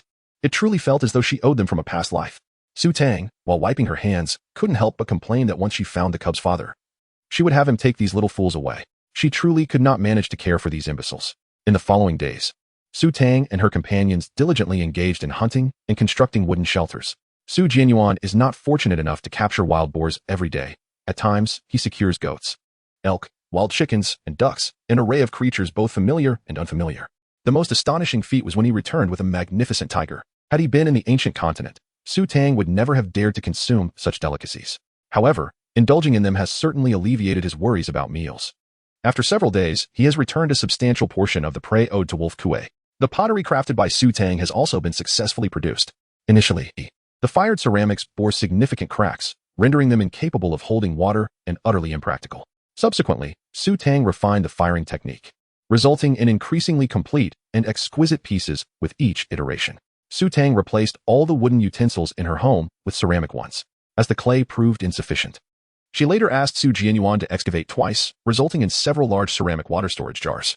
With this arrangement, a single trip to fill the jars would suffice for several days, alleviating the need for her to visit the river daily. However, relying solely on this method of water collection was not a sustainable solution. Su Tang believed that once the wooden house was constructed, a more permanent resolution to the water issue would be necessary. After several days of diligent effort, the wooden house began to take shape. Su Kuay constructed a residence in the traditional Chinese style, adorned with lofty walls and encompassing a courtyard. The layout is square, featuring 3 rooms on either side, with the eastern room adjacent to the main house having been enlarged. At the behest of Lin Xia and Su Guodong, this particular room was fortified and isolated, designated for Su Tang's future occupancy. Alas, they have but one treasured daughter, and given the perilous circumstances of the ancient continent, caution is paramount. However, accomplishing such modifications in merely a few days is an unattainable endeavor. Su Kuay has merely laid the foundation. The boundaries of each dwelling have already been delineated, and the wooden walls at the base have been constructed to a height of over half a meter. The completion of the wooden cabin is simply a matter of time. As Su Tang gazed upon the nascent form of the wooden cabin, an overwhelming sense of anticipation filled her heart. Just as the family rejoiced at the prospect of soon inhabiting their new abode, the Grey Wolf chief, accompanied by a throng of beastmen, intrusively arrived. The Grey Wolf beastmen swiftly encircled Su Tang and her companions. Jianyuan, who was on the verge of embarking on a hunting excursion, was abruptly halted. His expression wanted displeasure. What do you want? This is not the Greywolf Tribe, step aside. The 5 cubs, sensing the imminent threat, puffed up their fur and hissed fiercely at the nearest gray wolf beastman from atop the cat tree, their white coats bristling, enraged by their defiance. A gray wolf beastman swatted at one of the cubs with a furious strike. Chapter 62. Surrender the Great Chain. In an instant, one of the cubs was sent flying, yelping as it tumbled to the ground, rolling several times and becoming dazed. Stop. Tang was suddenly engulfed in a furious rage. How dare this outsider lay a hand on the cubs when she, as their stepmother, had never mistreated them? She swiftly lifted the cub and placed it into Lin Xia's arms, then seized the large stone axe used by Su Shiwei for chopping trees, swinging it directly at the hand of the gray wolf beastman. Taken aback by Su Tang's audacity, the gray wolf beastman turned just in time to evade the descending axe. With a resounding clang, the axe struck the ground, embedding itself deeply into the soil. The gray wolf beastman felt a surge of terror. Had he been even a second later, his hand would surely have been severed. This female was indeed ruthless. No wonder Lang Man was adamant about preventing her from becoming a mate to Wolf Kuay. Su Tang refrained from continuing her assault, choosing instead to retrieve the remaining 4 cubs. Yet, the chilling gaze she cast still sent shivers down the spines of the gray wolf orc. Su Tang turned to the leader of the gray wolves and inquired, "What do you mean by this? Why have you brought so many orcs to harm my cubs?" The leader's lips twitched. His subordinate had merely given a light slap, and yet she claimed her cub was injured. In fact, it was she who had nearly severed his subordinate's hand and still held such audacity. Just as the leader was about to respond, Lang Man stepped forward from behind the orcs. She glared fiercely at Su Tang and pointed at the Qing, her voice ringing out, "Leader. It was that wandering orc who injured my Wolf Kuay. Su Tang, you incited the wandering orc to harm my Wolf Kuay. If you do not surrender the wandering orc today, do not expect to remain here any longer." Lang Man's face was marred with resentment. Over the past few days, she had discovered that Wolf Kuay's injury not only had not healed, but had worsened. Upon inquiry, she learned it was indeed the doing of the wandering orc. How could Lang Man contain her fury? This wretched female had harmed Wolf Kuay once, and now allowed the wandering orc to injure him again. Truly, she was a bane to her family. Since the arrival of the wandering orc, the wretched female had been thriving, and Lang Man could not swallow this indignation. Today, she must rid herself of the wandering orc. Even if she could not slay him, she had to drive him away. Upon hearing the words, Su Tang and her companions swiftly grasped the nature of the day's unfolding drama. It became evident that Lang Man had sought a formidable ally to exact vengeance on Wolf Kuay. Regarding the incident that led to Wolf Kuay's punishment, Lin Xia placed her hands on her hips and scoffed, asserting that it was Wolf Kuay who initially bullied her daughter, Tang. Thus, he deserved the repercussions he faced. And should he dare to return, she would not hesitate to retaliate. When it comes to her daughter's mistreatment, she would not yield an inch. The Grey Wolf chief maintained a composed demeanor, pondering how Wolf Kuay, who harbored feelings for a Tang, could possibly wish her harm. His keen gaze shifted towards the Qing. Yet, the presence of this feral beastman posed a genuine threat. As the leader of the Greywolf Tribe, he could not permit such a perilous entity to remain. Today, he must ensure the creature's departure. The Greywolf chief's words left no room for negotiation. Su Tang furrowed her brow slightly. Was the Greywolf leader implying that he would support Wolfman today? "Leader," she addressed him, "you were present when I brought the Qing back that day. Yet you did not say he could not reside here. Moreover, we have not disturbed the order of the tribe." The Greywolf leader, with an air of righteousness, retorted that at that time, the danger posed by the stray beastman had not been apparent. Now that he had injured Wolf Kuay, who could predict whether he might harm other beastmen in the future? I cannot allow such a significant threat to remain outside the tribe. Su Tang's expression darkened. It was evident that this was a deliberate attempt to create difficulties. The last time the Grey Wolf leader visited, there was no such favoritism towards Wolfman. How could there be such a sudden change today? Could it be that Wolfman had offered the leader some enticing advantage? Upon hearing this, Su Jianyuan's temper flared. How dare you meddle so much in our affairs? Do you reside by the seaside? We merely dwell outside your tribe. Why are you so concerned with our matters? You seem to conjure up demands at whim. Today you wish to drive away the great Qing, and tomorrow, will you present us with yet more unreasonable requests? The Grey Wolf leader, perplexed, responded, "What seaside? I live in the Grey Wolf Tribe, not by any seaside." Su Jianyuan, enough. It is futile to speak to the uncomprehending. Did you hear that? The leader has spoken. Why do you not hasten to surrender that wretched, wandering beastman? Longman stands behind, brandishing authority with utter arrogance. Su Tang let out a cold snort. What if I refuse to hand him over and do not allow him to leave? Although the Qing is a wandering beastman, during our time together, he has not only refrained from any malevolent deeds, but has also assisted us greatly, tirelessly, and without complaint. He is merely an innocent fool, and I have never entertained the thought of driving him away. Lang Man wore a smug smile. Tang, who do you think you are? Do you really believe the leader would hesitate to act against you? My Wolf Kuay is no longer what he once was. If you oppose the leader for the sake of a wandering beast man, do not come crying to me later. Ah ha ha. Su Tang's eyes narrowed slightly. The wolfman appeared exceedingly smug, suggesting that something had transpired of which she was unaware. What could possibly have imbued her with such confidence? The Grey Wolf leader's expression darkened as he sternly declared, "If you are unwilling, then today I shall have no choice but to let you depart with the feral beasts." The crowd's faces turned grim. Su Tang inwardly cursed, lamenting the treachery of this black-hearted individual. They had recently delivered a series of offerings to curry favor, only to find that the leader devoured their provisions and immediately turned against them. Before Su Tang could utter a word, the wolf leader continued, "I have no time to waste here. Hand over the stray orc at once, or vacate this place immediately." This was clearly a coercive ultimatum. Wolfman reveled in her triumph, delighting in the spectacle of Su Tang's predicament. She could hardly believe that Su Tang would forsake her entire family for the sake of a mere stray orc. If they did not leave, without the orc's protection, their family of misfits would surely face starvation in the future. Su Tang gazed at Lin Xia and Su Guodong, the couple showing no inclination to urge her. Tang, you may choose as you wish. Both father and mother support you.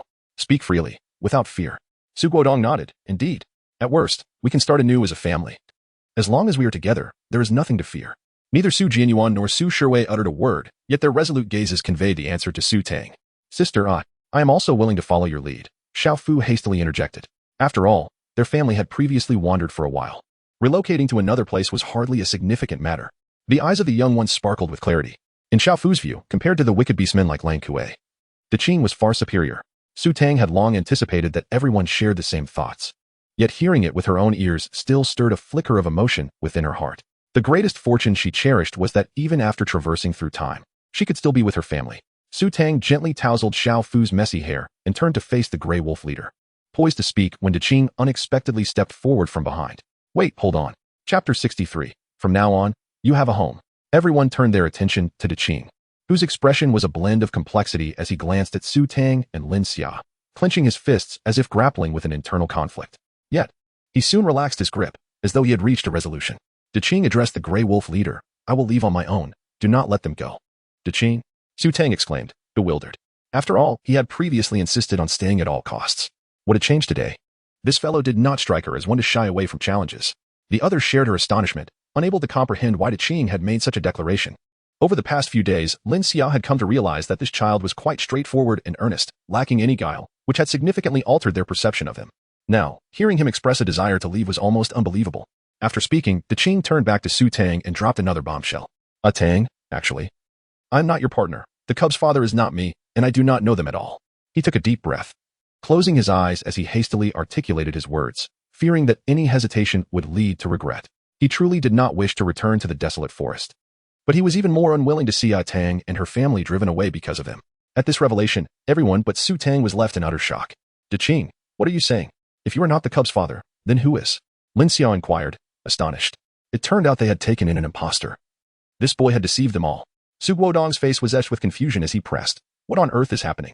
He glanced at his daughter, whose expression bore no trace of surprise, clearly indicating her prior knowledge of the situation. Qing shook her head. "I do not know either. When I encountered Tang, she merely agreed to be my companion, yet nothing transpired between us. By the time I returned from hunting, Tang had vanished. I searched for her for nearly 2 months before I found this place. Beyond that, I am at a loss." She candidly shared all that she knew. "Then why did you wish to become my companion? Why not forcibly take me back to the forest instead of returning here with me?" Su Tang seized the opportunity to inquire further. Qing scratched her head, somewhat embarrassed. I wanted an orc to converse with. Living alone in the forest is dreadfully dull. I also yearn to experience what life is like alongside an orc." She declared her feelings of loneliness, yet held no romantic inclinations towards love between genders. To assert otherwise would be to admit to her profound solitude. Hearing this, the others felt a wave of embarrassment. Was this fool truly seeking companionship merely for conversation? Su Tang's lips twitched in disbelief. She was at a loss for words regarding Qing. Wasn't it said that wandering beastmen were all heinous villains? Yet, to her, Qing appeared to be nothing more than a simpleton. It turned out that he had pretended to be the father of a cub solely for this purpose. What astonished Su Tang even more was that just a moment ago, Tang had agreed to become Qing's partner, only to run off and bear offspring with another beastman the very next second. In that instant, she was torn between criticizing Qing or lamenting her own predicament. Qing's words did not escape the ears of the Grey Wolf beastman. Within Wolfman's heart, he cursed silently. This fickle female was indeed capricious, darting out to seek so many males. It had been a wise decision to prevent Wolf Kuay from mating with her. Qing resolutely addressed the Grey Wolf chief, stating that he would return to the forest immediately and would not return henceforth, urging him not to make things difficult for Tang and the others. After speaking, he cast a reluctant glance at his humble dwelling before turning to leave. Upon hearing this, the Grey Wolf chief's eyes glimmered with unexpected joy. He had not anticipated that this wandering beastman would take the initiative to depart, thus alleviating a considerable burden from him. Recently, Wolf Kuay had made significant contributions to the tribe. If a choice had to be made between him and Su Tang, the chief would undoubtedly choose to protect Wolf Kuay. No matter how precious a female might be, the future of the entire tribe held greater importance. However, should it be possible to retain Su Tang as well, he would be more than willing. After all, having an additional female in the tribe was hardly a disadvantage. Su Tang and the members of the Su family exchanged glances, and upon receiving affirmative looks, they called out to Tang, "Wait." Lang Man furrowed her brow, wondering what this little wretched female was up to again. Su Tang locked eyes with the leader of the Grey Wolves, her gentle voice betraying no hint of trepidation.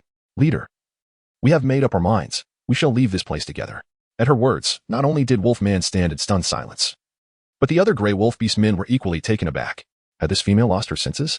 She was willing to abandon this place for a mere vagabond beastman? It was utterly incomprehensible. The expression on the Grey Wolf leader's face darkened. Su Tang's declaration was a blatant slap in his face. She would rather venture into the forest than remain here, implying that she found his Grey Wolf tribe utterly lacking. Did she truly believe that a solitary vagabond beastman could surpass the many young and exceptional Grey Wolf warriors? Tang, the members of the Great Green stood frozen, gazing at Su Tang and her companions with disbelief. Su Tang bestowed upon him a reassuring gaze and smiled, saying, "This is not a decision made solely by me." An orc. Su Xiye gently touched the bridge of his nose, his voice warm and melodious. "We do not wish for your departure, rather. We simply desire to prevent certain shameless orcs from repeatedly causing trouble." At once, Wolfman's face turned a deep shade of green with anger. "Who are you calling shameless?" Su Shiwei disregarded her entirely, infuriating Lang Man to the brink of a myocardial infarction. The leader of the Grey Wolves, with a grim expression, inquired, "Tang, have you truly made up your mind to leave this place? Is it truly worth it for the stray beast man?" Su Tang chuckled softly, compared to the Grey Wolf Tribe. It was undoubtedly worth it. Implicitly, she suggested that the Grey Wolf Tribe was inferior to a mere wandering beast man. The Grey Wolf chief, initially intent on persuading Su Tang to retract her words, was instantly consumed by fury at her remark. This ungrateful female, even if he were to perish in the forest, he would never take her in again. Let her not return to beg for his mercy. Hearing the Grey Wolf chief repeatedly refer to him as a wandering beast man, Tang felt a wave of self-doubt wash over him, lowering his head in an attempt to dissuade Su Tang. "Tang, you need not go to such lengths.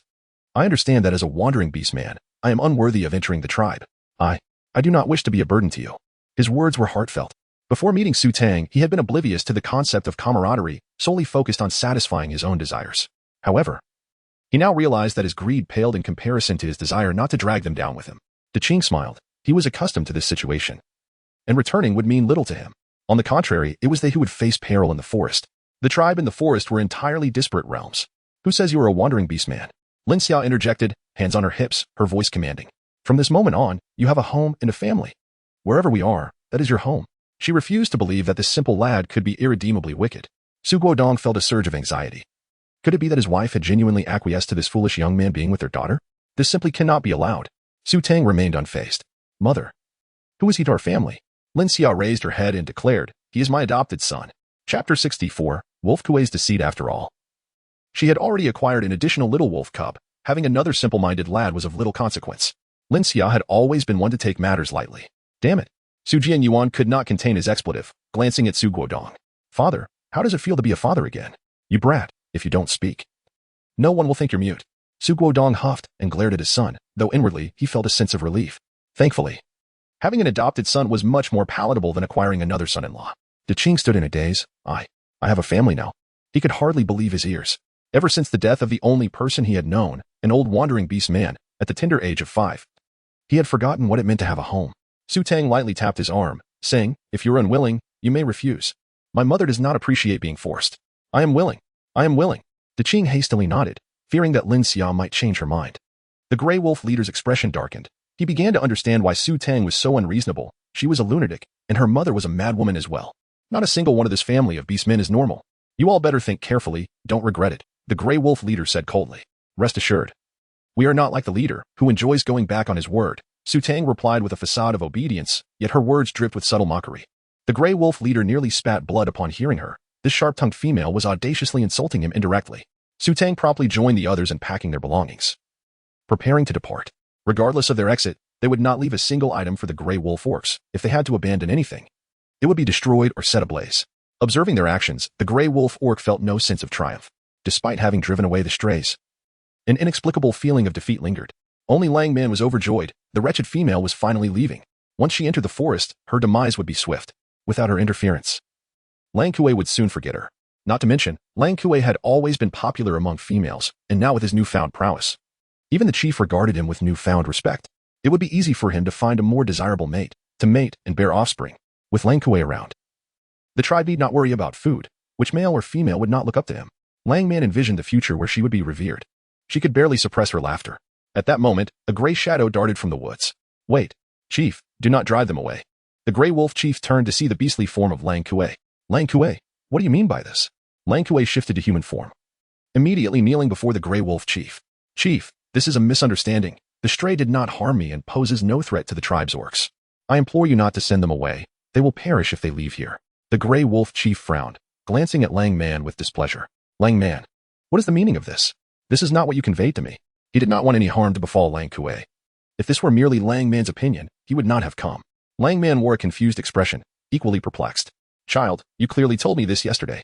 How is it that he did not harm you? Lang Man was anxious. She had finally managed to rid herself of that wretched female, and even if it weren't true, there should not be any unforeseen complications. Suddenly, a thought struck her, and she grasped Lang Kuay's arm. Did that stray threaten you? Do not fear. The chief stands behind you, and he will have no chance to act arrogantly again. Lang Kuay shook his head. No, mother, he did not threaten me. I speak the truth. This is a misunderstanding. Lang Man appeared puzzled. But you clearly said. Before she could finish, Lang Kuay interrupted her. Mother, you misheard me yesterday. I stated that this injury was from my own hunting and had nothing to do with Su Tang and the others. Why do you? Lang Kuay sighed. Turning to the Grey Wolf chief. Chief, I apologize. Please reconsider your decision. The Grey Wolf chief's expression darkened, his voice filled with anger. This is utter nonsense. Such matters should not be trifled with, Lang Man. Do not let me witness such behavior again. Otherwise, even as a female, you shall face severe punishment. Lang Man had always been at odds with Su Tang, and the Grey Wolf chief assumed that she was using this as an excuse to drive Su Tang away. After delivering his reprimand, he felt too embarrassed to speak to Su Tang and left with his subordinates, his expression stern. Having just been embroiled in such a tense situation with Su Tang's family, he felt no inclination to remain. Lang Man watched the Grey Wolf chief's retreating figure. Feeling utterly wronged, she had only spoken the truth. Why was the chief still angry with her? Before she could voice her thoughts, Lang Kuay grasped her arm. Shaking his head, Mother, please return home. I will be back shortly and will not linger. Lang Kuay's status had changed. Even the chief afforded him some respect.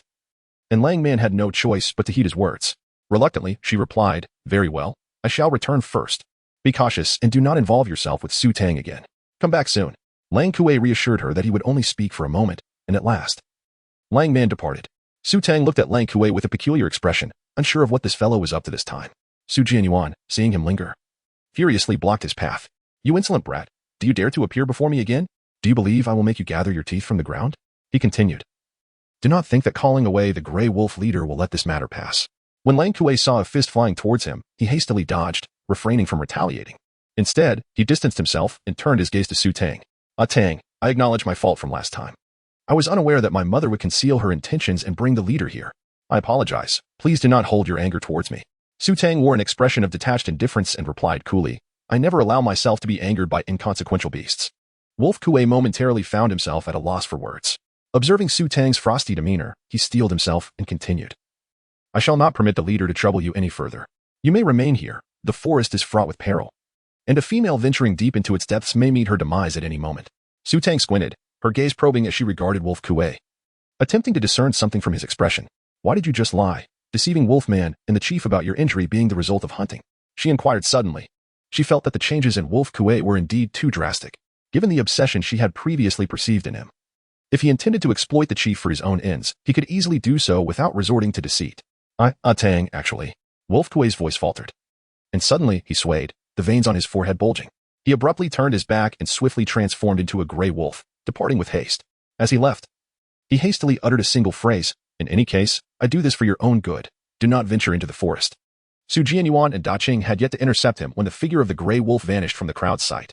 Chapter 65. Su Tang's speculation. This wretched boy, running away so swiftly, must be feeling guilty. Su Guodong exclaimed in frustration, thinking that such actions could erase the events of the past. What a delusion. Lin Xia cast him a sidelong glance, reproaching him for his hindsight. Why didn't you apprehend him when he wasn't fleeing just moments ago? Now you can only whine and complain. Su Guodong was instantly taken aback and murmured, Isn't it that I cannot compete with him? The two were bickering when Su Jianyuan and a few others arrived behind Su Tang. Sister, what is going on? Why is he suddenly so kind? Has he turned over a new leaf? Su Jianyuan wore a perplexed expression. An orc capable of such stalking was hardly likely to fabricate lies for their benefit. Could it be that this fellow harbored ulterior motives? Su Jianyuan was utterly perplexed, while Su Shiwei, lost in thought, murmured, I believe he merely intends to keep Tang here. Which is why he has acted this way. Noticing Su Jianyuan's continued confusion, Su Tang elaborated, what my brother means is that if I venture into the forest, there would be no opportunity for Wolf Kuay to pursue me further. She had indeed considered this possibility. Yet, despite this reasoning, she sensed something amiss. Though she could not articulate what it was. Father, what is your perspective? Su Tang turned to inquire of Su Guodong. Su Guodong is a university professor, a man of considerable experience in discerning the nature of others. Upon hearing his daughter's concerns, Su Guodong shook his head, admitting that he too finds the young man inscrutable. He is certainly not a person of uncomplicated intentions. It would be prudent for her to limit her interactions with him. The Su family seems to harbor a long-standing animosity towards the Lang Kuay family, a conflict that has persisted since their arrival in this realm. Su Tang nodded, as she shared the same sentiment. Since the leader of the Grey Wolves no longer sought to expel them, they had no intention of relocating. After all, construction on their dwelling had already commenced. Changing locations would not only pose risks but also require starting from scratch. Su Tang was also reluctant to leave her restroom. However, there was a more pressing matter at hand. Father, Mother, have you noticed that the Alpha Wolf's demeanor towards Wolf Kuay seems rather peculiar? Su Tang voiced her concerns. Upon her prompting, Lin Xia recalled, I sensed that today the Alpha Wolf appeared to be particularly attentive to Wolf Kuay's words. Su Guodong nodded repeatedly, pondering the situation. Indeed. The last time they visited, the leader of the Grey Wolves was not so attentive. What had this young man done to suddenly earn such esteem from the Grey Wolf chief? The others shared a look of bewilderment. Aside from pursuing their quarry, they rarely interacted with the orcs of the Greywolf Tribe and were utterly unaware of the recent developments within the tribe. Although Su Tang meets with Wolf Ni daily, she is preoccupied with caring for her young cubs, having only one partner, which leaves little time for their conversations. It dawned on her that, even in the ancient continent, the lack of information exchange is indeed a significant issue. Why not seek out a Grey Wolf Beastman for inquiries? Suggested Su Guodong. However, before he could finish, Lin Xia doused his enthusiasm with a splash of cold reality, saying, given our relationship with the Greywolf Tribe, which beastman would be willing to divulge such matters to you? Su Guodong, with a sheepish expression, rubbed his nose, seemingly in agreement. Their current relationship with the Greywolf Tribe was quite delicate. It was fortunate enough that they had not been driven out. Just then, Su Jianyuan suddenly clapped his hands, exclaiming that he had thought of an excellent idea to gather intelligence about the Greywolf Tribe. The crowd turned to Su Jianyuan, their eyes filled with skepticism. What kind of brilliant idea could this young man possibly conceive? Su Tang inquired once more, what method? Su Jianyuan remained silent, a mischievous smile playing on his lips as he glanced down at the inconspicuous Xiao Fu nestled in the corner. You want me to seek out the wolf cubs from the Grey Wolf Tribe to gather information? Absolutely not. I refuse to go. Upon hearing Su Jianyuan's suggestion, Xiao Fu shook his head vehemently and retreated behind Lin Xia. He had recently endured a beating and had even struck a wolf cub himself. The young ones were undoubtedly still harboring resentment against him. Venturing over there would be akin to inviting trouble. His face was etched with resistance. For the first time, Lin Xia felt a glimmer of hope for her second son's intellect. This plan seemed rather astute. Adults may deceive, but young ones lack such guile, making Xiao Fu the ideal candidate for intelligence gathering. However, upon hearing this, Xiao Fu's expression fell into despondency. Mother, I do not wish to go. Despite his earlier outburst towards Su Tang, he was acutely aware of the distinctions between his family and other beastmen, feeling a twinge of inferiority within. Even in his previous tribe, he had never quite fit in. Moreover, their family's reputation in the Grey Wolf Tribe had soured significantly. He had never mingled with his peers, and the last altercation had merely been a chance encounter with the wolf cubs. Su Tang had a profound aversion to being coerced. If they did not go, so be it. At worst, they would all be driven to the forest together, and that would be of little consequence. As a family, it was preferable to face death in unity. Little Fu's face turned pale at the thought.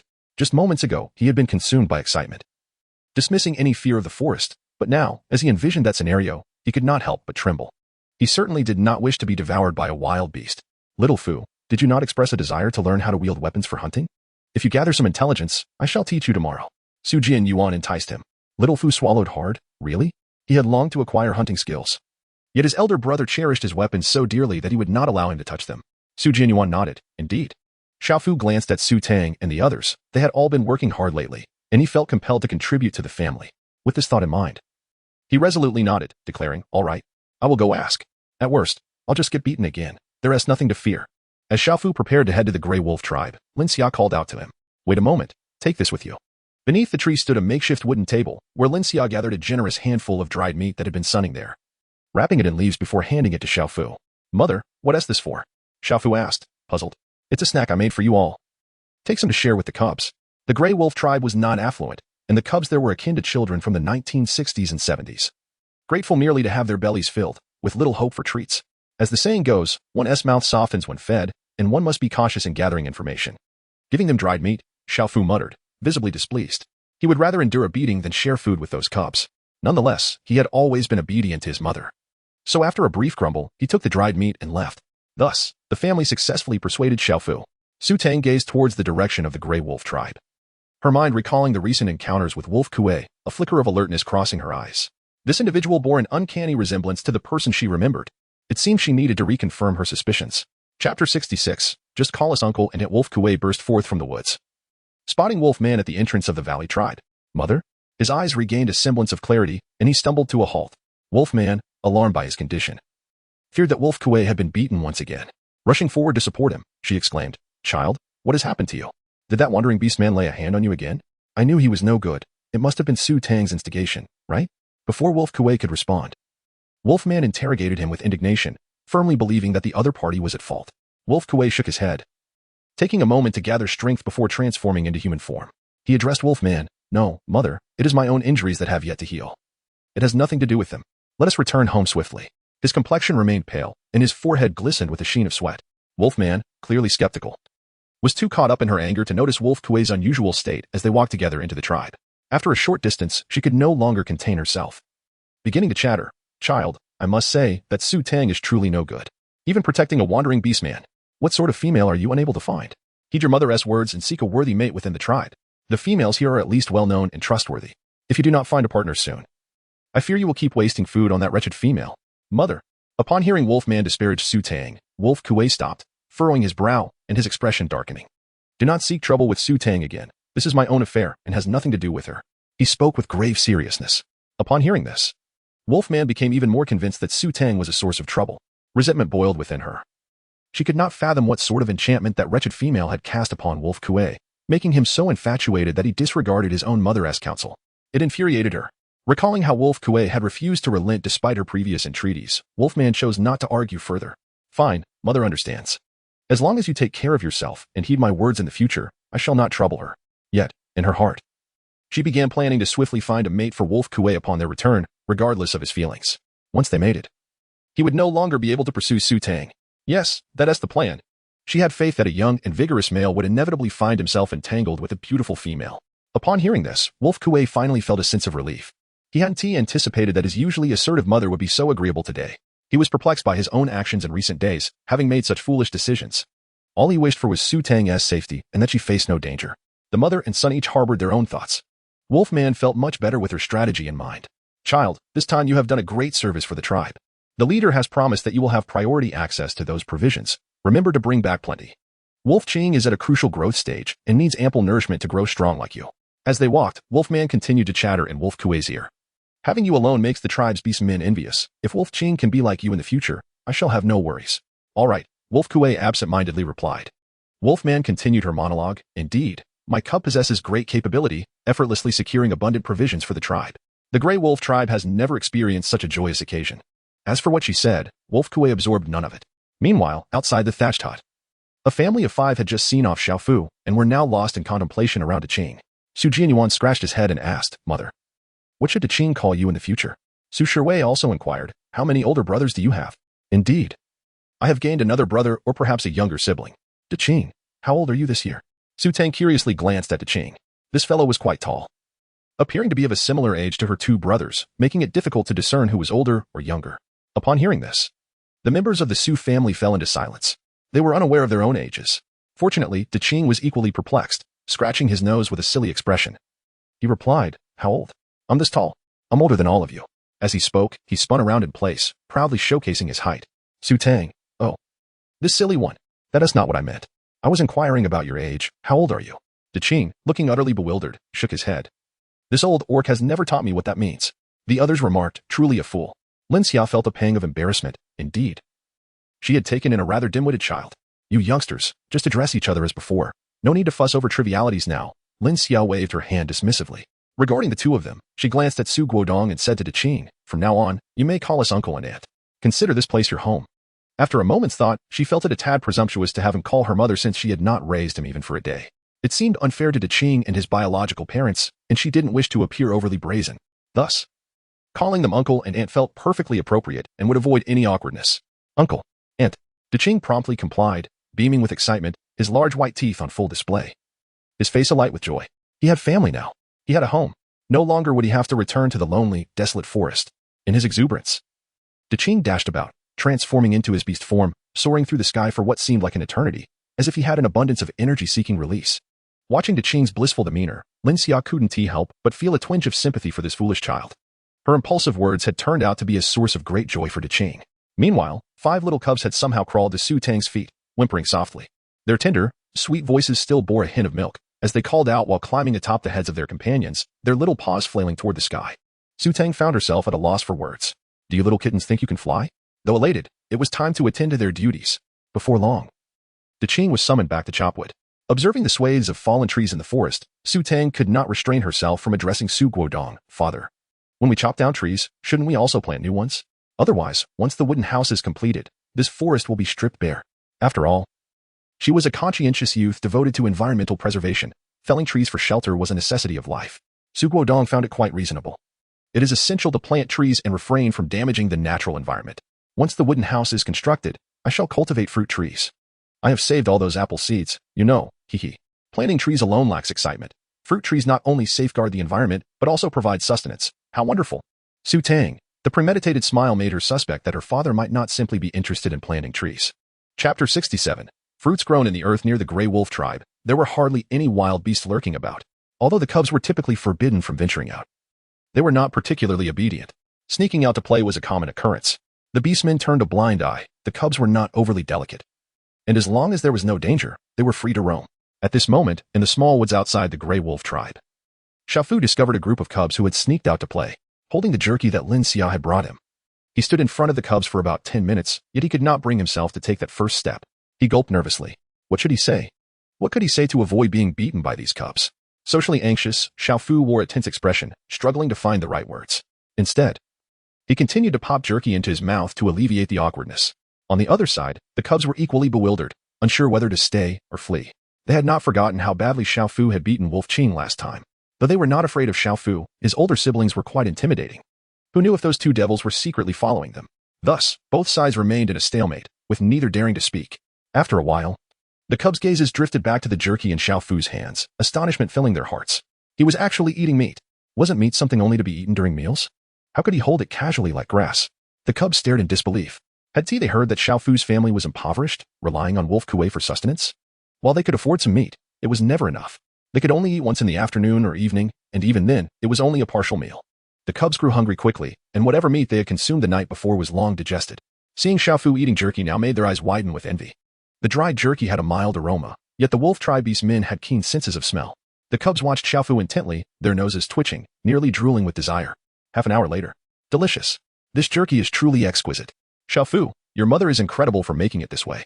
I can barely chew it. The meat flavor is so intense. A group of cubs each held several pieces of jerky, munching away while praising it incessantly. In reality, the jerky had little flavor. Not even a hint of salt. It could not be that delectable. But as they were teething and ravenously hungry, the jerky served both to soothe their gums and to satisfy their hunger, hence they found it delightful. Xiaofu looked at the cubs, his face brimming with pride. Naturally. My mother is amazing. She prepares delicious food for us every day. Who else wants some? I still have more. As soon as he finished speaking, he was surrounded by the cubs. I want some. I want another one. Reluctant to part with a single piece, Xiaofu nonetheless ended up sharing all the jerky he had. He ate 3 meals a day, breakfast, lunch, and dinner, and was not hungry at all. Now, seeing the adoring and envious gazes of the cubs, he felt elated and completely forgot his previous words. This was also thanks to the fact that he had just fallen. Scattering the jerky around, a daring cub picked it up and, trembling, managed to speak to him. With someone breaking the ice, Xiaofu responded in kind. This marked the first step, and from there, everything flowed smoothly as Xiaofu naturally distributed the jerky. Thus, the scene unfolded as it did. The relationships among the cubs were remarkably simple. A mere handful of jerky could unite them, allowing them to forget any previous grievances. Has anything happened in your tribe recently? Xiaofu glanced at the cubs who were earnestly devouring the jerky and seized the opportunity to inquire, not forgetting his mission for coming out. Oh, plenty. The cubs, mouth stuffed with jerky, began to chatter. One of the older cubs mumbled indistinctly. Xiaopang's sister had cubs. She gave birth to 6. Wolf Chuang's brother was injured while hunting and had his arm bitten off by a beast. And then there's the Yes family. The cubs eagerly recounted the gossip they had overheard from their mothers. The females of the tribe were quite the gossips. Whenever there was nothing to do, they would gather and discuss matters within the tribe. Xiaofu listened with a dark expression. He was not interested in these tales. Stop, stop, stop. Is there anything else? The cubs looked puzzled, wondering what he wished to hear. Most of their information came from the females, as beastmen seldom shared news with the cubs. Just then, one cub suddenly shouted, I know something important. Xiaofu and the other cubs all turned to look at that cub. The speaker was a chubby little one, around 5 or 6 years old. In contrast to the lean cubs, his plump figure stood out. Xiaofu thought he looked somewhat familiar. After a moment, he recalled that this chubby cub had been standing next to Wolf Kuay the last time he got beaten, appearing to have a good relationship with him. However, Wolf Kuay was not present today. Xiaopang, quickly tell us what we don't know, urged the nearby cubs. They were a group of carefree cubs. Having enjoyed Xiaofu's jerky, they no longer regarded him as an outsider. After all, he had shared such precious food with them. What was there they could not share with him? Hearing their encouragement, the chubby cub finally spoke. Wolf Kuay has discovered a type of fruit that can be stored for a long time. It is dug up from the ground. With this fruit, even during the snow season, we will have food to eat. When did this happen? How come we didn't know? The first speaking cub asked. As soon as the topic turned to food, the cubs perked up. It was just a few days ago. I overheard my father talking to Wolf Kuay. What kind of fruit grows underground? Aren't tea fruits supposed to grow on trees? Xiaopang, you wouldn't be lying to us, would you? The cubs looked skeptical. The chubby cub's round face scrunched up in frustration. I'm not lying. The fruit really does grow underground. My father and the others have already dug up a lot. Once you taste it, you'll know. The fruit still has dirt on it. Without Xiaofu needing to ask, the cubs had already spilled a considerable amount of information. Upon hearing about Wolf Kuay, Xiaofu earnestly noted everything down. Once he had gathered sufficient information, he bid farewell to the cubs and returned to relay their conversation to Su Tang verbatim. Fruits grown in the earth? Su Tang instinctively glanced at Su Guodong upon hearing this. This was a matter he was most familiar with. Potatoes, sweet potatoes, peanuts, these all grew underground. But she wondered which kind of fruit Xiaofu was referring to. Su Guodong, feeling intrigued, inquired of Xiaofu whether he had asked what the fruit looked like. Xiaofu pondered carefully for a moment and recalled that the skin of the fruit was red, while the flesh inside was yellow, with some also being white. The leaves were situated close to the ground. His memory was remarkably sharp, as he nearly recounted Xiaopang's description verbatim. Su Tang was certain. The communication through glances with Su Guodong confirmed that it was indeed sweet potatoes. Chapter 68. This place is no longer habitable. There are perverts. No wonder the leader of the Grey Wolves suddenly altered his attitude towards Wolf Kuay so drastically. It seems they have discovered a considerable quantity of sweet potatoes. Otherwise, they would not place such importance on Wolf Kuay.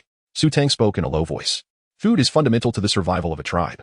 Although the Grey Wolf beastmen are carnivorous, in the face of inclement weather when prey is scarce, they must rely on fruits to stave off hunger. Each year, the rainy and snowy seasons pose significant challenges for hunting. If there were fruits that could be preserved for an extended period, they would undoubtedly be as valuable as meat. A resource of immense worth. The mystery surrounding Su Tang has been unraveled. Upon discovering the presence of sweet potatoes, Su Guodong was filled with exhilaration. Sweet potatoes are indeed remarkable. They are a vital crop for disaster relief, known for their high and stable yields, broad adaptability, and robust resilience. They endure drought and poor soil conditions, and they can also serve as a vegetable. If sweet potatoes can be cultivated here on a large scale in the future, it will ensure that hunger is averted. Su Guodong immediately began to enlighten the family with agricultural knowledge. During this period, aside from felling trees, he was engrossed in constructing wooden houses, which left him feeling quite stifled. Xiaofu stood nearby, utterly bewildered, unable to comprehend what was being said about the red mouse or any subsequent remarks. Lin Xia, noticing Xiaofu's perplexed expression, coughed deliberately to alert Su Guodong. Ahem. Can't you see there's still a little wolf cub present? If you continue, our secret will be exposed. Dacheng and Su Shiwei went to chop trees and build the wooden house, while Su Shiwei also ventured out to hunt. It was only when Su Guodong saw Xiaofu return to assess the situation that he became aware of these events. Su Guodong, caught off guard, quickly closed his mouth. By now, it was approaching noon. Su Tang dismissed Xiaofu, saying, Xiaofu, you've been out all morning and must be famished. The fire is still burning. Go and roast a few ears of corn. However, having just returned from a run and having eaten some jerky, Xiaofu felt no hunger after his exertion. He replied directly, Sister, I'm not hungry. Su Tang gazed at him, inquiring if he was hungry. Without further ado, she pushed Xiaofu aside. Xiaofu, taken aback, could only stare in confusion. In the presence of his sister's piercing gaze, he found himself unable to muster a retort and instinctively complied. Lin Xia, ever observant, noticed something amiss with her daughter. After Xiaofu departed, she asked, Tang, what troubles you? Do you sense something is wrong? Ever since Xiaofu spoke, Su Tang had been wearing a frown, lost in thought. Su Guodong inquired curiously, Indeed, my daughter, discovering sweet potatoes is a fortunate occurrence. Why do you appear so distressed? Su Tang cast a glance at the two elders and voiced her lingering doubts. Father, Mother, Do you not find this matter exceedingly coincidental? How is it that the orcs of the Greywolf Tribe had never discovered sweet potatoes before our arrival? Could it truly be mere coincidence? Su Guodong, however, could not grasp the complexity of the situation. His knowledge was limited to farming. Sweet potatoes grow underground. Why would Wolf Kuay dig in the soil? And even if he did, how would he recognize them as edible? Su Tang pressed on. Upon hearing this, Lin Xia also sensed the peculiarity in the situation. Tang. You are absolutely right. They have only unearthed sweet potatoes for a few days. How could they possibly know that these tubers can be stored for an extended period? The three exchanged glances, their eyes brimming with astonishment. An answer loomed in their minds, eager to be articulated. Daughter, are you suggesting that there are also individuals from our world within the Greywolf Tribe? Su Guodong exclaimed, a mix of surprise and delight illuminating his features. Could that person possibly be Wolf Kuay? Lin Xia interjected, adding to the intrigue. Su Tang exhaled a breath of impure air and elaborated. I suspect that Lang Kuay is actually Su Jianyuan. What? Su Guodong exclaimed in astonishment. He found the possibility rather slim. Your ex-boyfriend, Su Jianyuan? Surely not. Though they bear a striking resemblance, if he had truly crossed over, why wouldn't he seek us out? A normal person, upon encountering someone who resembles their former lover, would undoubtedly make inquiries.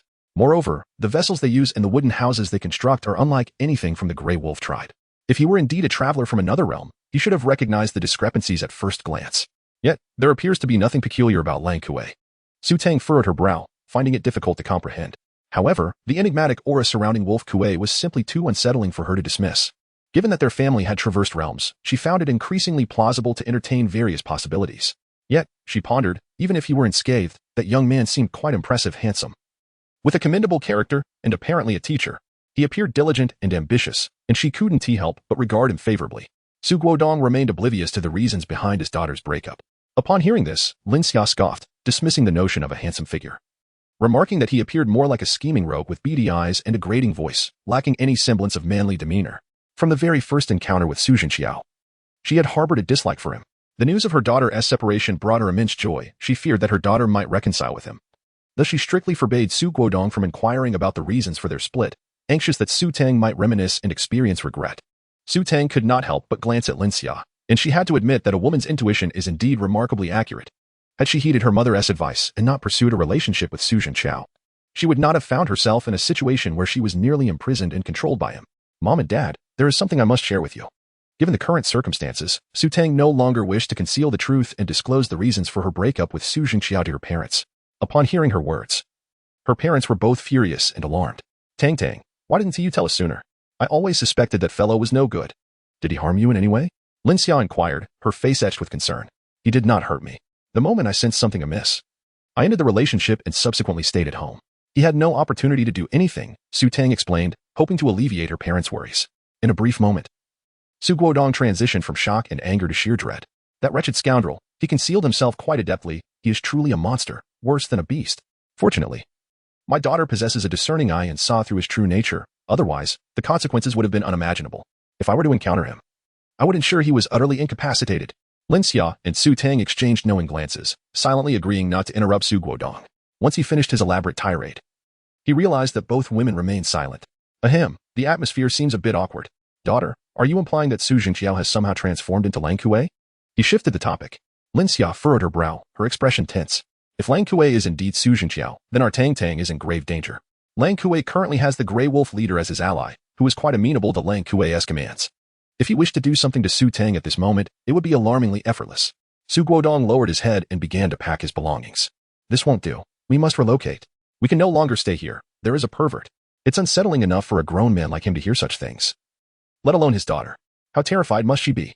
Chapter 69. A further probe. The mother and daughter wore expressions of discontent. Lin Xia abruptly pulled Su Guodong back, insisting, relocate? If he truly is a pervert, will moving make any difference? Father, Su Tang added soothingly, I'm merely speculating. I haven't reached any conclusions yet. Please, do not be hasty. She couldn't shake the feeling that their roles had somehow reversed. Shouldn't she be the one feeling afraid? Su Guodong finally calmed down and turned to the two individuals, inquiring about their next course of action. How could they ascertain whether he was indeed Su Jianyuan? They certainly could not approach him directly and pose the question. During their previous encounter at the Lang Kuay residence, Su Tang had attempted to probe, yet at that time, she had discerned no signs of peculiarity. After a moment of contemplation, Su Tang mused, it is indeed feasible. In the afternoon, Su Jianyuan returned from his hunting expedition. Fortune smiled upon him today as he captured a wild boar slightly smaller than the last, along with 2 plump rabbits, and even managed to catch a large turtle from the river. Recently, it had been Xiaofu accompanying him on these hunting ventures, allowing Su Jianyuan to memorize the local terrain. If he refrained from venturing too far, he could hunt alone, having familiarized himself with the forms of the beasts. He now outpaced Xiaofu in his beast form. Today, without Xiaofu by his side, he spent less time on the journey, returning several hours earlier than usual, which typically extended into the evening. In light of the sudden visit from Lang Man that morning, the game they had from the previous day remained unreturned. Su Tang calculated that with today's wild boar, they could finally repay the debt owed to Lang Kuay. With 2 additional rabbits and the infinite supply of fruits from Su Tang's farm, they would have more than enough sustenance until tomorrow.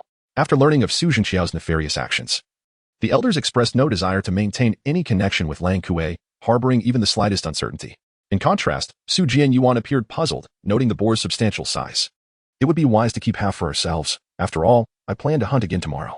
Delaying the repayment by a day should not pose a problem. Upon witnessing the situation, Su Tang reiterated the conversation she had just had with the elders to Su Jianyuan. Although her second brother appeared rather lackadaisical, he never faltered on matters of significance, and she was unafraid of potentially causing any misunderstandings by informing him. After listening to Su Tang's words, Su Jianyuan immediately shouldered the wild boar and headed outside. We must go now. I shall settle the matter of the prey, and that wretched pervert shall not have another chance to entangle my sister. Su Tang felt a surge of frustration. The father and son were indeed cut from the same cloth. One was intent on moving houses, while the other was preoccupied with transporting wild boars. Naturally, she had to be present for this endeavor, as she planned to go herself. After all, no one knew Su Zhenqiao better than she did. And should any truth be uncovered, she would be the first to recognize it. Su Guodong wished to accompany them, yet Lin Xiao did not permit it. Instead, she summoned Diqing back, and together, Su Jianyuan and Diqing carried the spoils, accompanying Su Tang. The two of them were now the formidable strength of the household. Their absence was simply not an option. The game was plentiful, and only the two could manage to transport it all without arousing suspicion. Once Lang Kuay was able to rise from his bed, he relocated from Lang Man's cave back to the larger cave designated for males, as was customary.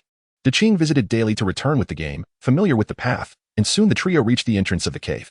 Su Tang called out to a male, summoning Wolf Kuay to come forth, and they awaited him in a secluded spot nearby. It wasn't long before Wolf Kuay approached, his face brimming with joy. Ah Tang, you have come to find me.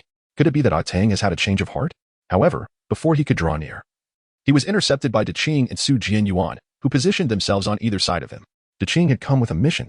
Before leaving, Uncle and Aunt had instructed him not to allow this orc named Wolf Kuay to approach Ah Tang. Thus, Wolf Kuay could only stand several meters away, gazing longingly at Su Tang. This is the prey returned to you, along with our gratitude for your rescue. From this moment forth, our debt to you in terms of prey is settled. Please, take a moment to verify the quantity. Su Tang wasted no time and spoke directly to the point. The prey they had was acquired with utmost effort, and the compensation given to the old veterinarian for treating Wolf Kuay was directly settled with him, alongside a token of gratitude. It could be said that Wolf Kuay did not benefit in the slightest from this arrangement. Su Tang believed in the principle of repaying debts and returning favors. It was a matter of course, since they aimed to sever ties completely. There was no need for pretense or hesitation. Wolf Kuay paused momentarily, glancing at the prey on the ground with a hint of astonishment. Is this all the prey you have caught recently? He inquired. He instinctively cast a sidelong glance at Diqing, surprised that this wandering beastman possessed such prowess, managing to capture such sizable prey daily. Even among the Greywolf Tribe, few males held such capability. It was no wonder that Su Tang was eager to bring him back. A tinge of jealousy stirred within Wolf Kuay, yet it was merely envy. He recognized that his own abilities paled in comparison. He had initially thought Su Tang's insistence on returning the prey was merely an expression of frustration, as the deliveries had been consistent over the past few days, and he had not given them much thought. After all, Su Tang's family of beastmen lacked the means to sustain themselves, and it was no small feat for Diqing to support them all. However, it became evident today that Su Tang was resolute in his intentions. Take a look. If there are no issues, we shall be even, Su Tang stated firmly to Wolf Kuay. Although Wolf Kuay was reluctant to accept, he could only nod in acknowledgement of Su Tang's determination. There is no problem. This is far more than what I sent to you before. Su Tang, you truly need not go to such lengths. I willingly offer this to you. He attempted to express his desire to retain some connection. If you ever require my assistance in the future, do not hesitate to seek me out. Su Jianyuan let out a sound of surprise. Indeed, we have matters to discuss with you. Since you have said so, we shall not be polite, dear sister. He then turned to Su Tang, exchanging a meaningful glance. Su Tang gazed at his brazen demeanor, shaking her head helplessly. Turning around, she removed the burden from her back, lifting the leaves and grass that covered it, revealing the apples and corn she had placed inside before leaving. I have heard that you discovered a fruit that grows in the ground. My younger brother has a fondness for fruits. I wish to exchange a few of them for the ones I picked in the forest. I wonder if that would be agreeable? As Su Tang spoke, she attentively observed the reaction of Wolf Kuay. Of course, Wolf Kuay replied without a moment's hesitation, only to quickly shake his head and clarify, no, no. What I meant is that there is no need to exchange. I have plenty here. Su Tang, you can simply take them back with you. After all, they were merely a few fruits. How could he possibly desire her belongings? He hardly glanced at the apples and corn in Su Tang's hands. Instead, fully focused on her words. If Su Tang was willing to ask him for fruit, did that not imply her desire to maintain their connection? Su Tang maintained her composure and exchanged a glance with Su Jianyuan before inquiring, "What is the name of that fruit? Is it delicious?" After posing her question, she continued to speak to herself, recalling a tale from her childhood where an elder orc from the tribe had mentioned a fruit called sweet potato, which grows underground, has a red skin, and possesses a sweet flavor. Both its fruit and leaves are edible. Upon hearing this, Wolf Kuay nodded in delight. The fruit I discovered is similar, though I am uncertain if it is the red rodent you mentioned. Chapter 70. Indeed, she had overthought it. Wolf Kuay scratched his head, wearing a puzzled expression. Why would a perfectly good fruit be named after a rodent? What a peculiar name. Su Jianyuan glanced at Su Tang, realizing that this individual did not seem to be a time traveler at all. How could a time traveler react this way upon hearing the word sweet potato? This was nothing short of a genuine primitive native. He had also encountered Su Jianxiao, who, despite his pretentious demeanor, could not possibly feign such authenticity. Su Tang slightly furrowed her brow. If Wolf Kuay were indeed Su Jianxiao, it was possible that he himself was uncertain of his identity. However, his complete lack of reaction to her previous words indicated that he was utterly unaware of these matters. Could it be that she was overthinking? A Tang. Please wait for me here for a moment. I shall return with the fruit, Wolf Kuay said, not pondering further as he turned to retrieve the fruit. All right. Su Tang nodded. Yet, as he was about to walk away, she suddenly called out, Su Jianxiao.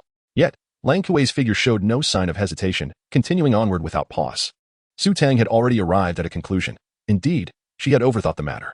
It seemed that the recent peculiar behavior of Wolf Kuay was solely directed towards a Tang and not towards anyone else. Her family possessed an admirable appearance. Her complexion was as immaculate as freshly fallen snow, mirroring the pristine coat of the beast. Her beauty was an exquisite amalgamation of her parents' traits, charming yet tinged with a hint of allure, coupled with her striking figure. It was hardly surprising that she attracted the attention of many males, were it not for the formidable presence of a Tang's parents and 3 brothers. Numerous suitors from the Greywolf Tribe would have pursued her. Ultimately, however, only Wolf Kuay remained steadfast in his affections. Recently, Su Tang had heard whispers of Wolf Kuay's profound infatuation with the Tang, making his recent extreme reactions less perplexing in hindsight. Wolf Kuay, Su Tang called out to him. What is it? A Tang. Wolf Kuay turned back, a look of confusion etched on his face. My younger brother no longer wishes to eat. Thank you. We shall take our leave now, Su Tang replied, lifting her backpack and departing alongside Su Jianyuan and Ching. Since Wolf Kuay was not Su Jianxiao, Su Tang could not possibly offer him apples or corn. Meanwhile, Xiao Fu, who was languishing at home, oblivious to the fact that Su Tang had assigned him the role of a fruit-loving character, was being playfully nibbled by 5 little kittens. Wolf Kuay stood bewildered, watching the retreating figures of Su Tang and her companions, a frown of confusion upon his brow. How could a Tang know that Xiao Fu did not want to eat? Especially since he had not yet arrived? Naturally, no one was there to respond to his musings. After leaving the male-dominated cave, Su Tang decided to visit Wolf Kuay's home.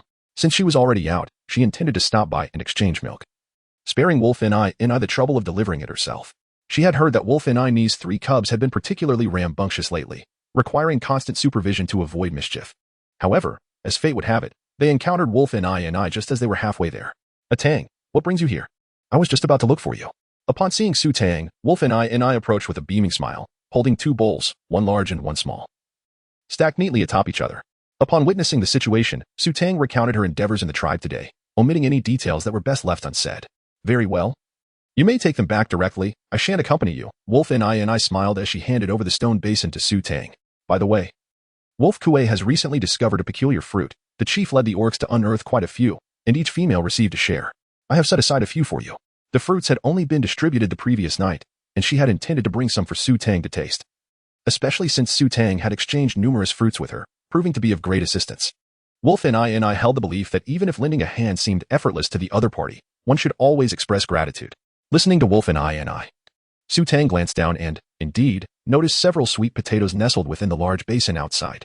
There were a total of 7, 3 substantial ones and 4 smaller ones, the latter no larger than an infant's fist, while the larger ones were only slightly longer, roughly the size of 3 or 4 fingers in circumference. The sweet potatoes appeared rather unremarkable, yet Su Tang recognized them nonetheless. Thank you. I shall not stand on ceremony. Just as she pondered how to procure sweet potatoes for potential cultivation on the farm, Wolf Kuay unexpectedly presented them to her.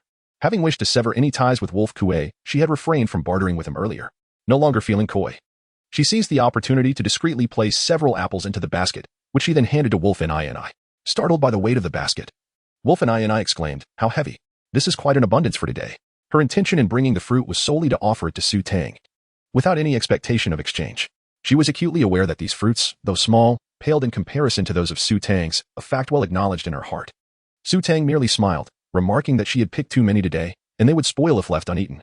Her younger brother relished fresh fruits he had never tasted before. She suggested that if there were any left next time, she would bring him some to savor. Upon hearing this, Lang Ni readily accepted. The two exchanged pleasantries, drawing closer in their relationship, with neither feeling that they had incurred a loss. If there was any sense of indebtedness, they could always make amends on their next encounter. Su Jianyuan and Ching showed little interest in the conversation about females. They merely exchanged words and moved aside to wait. Wang Nini glanced at Ching in the distance, recalling the rumors she had heard earlier that day. In a hushed tone, she inquired, Tang, I heard that Ching is not your partner. What is the truth behind this? Then who is the true father of your offspring? Indeed, he is not the father of my young. Su Tang replied ambiguously, unaware of the true identity of the offspring's father. I have no knowledge of where the true father is gone. The situation in the forest was exceedingly chaotic at that time. I only managed to bring back the young ones and cannot recall anything else clearly. It was indeed a surprise that Ching had managed to find her, considering that such steadfast yet simple-minded beast men were quite rare. Su Tang believes that the cub's father likely perished in the forest. Otherwise, how could Ching have come searching without a trace of him? If that is the case, what transpired in the forest can only be revealed through her words. Upon hearing this, Wolf and I's expression softened with empathy. I understand. The forest is fraught with danger. It is truly remarkable that you managed to bring the cub back. Su Tang's sentiment undoubtedly stemmed from painful memories associated with the cub's father in the forest. For a female to survive in such a perilous environment for 2 months while bearing young is no small feat. It is said that when Su Tang returned, the cub was on the brink of death, and she herself was covered in blood, an indication of the immense suffering she must have endured. Respecting her silence, Wolf and I chose not to inquire further. Su Tang observed the expression on Wolf Nini's face, which conveyed an unmistakable sense of understanding. However, she couldn't shake the feeling that this girl was indulging in a rather exaggerated interpretation. Regardless, it was best not to inquire further. After exchanging pleasantries for a while, Wolf Nini recalled something important. Oh, right, Tang, the rainy season is just over a month away. The chief is planning to send the beastmen out to procure white stones. Would you like to exchange for some as well? Chapter 71. White stones and divine stones. White stones. Upon hearing this new term, a flicker of confusion crossed Su Tang's eyes. The beastmen tended to name various things based on direct visual impressions, and she sensed that the white stones Wolf Nini referred to were likely more complex than mere white rocks.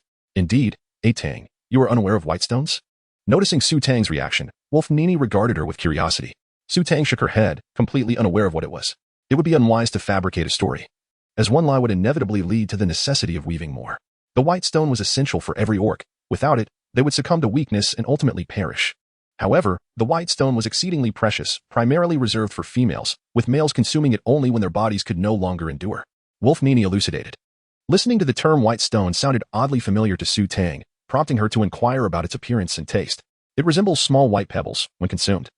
One crushes the stones and dips a bit of powder to eat. A small amount can sustain one for quite a while, explained Wolf Nini earnestly. As for the flavor, it is not pleasant, it is bitter, and one feels an incessant thirst afterward. Upon hearing Wolf Nini's description, Su Tang realized what she was referring to. Wasn't this simply salt?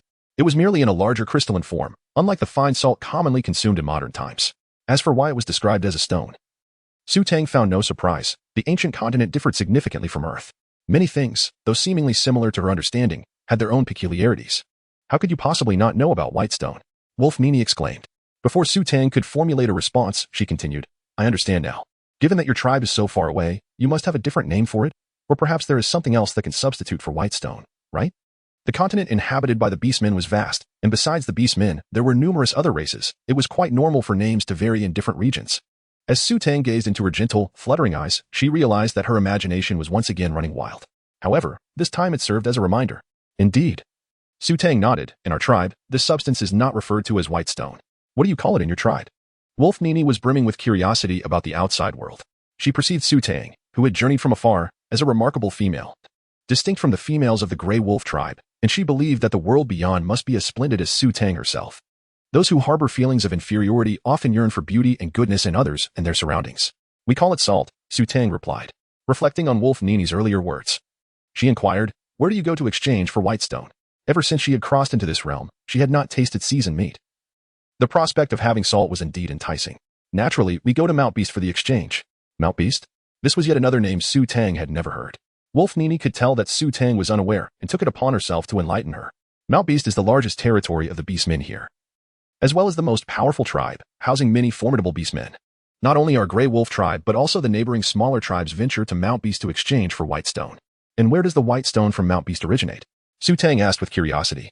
Wolf Nini shook her head. I do not know that.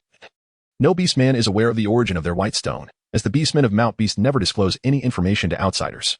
Su Tang pondered the situation. Indeed, the Beast Mountain seemed to be a formidable power in this region, given that white stones were an exceedingly precious resource. It was only logical that they should be firmly secured within one's grasp. After a moment's reflection, Su Tang inquired, what items can be exchanged for white stones? Must we journey to the Beast Mountain together? If so, I too would like to acquire some. Without salt, not only did their bodies suffer, but their taste buds were also becoming dulled to the point of resembling mere birds. It was imperative to improve their diet. Anything would suffice, as long as it was useful, be it prey, fruits, or hides. However, the more valuable the item, the greater the return. For instance, a single divine stone could be exchanged for an entire bag of white stones. Wolf and I remarked with a sense of nostalgia. Before the tribe embarks on the annual exchange for white stones, the chief always tallies the quantities each beastman wishes to trade. Once the items for exchange are submitted, they will bring back the white stones, which will then be distributed among us. If you wish to barter, Su Tang, you may join me. Su Tang pondered the rather tenuous relationship she had with the Greywolf Tribe, a circumstance that was somewhat alleviated by the presence of Wolf Nini. Very well. I shall rely on your assistance when the time comes. Su Tang nodded. Her thoughts then drifted to another unfamiliar term that had recently emerged, divine stone. What could it possibly be? It seemed to possess an extraordinary value. This time, Wolf Nini did not express surprise at Su Tang's ignorance. Instead, she explained. It is a type of stone imbued with miraculous powers. It is said that orcs who consume the divine stone can survive a month without food or water without suffering weakness. Moreover, an orc who has sustained severe injuries can recover instantaneously after consuming it. There are many wondrous abilities associated with it, and due to its extreme rarity, many orcs go through their entire lives without ever encountering one. Su Tang wore an expression of astonishment. Is there truly such a miraculous thing? It is as formidable as the elixir of Taishang Laoun. Does the Greywolf Tribe possess it? I have heard that the chief's father once obtained a divine stone, yet I have never laid eyes upon it. The chief never speaks of this matter to other orcs, leaving me uncertain of its veracity. Wolf Nini shook her head and remarked, such a precious item would certainly not be easily revealed. Su Tang merely regarded it as a tale. She could hardly believe that such a miraculous thing truly existed. The orc civilization was inherently primitive, and as rumors circulated, they inevitably became more fantastical, which was quite natural. Su Tang did not take it to heart. She had made an agreement with Wang Nini to help her exchange for the white stone and then returned home with Su Jianyuan and Ching, who were waiting not far away. Upon arriving home, Su Guodong and Lin Xia, the couple, had been anxiously awaiting their return. Su Tang was engrossed in conversation, temporarily forgetting that her elderly parents were awaiting news at home. After providing some reassurance, she relayed the findings from her recent inquiry into Lang Kuay. Upon learning that Lang Kuay was not Su Zhenqiao, her parents felt a significant sense of relief. After all, a psychologically warped individual is invariably a source of dread. Regardless of the era, though they were safe, their concern for their daughter's well-being was paramount. Even if he is not Su Zhenqiao, you should still limit your interactions with him. Anyone who stalks others while they bathe is not merely a major pervert, but certainly a minor one as well. Lin Xia huffed indignantly. Su Tang naturally acquiesced, for even without her mother's insistence, she would no longer be entangled with Wolf Kuay. This decision was not born out of disdain, but rather from a recognition that the past between her and Wolf Kuay was better left behind for the sake of their present lives. After discussing the matters concerning Wolf Kuay, Su Tang shared the news she had just received from Wolf Nini with her family. Naturally, her family's response to her decision to exchange for the white stones was one of unanimous approval. Once these matters were settled, Su Tang found herself with some free time and recalled an important task she had yet to undertake. Chapter 72, The Little Treasury is depleted. Her farm was still in need of a third type of fruit, and it was the perfect opportunity to test whether the sweet potatoes could be cultivated. Should this endeavor prove successful, she would soon unlock a third plot of land. With this thought in mind, Su Tang felt a surge of excitement, though she held little interest in farming. The fact that her involvement was minimal made it akin to a game, providing her with a profound sense of fulfillment upon reaping the rewards. Su Jianyuan, however, harbored a skeptical attitude. This sweet potato is exceedingly diminutive. It scarcely qualifies as a single bite. Is it truly capable of being cultivated? After voicing his doubts, he couldn't resist a jibe. I have yet to encounter such a pitiful sweet potato. It is astonishing that the leader of the Grey Wolves treasures it as if it were a gem. The lack of discernment is indeed alarming. Su Guodong held a small sweet potato in his hand, observing it closely. This sweet potato was indeed undernourished, indicating that the fruits of this ancient continent had yet to undergo any improvement, and were certainly inferior to the modern, cultivated varieties. Under normal circumstances, such a sweet potato would yield little in the way of quality produce if used as seed. The quality of the seed determines the excellence of the harvest. However, Su Guodong believed that his daughter's farm was no ordinary one and possessed the potential to rectify the deficiencies of this sweet potato. He was filled with confidence regarding his daughter's abilities. Su Tang reminisced about the first apple she had planted, which was merely a small and seemingly dry fruit. Yet it grew to an impressive size. She found her father's analysis quite reasonable. However, just because it had been successful once does not guarantee the same outcome again. One must experiment to ascertain the results. Without hesitation, she took 2 sweet potatoes to the farm. Currently, both plots were sown with corn. As it fetched a high price and had just reached maturity, Su Tang seized the opportunity to harvest, thus freeing up space for her new crops. With a mere thought, the sweet potatoes were successfully planted. In the blink of an eye, 2 countdowns appeared on the plots, indicating that the sweet potatoes would mature in 3 hours. Su Tang did not idle away her time. Upon leaving the farm, she set about tending to the cubs. The cubs are now capable of independent bowel movements. Yet they struggle to control their bladder, necessitating frequent urination throughout the day. A moment's inattention may result in them soiling their nest or relieving themselves on the spot. Su Tang contemplated that cats utilize litter for their needs, yet there was none available here. Thus, she procured a basin of sand and instructed the kittens to relieve themselves within it. The little ones were quite astute. After merely 2 lessons, they grasped the concept. However, the aroma that ensued was somewhat unbearable. If not promptly attended to after their business, the stench could render one faint on the spot. Su Tang couldn't help but wonder if these little creatures had been raised on toxic gas, given their overwhelmingly foul odor. Today, Su Jianyuan returned home early. Thus dinner was served ahead of schedule. After finishing the evening meal, the time had nearly arrived, and Su Tang once again ventured to the farm, where she was pleased to discover that the sweet potatoes had ripened. However, as the tubers were buried in the soil, she could not ascertain the size of the sweet potatoes. Without hesitation, she began to harvest them, and to her delight, each plot yielded 10 tubers, which were automatically categorized into the storage. Upon arriving at the warehouse, Su Tang felt an immense weight lift from her heart. It appeared that the fruits cultivated on the farm truly exhibited remarkable improvements. The sweet potatoes were so large that they could easily make headlines. Gazing at a sweet potato nearly the size of a football, Su Tang expressed her delight with a heartfelt exclamation. While one such oversized specimen might not be extraordinary, the fact that each and every one was of such magnitude was indeed exceptional. Su Tang gently caressed her abdomen, lamenting that she had just dined to satisfaction. Otherwise, she would have relished the opportunity to roast a couple of sweet potatoes. Prior to her extraordinary journey, she had possessed little desire for culinary delights. Yet now her palate yearned for flavor. Even someone who had once been indifferent to food could not help but crave something delectable. She cast a glance at the price of sweet potatoes, 10 gold coins. Su Tang decisively planted sweet potatoes across the fields. For it is a well-known adage that one should cultivate that which commands a higher price. There was no need for further contemplation on the matter. After sowing the sweet potatoes, Su Tang proceeded to assess the current inventory in the storeroom. Due to the high price of corn, the majority of the farm had been devoted to its cultivation lately, leaving only 20 or 30 apples for personal consumption and for barter with Wang Nini. Su Tang endeavored to make the most of her time, striving to cultivate as many crops as possible. Upon careful calculation, she discovered that, after accounting for her consumption, the remaining corn could fetch an impressive 2,530 gold coins. The unlocking condition for the third plot of land required 500 gold coins and the possession of 3 different fruits, both of which she had now fulfilled. Eagerly, Su Tang rushed to sell her corn, converting it entirely into gold coins to unlock the third plot. With the plot now accessible, she naturally resumed planting sweet potatoes. For in the realm of farming, the need for gold coins would undoubtedly arise frequently in the future. Although 3 plots were currently sufficient, her available seeds were limited to only a few varieties. Given the vastness of the ancient continent, finding seeds to restore her former lifestyle seemed an arduous task that might take far longer than she anticipated. She certainly wished to procure crop seeds directly from the farm's marketplace. Reflecting on this, Su Tang glanced at the sign next to the 4th plot of land.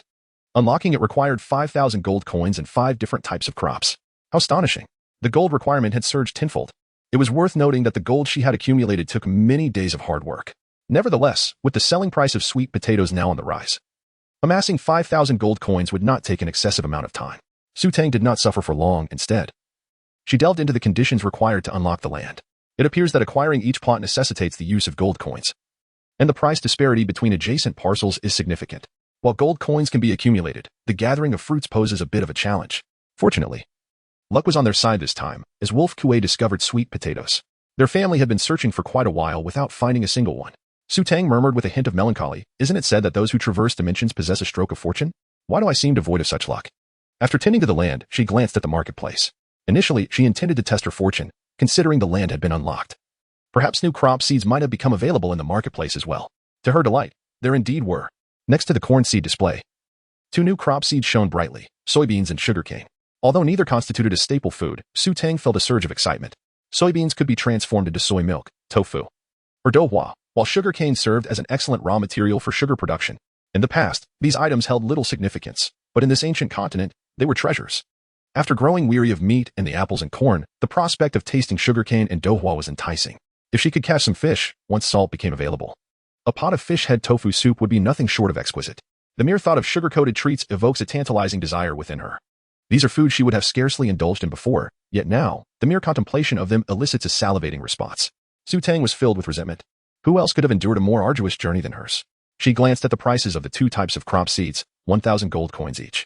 How could seeds be so exorbitantly priced? Su Tang gasped. This was double the cost of the third plot of land.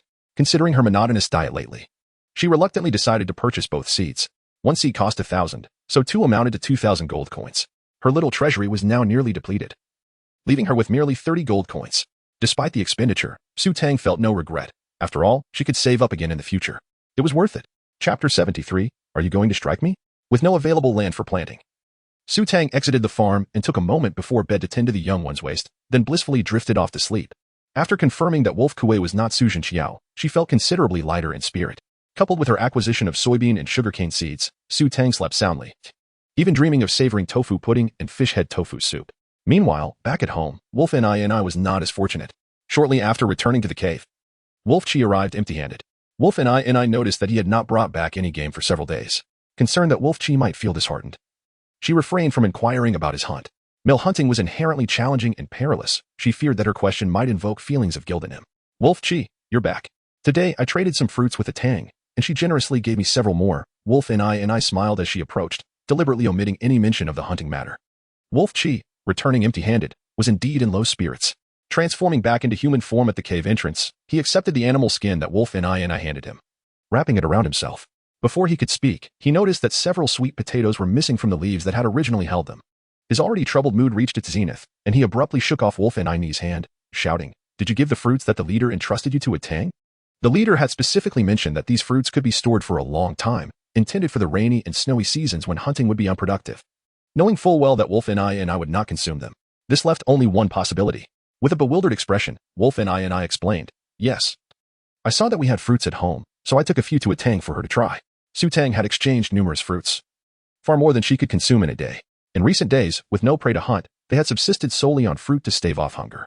Upon hearing this, Lang Chi's expression darkened, and he exclaimed in anger, "Who permitted you to give her those? Can the fruit from a Tang compare to what the leader distributes? Her fruit will spoil before the rainy season arrives." He glanced at the meager remnants of dried sweet potatoes on the ground, feeling even more irate. The leader has only provided this little, and you dare to give her half? Do you even have a brain?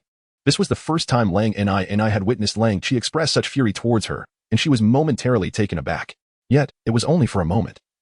She quickly regained her composure and, feeling somewhat indignant, swept aside the leaves atop her backpack. Inside lay a bountiful collection of large apples. A Tang gives me so much fruit daily, and I merely offered her a few small ones. What is wrong with that? You insisted we save them for the rainy season, but without a Tang-S fruit, my cubs and I would have starved by now. Even if we wait for the rainy season, how much can we really eat from these few small fruits? Lang Ni typically spoke in gentle tones, but her voice rose several octaves in her current state of anger. She could not fathom why Lang Chi had been calm when requesting fruit from a Tang. Yet now he seemed transformed, like a different beast altogether. Lang Chi, taken aback by her sudden outburst, felt his rage intensify. He grasped Lang Ni's arm forcefully, pulling her closer. "Are you implying that I am to blame for not catching prey and failing to feed you and the cubs?" He raised his clenched fist above her head, as if ready to strike. Lang Ni froze, staring at him in disbelief. "Lang Chi, are you going to hit me?" In their tribe, it was unheard of for a male to strike his partner. Females were already scarce and physically weak, burdened with the responsibility of bearing young. No male would ever resort to violence against his mate, regardless of her shortcomings. Her words snapped Lang Chi back to his senses. "I would never, Ni. That is not what I meant. How could I ever lay a hand on you?" He hastily released her, panic etched across his face as he attempted to explain. "I've just been so frustrated lately with the lack of prey. I'm sorry for my outburst. I shouldn't have lost my temper. It's all my fault." He reached out to grasp her hand in apology, but Lang Ni instinctively recoiled. She felt a certain strangeness in Lang Chi, as if the anger in his eyes was genuine, and she instinctively wanted to avoid his touch. She brushed past him, determined to return to the cave. "Let me go. I need to care for the cubs." Lang Ni only wished to distance herself from Lang Chi, not wanting to be near him. Ni, don't leave. I truly understand my mistakes." Lang Chi fell to his knees before her, his eyes clouded with remorse, gripping her hands tightly to prevent her from leaving. He knew he could not let her walk away now. "I was just exhausted and confused today, which made me act foolishly. Please don't be angry with me." I promise it won't happen again. I will do as you say. Lang and I furrowed her brow, trying to pull her hand free. Let go of me. Get up. She wished to avoid conversing with him, feeling that the current Lang Chi was frightening. It seemed as if he were a stranger. Entirely different from the Lang Chi she knew, or perhaps she had never truly known him at all. I want to let go. If you don't forgive me, I shall remain here on my knees until your anger dissipates, he declared, then abruptly shifted his tone. And I realize I haven't provided you with a good life. It's my fault for putting you through hardship. If you're tired of me, feel free to find another partner. With two to care for you, your struggles will lessen. Upon hearing this, a stronger sense of discomfort surged within Lang and I. In the past, whenever they quarreled, such words from Lang Chi would fill her with guilt, compelling her to forgive him immediately. Yet today, she felt an odd aversion to his words. As she looked at Lang Chi's grip on her hands, she furrowed her brows and pulled away. I'm not angry anymore. Please get up. Lang Chi did not rise immediately, but looked up in surprise. Really? And I, have you forgiven me? I forgive you. I know you've been struggling with hunting lately. I understand it wasn't intentional. Lang and I merely wished to escape quickly. So she uttered words he longed to hear. Shouldn't you find another partner? I don't want another partner. Please don't mention that. Lang and I interrupted. Her expression darkening. Lang Chi promptly ceased the topic, believing her irritation stemmed from his suggestion. Relieved yet secretly pleased, he thought, this foolish female can be easily swayed. He knew that by merely mentioning the idea of another partner, she would forgive him. After all, was she not the weakest, most frail female in the Greywolf Tribe? Only he would willingly be her mate. He was the only one who would accept her. Without him, who would desire her? Chapter 74. The same with eyes closed before the dawn of the next day. The news of Tang settling her debt with Wolf Kuay regarding the prey spread throughout the tribe. Many females, having filled their bellies and with nothing to do, gathered under the ancient tree in the valley, accompanied by their recently weaned cubs, to discuss the matter. Do you think Tang is truly remarkable? Just a while ago, her entire family was on the brink of starvation, and now her mother has barred her from mating with Wolf Kuay, shutting themselves in to live their lives. I heard she has repaid all the prey Wolf Kuay once gifted her. Is that true? Wolf Kuay provided her with quite a bit of prey, exclaimed one female, skeptical. How could that useless, lazy family of Tang manage such a feat? Many females appeared doubtful. With so much prey, they would have to scrimp and save for days to gather enough. I saw it with my own eyes. Wolf Kuay even admitted it, said another female passing by the scene, gesturing animatedly. You should have seen it. The prey was enormous. It was still bleeding, fresh with blood. It must taste exquisite. The beastmen of the Greywolf Tribe consumed raw meat. It was no exaggeration to say they feasted on flesh and blood. For beastmen, animal blood was an excellent supplement. Is there truly such a large prey? Could Tang's male be that formidable?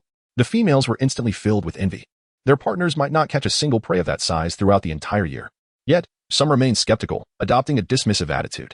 It has been long. Not even a month, and she has already repaid Wolf Kuay's prey. I think Tang is just trying to avoid mating with Wolf Kuay, starving herself to repay him. An older female interjected, what do you mean starving? They feast on meat every day, several times a day. Have you noticed how Tang's brother has gained some weight recently? He used to be so gaunt. The news was first heard from her family's young ones. Ever since Little Fu distributed jerky to the cubs, tales of his lavish lifestyle spread throughout the tribe, evolving from simple meat sharing to a narrative of incessant feasting from dawn till dusk. Those days were truly delightful. Initially, the mothers of these cubs were skeptical. But upon hearing the news today, they realized that their little ones had indeed spoken the truth. It was not just her brother, another female had joined in. And their entire family had grown plumper than before. I noticed that Tang appeared even more radiant than previously, the last time I saw her.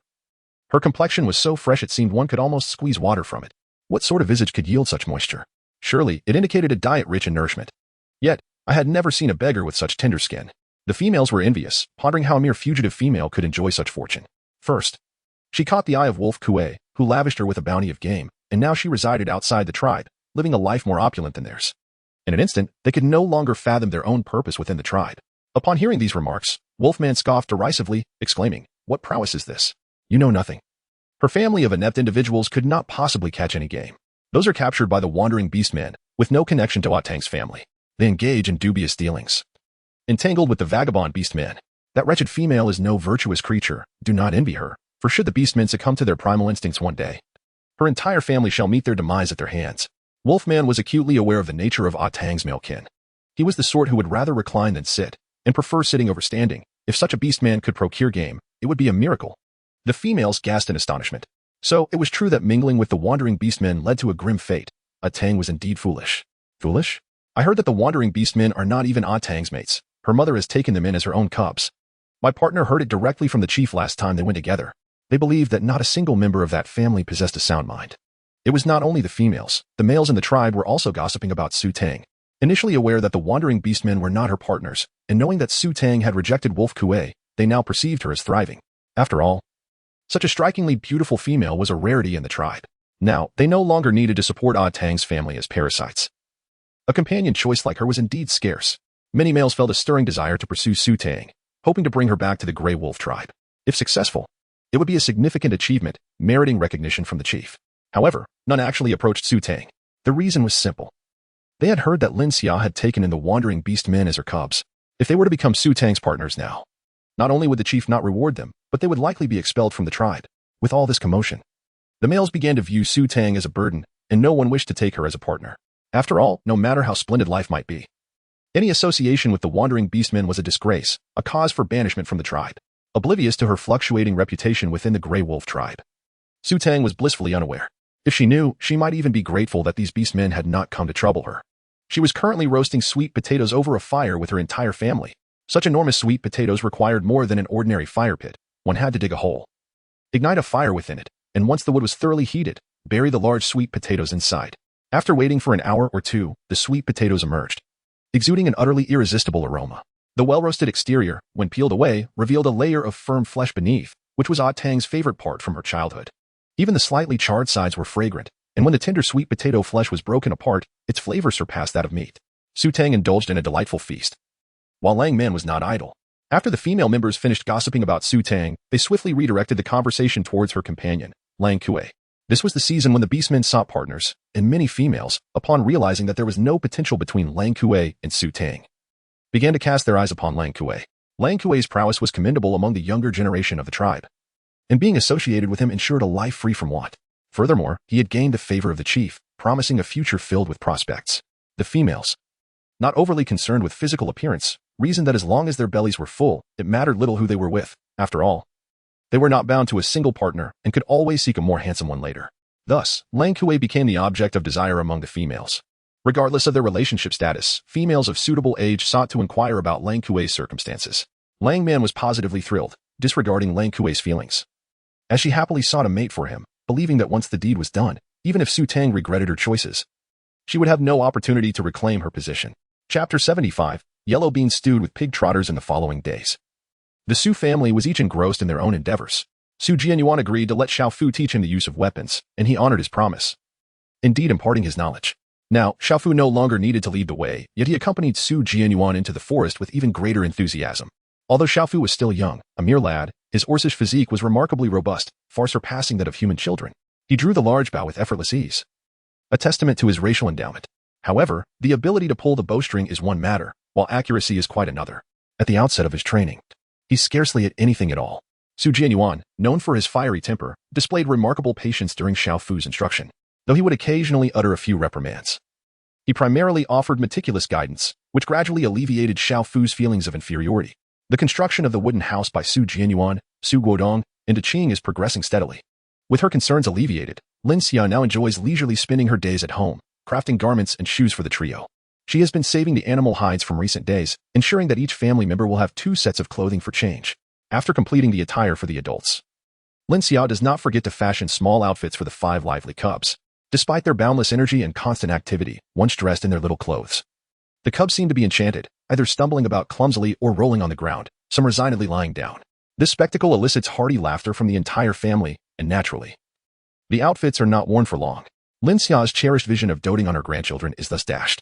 Meanwhile, Su Tang diligently tends to the fields. After harvesting a batch of sweet potatoes, she sows yellow beans and sugarcane.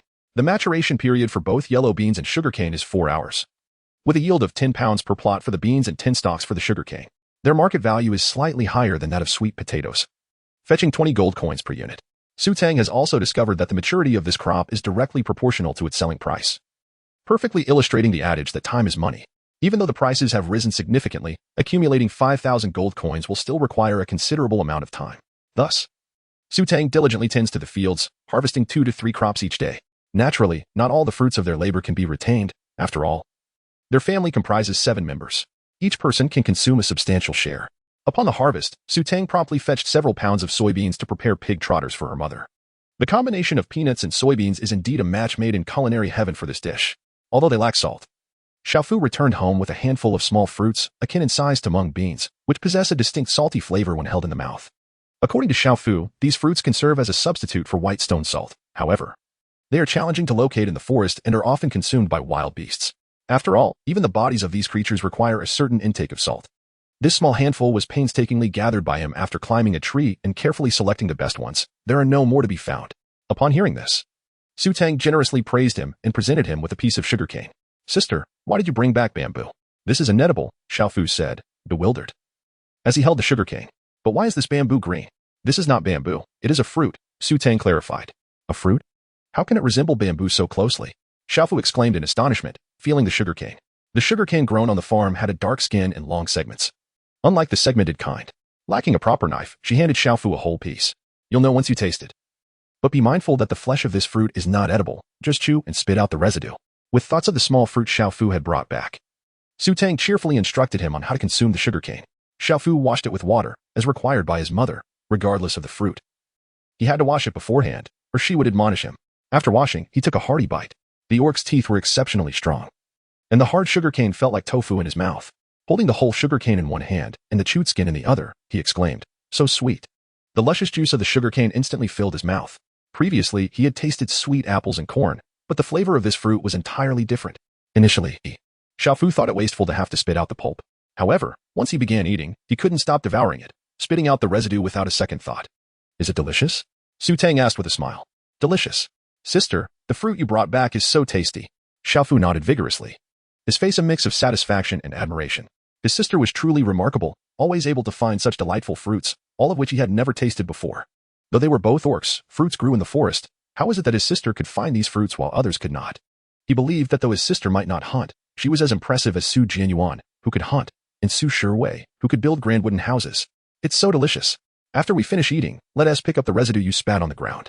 Oh, Xiaofu replied, still grinning, agreeing without a second thought. Su Tang gazed at her rather unrefined younger brother and, over time, she found that this little wolf cub was not as insufferable as she initially believed. On the very first day after their arrival, despite his vociferous disdain for her, he had sneaked off to the Greywolf Tribe in search of the old veterinarian to seek treatment for them, only to be met with a scuffle from a group of wolf pups. In recent days, free from the burdens of daily life, Xiaofu had blossomed in his youthful innocence, displaying a charming demeanor that had significantly improved since their initial encounter. However, some of his untidy habits were less than commendable. The lifestyle of the beastmen was rather casual, aside from certain items with peculiar odors that might attract wild beasts and foes, which they would deliberately discard at a distance. Most things were carelessly tossed aside. Concerns for cleanliness were virtually non-existent. He rarely bathed or washed his feet, harbored lice in his hair, and his clothes were left to ferment. Were it not for the presence of others residing in the thatched hut, it would likely have transformed into a veritable refuse heap. When Su Tang and Lin Xiao were tidying up that dilapidated straw shed, it was nothing short of a refuse heap. Fortunately, although this lad was rather disheveled, he would not take the initiative to clean up. However, when asked by others, he would obediently comply, but only when it came to the requests of those he admired, such as his elder sister, elder brother, or beloved mother. Before long, the pig trotters with yellow beans from Lin Xiao's side were ready, garnished with a handful of small fruits brought back by Xiaofu. The salt had long been infused into the trotters, making them utterly delectable. This was the first flavorful meal Su Tang had enjoyed since arriving in the ancient continent, and the family relished it with great satisfaction. 2 days later, Su Tang finally received word from Wolf Kuay. The Grey Wolf leader was about to commence the inventory for exchanging goods for white stones. Chapter 76, Preparing to exchange goods for white stones. Su Tang immediately began to gather the items intended for trading for white stones, preparing to hand them over to Wolf Nini. She had been diligently amassing these goods over the past couple of days. Food was indispensable, as it was currently the most precious commodity. It was said that the Greywolf Tribe only traded for white stones twice a year, and Su Tang certainly did not wish to endure a saltless existence for the next 6 months. Therefore, it was imperative to acquire as many white stones as possible. In recent days, Su Jianyuan and Xiaofu had also been quite resourceful, discovering a flock of sheep. They made several trips back and forth in a single day, ultimately capturing 11 sheep. Most beastmen could only manage to catch 1 or 2 sheep at a time, but Su Jianyuan, with his exceptional archery skills, could bring down 3 sheep with a single volley of arrows. Moreover, he was cunning. Upon returning, he donned the sheep's skins as a disguise, ensuring that his next venture would not alarm the remaining flock. Thus, with remarkable ease, they captured 11 sheep. The once plentiful flock was visibly reduced by nearly half. Xiaofu, who accompanied him, was left utterly astonished. Is hunting truly conducted in such a manner? The sheep, unaware of the ruse, sensed the danger of the area and ceased to graze there, fearing for their safety. Jianyuan did not wish to annihilate completely, for he still desired to relish lamb in the future. Observing that the task was nearly accomplished, he decided to cease his actions. With a family of 7, their consumption was considerable. They could devour the meat of 2 sheep in a single day. After leaving 4 sheep, the remaining 7 were entirely exchanged for white stones. The flesh and hides of the sheep held substantial value. Naturally, Tang had prepared more than just this. The household possessed an abundance of animal hides, and Lin Xia had crafted several skirts, all fashioned in the contemporary style of long dresses. Tang inquired and discovered that the orcs here predominantly wear skirts and vests, which conserves animal hides. The garments crafted by the orcs are rather crude. They do not engage in meticulous sewing. Instead, they merely puncture a hole in the hide, string it together with cords made from the same material, and tie it around their bodies, rendering it wearable. Though long skirts do exist, they consist of a single piece of hide wrapped around the body, providing both warmth and sturdiness, yet they can hardly be deemed aesthetically pleasing. When Tang previously donned a long dress while passing through the Greywolf Tribe, the female passers-by couldn't help but cast several admiring glances at her attire. As animal hides could be exchanged for white stones, Tang pondered whether this finished dress held a greater value. After all, the more precious an item, the more white stones it could yield. She had gathered 4 animal skin dresses and 6 pairs of cowhide shoes crafted by Lin Xia. The orc women typically wore larger sizes, averaging a size 40, while Tang, with her petite beast form, sported a size 30. Naturally, the shoes were made in larger sizes. Furthermore, Tang had produced porcelain. Having learned from Wolf Kuay that the orcs of 10,000 Beasts Mountain used fire for cooking, a practice distinct from that of the Greywolf Tribe. Given their use of fire, utensils such as pots and bowls would certainly be necessary. Consequently, she had prepared a variety of these items. Having recently crafted a considerable number of exquisite ceramics, totaling around 60 pieces of varying sizes, she did not intend to bring forth the crops from her farm, as they would attract too much attention. It was indeed rare to find such well-grown fruits in this ancient land. However, her mother, in a leisurely mood, had made some apple preserves. Although lacking salt to prevent oxidation and resulting in a less appealing appearance, the quality of the fruit was excellent, making it a delightful treat for Xiaofu. This delicacy was light and manageable, comprising just over 10 pounds of apple preserves, all of which she decided to take along. It had taken over 100 pounds of apples to produce this amount, as it required 10 pounds of apples to yield 1 pound of preserves. In any case, it was a gamble. If the orcs of 10,000 Beast Mountain found value in these items, that would be splendid. Otherwise, the 7 sheep could also be bartered for something. Bringing too many items would certainly attract unwarranted attention. Tang meticulously organized and packed the items, placing the pottery into a woven basket crafted by Lin Xia, cushioned with straw to prevent damage during transit. The exterior was then enveloped in a layer of grass leaves, securely bound. To an outsider, the contents remained a mystery unless they were to pry open the package. The dried fruits, along with clothing and shoes, were similarly packed, as these items bore little weight. The most substantial of all was the sheep, which required no elaborate packing. It was simply tied up for transport. After Tang tidied up, she directly delivered the items to Wolf Kuay's cave. Upon seeing what Tang had prepared, Wolf Kuay was utterly astonished. Tang, are you truly planning to exchange all of this for white stones? She asked, staring incredulously at the collection behind Tang. Although the tribe annually gathered numerous items to trade for white stones, such a substantial offering from a single household was rare. Moreover, not long ago, Tang's family had relied on Wolf Kuay's assistance, yet now they could present such a bounty. While Wolf Kuay felt joy for Tang's improved circumstances, she couldn't help but think it was excessive. Indeed, Tang nodded. Modern people are accustomed to having salt in every meal, so naturally, I wish to exchange for a bit more. Though she now inhabited an orc's body, her essence remained human. Tang, if you exchange all the food for white stones, what will you have left? The rainy season is approaching, and you must store some provisions. Otherwise, life will become quite difficult. Wolf Kuay cautioned with concern. She had previously heard that orcs in Tang's household consumed whatever they could find without ever storing food. Do not worry, I have kept some food aside. It has been quite a while since I last had white stones, and I thought it prudent to exchange for a little extra as a precaution, Tang clarified. Upon hearing this, Wolf Kuay felt reassured. Tang must have her own plans. A gentle reminder was sufficient. Very well, Tang, you may leave the items here. Soon, the chief will send orcs to tally the goods, and I shall submit mine alongside yours. The chief will assign specific orcs to record the quantities. And once the white stones are obtained, they will be distributed according to the corresponding amounts of goods. Achieving absolute fairness and precision is impossible, as there are no weighing tools available. However, discrepancies are typically minimal, and the orcs do not raise objections. At most, some items may be shared among those who go to trade for white stones. The orcs who attend will oversee their own supplies, while those who do not will mark a stone with notches indicating the quantity of their provisions, along with their unique scent. As for how one marks their scent, that goes without saying. Tang did not enlist the assistance of Wolf Kuay without due recompense. She presented her with a succulent leg of lamb as a token of gratitude. Naturally, Wolf Kuay was reluctant to accept it, But ultimately, her 3 little wolf cubs emerged, drawn by the enticing aroma of the meat. With their emerald green eyes fixed intently upon Su Tang, they gazed longingly at the lamb leg, yet refrained from advancing to disturb it. Su Tang presented the leg of the sheep forward, indicating that they could partake. Only then did the 3 young wolf cubs approach, licking the meat and leaving behind their saliva, which made Wolf Ni blush in embarrassment as she accepted the offering. Her 3 cubs, now several months old, were robust and full of vitality, bounding about energetically, causing a headache for anyone who encountered them. In frustration, Wolf Ni scolded them a few times before reluctantly herding the cubs and the sheep leg back to their den. Chapter 77. He is truly a clever one. I truly apologize. My cubs are particularly mischievous at the moment.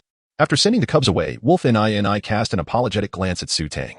It was not entirely the cubs' fault for their gluttony. They had gone too long without meat, a challenge even for adult beastmen, let alone for mere cubs. Despite Wolf Ni usually reserving any meat for her young, there was scarcely enough to go around. Wolf Chi could take a long time to return with a single catch, which was hardly sufficient. Su Tang had also nurtured young ones and understood the challenges of caring for them during this delicate period, merely smiling to herself. She was more than willing to feed the 3 little ones. Unbeknownst to her, she had begun to embrace the fluffy creatures. As the two conversed, Lang Chi suddenly returned. Nini, I'm back. Why are there so many prey at home? Who brought them? Upon entering the cave, Lang Chi was taken aback by the sight of 7 sheep on the ground, his eyes widening in surprise and suspicion. Could it be that a male had brought gifts for Wolf Nini, seeking her companionship? As he stepped inside, he noticed Su Tang standing there. Lang Chi quickly pieced together the recent plan to procure white stones from the mountain of beasts. Lang Chi, why are you back so early? Wolf Nini's complexion turned uneasy as she hurried to obscure the bounty that Su Tang had provided. However, she was no match for the sheer volume. Lang Chi's eyes sparkled as he pulled her aside to gaze upon the plump sheep. These are from a Tang, aren't they? A Tang. Are you planning to exchange such a haul for white stones? Did you not gather ample fruits? Why not trade those instead? He had not captured any prey for several days and had long since been deprived of meat. The sight of the fat sheep made his mouth water. With that, he cast a reproachful glance at Wolf Nini. You should have informed me sooner about helping a Tang with the exchange for white stones. Why let a Tang deliver them personally? You could have called me to assist. Wolf Nini's expression soured. She had intended for a Tang to deliver the goods while Lang Chi was out hunting, so they could submit them directly without being seen by him. She had not anticipated his early return. Now, every thought she had was instinctively shielded from Lang Chi, as she feared his disapproval and reprimand. This is quite a bit and is blocking the way. I shall move it back into the cave for now. You two can continue your conversation without minding me. Lang Chi, beaming with joy, began to take the sheep into the cave, speaking to himself as he did so. Before Su Tang could speak, Wolf Nini stood in front of Wolf Chi with a displeased expression and said, There is no need to move these. The leader will send someone to collect them shortly. You go and fetch the items at home that need to be exchanged for white stone. As she spoke, she pushed Wolf Chi toward the cave. However, Wolf Chi was reluctant to comply. With Su Tang bringing the items directly to him, how could this female not understand that if the leader took them, he would lose out? So much mutton. Once Su Tang left, he could secretly take a little for himself without her ever knowing. Nini, you are being quite unreasonable. There is no need for the leader to send someone. I can deliver it myself. Su Tang, rest assured. I will take care of the remaining matters and deliver the items back to you once the white stone is exchanged. Wolf Chi said with a beaming smile. At that moment, he had nothing to exchange for white stone, but once he obtained the items, he could easily pocket a portion. He truly considered himself quite clever. The more he thought about it, the happier he felt. It was indeed a solution to his pressing concern. He was entirely oblivious to Wolf Nini's increasingly grim expression. Enough. Wolf Nini suddenly shouted, I told you I don't need your help. It's only morning, and you've returned empty-handed. Instead of dawdling, you should be out hunting. You need not carry anything. In her frustration, she turned and forcefully pushed Wolf Chi outside. Perhaps it was her anger that fueled her strength, causing Wolf Chi to stumble. Taken aback by her sudden outburst, he frowned. Was he to lose face before a female by admitting he had caught nothing? What was wrong with Wolf Nini's temper lately? It was quite troublesome. It seemed he needed to teach her a lesson, to make her aware of her significance. How could she dare to raise her voice at him now? He was reluctant to leave, insisting. I intended to exchange items for white stone today and return to assist you. Such an important matter surely requires your attention. It was better left unsaid, but once mentioned. Wolf Nini could no longer contain herself, directly exposing him. Aside from a few fruits dug from the ground, there is no food stored at home. What do you have to exchange for white stone? Did you come back to move air? She had increasingly noticed that Wolf Chi was entirely different from the male she remembered. Not being able to catch prey was one thing, but to be idling about the tribe during the day without hunting was unacceptable. No male in the tribe was so unambitious.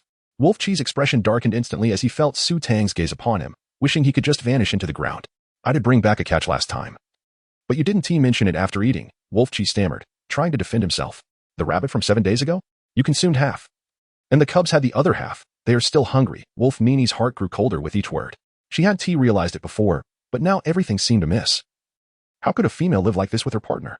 Wolf Chi felt too ashamed to listen further, leaving hurriedly with a muttered, "I'm going hunting." Wolf Nini watched his retreating figure in disappointment, leaning weakly against the wall. Seeing this, Su Tang stepped forward to support her. "Are you all right?" "I'm fine," Wolf Nini replied, tugging at the corner of her mouth to reveal a strained smile. "I must have given you quite the spectacle, Su Tang. Why don't you stay a little longer? It would be prudent to wait until the orcs sent by the chief arrive to collect the items before you return. This way, it would also put her at ease." Ensuring that Wolf Chi would not resort to any underhanded tactics. Naturally, Su Tang believed in Wang Nini. However, it was not unreasonable to stay and keep her company. So she nodded in agreement. Reflecting on Wang Chi's demeanor moments ago, she inquired, "Has Wang Chi always been like this?" It seemed to her that Wang Nini was not merely infatuated, yet Wang Chi's appearance, physique, and prowess were rather unremarkable. How could such a remarkable female as Wang Nini choose to partner with Wang Chi? Moreover, they had already borne a litter of offspring. Typically, female members of the tribe would seek a second partner after giving birth. Some even had 2 or 3 partners without having any offspring at all. Su Tang was somewhat perplexed, as it was a personal matter concerning Wolf Nini. Previously, she had refrained from inquiring too deeply, but today, by chance, she encountered her and expressed her concern. Wolf Nini shook her head, reminiscing that he had not always been this way. When they first became partners, he would diligently hunt every day. Although his catches were meager, they sufficed for both of them. However, since the arrival of their offspring, something had changed. And now Wolf Chi was not unwilling to hunt. Rather, he simply could not catch any prey. Sudong frowned upon hearing this. The situation had become even more dire. His abilities were woefully inadequate, unable to provide for his wife and children, forcing his wife to sacrifice her own nourishment to sustain the family. Was this not a blatant form of dependency? Chapter 78. Defeating magic with magic, then why not seek another partner? Sudong inquired once more. In the realm of orcs, females outnumber males, making the pursuit of multiple partners an unavoidable necessity for survival and procreation. Although Su Tang would not behave in such a manner, she could comprehend the situation without harboring any discriminatory thoughts. Wang Ni lowered her head in a fit of embarrassment, acknowledging her frail health. "No male would be attracted to a weak female like me," she lamented. "Only Wang Chi is willing to be my mate. I have never considered seeking another partner. In the realm of beast men, the strong naturally oppress the weak. It is an inherent trait. Within the tribe, females who are robust and healthy are favored. For a superior maternal lineage ensures the vitality and strength of their offspring. Conversely, frail females are often ostracized, left with no choice but to accept the males that others discard." After listening, Su Tang appeared astonished. "Wolf Nini, you are quite healthy now. My cubs drink your milk daily, and they have grown splendidly. I have not seen you unwell. Where is the ailment?" Wolf Nini was of a petite frame, seemingly not robust, with a rather delicate stature. However, she was far from frail or weak. She worked diligently every day, and each of her 3 wolf cubs weighed around 10 pounds. She effortlessly carried all 3 with one hand. The females in the tribe that Su Tang had seen were plump, clearly accustomed to a life of idleness, relying on males for labor, panting after just a few steps. Utterly unfit. In comparison, Su Tang believed that Wolf Nini's health was significantly superior to theirs. Could it be that in the eyes of the beastmen, being plump equated to being healthy? What a fallacy. Wolf Nini shook her head, asserting, "That is due to your nurturing. It has nothing to do with my milk." She would not claim any credit for it. To her, Su Tang was a capable female, living well and raising her cubs admirably, which she deemed entirely normal. Su Tang tugged at her hand. "But your offspring are also well-nurtured, lively, and sprightly. I observe they have grown no less splendid than the cubs in the tribe. However," Wolf Nini shook her head, instinctively denying it without a second thought, attributing their thriving condition solely to the fruits you provided. "It is your fruits that have allowed them to flourish so beautifully." As Su Tang listened, a frown creased her brow. She had begun to discern something amiss with Wolf Ni. No matter what was said, she would invariably refute it. Such an extreme lack of confidence. Whoever said you are not good enough? You are splendid, and your physique is far from poor. The thriving of your offspring is a testament to your devoted care. Without your meticulous nurturing, how could they have flourished? Su Tang asserted confidently. She had just overheard that Wolf Ni refused to eat, instead offering meat to her cubs and Wolf Chi. Given her naturally petite frame, it was no wonder she struggled to gain weight. Wolf Ni was momentarily taken aback. She had not anticipated such a response from Su Tang. No beastman had ever spoken to her in such a manner before. Even Wolf Chi merely remarked that her frail health was inconsequential and that he would not disdain her for it. "Who first claimed you were unwell?" Su Tang inquired, determined to uncover the truth. She could not believe that no beastman possessed a discerning eye, even if beastmen favored plump females. It could not be the sole criterion for selecting a mate. Beastmen were primal and untamed, yet not devoid of reason. Wolf Ni was momentarily speechless. Indeed, she had never pondered this before. After a moment's reflection, she shook her head and replied, "I don't know. This has been the talk in the tribe for as long as I can remember." Seeing Su Tang's curiosity, she did not shy away and recounted her past experiences. Wolf Ni's father and mother had died long ago. Her father perished while hunting, torn apart by a pack of wolves in a bid to save his kin. Her mother, who was pregnant at the time, succumbed to the grief upon hearing the news, resulting in a premature birth that claimed both her and the child. The other partners of her mother were similarly devastated and soon passed away, leaving Wolf and I to fend for herself. With no source of sustenance, she barely managed to survive, leading to her diminutive stature. As she approached adulthood, there were indeed males who admired her, and some harbored intentions of courting her. However, the tragedy surrounding her mother's death during childbirth resurfaced, giving rise to rumors about her own frailty. In the eyes of the beastmen, a female who lost her offspring was deemed weak. Given her mother's fate, it was assumed that she too was frail. Upon hearing the rumors, those males lost interest, including the one she admired, which left Wolf and I's self-esteem shattered and her heart broken. At this juncture, Wolf Chi stepped forward, expressing his willingness to be her mate. He did not care about her frail condition. Naturally, Wolf and I found this hard to believe and rejected him outright. Yet, Wolf Chi persisted, laboring tirelessly and providing her with food, diligently courting her for a month. Eventually, moved by his sincerity, she agreed to become his mate, relinquishing any thoughts of seeking another partner. However, Wolf Chi often brought up her supposed frailty, keeping her in a constant state of insecurity. Consequently, she rarely interacted with other beastmen, opting for solitude. This is why, when she sought help from Su Tang, she was quick to assist her. After listening to Wolf and I's tale, Su Tang realized that the root of the problem lay in the rumors that began circulating as she neared adulthood. Moreover, how could a beastman who genuinely cared for her continuously belittle her and undermine her confidence? Clearly, there was something dubious about Wolf Chi. What are your plans now? Su Tang gently asked, glancing at Wolf and I. Confusion filled Wolf and I's eyes as she replied, I do not know. Wolf Chi has been lying to me more frequently. I wish to avoid him, yet he is the father of my cubs. What can I do? Though he may currently be unkind, he has always been the only male willing to accept me. Without a male, a female cannot raise her cubs alone. Especially within the tribe, where females must rely on males to survive. This is an unchangeable reality. What if someone intentionally spread those rumors? Su Tang probed cautiously. Wolf and I was momentarily taken aback, gazing at Su Tang in confusion. But I indeed, she began, only to be interrupted by Su Tang. Stop claiming you are frail. You are anything but weak. In my eyes, you are far stronger than I and many other females. Su Tang's gaze was resolute as she looked at her. If you trust me, do not counter my words. I have a plan that may uncover the truth. Would you like to try? Tears welled in Wolf and I's eyes as she nodded without hesitation. Of course I trust you, Tang.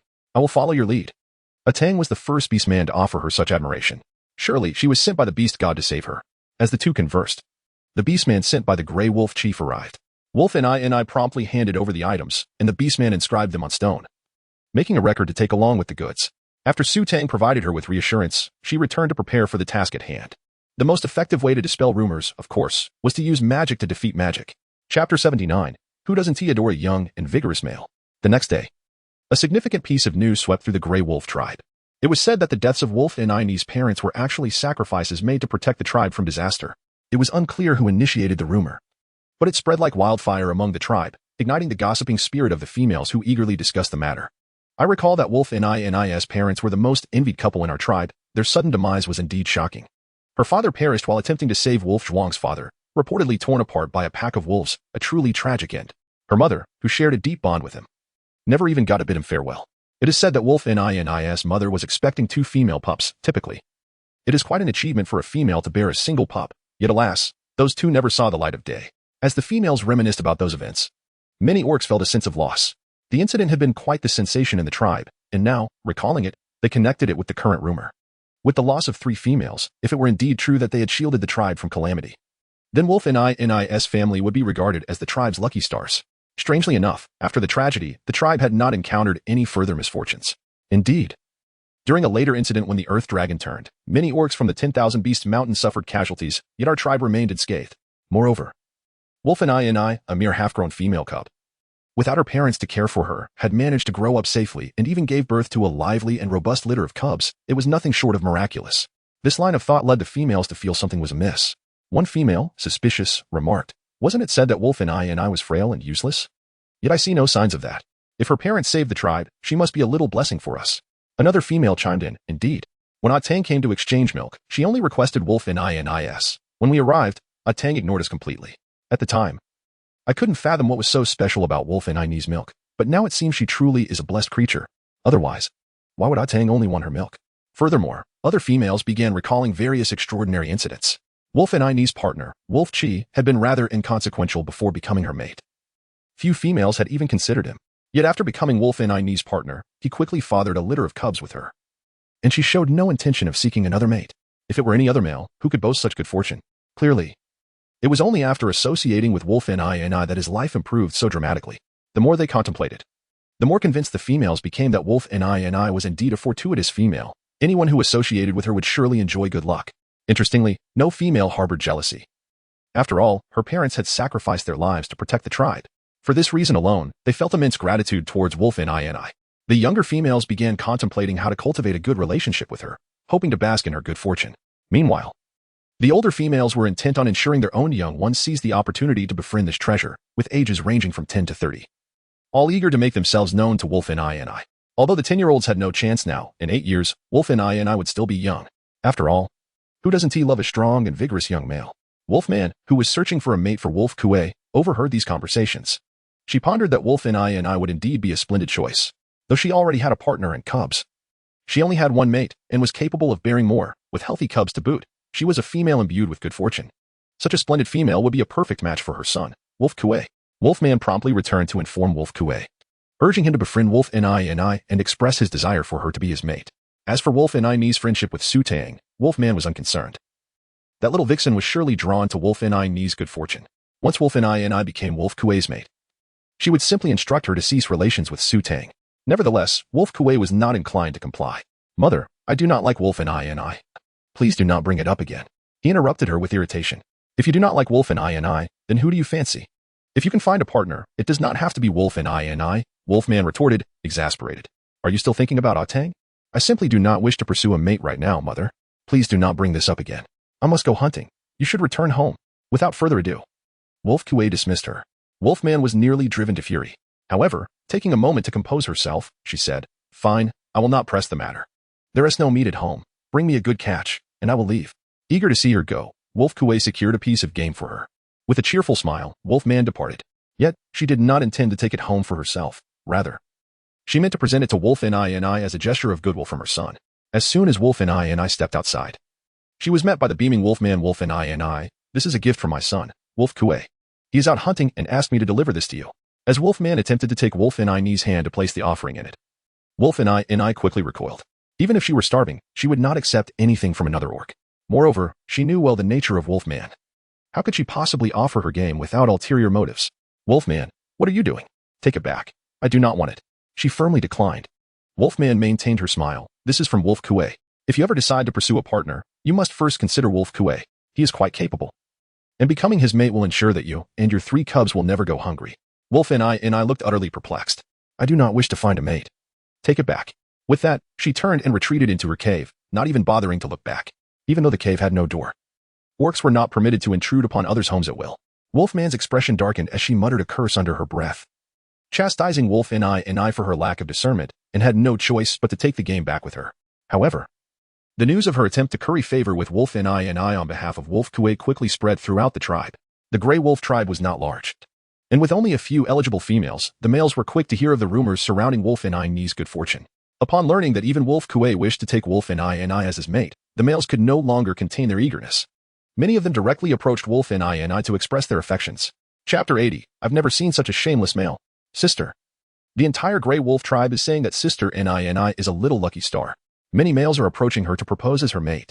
When Xiaofu relayed the rumors of the Greywolf Tribe to Tang, she was in the midst of feeding 5 adorable cubs a delicate custard made from eggs.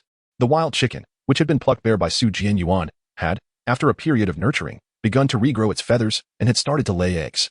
Tang diligently fed it with a variety of crops from the farm, alternating between apples and corn, while Xiaofu often caught little insects to supplement its diet. The wild chicken had plumped up considerably, now laying a plump egg each day, and on occasion, even 2. Jianyuan longed for a taste, yet Tang denied him, only allowing the younglings to indulge in steamed egg custard daily. Today, the custard was enhanced with minced meat. As the younglings had grown sufficiently to enjoy a morsel of meat, the little ones, greedy as they were, relished the egg custard with such fervor that they licked their plates clean after every meal. Have you relayed the words I taught you to those younglings? Tang inquired, wiping the mouths of the satiated younglings with a clean beast hide. Little Fu nodded earnestly. I have indeed. Sister, you were truly remarkable. Just yesterday, they thought Sister Ni was unkind, and now, in less than a day, her abode is nearly besieged by males. Little Fu's face radiated admiration. Whatever endeavor his sister wished to pursue, she would surely succeed. Such an outcome was well within Tang's expectations. In any era or among any sentient race, belief holds paramount significance.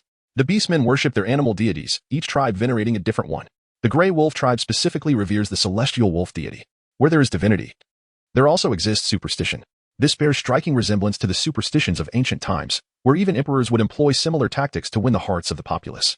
Tang merely kindled a small flame, transforming the narrative surrounding the deaths of Wolf Kuay's parents, which swiftly altered the tribe's sentiments. There was no need for her to concoct elaborate reasons. The beast men, with their preconceived notions, filled in the gaps themselves. Of course, Little Fu played an indispensable role in this. Had he not tempted the younglings of the Greywolf Tribe with jerky and dried fruits, the news would not have spread so rapidly.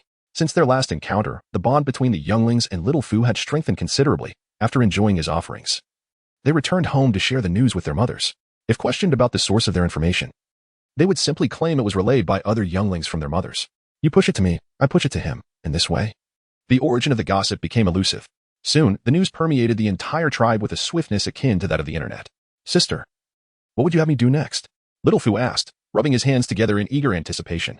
Tang gently wiped the mouth of the last cub, giving its fluffy little bottom a playful pat, prompting the cub to scamper off without a care in the world. Why, one might wonder. Little Fu wore a puzzled expression. Sister, did you not say that we needed to help Sister and I see through the true nature of Wolf Kuay? This is only the beginning. Wolf Kuay remains unscathed. Beastmen are known for their precocity. Despite his youth, Little Fu was well aware of the intricacies of their kind's propagation. He had always believed that Wolf Kuay was unworthy of Sister and I. His sister was so formidable, and given her close bond with I. It was evident that I must be equally remarkable. Why then, must it be Wolf Kuay alone? Tang smiled, her gaze fixed on the little wolf, I. I can only assist to this extent. Although this young wolf cub is precocious, she remains exceedingly naive, oblivious to the convolutions surrounding her. I suspect her greatest concern at this moment is for Wolf Kuay, rendering her further intervention unnecessary. Meanwhile, outside Wolf Kuay's cave, a throng of beasts had already gathered. In the tribe, the most sought-after individuals are, of course, the unmated females, followed closely by those with a partner and offspring. According to an unwritten rule among the beastmen, males without offspring must yield to those with young, as this fosters procreation. No male wishes to miss the opportunity for their partner to bear them a litter. However, with numerous competitors, they may find themselves overlooked. Sometimes, the paternity of the offspring remains a mystery. Thus, upon hearing the rumors, Wolf Kuay became the center of attention among the males. Initially, she intended to wait for Wolfman to leave before venturing out, as the three cubs would relieve themselves inside the cave at night, necessitating disposal. Typically, such tasks fall to the males, yet seeing Wolf Kuay toil long hours hunting, she took it upon herself. However, when she finally emerged, she found the cave's entrance blocked by a horde of males. What brings you all here? Wolf Kuay, bewildered, gazed at the males, unaware of the rumors swirling around her. Surely, she hadn't offended anyone? Could it be her cubs had caused some trouble outside? As she pondered, one male boldly declared his intention. Wolf Kuay, I wish to be your mate. Please grant me this chance. Just as one male spoke, another forcefully subdued him. Wolf Kuay, I am stronger. Choose me. Choose me. Choose me. The males clamored, their heads popping up like boiling water, only to be pushed back down again. Wolf Kuay was left utterly dumbfounded. What on earth was happening? Had she not yet fully awakened? She pinched her cheek, wondering if this was merely a dream.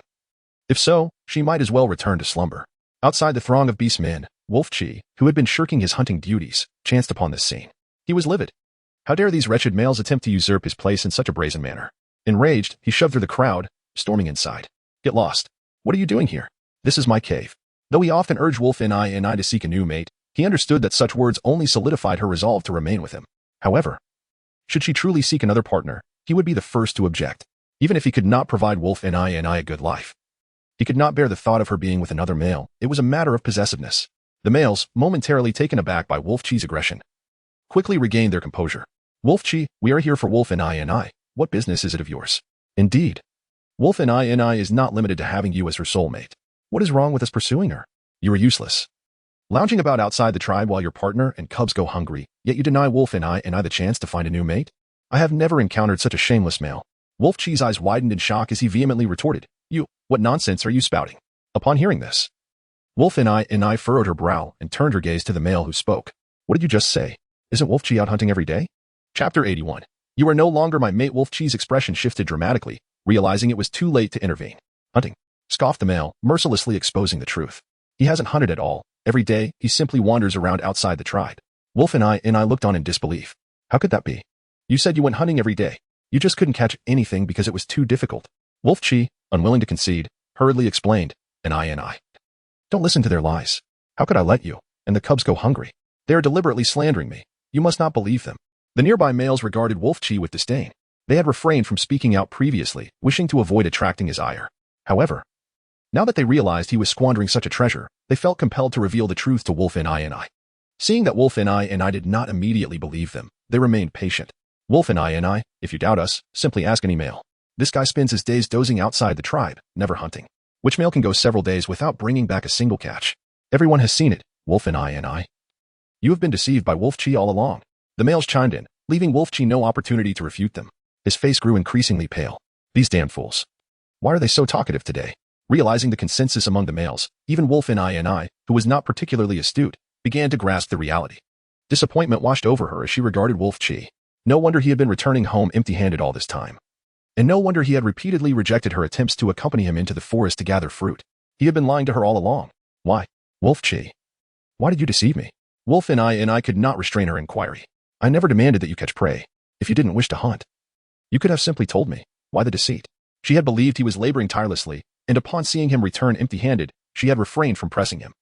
Fearful of damaging his confidence, she could not fathom why Wolf Kuay would resort to such trickery. And I, it's not like that. Let me explain. Wolf Kuay shook his head, but found himself at a loss for words. Instead, he redirected his fury towards the other males. Clenching his fist, he struck the very male who had exposed him. I'll teach you to keep your mouth shut. What business is it of yours regarding my relationship with Wolf and I? If it weren't for these gossips, Wolf and I would never have learned of this matter. Wolf Kuay remained utterly oblivious to his own faults. The male, having been unjustly struck, glared at Wolf Kuay, unable to contain his fury. You think you can act so high and mighty? I wasn't even seeking you out. Yet you dare to act superior. He stepped forward and delivered a kick to Wolf Kuay's groin, then knelt, raining blows upon his face while cursing. You were the one who told me Wolf and I was frail and would end up like her mother, unable to bear cubs and thus perish. Had you not said this, I would have pursued Wolf and I long ago. I see you were deliberately trying to keep her for yourself. I haven't sought retribution for this yet, and you still dare to act arrogantly. Watch as I take you down. In the realm of beast men, choosing a mate is a significant affair. If it weren't for Wolf Kuay's meddling, he might have already won Wolf and I's heart, and their offspring would now be his. This was an unforgivable grudge.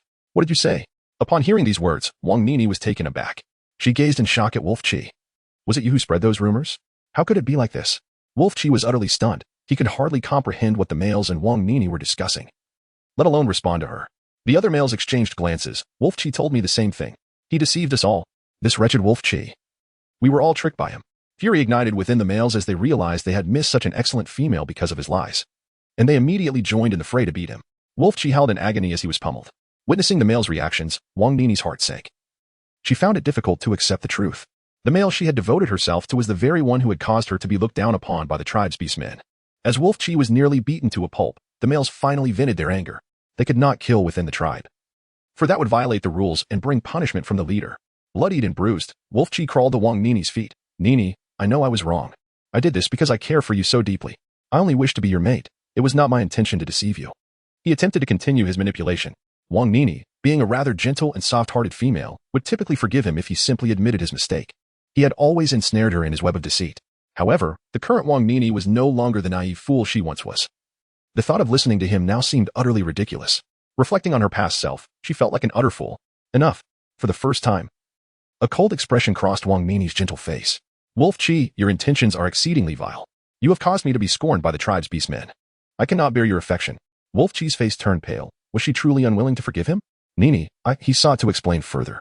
But Wang Nini would not grant him the opportunity to speak. From now on, you are no longer my mate.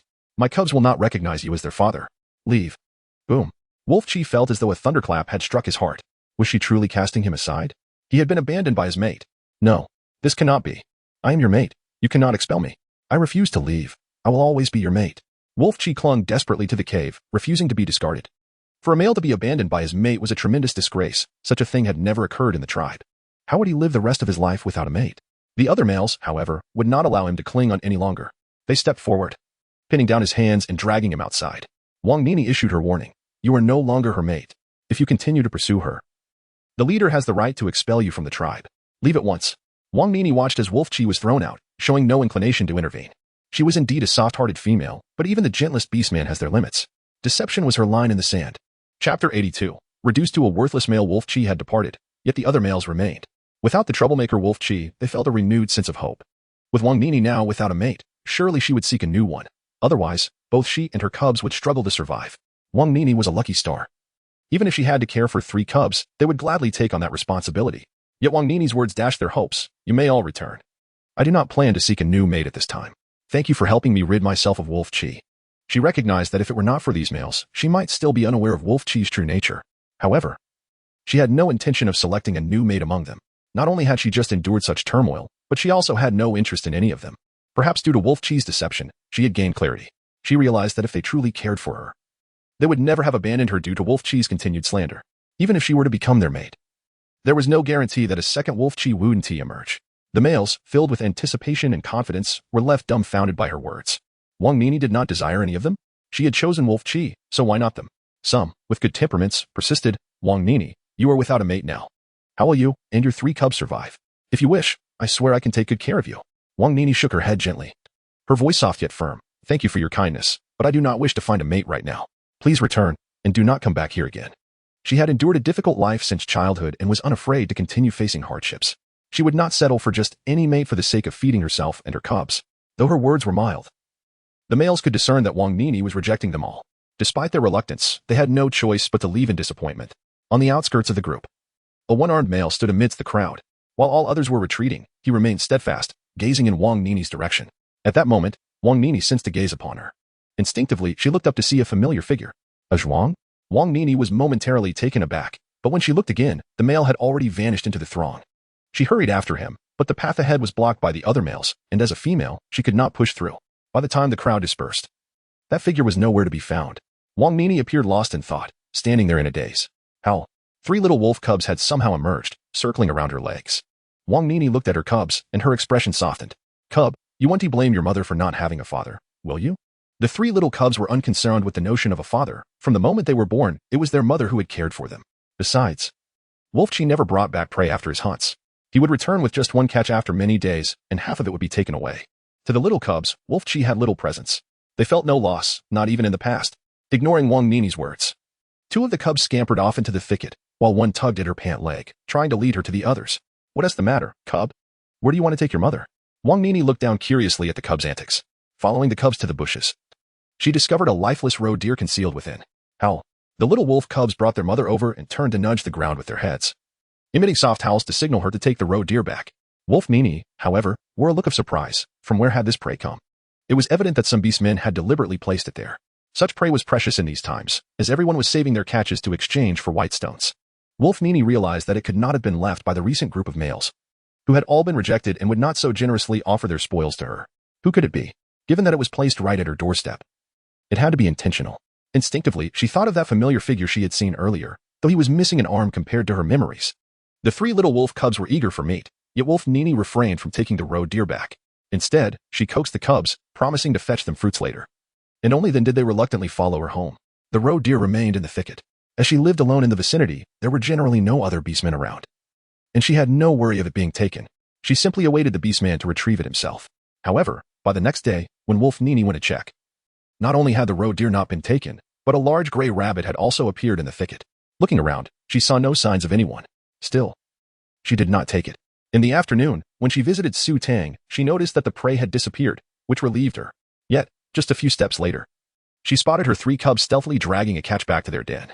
Wolf Nini thought to herself that if the prey was left out too long, it would begin to stink, and with numerous insects nearby, they would surely crawl onto the carcass. Thus, she ultimately decided to bring the prey back. For the cubs needed meat. A diet of fruits alone would not suffice. Nevertheless, she placed the fruits she had exchanged from Tang in the grass, treating it as a trade with the mysterious beastman. The events occurring with Wolf Nini had already reached Tang's ears through Fu.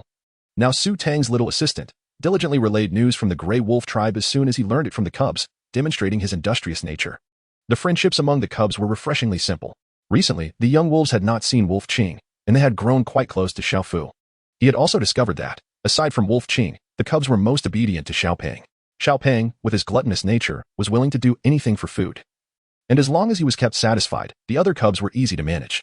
Thanks to the snacks made by his mother, Fu was thriving in the cub circle, and the entire pack seemed much more cheerful than before. Yet, with joy for some, there was discontent for others. After being severely beaten, Wolf Qi returned home to a dismal realization. His was no longer functional. He was utterly dumbfounded. The inability to seek out females was one thing, but losing that functionality was quite another. Did this mean he had become a worthless male? Chapter 83. Wolf Kuay reports Wolf Kuay refused to accept this dire situation and tried multiple times, only to receive the same disappointing result. He was on the brink of collapse. It was all Wolf Nini's fault. If she hadn't driven him away, how could he have ended up like this? The more he pondered, the more he struggled to accept this reality. Yet, Wolf Nini was a member of the tribe, and he was no longer her partner, making it impossible for him to seek revenge.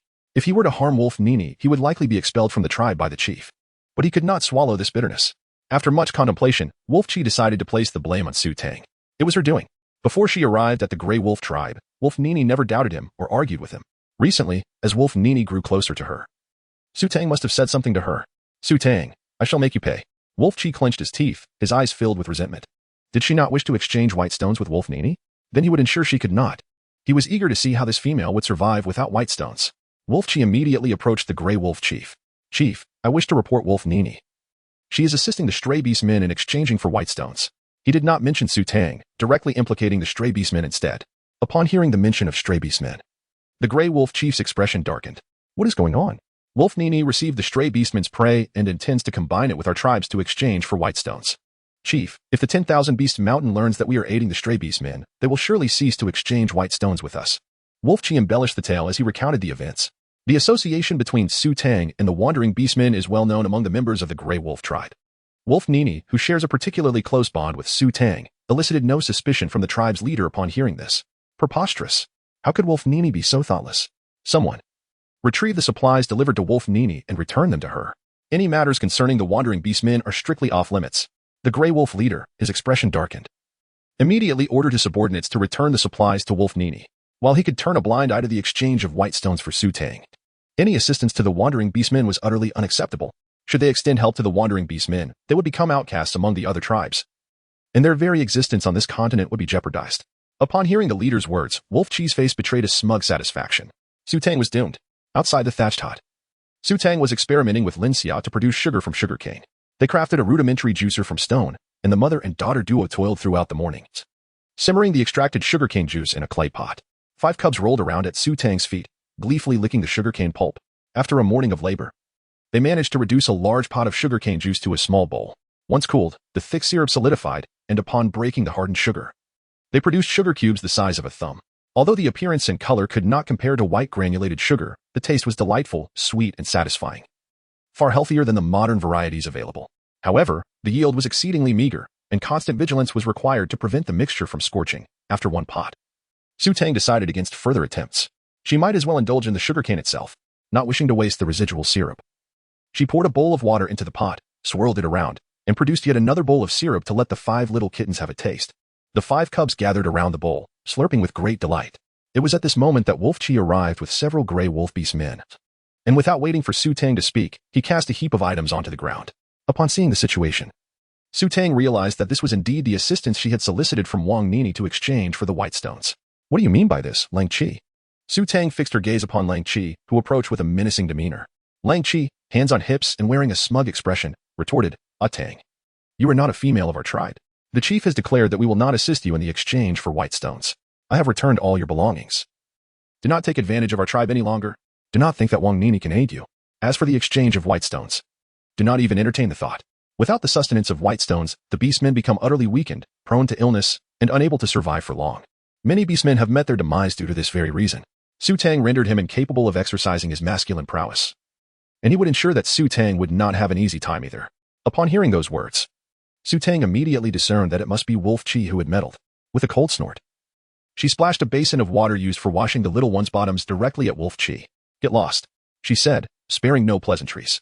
Just as Wolf Kuay was about to burst into laughter, the sudden deluge caught him off guard, causing him to gulp down a mouthful of water. Tui, Tang, how dare you splash water on me? Wolf Kuay glared at her with a darkened expression, looking as if he might retaliate. However, before he could escalate the situation, he was intercepted by Daqing, Su Shi, and Wei San, who had returned upon hearing the commotion. Daqing, having returned in beast form, delivered several resounding slaps with his enormous wings, ultimately sending Wolf Kuay flying with one powerful flap. The gray wolf beastmen who had accompanied him had already stepped aside when Tang splashed the water, leaving only Wolf Kuay to tumble unceremoniously to the ground. Enraged, Wolf Kuay scrambled to his feet, his face twisted in fury. Tang, don't get too arrogant. I'm not here alone today. Don't think that just because you have the stray beast men, I will be intimidated. As he spoke, he turned to call upon the gray wolf beast men for assistance. Yet, Upon glancing back, he was met with the sight of their retreating figures. Why didn't they even call back? He exclaimed. The Grey Wolf beastmen were no fools.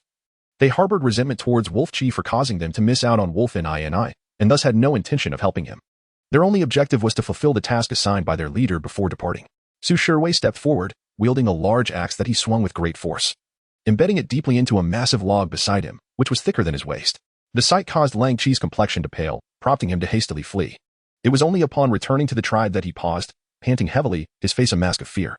He had never managed to catch any prey, let alone engage in a fight. Throughout his life, he had only endured beatings, and without any allies, he dared not retaliate. That cursed Tang. Not a single good apple in that bunch. Lang Chi wiped the blood from his mouth, which had been drawn by the powerful blow, wincing as he did so. Damn it, that rogue beastman was truly ruthless when the rainy season arrives and there is no white stone to eat. I wonder how they will continue to act so arrogantly. The feathers on the wings of the great blue were far from ordinary. Each one was remarkably sharp. Lang Chi's face was marred with bloodstains, swollen and bruised like a pig's head. Enraged, he cursed under his breath, knowing he lacked the courage to seek vengeance. After the pain subsided slightly, he became aware of a peculiar odor emanating from himself and lowered his head to sniff his armpit. What is this strange smell? Has my sense of smell and taste been affected by the beating? Chapter 84. I can take you to the mountain of beasts after driving away Lang Chi. Su Guodong quickly inquired of Su Tang, my dear daughter, what transpired? Isn't this what we prepared to trade for white stones? Why has it returned to us? Lang Chi mentioned that the Grey Wolf leader was unwilling to assist us in exchanging for the white stones. Su Tang recounted the event she had just witnessed. What shall we do now? Su Guodong furrowed his brow, his expression filled with concern. Without salt, how could they sustain themselves? Prolonged abstinence from salt would be detrimental to their health. Su Shiwei and Lin Xia both wore expressions of deep concern. This was indeed a significant issue. At that moment, De Qing had reverted to his human form. Noticing the troubled faces around him, he earnestly suggested, we could drink beast blood. I used to regain my strength every time I felt weak after consuming it. The others turned to De Qing, while this method was undeniably characteristic of the beastmen. They were resolute in their refusal. The idea of consuming beast blood was simply too much for them to bear. Su Tang shares a similar sentiment. She can tolerate both snail noodles and durian, yet she absolutely cannot accept raw pickles. She refuses to try any form of raw food. The thought of drinking animal blood is utterly inconceivable to her. We must seek to exchange for white stones. Without hesitation, Su Tang resolutely declared, we will venture to the beast mountain ourselves. No matter what, she is determined to acquire those white stones. Lin Xia was the first to express agreement, stating, I believe that's a feasible plan. We cannot perpetually rely on the Grey Wolf Tribe. We must eventually depend on ourselves, regardless of where they find themselves. Being self-sufficient is their greatest asset. However, we are unaware of the location of the Beast Mountain, nor do we know how far it lies from us. Su Shiwei gravely raised a question. Daughter, why not ask Wolf Nini for directions? Suggested Su Guodong. Isn't your daughter on good terms with her? Wolf Nini surely would not withhold information from her. Su Tang cast a sidelong glance at her father, as if a bucket of cold water had extinguished his hopes. Wang Nini had never been there. How could she possibly know? Females generally do not venture far from the tribe, while only the males possess knowledge of the whereabouts of Mount Beast. However, the males of the Grey Wolf Tribe keep their distance from them. What male would willingly share such information? Su Tang and the others suddenly turned their gaze towards De Qing. This fellow was a genuine orc. Perhaps he might possess some knowledge. Startled by their attention, De Qing quickly waved his hands, exclaiming, I have no idea where the Beast Mountain is. I have never been there. I am but a wandering orc and cannot carelessly venture into the tribes. The Beast Mountain is a large tribe nearby, teeming with formidable orcs, and he dared not approach it. Typically, he would only sneak a glance at the weaker, smaller tribes, for even if he could not prevail against them, he could always escape. The expressions of the group turned to disappointment. It seemed there was truly no way forward. Just as Su Tang and the others found themselves at an impasse, an unfamiliar voice echoed from behind, stating, I know where the Beast Mountain is. Upon turning around, Su Tang beheld a one-armed male standing behind them. Are you an orc from the Grey Wolf Tribe? Su Tang inquired. A look of confusion etched upon her face as her gaze scrutinized the male. The male bore the weight of the world upon his shoulders. He appeared to be in his early 20s, yet his eyes reflected the sorrowful wisdom of an elder, exuding a profound sense of desolation. Yes, my name is Lang Shuang. I am aware of your destination to the Mountain of 10,000 Beasts. I have ventured there before and can guide you to the location. Lang Shuang stated with a calm demeanor as he met Su Tang's gaze. His face was obscured by a rough stubble, and his long hair nearly concealed half of his visage, rendering his expression indecipherable. Only his deep and chilling green beastly eyes remained visible, hinting at untold stories. Su Guodong's expression brightened with joy. Is there truly such a fortunate occurrence? It seems that the Grey Wolf Tribe is not devoid of benevolent orcs after all. Su Tang understood that this orc was certainly not here for altruistic purposes. What are your conditions? She inquired. Wolf Zhuang gazed at the emotionless female before him. Seeing her directness, he decided to be straightforward as well. I require food, and you must share a portion of the white stones you have acquired. dividing it equally among us. He had already contemplated his bargaining chips before his arrival. Upon hearing this, Su Tang turned to Lin Xia and the others, seeking their opinions. Dividing the spoils equally would amount to quite a considerable sum. Essentially, it meant that for merely leading the way, one would have to relinquish an additional share of the precious white stone, not to mention providing extra provisions. However, at this moment, apart from Lang Zhuang, there were no other males willing to guide them. Following the pack of the Greywolf Tribe would be utterly impractical.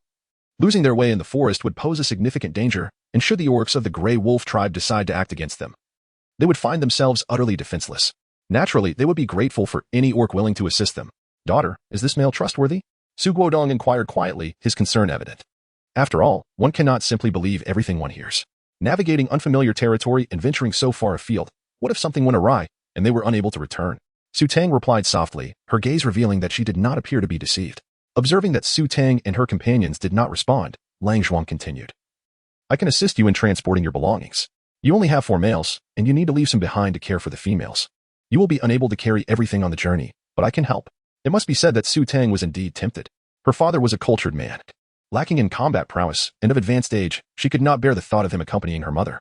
Her elder brother was busy constructing a wooden house at home and could not join either. De Qing, being a wandering beastman, would not be able to enter the Wanshou mountain even if he could go, leaving only her second brother as the primary force, which was insufficient. Both she and her mother, being females, would only hinder their progress on the journey, especially considering she had to tend to 5 little kittens. Having an additional helper would undoubtedly be advantageous. "Why do you want to accompany us to Wanshou Mountain? Are you not afraid of being punished by your leader?" Su Tang inquired. Lang Zhuang revealed his severed arm to Su Tang, stating, "Having suffered this fate, I harbor no fear." He paused momentarily before explaining his motivation. "I seek white stones and prey.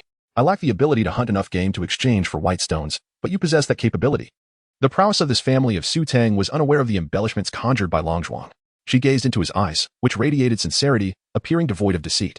It was undeniable that a one-armed beastman faced far greater challenges in hunting than his counterparts, a fact that warranted no skepticism. Observing this, Lin Xia and the others held no objections. After a moment of contemplation, Su Tang made her decision. "Very well, I shall grant your request. As long as you retrieve the white stone from the Wan Beast Mountain, I will allocate a share based on the number of individuals." Upon hearing these words, Lang Zhuang's previously tense expression relaxed, and a hint of a smile finally graced his weathered face. Chapter 85. Little Fu Captures Prey. Su Tang also noticed the changes in Lang Zhuang. It seemed that these white stones held significant importance for him, alleviating any concerns about his ulterior motives. "When do you plan to depart?" Lang Zhuang inquired, feeling considerably more relaxed now that a burden had been lifted from his mind. "When will your tribe's party set off?" Su Tang retorted with a question of her own. They had little knowledge of such matters themselves and could only refer to the Greywolf Tribe. The chief stated that they would set off early tomorrow morning. Lang Zhuang responded earnestly, as he had already made an agreement with Su Tang and thus felt compelled to share everything he knew. Su Tang contemplated for a moment and then suggested, "Let us set off tomorrow at noon. You may come directly to find us here. We will depart half a day later than the Greywolf Tribe.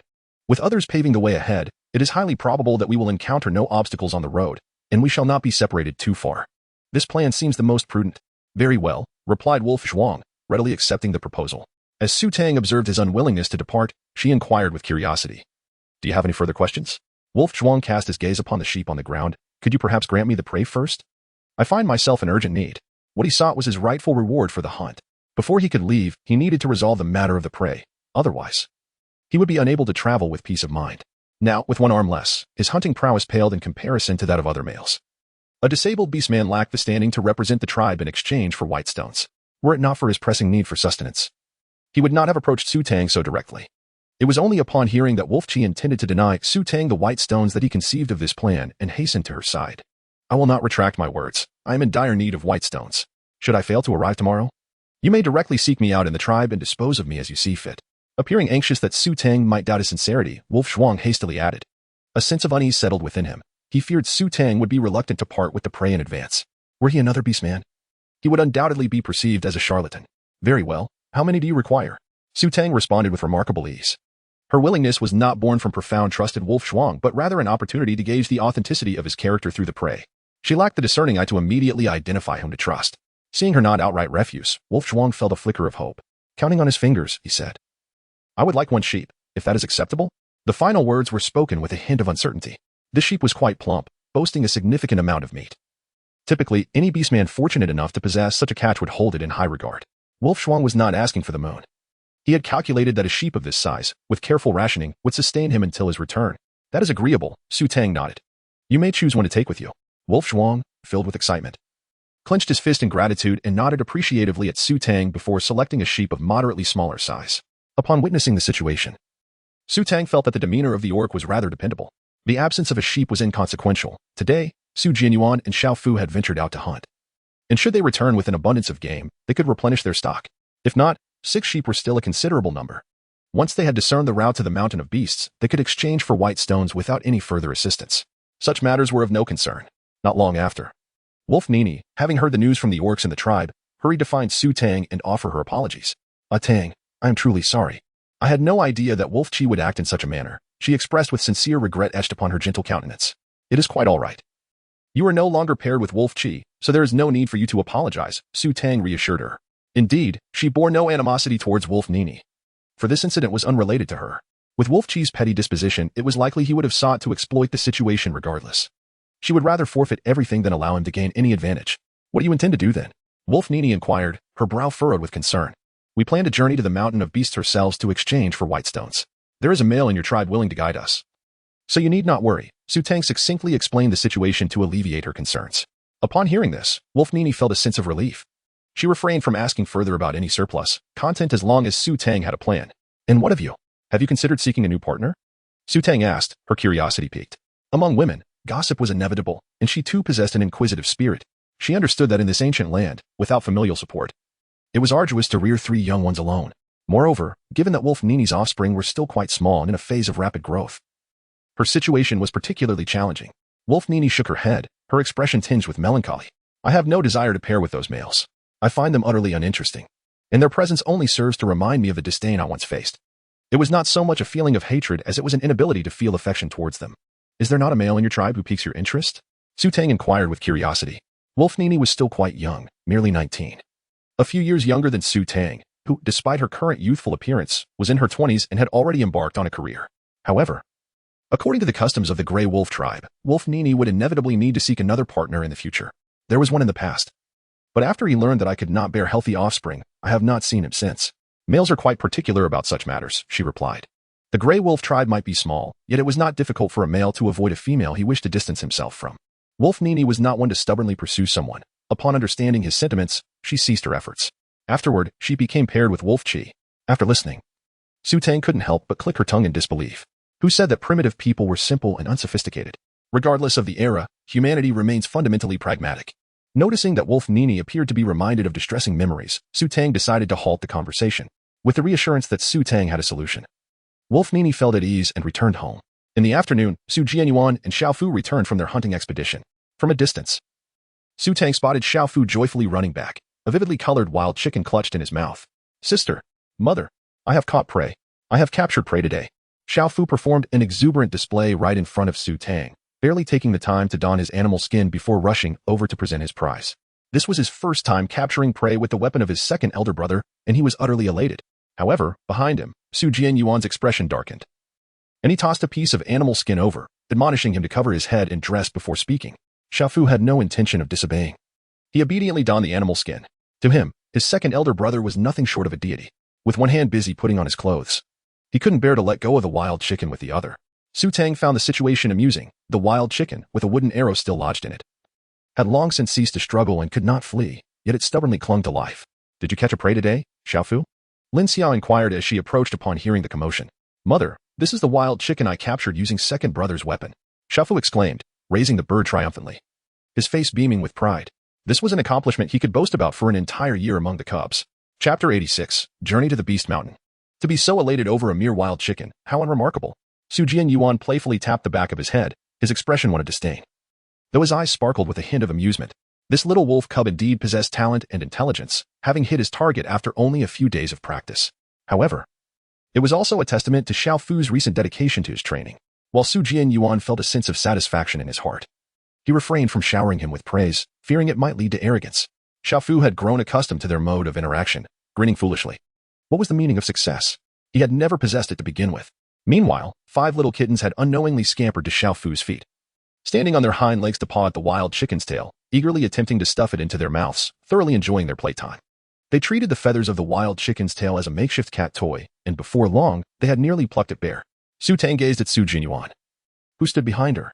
Although there were no large game animals today, they managed to catch 5 wild rabbits, each weighing at least 40 to 50 pounds. Indeed, they had taken an entire nest of rabbits. Additionally, Jianyuan had discovered over a dozen wild chicken eggs from several nests he had raided today. He did not bother to capture the wild chickens themselves, as their meat was scant, and he had grown disinterested in them. He merely remembered their locations to return for the eggs at a later time. This bounty was quite substantial. Jianyuan handed the wild chicken eggs to Tang, saying, "Sister, take these eggs to feed the cubs." Why did he specifically seek out chicken eggs? It was simply because those adorable little kittens were irresistibly cute. Soft and snowy white, often kneading on his belly. This rugged man found himself utterly enchanted. When he first arrived, the 5 cubs were scrawny and their fur sparse, which he found quite off-putting. Now, however, they had become plump and delightful. Each day, he had to hold the little kittens close and indulge in their sweetness. Occasionally, when the kittens grew annoyed and left tiny claw marks on his face, he would merely chuckle, utterly unperturbed. Even when one of the cubs passed gas in his direction, he found it oddly endearing. Tang was rendered speechless by the changes he underwent, bluntly stating, "If you truly desire it, then go ahead and bear a whole litter yourself." Jianyuan immediately began to chatter excitedly, proclaiming, "I shall find a feline companion in the future, and together we shall have a litter of fluffy kittens." He had already envisioned the race of his future partner. How did these items end up here? Were they not meant for Wolf Nini? After his exuberant outburst, Jianyuan turned his attention to the supplies that had been returned by Wolf Kuay. Tang recounted the events of the day to him. "To the mountain of beasts? Certainly, I too wish to explore. I have yet to discover the nature of the other tribes in this vicinity." Jian was entirely agreeable. Undeterred by the unfamiliarity of the journey, such was his character, ever eager for adventure. Most importantly, the Greywolf Tribe consisted solely of wolves. Devoid of the petite and endearing cat beast he sought, the very notion of the mountain of beasts hinted at a multitude of races. Perhaps he might find what he was looking for there? "I also wish to go to the mountain of beasts. I want to go." Upon hearing this, Xiaofu sprang up in excitement. He had heard from the cubs of the Greywolf Tribe that the mountain of beasts was the largest tribe in the vicinity, inhabited by many formidable beastmen. He longed to witness it for himself. "No, you are still too young. The journey is perilous, and you cannot go." Tang decisively declined his request. Lin Xia added, "Xiaofu, your elder brother is venturing out to exchange for white stones. He must carry many items along the way. You should remain here with us." Lin Xia was relatively gentle with Xiaofu, as she regarded him as a pitiable child. Xiaofu let out a small sound of disappointment. His earlier exuberance instantly deflated. In the past, he would have surely cried out, throwing a tantrum to accompany them. However, he had matured and understood that should he behave as he once did, his sister would be the first to reprimand him. Wielding a stick with little hesitation, he dared not risk it. Jianyuan spent the most time with Xiaofu. Observing him, he playfully tapped his head and remarked, "Oh, fret not. There will be plenty of opportunities to venture to the Beast Mountain in the future. Once you are capable of handling things on your own, the task of exchanging for white stones will be entrusted to you. At that time, you shall have no choice but to go." Upon hearing this, Xiaofu perked up, his face brimming with anticipation as he exclaimed, "When I grow up, let me go to the Beast Mountain to exchange for white stones." Tang wore a look of astonishment as this little wolf cub surprisingly heeded Jianyuan's words. Calming down with just a few gentle remarks, Jianyuan wore an expression of triumph. During his previous command, he had often inspired those young soldiers with motivational speeches, making him well-versed in such matters. Thus, the decision to journey to the 10,000 Beast Mountain was firmly established. That evening, Lin Xia prepared a sumptuous feast to nourish Jianyuan, understanding that such culinary delights would be scarce during their travels. As a mother, her heart ached for her son, prompting her to prepare a generous supply of jerky and sweet potato chips, convenient provisions that could be consumed without the need for cooking. The following day at noon, Lang Zhuang arrived punctually. Upon his arrival, Tang recognized that this male companion was trustworthy and introduced him to Jianyuan, "Brother, this is Lang Zhuang, the one I mentioned who knows the way to 10,000 Beast Mountain. Lang Zhuang, this is my second elder brother." After introducing Tang, Jianyuan turned his gaze towards the imposing figure before him. The male wolf, having tidied himself up, looked far more presentable than he had the day before, no longer appearing disheveled and worn. However, the fur upon his body was still tattered, riddled with several holes, and his hair hung long, cascading behind his ears, finally revealing his face. True to his name, he was robustly built, tall and sturdy, embodying the quintessential image of a strong man. Jianyuan found him quite appealing and said with a clear voice, "Just call me a Yuan." Lang Zhuang nodded in acknowledgement, marking their greeting. Before they set off, Lin Xiao prepared a sumptuous feast of roasted meat, ensuring that Jianyuan was well fed before their journey. "Lang Zhuang, why not join us for a bite?" Jianyuan graciously invited Lang Zhuang, considering that the hunt's bounty was his own, and one more meal was of little consequence. "No need, you enjoy it. I have brought my own provisions," Lang Zhuang replied, gesturing to a leather pouch in his hand, roughly the size of a snakeskin bag, which contained his rations for the journey. Having already received his fair share of the spoils, he felt it inappropriate to partake in their meal. Seeing his reluctance, Jianyuan ceased to press the matter. They swiftly finished their lunch and, together with Lang Zhuang, set off with their supplies. Only 6 sheep remained. They decided to split them evenly, with Su Jianyuan carrying 2 baskets. He also brought along 2 rabbits caught the previous day, securely tied alongside the sheep from Lang Zhuang's side. The prey was firmly bound, avoiding the burden of carrying it upon their backs, which would have been too heavy. Instead, they dragged the other end of the rope along the ground, though even that proved to be quite arduous. Su Tang also filled a ceramic jar with water, placing it alongside the provisions prepared by Lin Xiao in a woven basket. The basket containing the provisions was tied together with 2 other baskets using rope. Once Su Jianyuan transformed into a leopard, he simply slung it onto his back, allowing the baskets to dangle conveniently at his sides. Thus, the 2 of them set forth on their journey. Chapter 87, The Little Wolf Cub Grinding Grain in the Greywolf Tribe. Wolf Nini rose early to accompany her cubs and other beastmen to bid farewell to the expedition heading towards the Beast Mountain. Although she had no food to exchange for white stones, she brought forth the last remaining complete animal hides from the cave, hoping to exchange them for something, however meager. The Greywolf Tribe comprised over 200 beastmen, and their leader selected 15 robust young males, quick on their feet, to trade for white stones. They embarked with the entirety of the tribe's possessions, and naturally, the tribe's beastmen came to see them off, praying for their safe return with the precious stones. Once the caravan disappeared from view, Wolf Nini returned to the cave with her cubs. To her surprise, upon her return, she discovered a plump sheep at the entrance of the cave.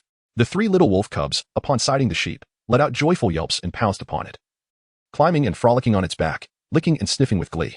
However, Wolf Nini felt no joy. Her expression was complex as she scanned her surroundings. There were no traces left on the ground. In fact, it appeared as if someone had deliberately erased any evidence. As if they did not want her to know who had brought it. Who could it be? Why would they send her prey yet remain anonymous? Wolf Nini inquired among the other beastmen, hoping to learn who had visited, but this morning, everyone had departed to see off the caravan headed to the Beast Mountain, leaving no one to witness the arrival of any visitor. There were simply no clues to be found. How after the little wolf cubs finished licking the sheep, they scampered to Wolf Nini's side, nudging her leg with their heads, urging her to kill the sheep for them to eat. Although small, the cubs understood that their mother always saved meat for them.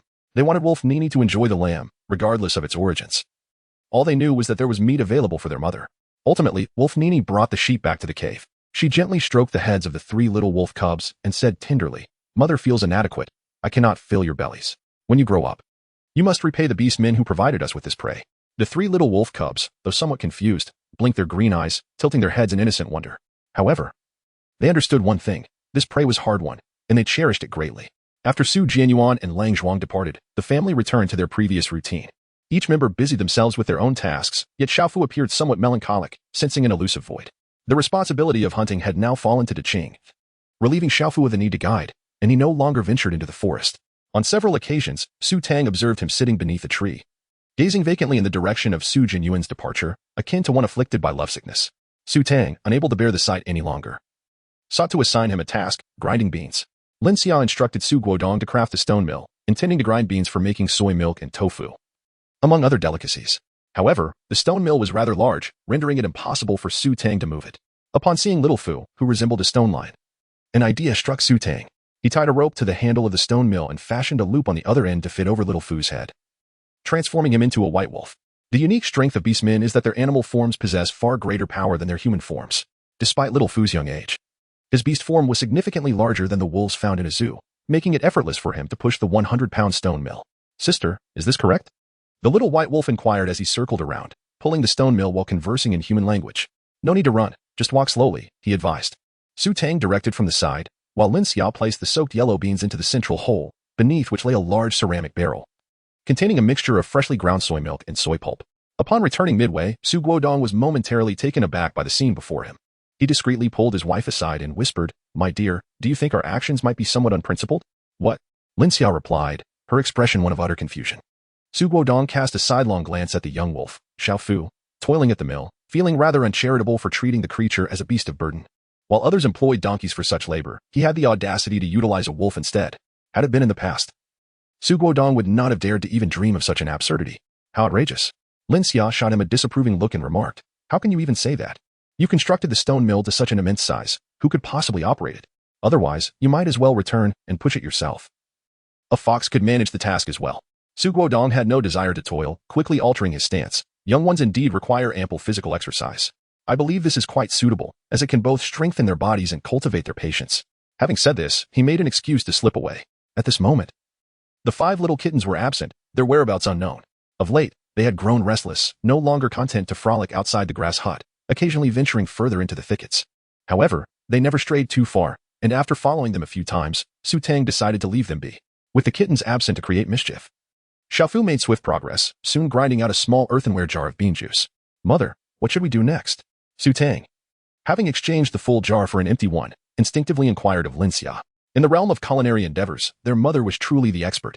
To her siblings, she embodied omnipotence, while their father was merely a farmer. We need to filter it to remove the bean dregs. Xiaofu, take a rest for now. We will grind again shortly. Linxia set the beans aside, washed her hands, and took the jar from Tang. All right. Xiaofu responded eagerly. Lowering his head to remove the covering and transforming into human form, his eyes sparkling with excitement at the freshly ground bean juice. However, Linxia paused, seemingly troubled. It appears we lack gauze for filtering. The finest gauze was required to achieve a smooth texture for the soy milk, free from any impurities. Not only did they lack fine gauze, they didn't even have a piece of cloth. This predicament perplexed Linxia. Would using animal hide work? We could poke a few small holes in it, Tang suggested, employing her ingenuity. Linxia nodded, conceding that they might have to try this method. But the holes must be quite small, as large ones would not suffice. The two began searching for tools to create the holes. Without a needle, making fine punctures proved to be quite the challenge. A careless mistake could result in a gaping hole, rendering it ineffective for filtering. Suddenly, Xiaofu dashed into the nearby woods, returning shortly with a thorny branch in hand. Mother, sister, will this do? He presented the branch, proudly stripping away the thorns to offer it to the mother and daughter. Tang's eyes lit up. Indeed, this thorn is remarkably fine. She hadn't anticipated that this little wolf cub possessed such quick wit. The thorns on the brambles are not only slender and pointed but also quite robust, easily capable of piercing through animal hides. The mother and daughter duo held a thoroughly clean large hide, while Xiaofu squatted beneath, puncturing holes to create a filtering cloth. She then poured the bean juice directly onto it, with a clean ceramic bucket positioned below to catch the liquid. The soy milk filtered through the hide, while not as delicate as that produced with gauze, was satisfactory enough. After all, given the circumstances, who could ask for more? Having something to eat was already a blessing. Chapter 88. Soy milk and tofu. Pudding. The hide was secured by tying off 3 corners with rope, suspended from a low branch, allowing it to filter slowly without supervision. The trio resumed grinding the yellow soybeans. Ultimately, they managed to produce 4 buckets of bean juice, resulting in 2 buckets of soy milk and over a bucket of bean dregs. Remarkably, the quantity of yellow soybeans used was minimal, as they had been soaked prior, retaining moisture, and additional water was added during grinding. Linxia diligently cleaned the pot, pouring the soy milk inside, ready to kindle a fire for cooking. Xiaofu scampered off joyfully to gather firewood. Strangely, where had those little cubs wandered off to? Why hadn't they returned yet? Tang searched the grass shed, but the young ones were nowhere to be found. Just as she contemplated venturing into the thicket to search for them, Linxia suddenly exclaimed, "Oh, what is this?"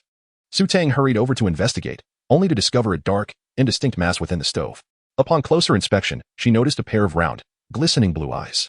As Tang approached, the little creature scratched its ear with its paw, gazing at her with an innocent expression. After searching for quite some time, she realized the cubs had taken refuge here. While she was momentarily lost in thought, 4 more fuzzy heads emerged behind the kitten, all covered in a layer of soot, looking as if they had been singed by smoke and fire. "So it was you little ones. How did you end up in the stove?" "I nearly ignited a fire." Linxia also recognized the little ones inside and breathed a sigh of relief. Fortunately, she had glanced into the stove before striking a match. Otherwise, these tiny fur balls would have become roasted cat delicacies. Tang, albeit with a frown, felt a sense of relief as she gently pulled out each of the 5 kittens one by one. The little ones were utterly silent, undoubtedly up to some mischief. The kittens, blissfully unaware of their wrongdoing, stood at Tang's feet with puzzled expressions, not darting away. Instead, they nuzzled their dusty little heads against her feet, yearning for a mother's affectionate touch. The admonitions from Tang were lodged in her throat, unvoiced. Never mind, the little kittens were still young. She could endure. The young ones were too small to bathe frequently, and thus, the 5 little white cats had transformed into small gray ones. Their fur remained unscathed, for when they had burrowed inside, the embers had already extinguished, leaving only the remnants of ash. Linxia kindled a fire using the sparks left by Jianyuan. And soon, the soy milk was simmering, bubbling with white froth in the pot. "Mother, this white liquid smells delightful. Can I drink it?" Little Fu, aware that his sister and mother were preparing food, swallowed hard, unable to restrain his curiosity. "Go fetch a bowl," Linxia instructed, stirring the soy milk, the aroma wafting enticingly through the air. Little Fu hastened to retrieve a bowl, his eyes fixed eagerly on the pot. Linxia ladled a generous spoonful for him, adding 2 pieces of previously prepared sugar cubes, cautioning him to wait for it to cool, lest he scald his mouth. No sooner had she spoken than Little Fu was already panting, his tongue lolling out. The 5 little kittens also caught the scent, rising to tug at Tang's skirt, their expressions betraying their hunger. "All they think about is food," Tang remarked with a teasing tone, turning to fetch a large rectangular plate for them. filling it with the soy milk and allowing it to cool before placing it on the ground. The portion for the young ones was unsweetened. They were not particular about flavors and relished even the plainest fare. The kittens drank eagerly, soon licking the plate clean, then turning to paw at Su Tang's leg. The clever little creatures had learned not to use their claws, opting instead for their soft pads, which made their touches gentle and tender. Such little gluttons. Su Tang, though mockingly critical, filled another plate for them. The mother and daughter duo savored a bowl of sweetened soy milk, although it contained only a small amount of sugar. It was delightfully sweet. The texture was smooth and creamy, sweet and fragrant, surpassing even the flavor of modern soy milk made with machines, save for a hint of residue. Mother, this drink is so delicious. I want more. Little Fu, having finished his bowl, still yearned for more, clutching the bowl closely. He was utterly unable to resist sweet treats. This isn't just water, it's soy milk. There will be other foods later. Will you still be able to eat after finishing this? Lin Xia inquired playfully. Soy milk? I can manage, mother. I want to drink soy milk. Little Fu patted his belly, declaring that he could consume as much of this delightful treat as could be offered. Lin Xia obliged, filling another bowl for him. Su Tang brought freshly cooked soybean milk to Su Guodong and Su Shiwei, who were diligently constructing a wooden cabin. Both men were perspiring profusely, having made considerable progress on the structure, with the walls already reaching halfway up. One of them gulped down 2 large bowls of soybean milk before returning to their labor. Driven by the aspiration to move into their new home as soon as possible, both worked with unwavering dedication. When Su Tang returned with an empty bowl, Lin Xia had already prepared a pot of tofu pudding using another bucket of soybean milk. Tang, you've returned just in time. Come and taste the flavor of this tofu pudding, Lin Xia said as she ladled the bowl, taking care to finely grind some sugar and sprinkle it on top. Su Tang took a bite, savoring the delicate and delicious tofu pudding that melted in her mouth. Exquisite. Mother, your culinary skills are truly remarkable, she could not help but praise. You flatter me. If it's delicious, indulge yourself, Lin Xia replied, her heart blossoming with joy from the compliment. For lunch, the family enjoyed tofu pudding and roasted meat.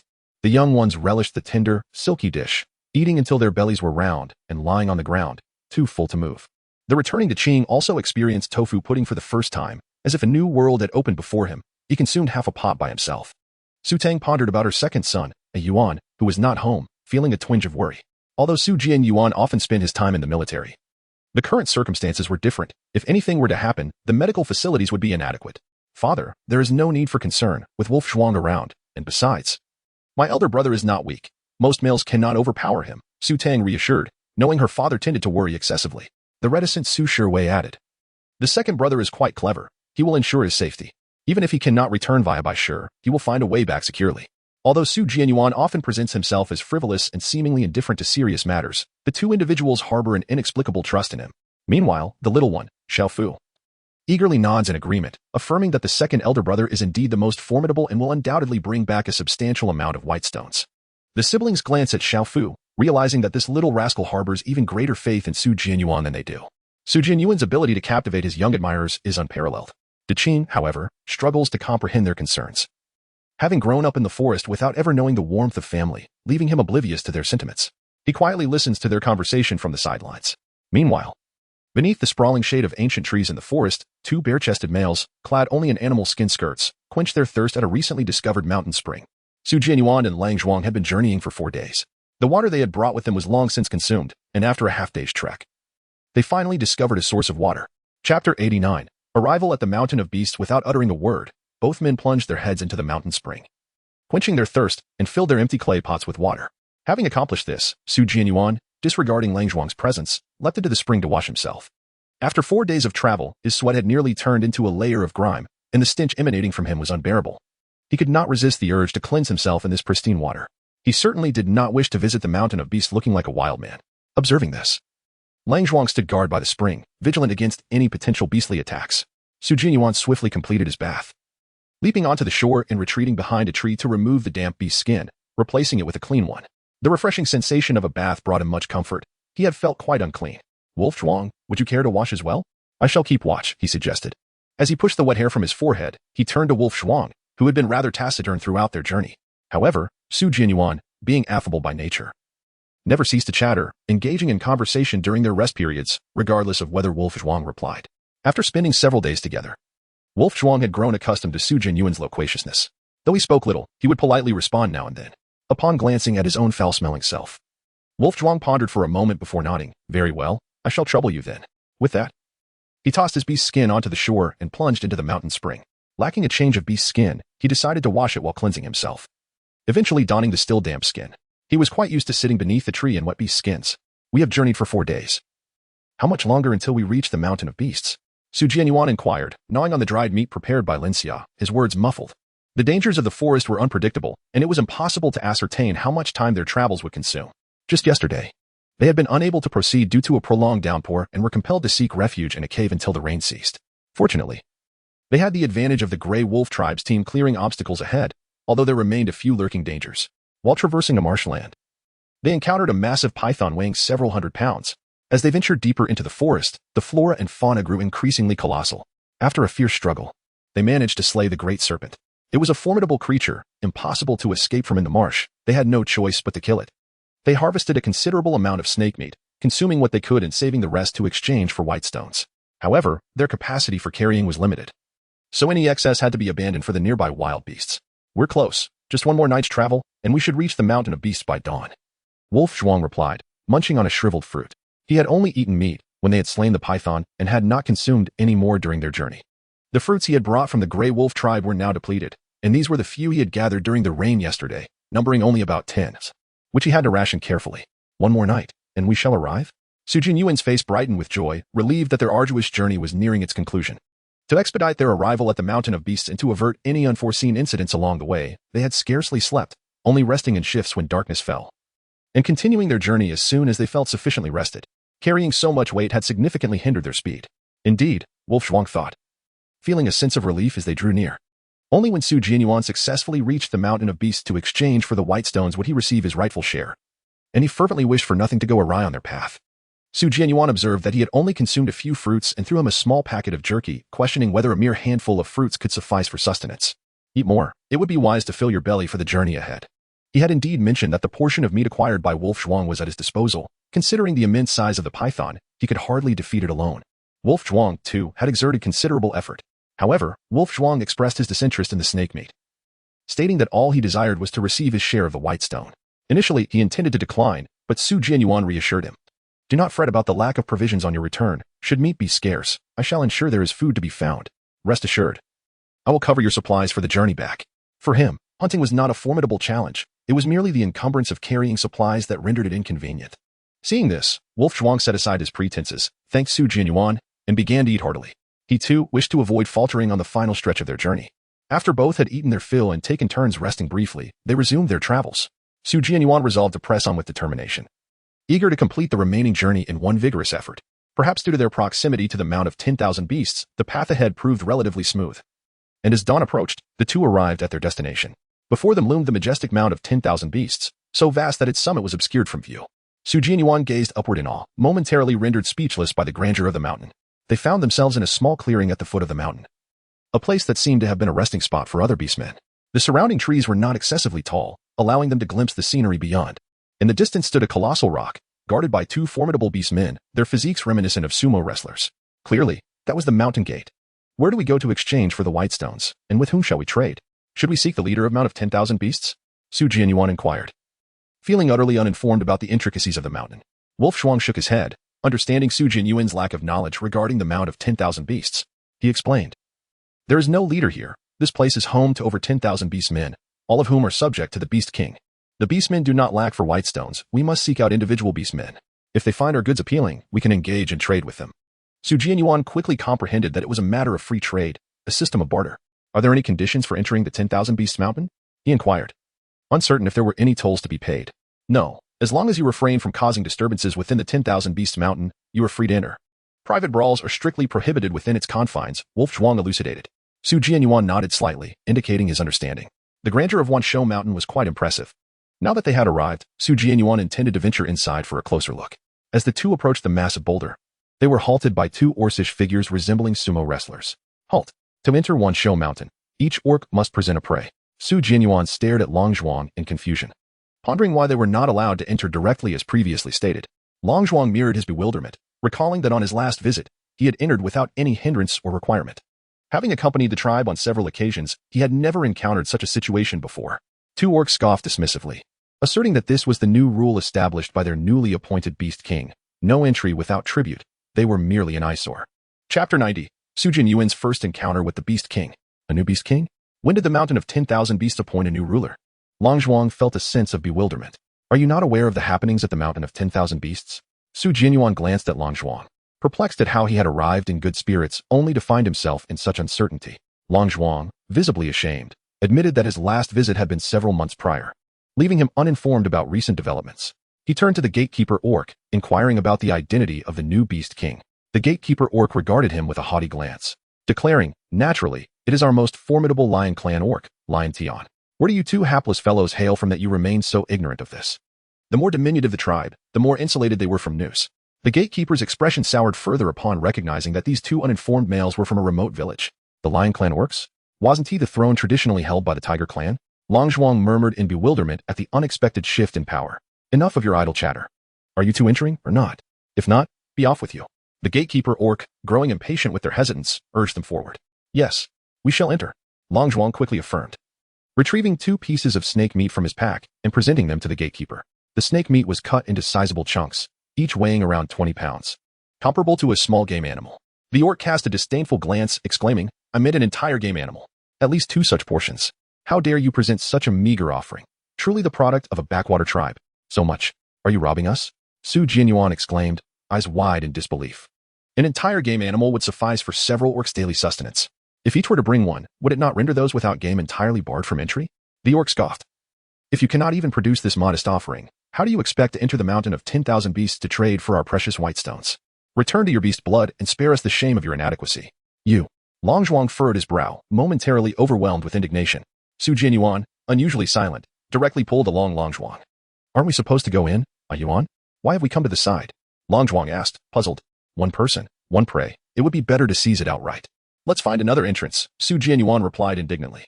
There is already an ample amount of snake meat. This gatekeeper orc insists on a complete catch, such insatiable greed. Akin to a snake devouring an elephant. Oh no, it is the beast's heart. He lamented the size of this fat sheep. If it were to be treated as an entry fee to the mountains, it would be a tremendous loss. Su Jianyuan had no desire to become the object of resentment. He thought, let those who wish to engage do so. However, the entrance to the myriad beast mountain was guarded by beast men, and without offering up prey, entry was impossible. Wolf Kuay expressed his concern, believing that Su Jianyuan was reluctant to part with such a substantial prize. Perhaps you should wait here while I venture outside to see if I can catch something, Wolf Kuay suggested. Su Jianyuan waved his hand, exuding an air of confidence. No need. I refuse to believe that in this vast Wanshou mountain, there are no alternative entrances. In previous missions, he had infiltrated even the most impenetrable of cities. How could an ancient mountain pose a challenge to him? Seeing this, Long Zhuang had no choice but to acquiesce. The two sought a place to rest. You stay here and guard our belongings. I shall return shortly, Su Jianyuan declared before transforming into a leopard and vanishing into the dense forest. Over time, Su Jianyuan had become adept at maneuvering within the body of this beastman, harnessing the keen sense of smell of a leopard. He was able to gather the information he sought in a remarkably short span, even more efficiently than in his former human body. Long Zhuang watched Su Jianyuan leave, shaking his head in resignation. Entering Wanshou Mountain is not so simple. This fellow is truly delusional. At the foot of Wanshou Mountain, a black eagle silently descended, transforming into human form beneath the trees. King, my brothers are ready and can launch an attack on Wanshou Mountain at any moment. Shall we strike now? Ingji exclaimed, brimming with enthusiasm. He had awaited this day for far too long. No rush. We shall act under the cover of night, Hushing replied calmly, his cold visage revealing no trace of emotion. Although beastmen generally possess night vision, they would be resting at night, allowing for a surprise attack. Indeed. Ingjia's eyes sparkled with barely contained excitement. Just as their conversation concluded, Nyoli returned with a contingent of beastmen. Nyoli, what news from your reconnaissance? Ingjia inquired eagerly upon seeing him. Nyoli's face was flushed with anger as he recounted his findings. This Shirtian has the audacity to proclaim himself the strongest beastman of Wanshou Mountain. Ever since we departed, he has ruthlessly executed the old Beast King's subordinates in public, coercing the beastmen of Wanshou Mountain to offer tribute of divine stones daily. Now, even those wishing to enter must surrender their prey. The beastmen behind him echoed their fury, declaring, this traitor has brought shame upon Wanshou Mountain. Ingjia's eyes blazed with rage. The old Beast King's subordinates were the fathers of many in their group. I will ensure he pays for the lives of our fallen kin. Hushing's dark eyes harbored a suppressed bloodlust as he turned to Nyoli and asked in a low voice, have you discovered any news about the cubs? Retribution for the fallen beastmen was imperative, yet locating the living cubs took precedence. Nyoli shook his head in embarrassment. We have yet to find any information about the cubs. We just captured a beastman from Wanshou Mountain. And they did not mention the existence of any cubs by Shirtian's side. Hushing frowned. None at all? Ingjia cautiously glanced at Hushing and quickly added, King. Perhaps Shirtian has hidden the cubs. Knowing how much they mean to you, he would certainly keep a close watch on them. Once we capture Shirtian, we can interrogate him directly. Hushing gazed deeply at Jie, who felt a sudden pang of anxiety, his fingers clenching nervously. Who?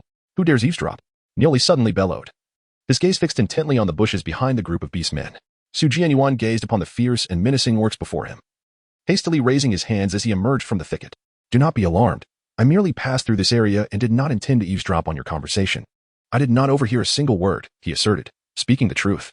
After parting ways with Wolf Kuay, he had been searching for a path up the formidable Mount Beast, wandering for 2 hours in pursuit of a suitable trail.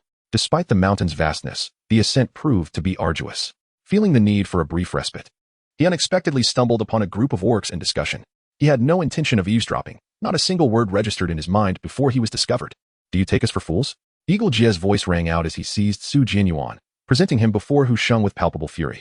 This orc must have been sent by Lion Tian. Eliminate him. Chapter 91. In exchange with Hu Sheng. Yes, eliminate him. He must not be permitted to return. The moment those words were uttered, the gathered orcs erupted in a chorus of fervent shouts. Jianyuan secretly felt alarmed. Was he to be silenced for good? Glancing at the imposing figures of the burly orcs surrounding him, he realized he stood no chance against their overwhelming numbers. After a moment of contemplation, he hastily clarified. I truly am merely passing through. I have come to Wansho Mountain to exchange for white stones. I am unfamiliar with the name you mentioned, Shirtian. If you doubt my words, I have a companion who accompanied me. You may inquire with him. Realizing that escape was futile at this moment, he resolved to buy some time, hoping to find an opportunity to flee. However, Jie and Niuli disregarded his explanation and advanced as if to forcibly drag Jianyuan away. Hu Sheng, with his deep-set eyes, turned his gaze towards Jianyuan and raised his right hand, signaling the others to halt. You claim to be here to exchange for white stones. Why then do you find yourself in this place? Hu Sheng's voice was low and resonant. The entrance to Wansho Mountain is quite a distance from here. Jianyuan instinctively raised his head to gaze upon the imposing orc, who appeared to be the leader of this formidable group. Yet, for reasons unbeknownst to him, he felt an unusual urge to bow his head in reverence before this orc. A sensation he had never experienced despite his usual composure in any situation. Jianyuan freed himself from the restraints of Jie and Niuli, responding, I intend to venture into the Beast Mountain, but I am reluctant to surrender so many trophies. If I relinquish my prey, I shall have little left to exchange for white stones. My family of beasts awaits my return with the precious stones, which is why I have come here to see if I can ascend. With that, he turned his gaze towards Hu Sheng. I truly speak no falsehood. If you doubt my words, my companions and belongings are nearby. You need only accompany me to discover the truth. Jianyuan immediately discerned that this group of orcs was peculiar. The more critical the situation became, the more he feigned ignorance. He cared little for the entangled grievances between these orcs and the Beast Mountain. His sole desire was to smoothly exchange for the white stone and return home as swiftly as possible. Do not trust him, regardless of whether his words hold truth. We must not allow even the slightest error. Eagle Jie remained skeptical. However, Hu Sheng maintained a demeanor of indifference, betraying no emotions. Casting a sidelong glance at the loquacious Eagle Jie, he commanded, Eagle Jie, you speak too much, step back. Eagle Jie felt a tremor of fear, recognizing that further words might provoke the king's ire. He bowed respectfully, ceasing his chatter. Have you found a way to ascend? Hu Sheng inquired, directing his gaze towards Jianyuan. The foot of the Beast Mountain was fraught with peril, apart from a scant few entrances guarded by orcs. There were scarcely any paths to ascend. For a century, the Beast Mountain had maintained its invincibility on this continent due to such treacherous terrain. Yet unexpectedly, a traitor had emerged from within, and for nearly 100 years, the Tiger clan had ruled the mountain, now suddenly usurped. Indeed, I have found a way. Jianyuan affirmed, sensing opportunity, and tentatively continued. You wish to ascend the Beast Mountain as well, do you not? I must say, the Beast King is rather avaricious.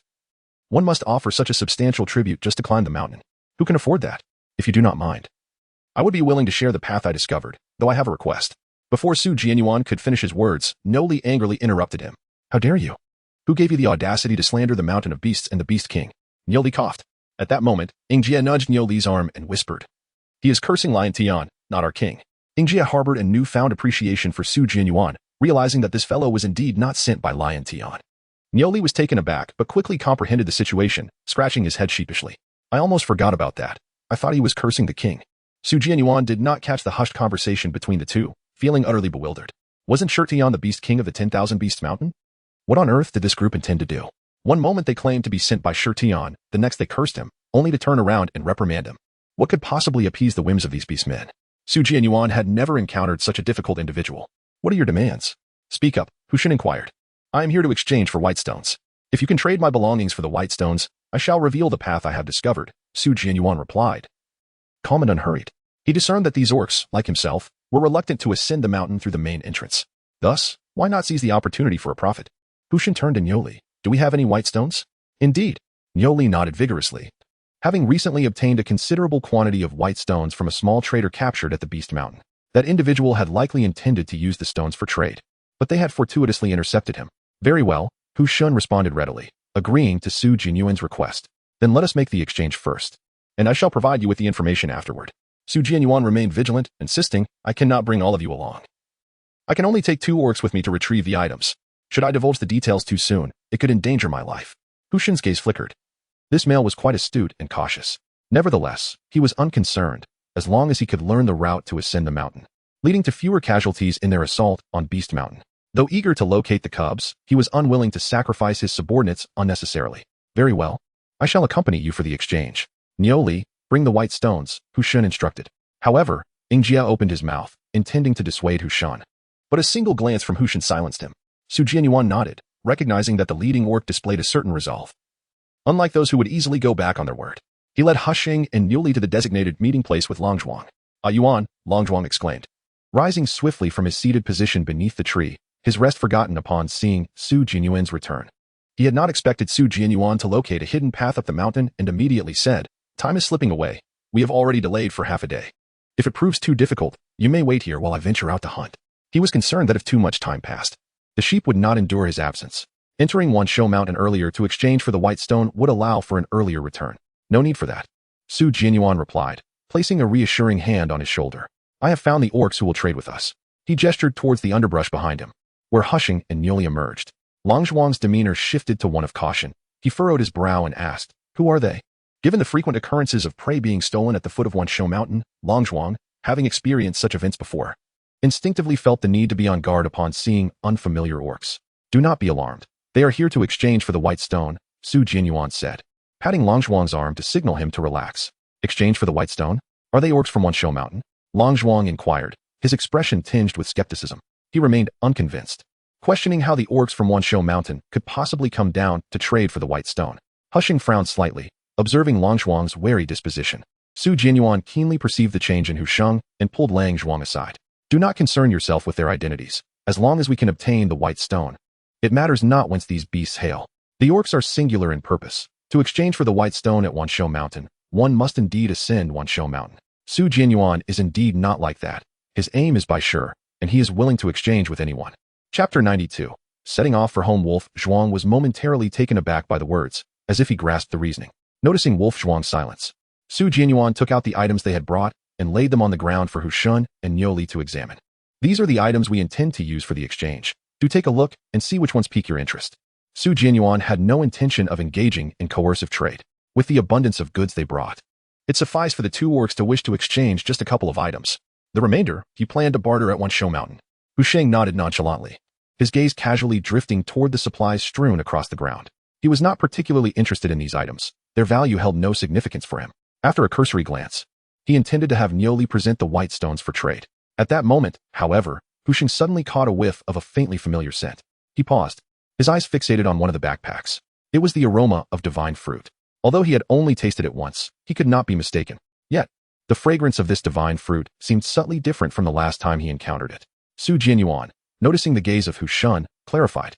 Within this basket lie some exquisite vessels crafted by my younger sister, as well as foods made from sun-dried fruits. He was about to retrieve the items from his back basket to present to Hushan when the latter interrupted in a low voice. I shall take all of it. Very well, I shall fetch it for you, Su Jianyuan responded, momentarily perplexed by Hushan's declaration. His expression turned to one of astonishment as he asked, Wait, what did you say? You want it all? Could it be that he was truly seeking to cling to someone of such stature? All of it. Hushan reiterated with a sweeping gesture, instructing the individuals behind him, Niuli and Bai Shi. Observing this, Niuli promptly handed over the 2 large beast skin bundles he had been carrying. Su Jianyuan was overwhelmed with excitement. This was not an intentional scheme on his part. It was entirely voluntary on their part. How many white stones would you require in exchange? If the amount is too insignificant, I shall not proceed, for this is all our wealth.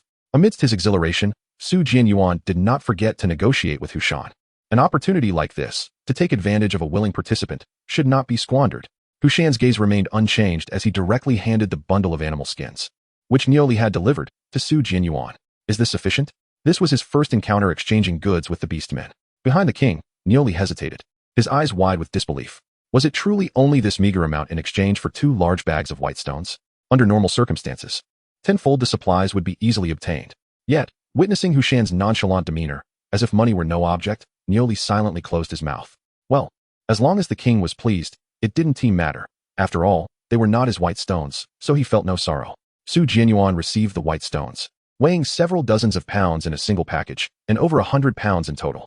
Upon opening the packages, he discovered an assortment of white stones, varying in size from that of a thumb to that of a young child's fist, irregular yet suitable for use, as they would ultimately be ground into powder.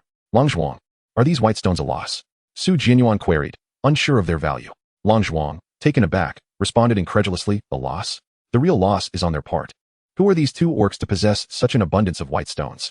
After a moment, he regained his composure, swallowing hard before declaring, not a loss at all, it's a substantial fortune. He had thought these orcs were deceivers, but it turned out they were genuinely exchanging with Yuan. What incredible luck for Yuan. Without venturing into the 10,000 Beasts Mountain, he could acquire so many white stones. Not a loss is sufficient. Jianyuan replied with satisfaction, hastily securing the 2 large bags of white stones and turning to Hushing. This is enough. These items now belong to you. He collected the white stones with remarkable speed, wary of Hushing and Niuli changing their minds. Hushing, Niuli called softly, prompting Niuli to step forward and gather the supplies Jianyuan had brought, including several plump sheep and snake meat. Observing the bounty, Niuli regarded Jianyuan with newfound respect. He had not anticipated that this seemingly frail male could capture such ample prey. His strength was indeed commendable. Now, you may inform me of the route you discovered to ascend the mountain, Hushing urged, suppressing his curiosity to inspect the contents of the backpack. Jianyuan responded with alacrity, stating, not far from my recent hiding spot lies a precipice connected to the Beast Mountain. A profound chasm separates the two. However, if a bird tribe beastman could secure a rope across, the other beastmen could ascend along it to reach the Beast Mountain. The number of bird tribe beastmen on the Beast Mountain is limited, and those capable of soaring to such heights are even rarer, which is why the Beast Mountain is never concerned about aerial assaults from the bird tribe beastmen. Jianyuan is proficient in a myriad of skills. Even if he cannot fly, he possesses means to traverse the distance. He has already conveyed the method to them, but whether it will succeed is beyond his concern. Upon hearing this, Hushan silently committed it to memory. Niuli, let us depart. Hushan turned and strode away, while Niuli, with one hand bearing the burden of a woven basket and the other dragging the bound game, hastened to follow. Upon witnessing the scene, Jianyuan and Langzhuang could not help but be astonished.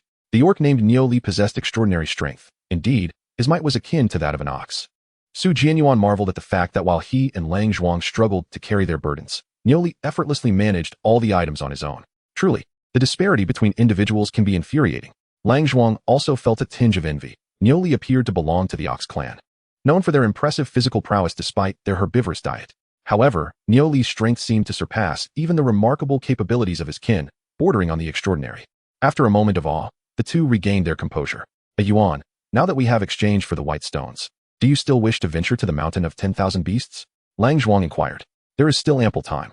Perhaps we could hunt nearby and see if we might acquire additional white stones. In previous endeavors with their tribe, he recalled it taking at least a day to exchange for white stones, and at times, it could extend to 2 or 3 days. Now, having spent merely half a day, he found it hard to believe. With so much time at their disposal, he was eager to procure more white stones. Jianyuan shook his head without a moment's hesitation, declining the idea of further hunting. He wished only to rest before embarking on the journey home. He had no intention of sacrificing his life for the sake of the white stones. The return journey would take several days, and he was already nearing exhaustion from the trip there. Another hunt would surely drain him completely. All he longed for was to return home, savoring his mother's delicious cooking, relishing a sip of savory soup, and enjoying a peaceful sleep. Pure bliss. Seeing this, Langzhuang ceased his insistence. He had merely come to guide the way, and since Jianyuan chose not to proceed, they would not. With so many white stones available, he would still benefit significantly. Thus, he felt no regret. After resting until the afternoon and finding a nearby water source for replenishment, the two set off back to the Greywolf Tribe. Meanwhile, upon returning to the camp, Huashing immediately instructed Niuli to verify the claims made by Jianyuan. Chapter 93. Could this be the divine fruit? My lord, did all these prey come from that beastman? Jia inquired, astonished by the bounty Niuli had brought back. There was a considerable amount of game. Indeed, Huashing's gaze was profound as he began to unload the contents of the backpack. The most fragrant item was a peculiar vessel at the bottom. My lord, what is this? Its color and shape are so strange, Jia remarked. His curiosity piqued as he observed the earthen jar in Huashing's hands. Uncertain, Huashing replied, furrowing his brow. The vessel felt delicate and lightweight, not resembling stone, and he could not discern its material. Upon opening the lid, A familiar sweet fragrance wafted forth. "My lord, this," Ingji exclaimed, eyes widening in shock. "Isn't this the scent of the divine fruit I found last time?" Huixing's demeanor shifted, and he retrieved the contents of the jar. Inside were several dark, elongated items, not the divine fruit he had consumed previously, but the aroma was unmistakably similar. "My lord, how can this have the scent of the divine fruit?" Ingjia could not contain his curiosity. Although his sense of smell was not as keen as Huixing's, he could recognize it without fail. Yet, the appearance did not match that of the divine fruit. Huixing remained silent, pinching a piece of the fruit delicately between his fingers before tasting it. "My lord, what if this thing poses a danger?" Ingjia exclaimed, immediately growing anxious at Huixing's actions. Huixing closed his eyes. The fruit's texture differed from the divine fruit, yet that familiar, ethereal energy spread throughout his mouth, swiftly coursing through his limbs. The fatigue from the day's relentless journey dissipated entirely. "This is indeed the divine fruit," he declared with certainty. The worry faded from Ingjia's face. Suddenly, Huixing had an idea. "Go, retrieve that beast man we encountered." The divine fruit had come from him, and perhaps locating him would lead to more. The miraculous effects of the divine fruit could significantly reduce casualties when the beast sought to reclaim Mount 10,000 Beasts. "Yes, I shall go at once." Ingjia understood the command, and with a mighty flap of his expansive black wings, he hurriedly set off with his subordinates to find Su Jianyuan. Before long, Ingjia followed the trail to where Su Jianyuan and Longzhuang had rested, but found no trace of them. "My lord, we searched the foot of Mount 10,000 Beasts, but found no sign of the beast man. They left too swiftly. I pursued for a while, but could not catch up," he reported upon returning to the camp. Upon hearing Ingjia's words, Huixing felt a momentary regret, but did not dwell on it further. Perhaps this is the will of the beast deity. To obtain the divine fruit a second time is already beyond expectation. One must not be too greedy. "Ingjia, gather all the beastmen here." After a moment of contemplation, Huixing commanded in a deep voice. "Understood." Without hesitation, Ingjia summoned 1,000 beastmen. The largest contingent came from the Tiger clan, with followers from various tribes gathering together, creating a formidable presence. "My lord, all the brothers are here. What are your orders?" Ingjia inquired respectfully, standing to the side. Huixing handed him the jar containing the divine fruit. "Distribute the divine fruit." Ingjia was taken aback, dropping to one knee in shock. "My lord, no, this is the divine fruit bestowed upon you by the beast deity. How can we desecrate it? It would be best for you to keep it. Such a precious gift should naturally be reserved for the king's enjoyment. I said to distribute it, so do not argue," Huixing replied with indifference. His piercing gaze sweeping across the gathered beasts, his voice resonating like thunder. "I have already consumed the divine fruit. This is a gift from the beast deity for all. Every beastman must partake. Those who disobey shall no longer recognize me as their king." As soon as he finished speaking, the beasts collectively knelt before him. "My lord," Ingjia wished to protest, but Huixing's fierce gaze silenced him. Reluctantly, he accepted the jar. The 10 pounds of fruit were divided among the 1,000 beastmen, each receiving but a small portion, barely enough to savor. Those who received the divine fruit were filled with emotion, consuming it with utmost care. As if it were a treasured gem, some sniffed and savored it, while others held it in their mouths, reluctant to swallow. The beastmen who had tasted the divine fruit felt an overwhelming surge of soft yet resilient strength within them. "How miraculous! I feel no fatigue whatsoever. My wounds no longer ache. Is this the power of the divine fruit? The beast deity has manifested. Under our king's leadership today, we shall surely reclaim Mount 10,000 Beasts. Only the king rightfully belongs to Mount 10,000 Beasts." The beasts were filled with excitement, prostrating themselves in reverence to Huixing. "Thank you for your grace, my lord. We vow to follow you unto death," Ingjia pledged with unwavering resolve. Before long, Nyoli returned. "My lord, I found him." What the beastman said was indeed true. The boisterous bull rushed toward the assembled beasts, transforming into a robust man as he hastily reported to Huixing. Huixing turned to Nyoli. "Confirming, can we ascend the mountain?" Nyoli nodded earnestly. "Yes. I surveyed the terrain, and it precisely matches what that beastman described. As long as Ingjia leads our kin with ropes, it will be no issue to climb." Though a bottomless abyss lay beneath, they were undeterred. If they could ascend from there, they would silently reclaim Mount 10,000 Beasts. Their chances of success would increase significantly compared to a direct assault. "Good." A satisfied expression graced Huixing's face. "Ingjia, you and Nyoli prepare the beastmen. We shall depart at nightfall. Once we ascend Mount 10,000 Beasts, the whereabouts of the cubs shall not be far behind. I will not allow the cubs to remain lost." "Yes," Nyoli and Ingjia replied in unison. "My lord, what shall we do with the remaining spoils?" Nyoli inquired. Huixing looked down at the game and the unopened backpack. "Take the prey to be slaughtered and divide it fairly. Only when one is well fed and satisfied can they muster the strength to engage in combat." Upon hearing this, the beasts erupted in jubilant cheers. As for the other backpack, Tiger Shun opened it and found several exquisite garments crafted from animal hides, so intricately made that he could hardly discern how they were stitched together. The variously colored hides were beautifully arranged. Additionally, there were several peculiar items fashioned from hides, each featuring a hole whose purpose remained a mystery. After a moment of contemplation, Tiger Shun declared, Let us find a secure place to conceal the remaining items and later return them to the mountain of beasts. Since these are gifts from the beast god, they must hold greater significance.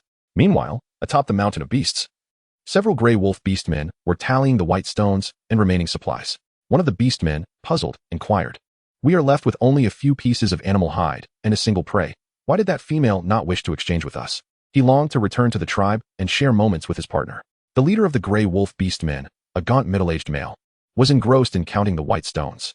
Upon hearing the question, he paused and scoffed disdainfully. "Just 2 fist-sized white stones. And you expect us to trade them for all we possess? We have already completed our exchanges for the day, and there are plenty of beastmen eager to trade with us. We can afford to wait another day. Leaving tomorrow is no issue." Chapter 94. The selfishness of Eagle Quick. The gray wolf beastman hesitated, yet the leader had previously insisted on hastening back after exchanging for the white stones.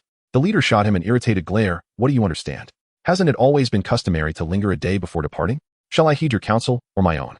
Although not the mightiest, he was the most seasoned beastman in the tribe, having led numerous exchanges. "Fine, I will listen to you," the gray wolf beastman murmured, lowering his head and refraining from further argument. The other gray wolf beastmen exchanged knowing glances, concealing their smirks. After fabricating an excuse to search for a resting spot to disperse him, they burst into laughter. "This fool is as dense as Wolf Zhuang, just like that sullen fellow," one exclaimed. "If we could trade for more white stones, we would reap greater benefits. This simpleton truly lacks insight. Thanks to you, Wolf Iron, for devising such a clever plan. Otherwise, I would scarcely have tasted white stones this year." The gray wolf beastmen lavished praise upon him. Flattered, Wolf Iron chuckled. "It is the result of our collective efforts, indeed. Each time they came to exchange for white stones, they would delay, returning under the pretext of unsuccessful trades while secretly hoarding some for themselves. Over the years, they had employed this method to amass a significant stash of white stones without raising suspicion."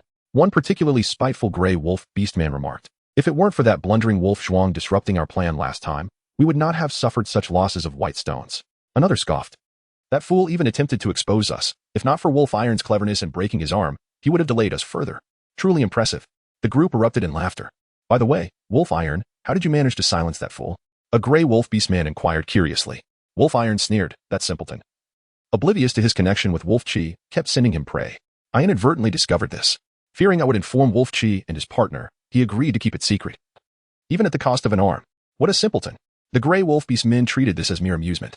Today, they had exchanged supplies for 4 bags of white stones. And once their tally was complete, they sought a place to rest. The inhabitants of the mountain of beasts resided in caves, while these outsiders merely needed a spot to pass the night. Thus, they found an open area, unguarded, and fell into a deep slumber. Little did they know, as they reveled in their dreams, chaos erupted on the mountain of beasts. A band of fierce beastmen had intruded, clashing with the residents of the mountain. Many, harboring ill intentions, seized the opportunity to loot amidst the turmoil. Wolf Iron and his companions were not spared. In the ensuing panic, half of their white stones were stolen, and they were assaulted by the intruding beastmen. Regret washed over them. Had they heeded that foolish young man's advice and departed sooner, they might have avoided such misfortune. Ultimately, they managed to escape amidst the chaos, wounded and in disarray. The turmoil on the mountain of beasts persisted until late into the night.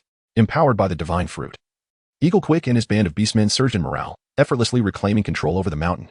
"My king, we have recaptured the mountain of beasts," they exclaimed, elated.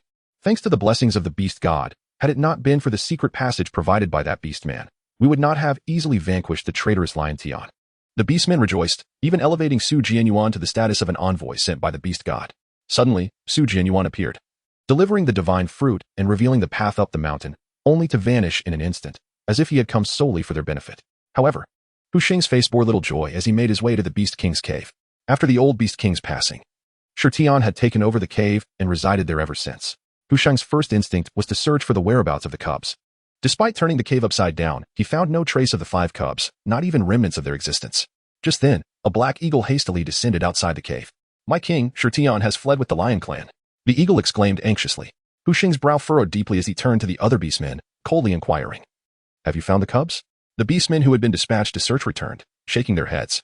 "We have scoured the entirety of the beast mountain, but there was no sign of the cubs," they replied in unison. Upon hearing this, Hu Sheng's expression darkened further. His subordinates were well acquainted with the beast mountain and were the most skilled in searching. If they declared the cubs missing from the beast mountain, then they were indeed absent. Where could the cubs be?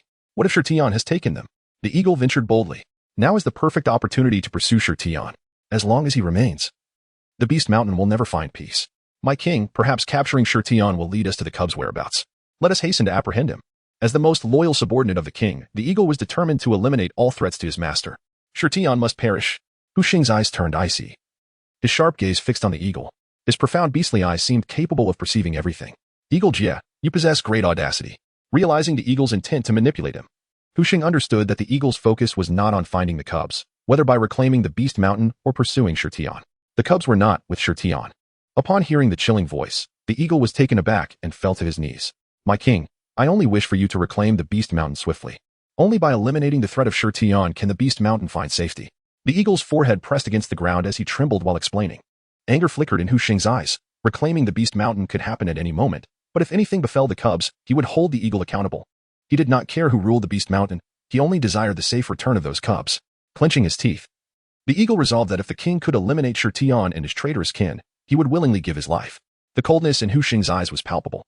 Bring the eagle Jie away. No one is to leave the beast mountain without my command. The other beastmen felt a pang of sympathy but dared not defy the king's orders. After the eagle was taken away, Noli cautiously inquired, My king, shall we still pursue Shirtian? Internally, he berated the eagle for provoking the king's wrath. If the king was furious, would they still enjoy peace? Hu Xing composed himself. Although he was concerned for the cubs, he could not abandon those beastmen who had fought alongside him. After a moment of contemplation, he declared, Dispatch a team of beastmen to follow Shirtian. The rest will continue the search for the cubs. Yes, Niuli sighed in relief, grateful that the king remained focused on the cubs and had not succumbed to anger. Just as he prepared to leave, Hu Sheng's gaze shifted, and he amended his command. Wait, let everyone remain in the beast mountain to recuperate. I shall personally seek out the cubs. Though they had successfully reclaimed the beast mountain that night, many beastmen had sustained injuries. Rather than wait for news, it was more prudent to seek the cubs directly. Niuli was taken aback. But my king, the situation at the beast mountain is precarious. Should you not stay to oversee matters? The aftermath of Shirtian's traitorous actions had yet to be addressed, so why would the king leave? Shirtian will not return for a while. The beast mountain will be safe. Once I locate the cubs, I shall return. This was not a hasty decision, but one made after careful consideration. Following that night, it was likely that Shirtian had also suffered significant losses, and they would be hastily fleeing to avoid annihilation, making it improbable for them to return. However, before Niuli could voice further objections, Hu Xing had already exited the cave, descending the mountain. My king, wait for me. Do not abandon me. Niuli exclaimed in alarm as he hurried to catch up. The king's injuries were not yet fully healed, and having just endured a fierce battle, leaving the beast mountain alone was perilous. Yet, before Niuli could exit, he was intercepted by the other beastmen. Niuli, you cannot leave. What shall we do if you go? Niuli and the eagle were the king's most capable subordinates. When the king was absent, the other beastmen looked to them for guidance. While they dared not stop the king, they felt justified in blocking Niuli. Desperate, Niuli observed Hu Sheng's departing figure. Suddenly, an idea struck him. Go find the eagle. He is still at the beast mountain. I must accompany the king to find the cubs, so do not follow me. The beastmen shook their heads. Eagle Jie has been punished by the king and is forbidden from leaving the beast mountain. We can only follow you. You cannot go. The king only stated that the eagle could not leave the mountain, not that they could not move freely within it. If you have matters to discuss with the eagle, then that is settled. Niuli pushed them aside, transforming into his beast form and dashing in the direction Hu Sheng had taken. As he ran, he rejoiced. I am quite clever indeed. Ha! Who says the Niu clan is dim-witted? I am not foolish at all. Before the other beastmen could react, the stout bull had already vanished from sight. In the forest, a group of bloodied, elephant-sized lions fled in a disheveled manner. After an indeterminate length of time, the lead lion collapsed, prompting the others to halt and encircle him. My king, the king has fainted. As the lead lion fell, he transformed into a bloodied middle-aged male. The nearest lion quickly shifted into human form, catching the middle-aged male. Coughing violently, the middle-aged male expelled a mouthful of blood, revealing 2 deep wounds that gushed with crimson liquid with each tremor of his body. My king, the lion clan beastmen clutched him and cried out in despair, urgently instructing the nearby beastmen, the divine stone. Quickly, bring the divine stone. The lions behind hastened to shift into human form, frantically rummaging through bloodstained hides to retrieve 2 crystalline green stones, handing them to the lion clan beastmen. My king, the divine stone is here. Quickly, consume it. The lion clan beastmen, in a state of panic, placed the divine stone into the middle-aged male's mouth. In no time, the once solid divine stone melted within his mouth, akin to ice plunged into a furnace. The murky gaze of the middle-aged male instantly regained clarity, and his injuries began to visibly heal at a remarkable pace. Minutes later, the bleeding ceased, and the wounds gradually closed and scabbed. Observing this, the lion clan beastmen breathed a sigh of relief and anxiously inquired, My king, are you well? The middle-aged male, known as Lion Tian, had just escaped from the beast mountain. His face was adorned with a rugged beard, resembling a primitive man who had yet to fully evolve. Upon hearing the news, Lion Tian pushed aside the nearby beastmen of the lion clan and inquired, I am unharmed. How many of our divine stones remain? Your Majesty. We have just given you two, leaving only the final one, the lion beastman replied cautiously. What of the casualties among our kin? Only half of our clan managed to escape. The rest are no longer with us. Those who fled are gravely injured and cannot endure much longer. The lion beastman reported the grim situation to Lion Tian. Lion Tian's countenance darkened, his anger nearly causing him to grind his yellowed teeth to dust. That cursed Hu Xing. He had allowed him to escape last time, believing his severe wounds would ensure his demise. Yet, he not only survived but returned with such swiftness. How did he suddenly appear at Beast Mountain? Why had I received no prior warning? The lion beastman shivered and hastily replied, Your Majesty. We have stationed guards at the entrance to the mountain. They will inform us at the first sign of trouble, but today there has been no activity. They may not have ascended via the entrance. Not through the entrance? When did Beast Mountain acquire alternative routes that I am unaware of? Lion Tian exclaimed in disbelief. This young man was undoubtedly his nemesis. As long as Hu Xing was present, Beast Mountain could never wholly belong to him. The injuries Hu Xing sustained were inflicted by his own hand, and such grievous wounds would be impossible to survive without divine stones. Yet, the divine stones of Beast Mountain were under his strict control, making it inconceivable for Hu Xing to have obtained them. How then had he managed to recover so rapidly? Lion Tian racked his brain for answers, but none came to him. The lion beastmen lowered their heads, unwilling to speak. Had they known, they would not have fled in such disgrace. Your Majesty, there are rumors among the beastmen that the Tiger clan is the true ruler of Beast Mountain. Any who seek to usurp the throne will face the wrath of the Beast God. Could this be a sign of the Beast God's manifestation? One lion beastman stammered. Such tales had long circulated within Beast Mountain. When they witnessed Hu Xing descend from the heavens with his kin, they were petrified, consumed by the notion that the Beast God stood in alliance with Hu Xing. Otherwise, how could they have discovered an unprecedented path to ascend the heavily guarded Beast Mountain? Was this not the manifestation of the Beast God? Nonsense! Lion Tian roared in fury, kicking the speaking lion beastman aside. What manifestation of the Beast God? It must be some nefarious trick of Hu Xing's. Why must only the Tiger clan be deemed worthy of the throne? I am the rightful king of Beast Mountain. One day, he would reclaim his dominion over Beast Mountain. If such rumors continue to spread, I shall deal with you first. Lion Tian glared menacingly at the speaking beastman. The other lion beastmen shuddered in fear, silently retreating, unwilling to intercede on his behalf. At that moment, a young lion cub dashed back from the rear of the group. Your Majesty, Hu Xing and his company did not pursue us. We are safe for the time being. Upon hearing this, the grievously injured lion beastmen sighed in relief. In their current state, should Hu Xing have relentlessly pursued them, not only would they have failed to reclaim Beast Mountain, but they might have met their end that very day. Lion Tian snorted coldly. The injured were not the only ones. He had also wounded several of Hu Xing's beastmen before their escape. To pursue them now would be tantamount to courting death. Regroup and rest. Those who are able should seek nearby refuge. We shall recuperate here for the day, Lion Tian commanded his subordinates. Upon hearing they could rest, the lion beastmen's faces brightened. Lion Tian gazed towards Beast Mountain, a cold fury glimmering in his eyes. Did they think his absence rendered him powerless? He held leverage over Hu Xing. As long as Hu Xing could not reclaim what was his, he would remain under Lion Tian's control. In due time, Hu Xing would have no choice but to surrender Beast Mountain. A sinister smile crept upon Lion Tian's lips, and suddenly recalling something, he summoned his subordinate and inquired. By the way, where has Lion Ling gone? Is there any news of him? Since Lion Ling departed from Beast Mountain, he has not returned. And we do not know his whereabouts, the lion beastman replied honestly. Lion Tian frowned. Find Lion Ling and bring him back, no matter where he is. 3 days later. After a long journey, Jianyuan and Lang Zhuang finally returned to the Greywolf Tribe. The first to spot them was Wang Xiongshi Xiaofu, who leaped up in excitement and immediately turned to shout, Mother, Sister, second brother has returned. They have brought back the white stone. Tang and Lin Xiao were engaged in winding threads under the shade of a tree, with 5 little ones joyfully playing with the yarn balls Tang had prepared. Only the 2 of them were at home. Upon hearing Xiaofu's voice, a look of delight spread across their faces. Is the second one back? Lin Xia immediately set aside the thread in her hands and stood up to gaze into the distance. Tang also looked over and noticed 2 dark figures rapidly approaching them from a distance. After a while, she discerned that one was a leopard adorned with a floral pattern, and the other was a gray wolf. Both the leopard and the gray wolf bore 2 large animal hide bags on their backs. Tang hurriedly returned to the thatched hut, retrieving 2 pristine animal skins, which he handed to the approaching figures. As they draped the skins over themselves, they transformed back into their human forms, the animal skin pouches thudding to the ground. Fortunately, the pouches had been securely tied by Jianyuan, ensuring that the white stones within would not spill out. Mother, sister, Xiaofu, I have returned, Jianyuan exclaimed, grinning at the welcoming faces. After a week of relentless travel, both he and Lang Zhuang appeared weary and disheveled, their hair in disarray, beards unkempt, and their bodies drenched in sweat and grime. Their faces were grimy, with long hair obscuring their eyes, yet their bright white teeth shone startlingly. At first glance, one might have thought they had just escaped from a primitive tribe. Who are you? Where is my second son? Lin Xia inquired, scanning left and right behind Jianyuan. Mother, it is me. Do you not recognize your own child? Su Jianyuan replied, bewildered. Su Tang prodded Su Jianyuan's face with a small wooden stick, causing several clumps of dry dirt to fall away, revealing his bronze-hued skin beneath. This wild man was indeed her second brother. Lin Xia confirmed repeatedly before finally recognizing Su Jianyuan. How could a mere outing transform him into such a ghastly sight? Lin Xia's voice was filled with disdain. Mother, this is a long tale. Do you have any water or food? Hurry, bring some, for both Wolf Kuay and I are on the verge of starvation, Su Jianyuan asked impatiently. Upon witnessing this, Su Tang fetched a bucket of cool boiled water and retrieved 10 large apples from the farm. Su Jianyuan and Lang Zhuang, one of whom held a water ladle, quenching their thirst with refreshing gulps, had just devoured 3 large apples each, which restored them to a semblance of vitality. Brother, what transpired? Inquired Su Tang, observing the two as they finished their meal.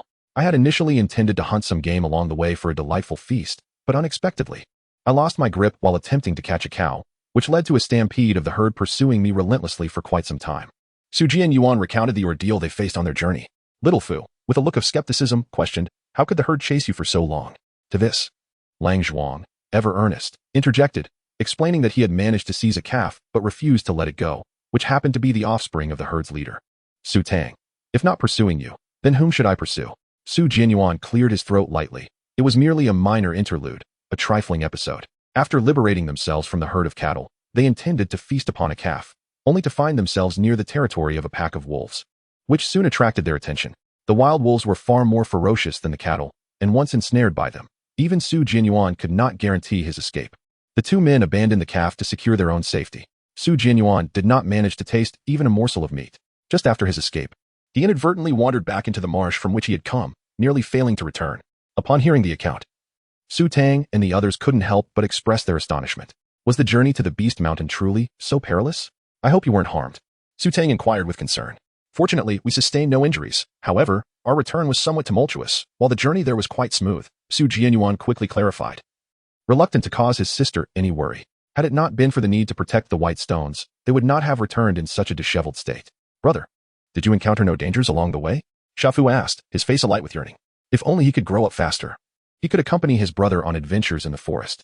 Recalling Xiao Fu's words, Su Jianyuan responded, there were no significant dangers. We were merely following the Greywolf Tribe's convoy, which likely cleared the path for us. He then turned to Su Tang and Lin Xia, inquiring curiously, by the way, has the Greywolf Tribe returned? Wolf Zhuang also directed his gaze towards them, sharing an interest in news regarding the Greywolf Tribe. They must have had a bountiful harvest this time. Surely, the tribe has exchanged a considerable amount of white stones. I wonder if my supply will suffice. Su Tang shook her head, indicating that not yet. Currently, Wolf Nini was alone, tending to her young, overwhelmed with responsibilities. Each day, she ventured out to procure milk. And with Xiaofu infiltrating the cubs' ranks, news from the Greywolf Tribe remained clear. Upon hearing this, Su Jianyuan displayed a puzzled expression. It seemed amiss. The Greywolf Tribe had departed half a day earlier than they, and logically, they should have returned before them. If the Greywolf Tribe returned first, they might even manage to gather more resources on their way back. Wolf Zhuang, aware of the reasons behind this, chose to remain silent and stood quietly to the side. The important thing was that they had returned safely, and Lin Xia was unconcerned with the trivialities. Once it was confirmed that the two were merely a bit dirty and unharmed, they reached the moment everyone had eagerly anticipated. Distribute the white stones. Mother, come quickly and see how many white stones I have brought back. Su Jianyuan untied the strings that encircled the 2 animal skin bags, which were wound tightly in layer upon layer.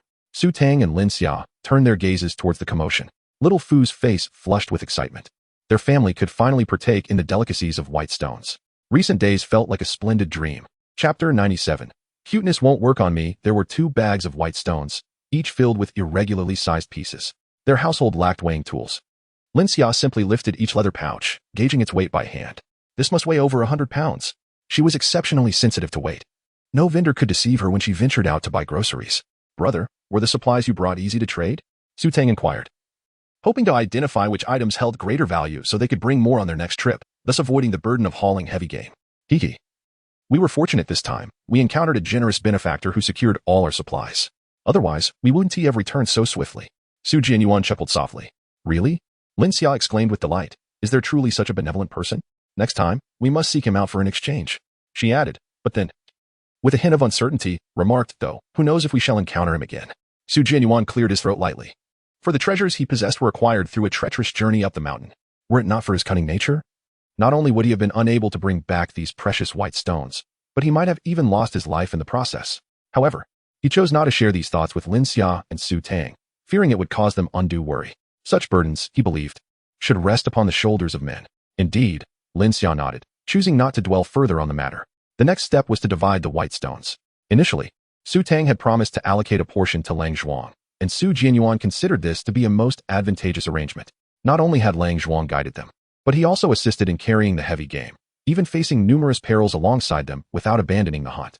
Moreover, Lang Zhuang's character was refreshingly sincere and straightforward, unlike those he had previously known, who were riddled with deceitful intentions. Su Jianyuan felt that he and Lang Zhuang had become brothers through thick and thin. He even thought that Lang Zhuang was at a disadvantage in sharing the white stones.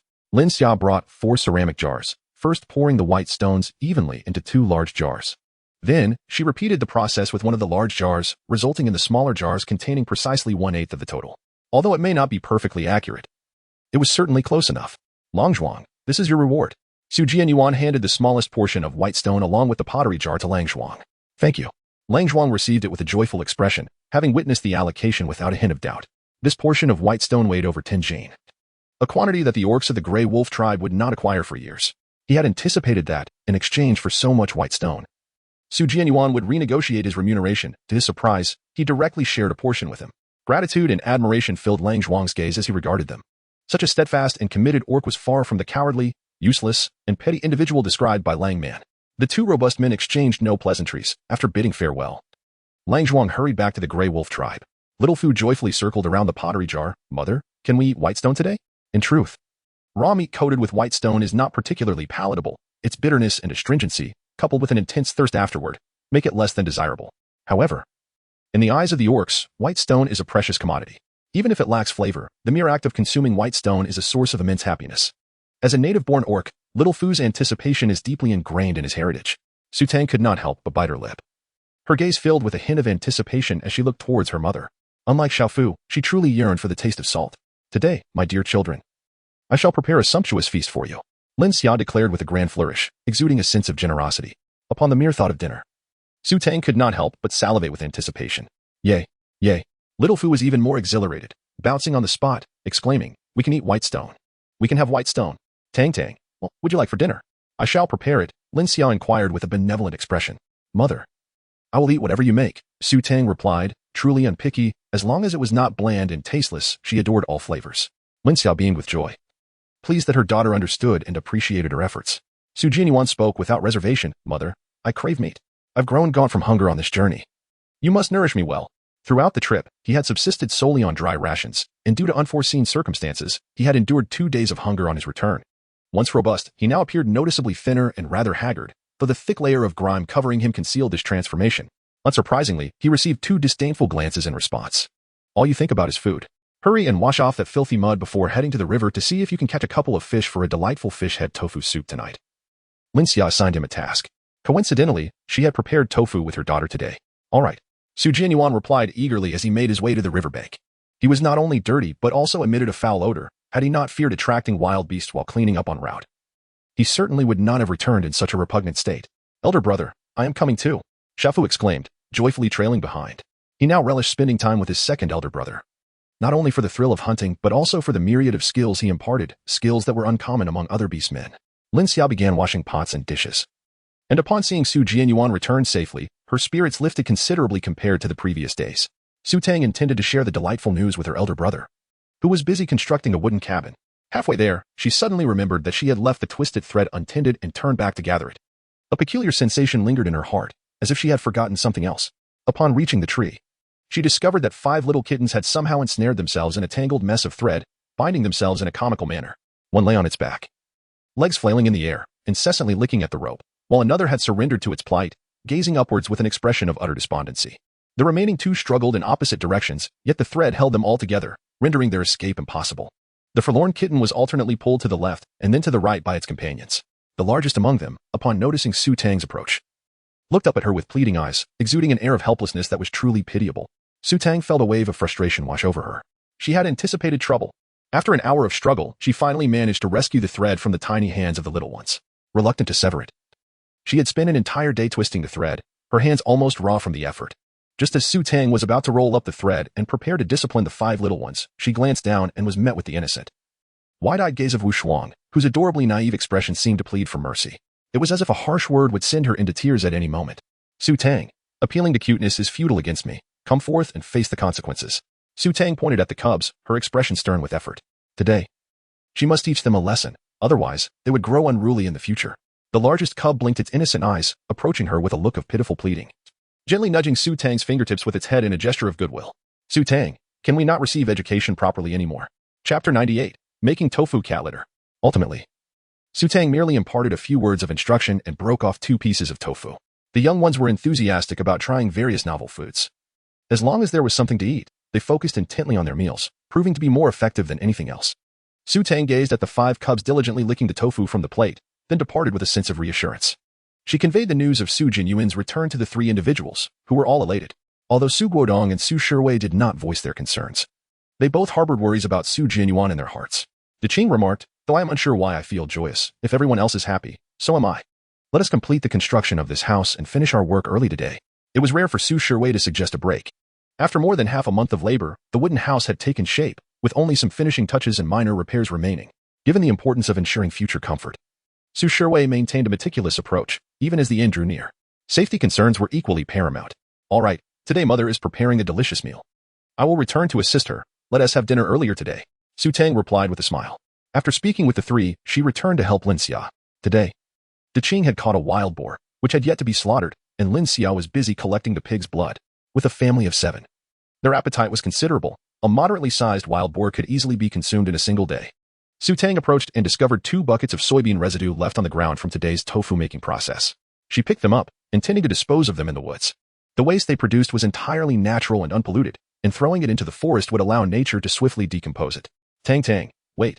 Lin Xia called out to her daughter, hurrying to stop her. Do not discard the soybean residue. Your mother still has use for it. Su Tang wore a perplexed expression, pondering the utility of soybean dregs. Given their current financial situation, it seemed unnecessary to consume such byproducts. Lin Xia chuckled softly and elucidated that soybean dregs could be transformed into cat litter, which would serve to facilitate the kitten's bathroom habits more effectively than sand, without the accompanying odor. Is cat litter made from soybean dregs? This revelation delved into the realm of Su Tang's ignorance, as she held no interest in pet-related matters. Nor did she seek to understand them. Of course, how else could it be called tofu cat litter? Lin Xia remarked as she placed the pig's blood on the wooden table and approached to take the soybean dregs, continuing her explanation. I have sun-dried the leftover soybean dregs from last time. They should be ready now, though I am unsure if it will be successful. She was merely aware that this could be done, having never attempted it herself. Her intention was to surprise her daughter upon achieving success, especially since the odor from the kitten's waste was overwhelmingly unpleasant, and ordinary sand could hardly mask that stench. Su Tang, filled with curiosity, followed Lin Xia to the other side, where she beheld a large wooden board strewn with an abundance of soybean residue. Lin Xia stepped forward and pinched a handful of the residue to assess its texture. It had dried thoroughly, yet its utility remained uncertain. Su Tang was eager. Mother, I'll take it for a try. The reality of cat excrement and urine is undeniably pungent. The stench is overwhelming. Lin Xia promptly filled a container with dried soybean residue, while also re-drying the recently used wet residue. Upon returning home, Su Tang unveiled a new litter box crafted by her elder brother, Su Shiwei. Due to the unbearable odor of the cat's waste, she had been reluctant to let the kittens use it. But now it was the perfect opportunity to fill it with litter. The litter box was entirely enclosed, featuring a removable bottom, while the wooden cover boasted a large opening, allowing the kittens to enter and exit with ease. Su Tang poured some cat litter into the box, creating a depth of approximately 5 centimeters. The 5 little kittens, having finished their tofu, were eagerly attempting to sneak a taste of the tofu that Lin Xia had placed on the wooden table. But Su Tang swiftly gathered them all up. The young ones appeared dazed and bewildered. Now, having grown significantly, they were once no larger than Su Tang's paw. But now they are twice the size of her foot. The litter box could hardly accommodate all 5 of the little ones. Su Tang gently placed the smallest kitten inside. Xiaobao, hurry and relieve yourself, Lin Xia said, her eyes sparkling as she gazed down at the tiny creature. She was eager to ascertain whether the cat litter she had prepared was indeed effective. As the 5 kittens gradually matured, they began to comprehend certain words. To avoid future complications in calling them, Su Tang temporarily named them 5 treasures. In nurturing, there are remarkable similarities between human infants and those of beasts. It is essential to frequently call their names so that the little ones can learn to recognize them. However, at this moment, Xiaobao was oblivious to its name. It sniffed the bean dregs that constituted the cat litter and began to circle within the litter box. What could this mean? Was Xiaobao reluctant to go? Lin Xia observed in confusion, contemplating whether to try another kitten. Just as she finished speaking, Xiaobao abruptly halted. Its fluffy tail perked up high, swayed twice, and then it crouched down. With 2 little paws, it began to dig through the litter, eagerly stuffing its mouth. Su Tang exclaimed. That is meant for your use in the restroom, not for consumption. However, upon tasting it, Xiaobao smacked his lips and was pleasantly surprised by the flavor, prompting him to indulge even more eagerly. Su Tang hurriedly pulled Xiaobao out. Mom, is it safe for the cat litter to be ingested?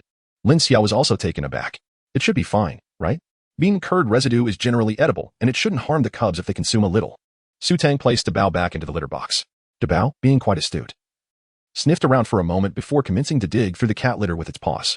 After creating a small pit, it raised its tail and squatted over the hole, diligently exerting itself. Before long, a familiar unpleasant odor permeated the air. Dabao had defecated. Once finished, Dabao proceeded to cover its waste, skillfully burying it until the foul smell was swiftly masked by the delightful aroma of tofu. After concealing its treasure, Dabao leapt out from the opening, shook its fur, and then approached Su Tang's feet, nuzzling against her ankle with an expression that implored for praise and affection. Su Tang had grown accustomed to the affection of the cubs. Glancing at her inattentive mother, she swiftly reached out to stroke the fluffy head of Dabao, only to retract her hand immediately, feigning nonchalance. Lin Xiao then placed the other 3 cubs in one by one. Perhaps detecting the sin of excrement within, Air Bao and Sand Bao both relieved themselves. Meanwhile, Sea Bao entered without so much as a sniff and promptly lay down, shutting its eyes in slumber. Presumably unwilling to relieve itself, Lin Xiao decided to take it out. Su Tang pulled open the litter box and, using a scoop, tested the cat litter made from soybean dregs. To her astonishment, she found that it clumped remarkably well, leaving no residue behind. Mother, this cat litter is far superior to sand, Su Tang exclaimed with delight. It seemed she needed to cultivate more soybeans so that her kittens would no longer require sand in the future. Lin Xiao also felt a surge of happiness, for there was not a soul in the household who did not adore the 5 little kittens. As long as it proves effective, I shall reserve all the soybean dregs for cat litter, she affirmed. As the two conversed, Su Jianyuan and Xiao Fu returned home. Su Jianyuan was still carrying 2 large fish, each weighing over 20 pounds. Chapter 99. Unlocking the 4th piece of land. The weather has warmed considerably, and the fish in the river have gradually increased in number. Su Jianyuan cleverly persuaded Xiao Fu to give him a back rub before heading to the river to catch fish. To his surprise, he managed to catch 2 large bighead carp, one weighing over 20 pounds, making it longer than Xiao Fu's leg. Xiao Fu was filled with excitement. In the past, when they had no food, he too would venture into the river, but he only managed to catch small fish, barely enough for a single bite. This was the first time he had seen such large fish. Equally delighted were Su Tang and Lin Xia. With such sizable bighead carp, they were in for a treat tonight. Lin Xia smiled as she accepted the fish, which Su Jianyuan had already cleaned by the river, gutting them and tying their mouths together with grass string, ensuring they were washed clean and wrapped in leaves for the journey home. The aroma of the fish was quite delectable. Before long, Su Guodong and the others returned, drenched in sweat. They finished the bucket of water they had brought and quenched their thirst by the water tank before taking clean animal skins to the river for a bath. By the time they returned, Su Tang had assisted Lin Xia in preparing dinner, which consisted of a pot of fish head tofu soup, with 2 large fish heads chopped up and supplemented with chunks of fish, nearly filling a ceramic pot. They had lit 2 stoves today, with another pot simmering pig trotters and yellow beans. All 4 trotters were included, adding considerable weight to the meal. The 2 pots bubbled vigorously on the fire, releasing a rich, meaty aroma that wafted through the air. A sprinkle of crushed white stone heightened the fragrance, as if it possessed a penetrating quality that almost drew Xiao Fu's soul out. No need for a table, the family gathered around the pot, each person holding a large ceramic bowl, sitting on the ground in utter satisfaction. Mother, the fish is absolutely delicious, Xiao Fu exclaimed repeatedly. The fish soup, enhanced with white stone, was exquisite, surpassing any food he had ever tasted. The white tofu, soft and slippery, slid effortlessly down his throat, almost causing him to lose his tongue in delight. If it's good, eat more. Lin Xia, pleased by Xiao Fu's compliments, wore a radiant smile. Soon, the only sounds near the fire were those of the family relishing their meal, punctuated by the slurping of the cubs. Now that they could eat meat, Su Tang served a bowl for the cubs, placing it on the ground for them to indulge. The 5 cubs savored their meal, their fluffy little heads huddled together in earnest concentration. As the evening breeze carried the delightful aroma to the Greywolf Tribe, the returning hunters inhaled deeply, their faces reflecting envy. What is that incredible smell? It's simply divine. Our tribe's fire had long extinguished. This must be the sin of cooked food. Who has rekindled the flames? They speculated, seemingly from outside the tribe. How could that be? Isn't it just Su Tang's family outside? Could they possibly have fire? The longing grew intense among the group. It smells heavenly. If I could just have a taste, I would gladly serve them for life. Unbeknownst to them, a crowd had gathered at the entrance of the tribe, filled with expressions of envy and jealousy. Wallman, drawn out by the enticing aroma, overheard the discussions and wore a face twisted by jealousy. It's Su Tang again. How could that little wretch possess fire? How could she indulge in such delicious food? She had received so many prey from Wolf Kuay. Shouldn't she be struggling to survive, going hungry? The Su family remained utterly oblivious to the commotion surrounding the Greywolf Tribe. After indulging in a sumptuous feast, they were filled with contentment. Jianyuan patted his belly and let out a satisfying burp, wishing for another bowl of fragrant white rice to complete his meal. He glanced at the departing Xiaofu and Qing, then turned to Su Tang and inquired, "Sister, when will your farm be able to cultivate rice? Without seeds? How can we plant? We must first obtain the seeds." Su Tang also yearned for the taste of rice. Yet the marketplace on the farm had yet to offer any rice seeds for sale. Su Jianyuan wore a look of regret and did not inquire further. After satisfying their hunger and thirst, fatigue enveloped them, and the family, having completed their evening rituals, retired for the night. The following day, upon awakening, Su Tang's first task was to venture to the farm to harvest crops. After more than a week, the gold coins in her small treasury had accumulated to over 5,000. Despite considerable expenditures during this period, the remaining coins were sufficient to unlock the fourth piece of land. Without hesitation, Su Tang clicked to unlock. A flash of white light appeared, and the green fourth plot transformed into a brownish-yellow hue, with the sign now positioned above the fifth plot. Unlocking the fifth plot revealed gold coins, and the warehouse possessed 10 varieties of crops. This is utterly frustrating. She currently only has 5 types of fruits. How is she expected to produce 10? Su Tang returned to the marketplace, where 2 varieties of crop seeds emerged once more from the shadows that had previously enveloped the shelves. Chili peppers, priced at 2,000 gold coins, and baby bok choy, also priced at 2,000 gold coins. The prices of the seeds had doubled compared to the last time. Su Tang had grown accustomed to her circumstances, feeling no surprise as she glanced at her little treasury, which contained 325 gold coins. Unable to afford anything, she decided to leave. Both her mother and second brother had a penchant for spicy food, and she realized it had been quite some time since she had consumed any vegetables. Her meals had been dominated by meat, primarily pure meat, leaving her feeling somewhat constipated. The thought of new food invigorated her resolve to cultivate the land even further. After tending to her crops, Su Tang exited the farm and went to clean up after the 5 little kittens, whose waste was quite plentiful if she neglected this task for a single day. Even the litter could not mask the odor. For breakfast, she enjoyed the sweet potatoes roasted the previous night, which she simply reheated in the morning. The leftover fish had been hung by Linxia to dry, transforming it into jerky for future provisions.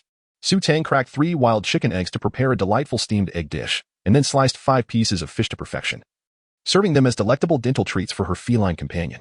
She decided against offering them sweet potatoes this time, recalling a previous incident when her pet had indulged excessively, resulting in some rather unpleasant gas that nearly overwhelmed her while she slept. After satisfying their appetites, Su Shiwei and her companions continued their endeavor to construct a wooden cabin. Meanwhile, Xiaofu, filled with exuberance, eagerly followed Su Jian as they ventured into the wilderness for a hunt. Having been quite bored in recent days and eagerly anticipating the return of his second elder brother to showcase his prowess, Linxia undertook a multitude of tasks, including spinning thread, crafting shoes and garments, and twisting hemp rope, proving herself to be an indispensable jack-of-all-trades within the household. Meanwhile, 5 playful kittens frolicked on the lawn, engaged in their own little hunting games. Today, Su Tang has a new task. She must seek out the wolf Nini to inquire about where to find new crops. Otherwise, given the nature of the farm, it seems unlikely that she will ever unlock the 5th plot of land in this lifetime. After explaining the situation to Linxia, Su Tang made her way to the Greywolf Tribe. Upon entering the tribe, she immediately noticed that the passing gray wolf orcs were regarding her with a peculiar gaze, as if they were observing a monkey. Su Tang furrowed her brow, pondering the situation. In the 100th chapter, the earthen jar made its appearance at the home of the wolf girl, and the gray wolf beast men, after perusing it, engaged in hushed whispers. Su Tang felt a peculiar sensation as she quickened her pace. Fortunately, the orcs merely observed her without any ulterior motives. She soon arrived at the cave of Wolf Ni. 3 playful wolf cubs frolicked at the entrance, engaging in their innate hunting games, a pastime they cherished from a young age. Upon noticing Su Tang's approach, the cubs ceased their antics and dashed toward her in unison. They recognized this beloved aunt. Aunt Tang was not only beautiful but also fragrant and impeccably clean. Moreover, she always brought treats, endearing her to them. As for the ineffectual father figure, he was long forgotten in their memories. However, as the exuberant cubs rushed toward her, Su Tang was struck by an ominous premonition. Before she could retreat, the 3 cubs collided against her legs, excitedly nudging her calves with their heads, almost toppling her over. Su Tang stumbled slightly, gently patting each of their heads. It was a day forced to indulge the wolves. The 3 wolf cubs finally felt content, circling around Su Tang's feet. Hee and Tang patted their heads today, bringing them immense joy. Su Tang let out a sigh of relief. Had this been in the past, the sight before her might have rendered her unconscious with fear. It wasn't that she despised the scene to such an extent, but the little wolf cubs had grown significantly. Each of the 3 cubs now towered over her knees. Their limbs were robust and exceedingly strong, exuding a vigor that surpassed even that of the wolves confined in the zoo. When they all leapt towards her simultaneously, it gave her the distinct impression that they might devour her whole. Good little ones, Su Tang said, producing the dried fish she had brought along and distributing it among the 3 cubs. Where is your mother? The cubs, delighted by their treat, wagged their tails excitedly and licked her hands several times before scampering back to their den. Oh woo. A powerful wolf howl echoed through the air. Su Tang, her aversion to small animals was thus forcibly remedied. Upon hearing the cries of the cubs, Wolf Nini emerged from the cave and was greeted by the sight of Su Tang outside. Ah Tang, what brings you here? Wolf Nini paused for a moment before smiling and stepping forward. Recently, Su Tang had been visiting around noon to provide milk, just in time for the cubs' midday meal. So Wolf Nini was somewhat surprised to see her in the morning. I came to inquire about something, Su Tang replied. Wolf Nini understood and, as she led Su Tang into the cave, said, feel free to ask me anything. Su Tang let go of any pretense and inquired. Do you know where I might find some fruit? My younger brother has been yearning for fresh produce lately, having grown weary of what we have at home. I wish to gather some fruits to take back. The shield bearer, Xiao Fu, was once again summoned into action. Among the orcs, all produce is referred to as fruit, regardless of its type, vegetables or fruits alike. In their eyes, the only distinctions are color, size, and the balance of sweet, sour, bitter, and spicy flavors. You seek fruit? Remarked Wolf and I, not overthinking the matter. Indeed, there are some in the hills behind our tribe, though they are rather small and lack flavor. We shall need to search for better options. Upon hearing this, Su Tang felt a glimmer of hope. Indeed, inquiring with Wolf Nini was the right choice. She immediately responded. It matters not whether it is delicious, as long as it is something my younger brother has yet to try, that suffices, for he has a penchant for such things. Little Fu interjected, when did I ever develop such a taste? A trace of hesitation flickered in Wolf Nini's eyes, for Little Fu's preferences were rather peculiar. Su Tang remained composed and unfazed. Indeed, I had mentioned the same to him, yet he insisted on consuming it, leaving me with no choice. Upon hearing this, Wolf and I offered a gentle smile. Ah Tang, you truly are kind to your younger brother. If you don't mind, I am about to venture to the back mountain in search of fruits. You may accompany me. That sounds wonderful. I shall impose upon you today, Su Tang replied. Nodding vigorously, she glanced at Wolf and I, noticing that she had lost quite a bit of weight in recent days. However, ever since parting ways with Wolf Chi, her demeanor had transformed significantly. Her eyes sparkled with vitality, and her laughter resonated with a newfound joy. Su Tang understood that although Wang Nini's life was somewhat challenging at present, she felt an authentic sense of happiness. I won't disturb you. It brings me joy that you are here. Glancing at Su Tang's fair complexion, Wang Nini shyly smiled. In the tribe, she had no friends, and the opportunity to ascend the mountain with Su Tang filled her with delight. Ah Tang, please wait for me here for a moment. I will go fetch a few things before we set off. Wang Nini spoke gently. It was essential to head to the back mountain early, for by noon, the sun could scorch one dry. Su Tang nodded as Wolf and I turned and entered the cave. Shortly, Wolf and I emerged, clutching a somewhat tattered leather pouch, which he intended to use for gathering fruits. All the leather from her home had been exchanged for white stones, leaving only this nearly decayed leather bag. The fat sheep she had acquired a few days prior had yielded a fine hide, but that was reserved for the winter season and could not be utilized at present. With her inability to hunt, every resource had to be meticulously conserved. Su Tang inadvertently cast a glance into the cave. What could the jar-like object on the ground be? Blinking in surprise, she examined it more closely. It was a cylindrical vessel, a rich brownish-yellow hue, roughly the size of a water bucket. Wasn't he at the very ceramic pot she had crafted? Nini, where did that come from? Su Tang inquired, pointing towards the pot nestled in the corner. She had never given her pottery to anyone. The only one she had relinquished was the jar that Wolf Zhuang had used to contain the white stones yesterday. This pot seemed to be of similar dimensions to the one that Wolf Zhuang had taken away. While she pondered this mystery, Wolf Nini followed Su Tang's gaze. That? I have no idea who brought it here. It just appeared at the cave entrance early this morning. Wolf Nini also wore a puzzled expression. Upon awakening and disposing of the young one's waste, she had discovered the object at the cave's mouth. Upon opening it, she was astonished to find it filled to the brim with white stones. This revelation startled her. She felt unworthy to use such a precious item, and leaving it outside seemed perilous. Thus, she had decided to bring it inside, placing it not far from the entrance, intending to wait until she could uncover the identity of its benefactor before returning it. Upon hearing this, Su Tang realized the timing was just right. A smile graced her lips as she cast a vague, ambiguous glance at Wolf and I. Do you truly not know who bestowed this upon you? Wolf and I shook her head. Perhaps she harbored some suspicions in her heart, yet she dared not entertain the thought. Su Tang recalled that Wolf Zhuang had severed an arm yet was still eager to accompany second brother to the Mountain of Beasts. Was this fervent desire to obtain the white stone perhaps in pursuit of Wolf and I? With this thought in mind, Su Tang blurted out, this is a pottery jar, crafted by me. Wolf and I was taken aback and, filled with curiosity, inquired, did you bring this, Ah Tang? Su Tang shook her head and smiled, saying, it is not me, it is Wolf Zhuang who took my second brother to the Mountain of Beasts.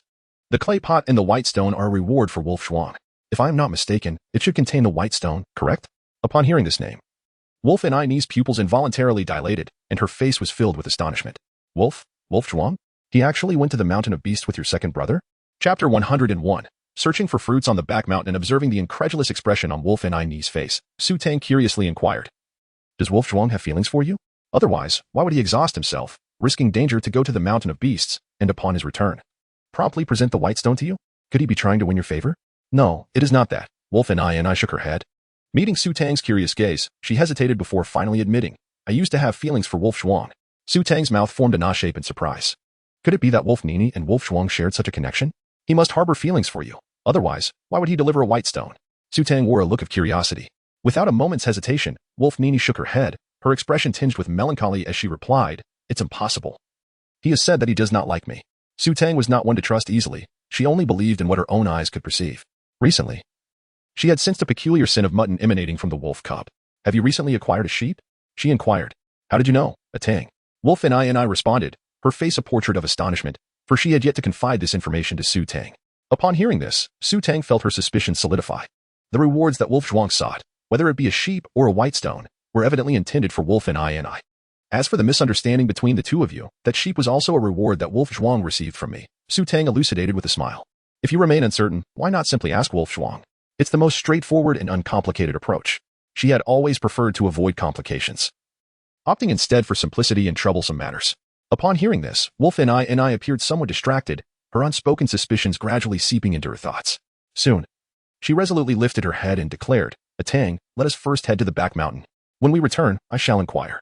Observing Wolf and I's determination, Su Tang nodded with a smile, and together they made their way toward the back mountain.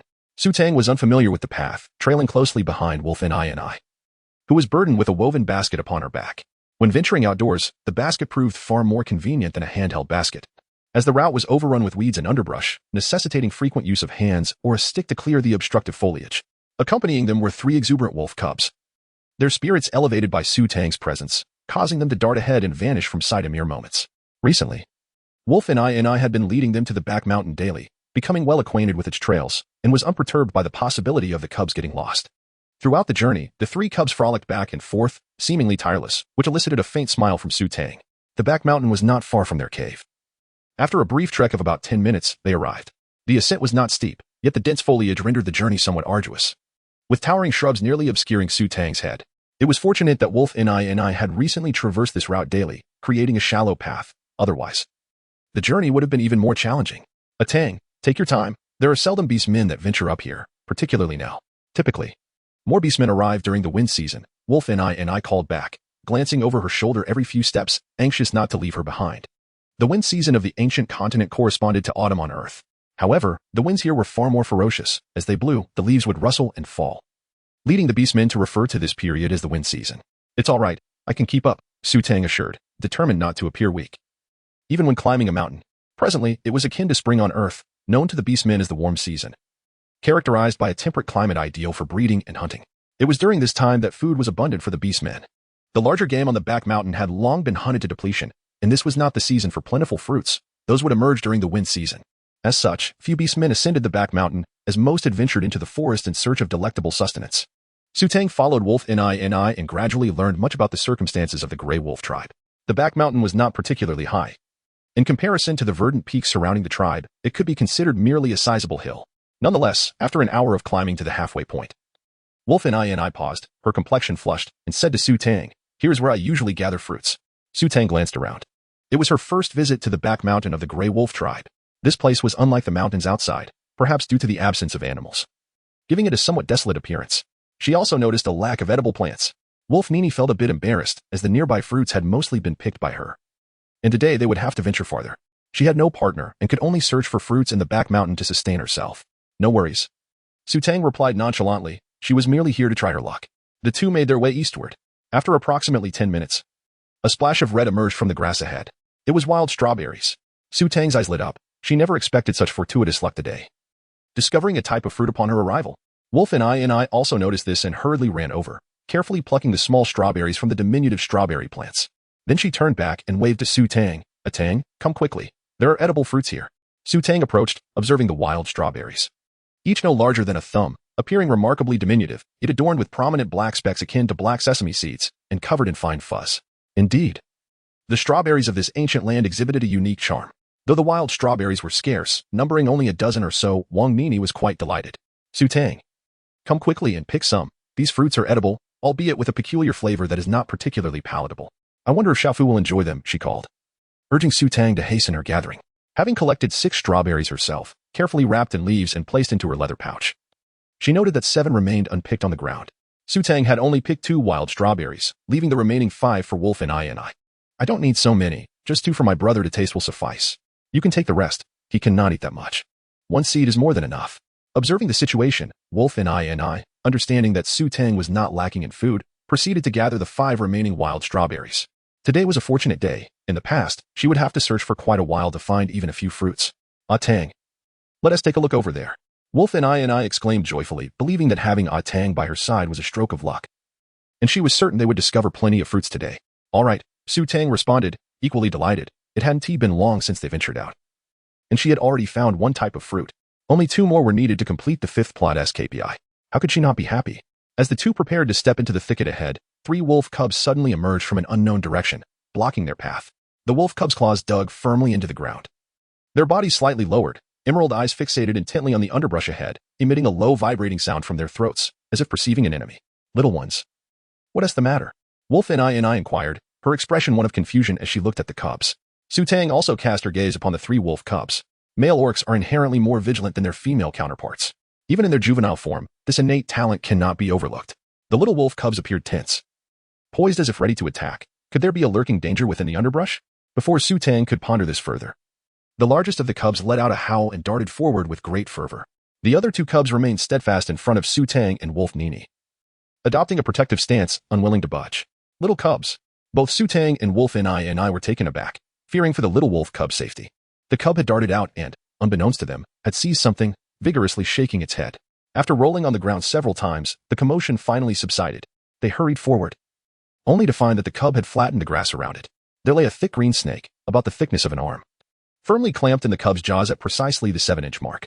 The serpent measured nearly 3 meters in length, its elongated body trailing on the ground, with half of it coiled around the cub's belly. However, it had already succumbed, its grip loosened. Su Tang gazed in astonishment as Wolf Nini's cub displayed such remarkable bravery. In just a few months, it had managed to capture such a sizable snake. She turned to offer words of comfort to Wolf Nini. It's a snake. Wolf Nini exclaimed in delight, advancing to seize the serpent by its head and lifting it triumphantly. Cub, you are incredible for catching prey, truly impressive. She could not help but praise the young wolf, gently stroking its head in encouragement. Observing the excitement radiating from Wolf Nini and the sparkle in her eyes, Su Tang found her words of reassurance lodged in her throat. She nearly forgot just how formidable the beastmen were as a species. The young wolf nuzzled against Wolf Nini's hand, wearing a proud expression. Meanwhile, the other 2 cubs looked on with envy, eager to catch prey themselves so that their mother could have her fill. They were well aware that their mother sacrificed her own share, often subsisting on fruits, to ensure they had enough meat to eat. Wolf Nini intended to share half of the large snake with Su Tang. Su Tang shook her head, stating that the prey caught by her cubs belonged to them and did not require sharing. Her aim was to obtain crop seeds, not to claim the spoils of the hunt. However, Wolf Nini held a different perspective. She believed that it was Su Tang who had brought her good fortune that day, allowing her to find both fruits and prey. Therefore, a portion of the great serpent should rightfully belong to Su Tang. The wolf cub swiftly bit off roughly a third of the serpent, then carried the piece of meat in its mouth and placed it before Su Tang, wagging its tail vigorously. It was a clear invitation for Su Tang to accept the serpent's flesh. Meanwhile, the 3 little wolf cubs gazed at Su Tang with eager, watery eyes, as if her refusal would pierce their hearts with a knife. Tang, please accept it, Wolf Nini urged. Their family had all benefited from Su Tang's good luck that day. How could they possibly claim the entire bounty for themselves? Su Tang had no choice but to accept it, contemplating bringing more fruits over during midday. Wolf and I's life was already fraught with difficulties. She could not possibly take advantage of her, for that would be utterly inhumane. Though, at present, she was hardly human herself. Upon witnessing Su Tang place the snake meat into her basket, the 3 wolf cubs wagged their tails in delight. 1 portion for mother, 1 for Aunt Tang, and 1 for the 3 brothers. It was perfectly adequate. Wolf and I beamed as she packed the remaining snake meat into a leather pouch. Today had proven to be quite fruitful. With ample time still at their disposal, the 2 resolved to search a little longer. The 3 wolf cubs were invigorated, eager to explore for any additional prey. As they traversed through the underbrush and proceeded a few more minutes, they arrived at a hillside. On this side of the slope, there were few towering trees, only lowly shrubs, and Su Tang's vision expanded instantly. The morning sun was still warm, casting a gentle heat upon her hair. Wolf and I had no intention of lingering. There were scarcely any fruits on the hillside. However, as they reached the midpoint of the slope, Su Tang suddenly halted. Scattered across the sparse grass were numerous small plants resembling curled-up pigtails, either green or brown. Doubting her own eyes, she hurried over, crouched down, and pulled one out. The stem of the plant was thick and robust, its leaf stalk standing tall, with the tender leaves just beginning to sprout, still curled and yet to unfurl. Reminiscent of a piglet's tail. Indeed, this was it. A flicker of joy sparkled in Su Tang's eyes. She had not anticipated discovering a second type of crop so swiftly. A Tang, that is merely ordinary grass, not a fruit, and inedible. Wolf and I, noticing that Su Tang had fallen behind, turned to see her squatting amidst the grass, clutching a green blade. She assumed Su Tang mistook the grass for fruit. The Wolf Tribe were carnivorous, with only the herbivorous sheep and cow beastmen partaking in such wild grasses. At most, they consumed a few fruits, while fruits were not particularly palatable. They were certainly preferable to wild grass. This is not wild grass. It is an edible plant known as fern, Su Tang clarified in response to Wolf and I's remark. During her childhood in the countryside, her grandmother frequently carried a small basket to gather wild ferns for meals. Due to her father's work, their family seldom resided in the rural areas, rendering Su Tang's memories of these experiences particularly vivid. The more cherished the memory, the harder it is to forget. Fern? Wolf and I pondered, hearing this unfamiliar term for the first time. How does A Tang know of such edible grass? It dawned on her. A Tang. You must have encountered this in your previous tribe, didn't you? Was there a tribe of herbivorous beastmen where you once lived? Wolf and I almost stated as a fact. The three little wolf cubs gazed at Su Tang with admiration in their eyes.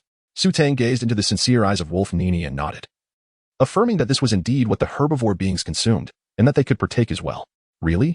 Let me give it a try, Wolf Nini exclaimed, as she plucked a piece and brought it towards her mouth. As Su Tang intercepted her, she exclaimed, No, the bracken must not be consumed raw. It must be cooked over a fire first. Upon hearing this, Wolf Nini was taken aback. Is that so? However, the fire in our tribe has long since extinguished, and the orcs have not utilized fire for quite some time, she lamented. In that case, I shall be unable to enjoy these bracken. Su Tang smiled gently, stating that she possessed the fire seed, and that he had guided her to the fruit. In the future, he could come to her home to prepare fern dishes. However, it was unwise to grant the fire seed to Wolf Nini, for it was far too precious for the beast folk, and taking it back would only bring her trouble. Instead, she could bring ferns over for cooking. Using a pot would certainly not be an issue. Upon hearing this, Wolf Nini quickly shook her head, declaring it inappropriate. She would rather seek out other fruits, for the fire seed was too valuable, and she could not take advantage of Su Tang. Su Tang grasped her hand, decisively declaring, You shall lead me to gather fruits. I have yet to express my gratitude. Were it not for you, I would never have ventured to the back mountain. Chapter 103, The Return of the Greywolf Tribe's Expedition.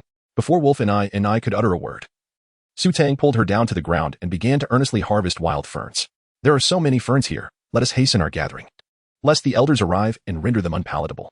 A wave of emotion washed over Wolf and I as she felt touched by Su Tang's kindness. Nodding in agreement, she too knelt down to collect the ferns. The wild ferns varied in color, with the green ones representing tender new growth, while the brown ones indicated maturity.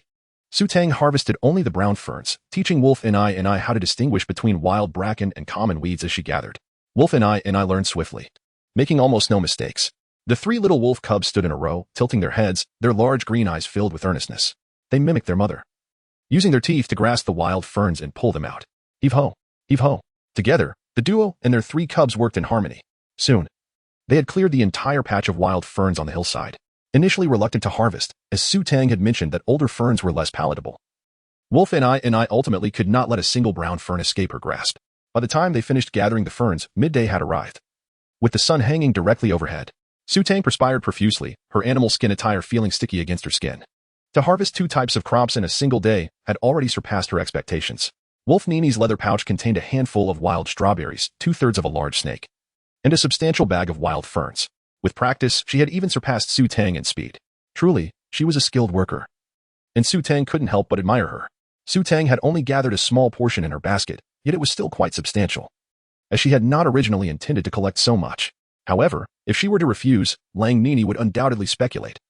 Thus she resolved to take it back and savor the taste of the wild ferns from the ancient continent. As they descended the mountain, Lang Nini's leather pouch bulged with their bounty.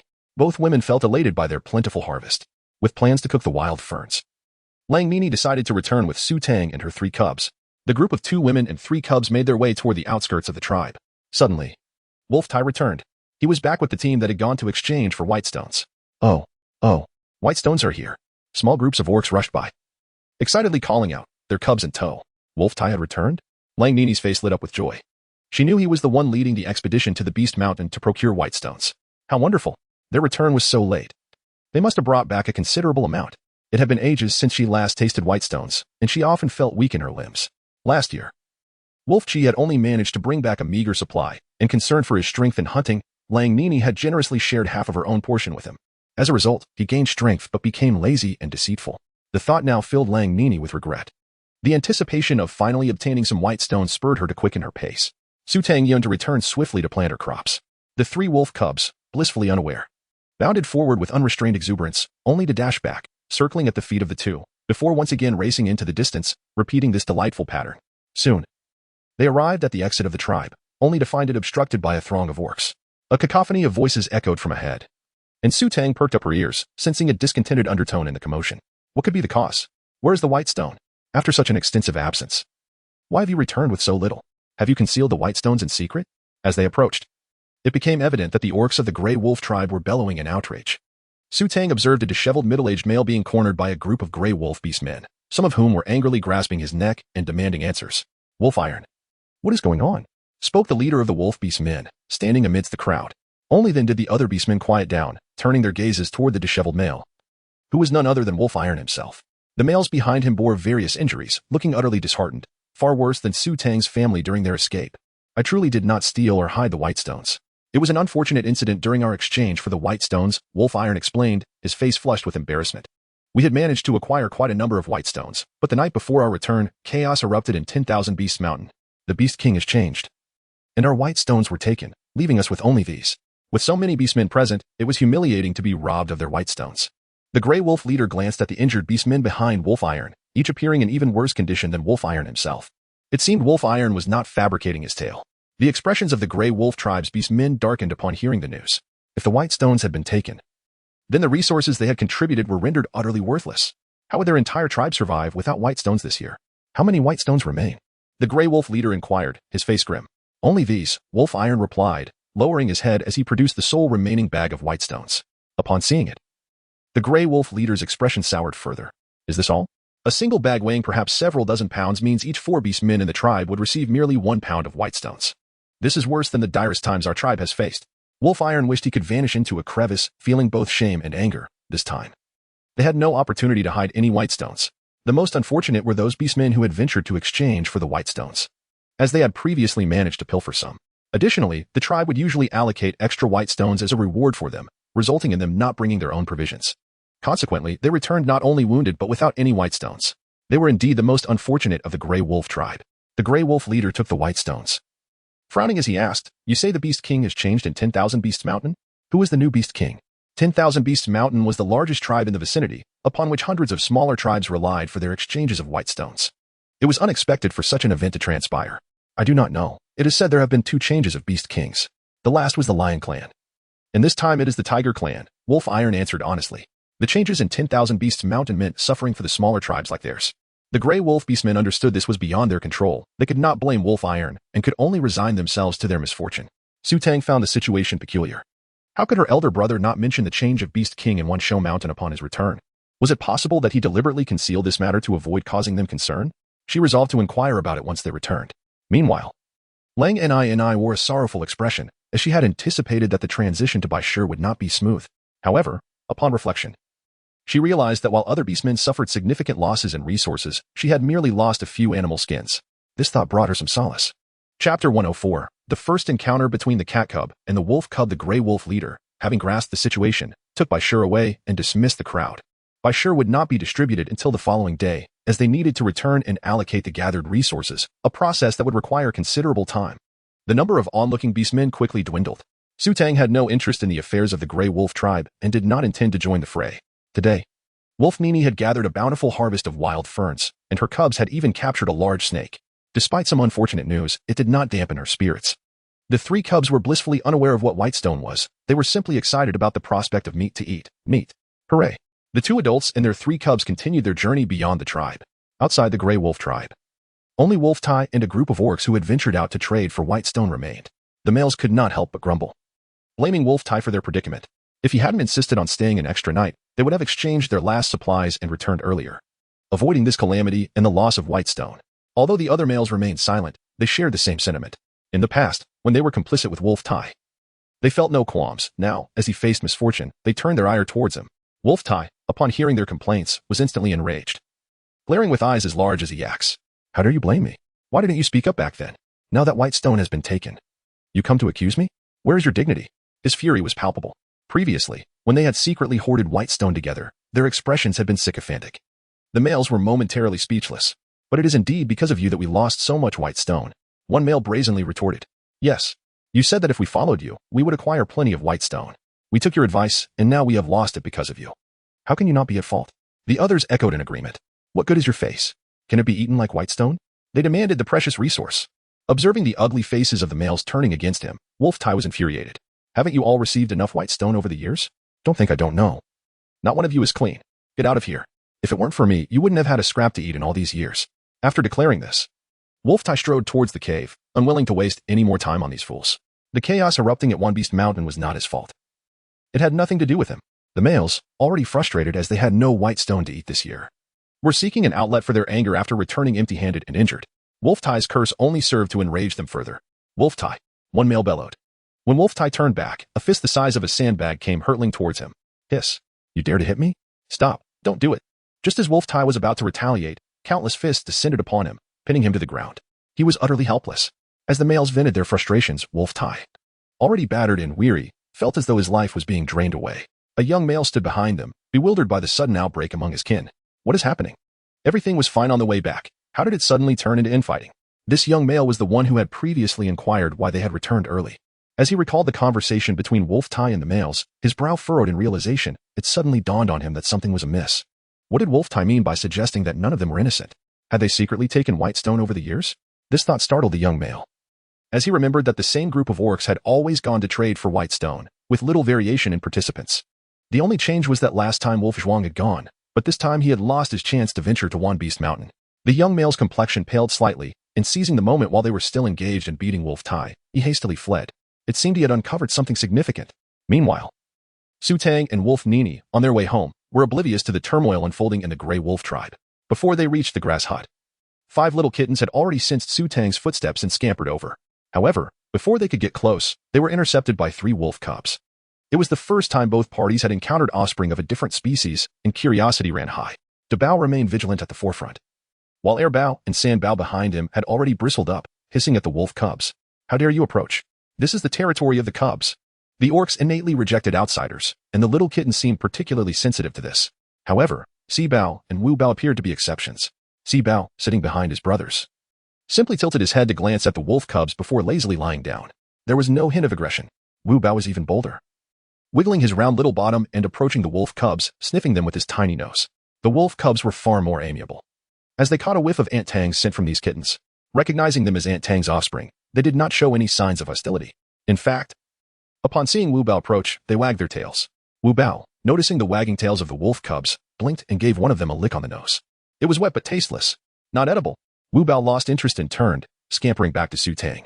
Seeing Wu Bao so close to her cubs, Wolf Nini's heart nearly stopped as she recalled the scene of her offspring killing the large snake moments ago. Orc cubs were generally fierce towards outsiders, especially those they had never encountered. She feared that her wolf cubs might mistake the kittens for prey and harm them. The little kittens were so small, her wolf cubs could easily devour them in one bite. Don't be alarmed. These are Nini's offspring. They are brothers, Su Tang said habitually, patting Wu Bao's head and addressing the other agitated kittens. Upon hearing their mother's words, Dabao, Air Bao, and San Bao relaxed their vigilance. If their mother said they were brothers, there was no need to fear. When their mother claimed safety, it was indeed safe. Seeing the kittens ease up, the wolf cubs, emboldened, approached even closer, nudging their faces against the kittens' backsides. This was a familiar greeting among the wolf tribe. Clearly, the kittens were unaccustomed to this. When a wolf cub sniffed at Air Bao's backside, Air Bao retaliated with a paw swipe. San Bao treated the wolf cub's tail like a toy, leaping to catch it as it flicked, pulling out a tuft of wolf fur in the process. Si Bao, ever composed, had climbed onto the back of a wolf cub without anyone noticing, and no matter how the wolf cub shook, Si Bao remained perched. Dabao and Wu Bao stayed by Su Tang's feet, not partaking in the fray. The kittens and wolf cubs played together harmoniously, creating an extraordinarily delightful scene. Su Tang twitched the corners of her mouth. How could her brood of kittens be so unafraid of even wolves? Are they truly cats? Are the offspring of the feline clan so formidable? Chapter 105, A Bountiful Hunt. Seeing her young ones frolicking joyfully with the kittens, Wolf Nini displayed a benevolent smile. Due to her circumstances, her offspring had never had many playmates. The cubs in the tribe shunned her young. After consuming the fruits provided by Su Tang, the wolf cub had frightened off numerous juvenile creatures, leaving them terrified and fleeing at the mere sight of it. Now that her young had companions, Wolf Nini felt immense joy. It seemed she would need to bring her cubs over to play more often. It was said that youngsters must engage with their peers to grow stronger. Wolf cub? Perhaps not. If they come again, they may not survive to adulthood. Go play. Tang said, distributing several pieces of dried fish, one for each cub. The young ones promptly clutched their respective treats and scuttled off to a corner to nibble away. Tang led the gentle wolf girl, and to the foot of a tree, where she greeted Xia. Today, Xia was not spinning thread. Instead, she was crafting wooden clocks. Upon noticing Ni's arrival, she warmly poured her a glass of water, adding a hint of sugar. Xia had taken quite a liking to this little wolf girl, whose soft-spoken nature and melodious voice captivated her. She had heard that Ni had decisively ended her relationship with the scoundrel, which only endeared her further to Xia. Ni was taken aback by the kindness shown to her. Holding the sweetened water in both hands, she took a sip, only to find it truly delightful. In disbelief, she sipped again, confirming its sweetness. With a hint of surprise, she glanced at Tang. Thinking to herself how remarkable it was that even the water in Tang's home was sweet. She felt fortunate to be basking in Tang's generosity today. The thought of how she could ever repay such kindness overwhelmed her. However, upon seeing the wolf cubs in the distance, she felt a sense of reassurance. She would find a way to repay Tang, even if it took time. Once the cubs grew, she would be able to show her gratitude. After finishing the sweet water, Tang mentioned her plan to borrow fire from Xia to cook the wild ferns she had gathered that day. Upon hearing this, Xia eagerly rolled up her sleeves and set to work. Wild ferns, after all, were delicious when prepared simply. I, feeling shy about just watching, joined in to help wash the ferns. Tang retrieved 2 wild strawberries and a wild fern, using the pretext of needing to relieve herself to slip into the farm. She was curious to discover whether the strawberries and the fern could thrive in the cultivated land. The farm featured 4 plots, all devoted to sweet potatoes, as their high demand and profitability made them a favored crop. By midday, the sweet potatoes had ripened, and with a single touch, all 4 plots were cleared. The strawberries and ferns were successfully planted. Tang's face lit up with joy. She had swiftly resolved the issues concerning 2 types of crops. It seemed she ought to venture to the back mountain more often with Nini to try their luck.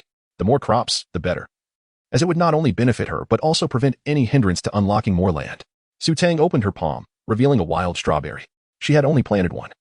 Intending to savor the taste of the other, she wiped it with her finger and placed it in her mouth. As her teeth sank into the fruit, an overwhelmingly tart flavor flooded her palate. Tang, what on earth is this, a strawberry? It is even more sour than unripe grapes.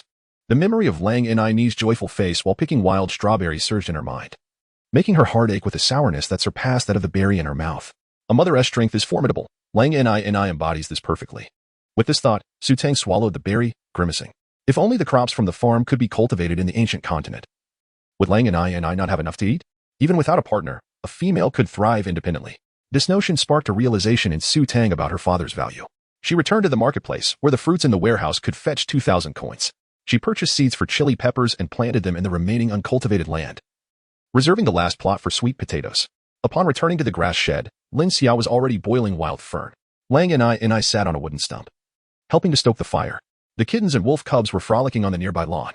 A bag of wild fern filled a large pot, and it was not long before it was ready. Xia took a basket lined with large leaves and filled it, presenting it to Ni. You are truly a great help, Ni said gratefully as she accepted the basket. I will return this as soon as I can. This is so useful. Lightweight and beautiful, it must be precious. No need to return it. Take it back and use it. I have plenty here, Xia replied with a warm smile. Her daily routine consisted of cooking, spinning thread, making clothes, and weaving. The household may lack other furnishings, but it was filled with numerous weaving frames, with no furniture available. These items served as substitutes. Ni gratefully accepted the gift, noticing that Tang's family still resided in the grass shed. She couldn't help but express her concern. Aunt, Tang, the rainy season will arrive soon. Are you truly not considering digging a cave? It would still be timely if you start now. When the heavy rains come, these 2 small sheds will surely be inadequate. Although the weather is warmer during the rainy season, exposure to the rain can still make a female ill. Nini, how long until the rainy season arrives? Xia asked anxiously upon hearing this. The warm season in the ancient continent seemed to have little rain, as they had not witnessed a single downpour since their arrival. The water level in the river had even decreased slightly. Ni shook her head, explaining that the arrival of the rainy season was unpredictable. But it would not be more than a month at the latest. Xia turned to Tang. I will ask my brother tonight if the wooden house can be completed and moved into before the rainy season. Tang acknowledged that this matter could not be overlooked. She was grateful for Ni's reminder. Otherwise, as an outsider, she would have been entirely unaware of the climatic changes in the ancient continent. Tang inquired further from Wolf Ni and discovered that the warm season had already elapsed for 2 months since her arrival. She had fled to the forest precisely when the snow began to melt and the warm season commenced. After living in the forest for 2 months and nurturing a litter of cubs, she returned with them. Considering the passage of time, with 3 months constituting a quarter, it was evident that the warm season was indeed drawing to a close, especially since the rainy season sometimes arrives later than expected. Wolf and I nodded in acknowledgement of Su Tang's intentions and refrained from further comments. Before departing, she directly expressed her maternal care by milking herself in Su Tang's grass hut, ensuring the kittens had a hearty meal before she took her wolf cubs, a basket, and a flat beast skin pouch back home. As she left, the little kittens eagerly sought nourishment. The 3 wolf cubs, fearing they might be left behind, sprinted away with remarkable speed. Observing this, Wolf and I felt reassured that bringing the cubs today was indeed a wise decision, as they were so lively. Having played energetically throughout the morning, it was clear they had enjoyed themselves immensely. In the afternoon, Jianyuan and Xiaofu returned from their hunting expedition. They had ventured deeper into the forest today and had quite a fruitful outing, managing to capture a large rhinoceros while passing by a waterhole. They also stumbled upon 2 sizable turtles. This rhinoceros was enormous, surpassing any previous catch, and it took considerable effort for the 2 to drag it back. Su Tang gazed at the colossal rhinoceros before her, which appeared as though a mountain had been piled up. In Chapter 106, Jianyuan sought his companions. Brother, why is this rhinoceros so enormous? Su Tang couldn't help but exclaim. This creature stood at an impressive height of over 2 meters, with a length extending 4 to 5 meters, perhaps even longer. Dragging this rhino back had left behind a wide, deep trail in the ground. As for its weight, Su Tang had never encountered such a massive being and found it impossible to estimate. She had thought that the prey her second brother had previously brought back was large. Considering the towering flora of the ancient continent, where even hares, wild chickens, and boars were larger than those she had seen before, yet still within an acceptable range. However, today's rhinoceros was akin to a prehistoric beast. Or perhaps it was mutated. How else could it have grown to such size? Heh, little sister. Is this your first encounter? This is nothing. The creatures in the forest are all quite large. There are even bigger ones. Su Jianyuan wore a proud expression, as he was the most knowledgeable individual in the family. My goodness, there are even larger ones? Lin Xia couldn't help but gasp at the revelation. Were the beasts of this forest truly giants? Indeed, the deeper we venture into the forest, the larger the animals become. Today, Xiaofu and I only ventured a short distance and managed to capture such a large rhinoceros, Su Jianyuan explained. Having learned this after his recent visit to the 10,000 Beasts Mountain, the python he encountered there had outweighed this rhinoceros. However, fearing that Lin Xia and Su Tang might worry, he restrained his desire to boast. Su Tang was taken aback, realizing why it was said that orcs struggled to survive in the forest, surrounded by such formidable beasts. It was not merely a matter of living. One might fear being crushed merely by venturing outside. The orc tribes predominantly inhabited the fringes of the forest, while the deeper regions, fraught with peril and encircled by mountain ranges, were places even the mightiest orc would hesitate to tread. Even Tang roamed only the outskirts of the forest, never daring to venture into its depths. Erigu was the most formidable, capable of capturing prey larger than that which even the Greywolf Tribe could secure. Xiaofu's face radiated admiration. Upon their return today, they encountered orcs from the Greywolf Tribe, whose eyes nearly bulged in astonishment at Ergu's catch. Xiaofu swelled with pride, as if the prey had been his own triumph. Just the thought of it made his wolf tail uncontrollably spring forth, causing the beast hide draped over his rear to bulge out. If you keep capturing such grand prey, we shall never have to worry about food again, Lin Xia exclaimed, beaming with delight. My son is truly remarkable. Su Jianyuan sighed, acknowledging the exaggerated claims he had made. Such opportunities do not come by every day. It often relies on fortune, he explained with a light cough. Bringing back this rhinoceros has cost me dearly. In the depths of the forest, while the number of wild beasts was scarce, their individual combat prowess was formidable. Today, fortune favored him. The rhinoceros he encountered was injured and aged. Had he sought a younger and more vigorous specimen, the outcome could have been uncertain. Carnivorous creatures in the forest, when driven by extreme hunger, would not hesitate to consume flesh, showing no particular dietary preferences.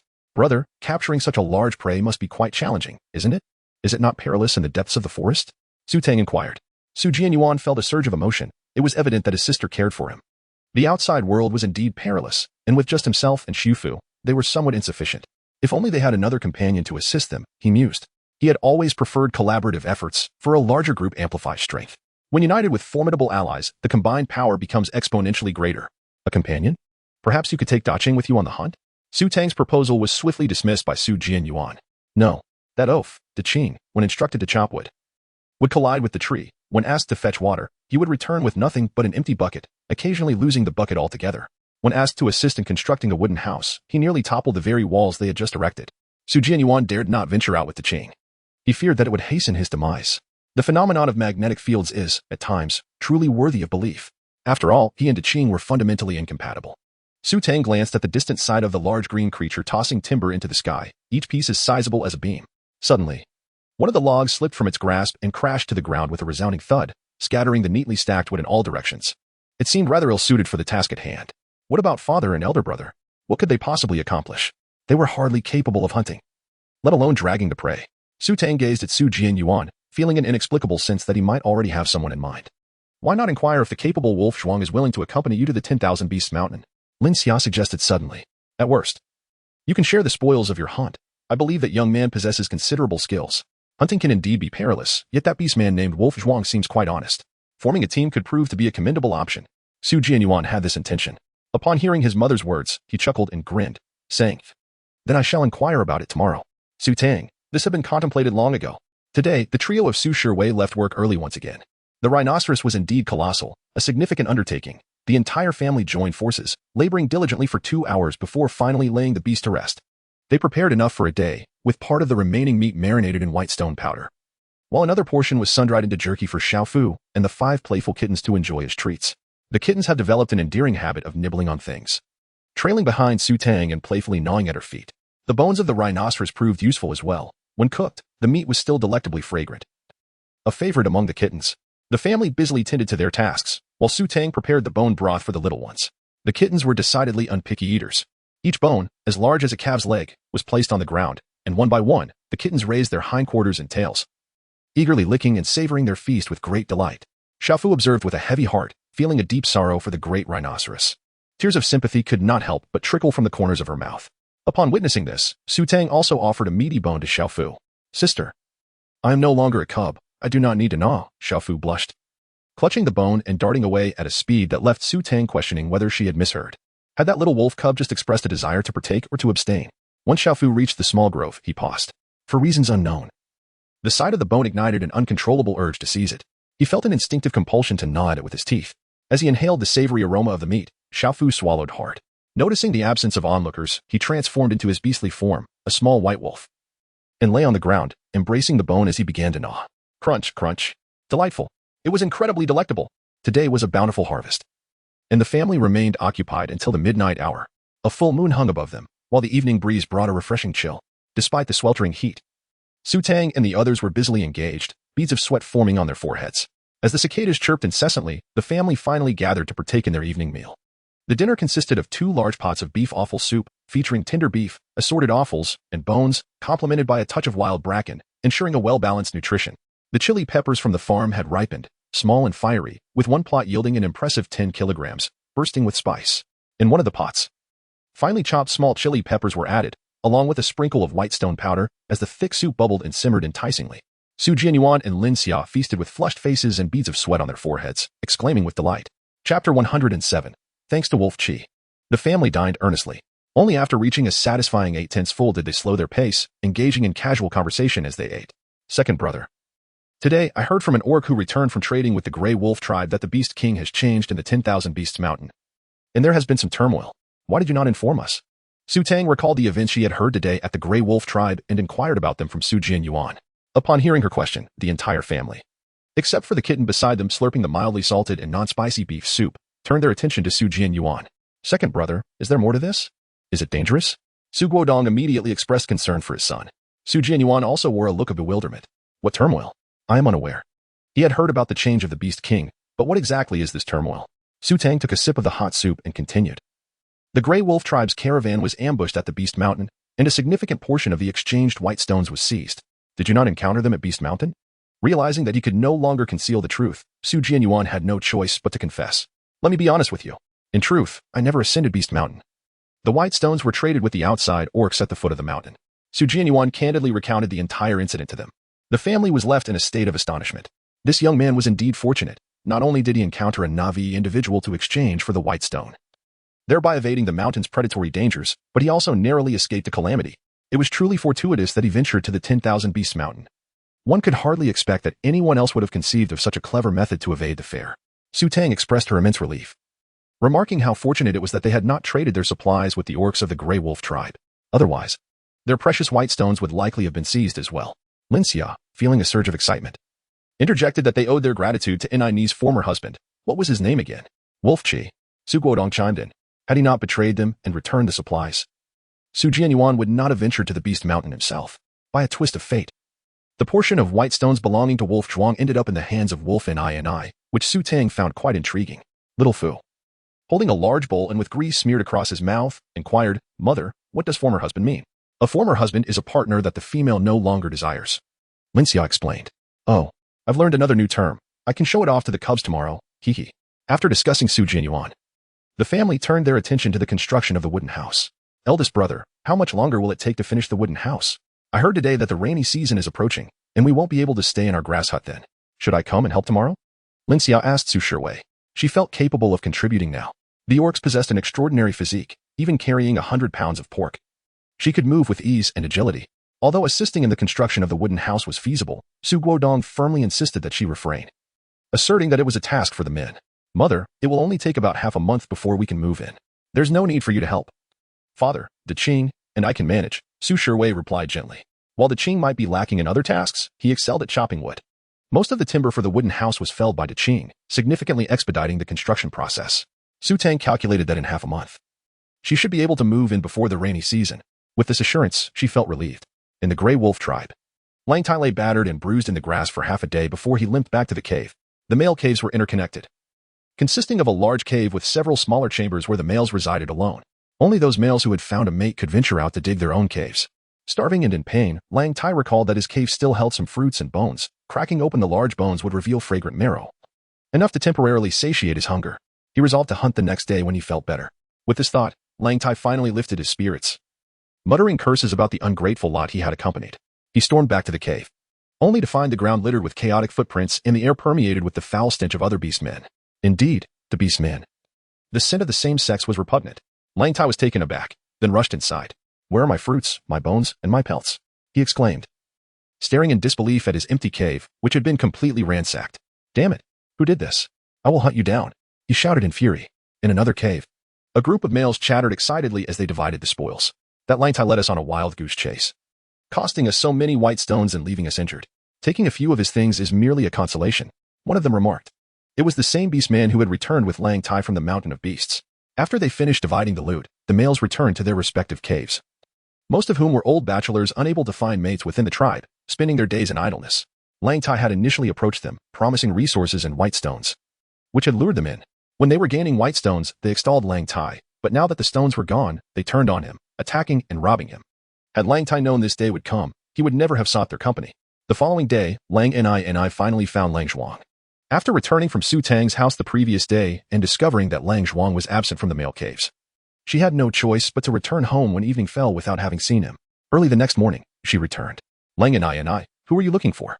"I can help you call him," a passing male offered eagerly as he noticed her standing outside the cave. "Surely you've changed your mind and are seeking a mate?" he added, hoping to seize the opportunity. "Thank you. I'm looking for Lang Zhuang. Can you help me call him out?" Lang and I replied, her hands nervously entwined, palm sweating. Upon hearing this, the male's interest waned. "Why look for that cripple? Lang and I, your taste is quite poor. The males you choose are either useless or disabled," he scoffed. "Lang Zhuang didn't he return last night?" he continued, then smiled ingratiatingly, asking, "Lang and I, what do you need him for? I am far stronger than he is. Why not consider me instead?" Lang and I quickly retreated, shaking her head. "You misunderstand. I have urgent matters to discuss with him." She chose not to broadcast the issue of the white stones, knowing that the tribe was low on them. If it were known that Lang Zhuang had exchanged white stones with Su Tang's second brother, it would surely incite resentment and envy among the other beastmen. Seeing her rejection and aloofness, the male felt embarrassed and departed. Knowing Lang Zhuang was not in the cave, Lang and I moved further away, waiting beneath an old tree. After a long wait, she finally spotted a bloody gray wolf, limping back with a small rabbit in its mouth. Chapter 108. Wait until I pour the water from his brain. Lang and I recognized Lang Zhuang at once. She stepped forward to intercept him. The gray wolf, surprised to see her, hesitated, instinctively attempting to flee. Realizing his intent, she called out, "Lang Zhuang, you need not hide from me. I already know." The gray wolf paused, his gray fur dripping with crimson liquid, uncertain whether to advance or retreat. "Was it you who brought the white stones that appeared in my cave yesterday, along with the sheep and other prey?" Lang and I summoned her courage to inquire directly. Upon hearing her words, the gray wolf stiffened, unable to meet her gaze, too afraid to transform into human form. Observing his reaction, Lang and I understood the truth. "Why did you give me these?" she asked, recalling Su Tang's words while gazing at Lang Zhuang's evasive eyes. Silence answered her. The gray wolf placed the rabbit at her feet and attempted to turn away. His action spoke volumes. "Are you pitying me?" Lang and I's eyes reddened, and she grasped the blood-stained fur of the gray wolf. I do not want your things. You can keep the white stones and pray. Do not bring them to me again.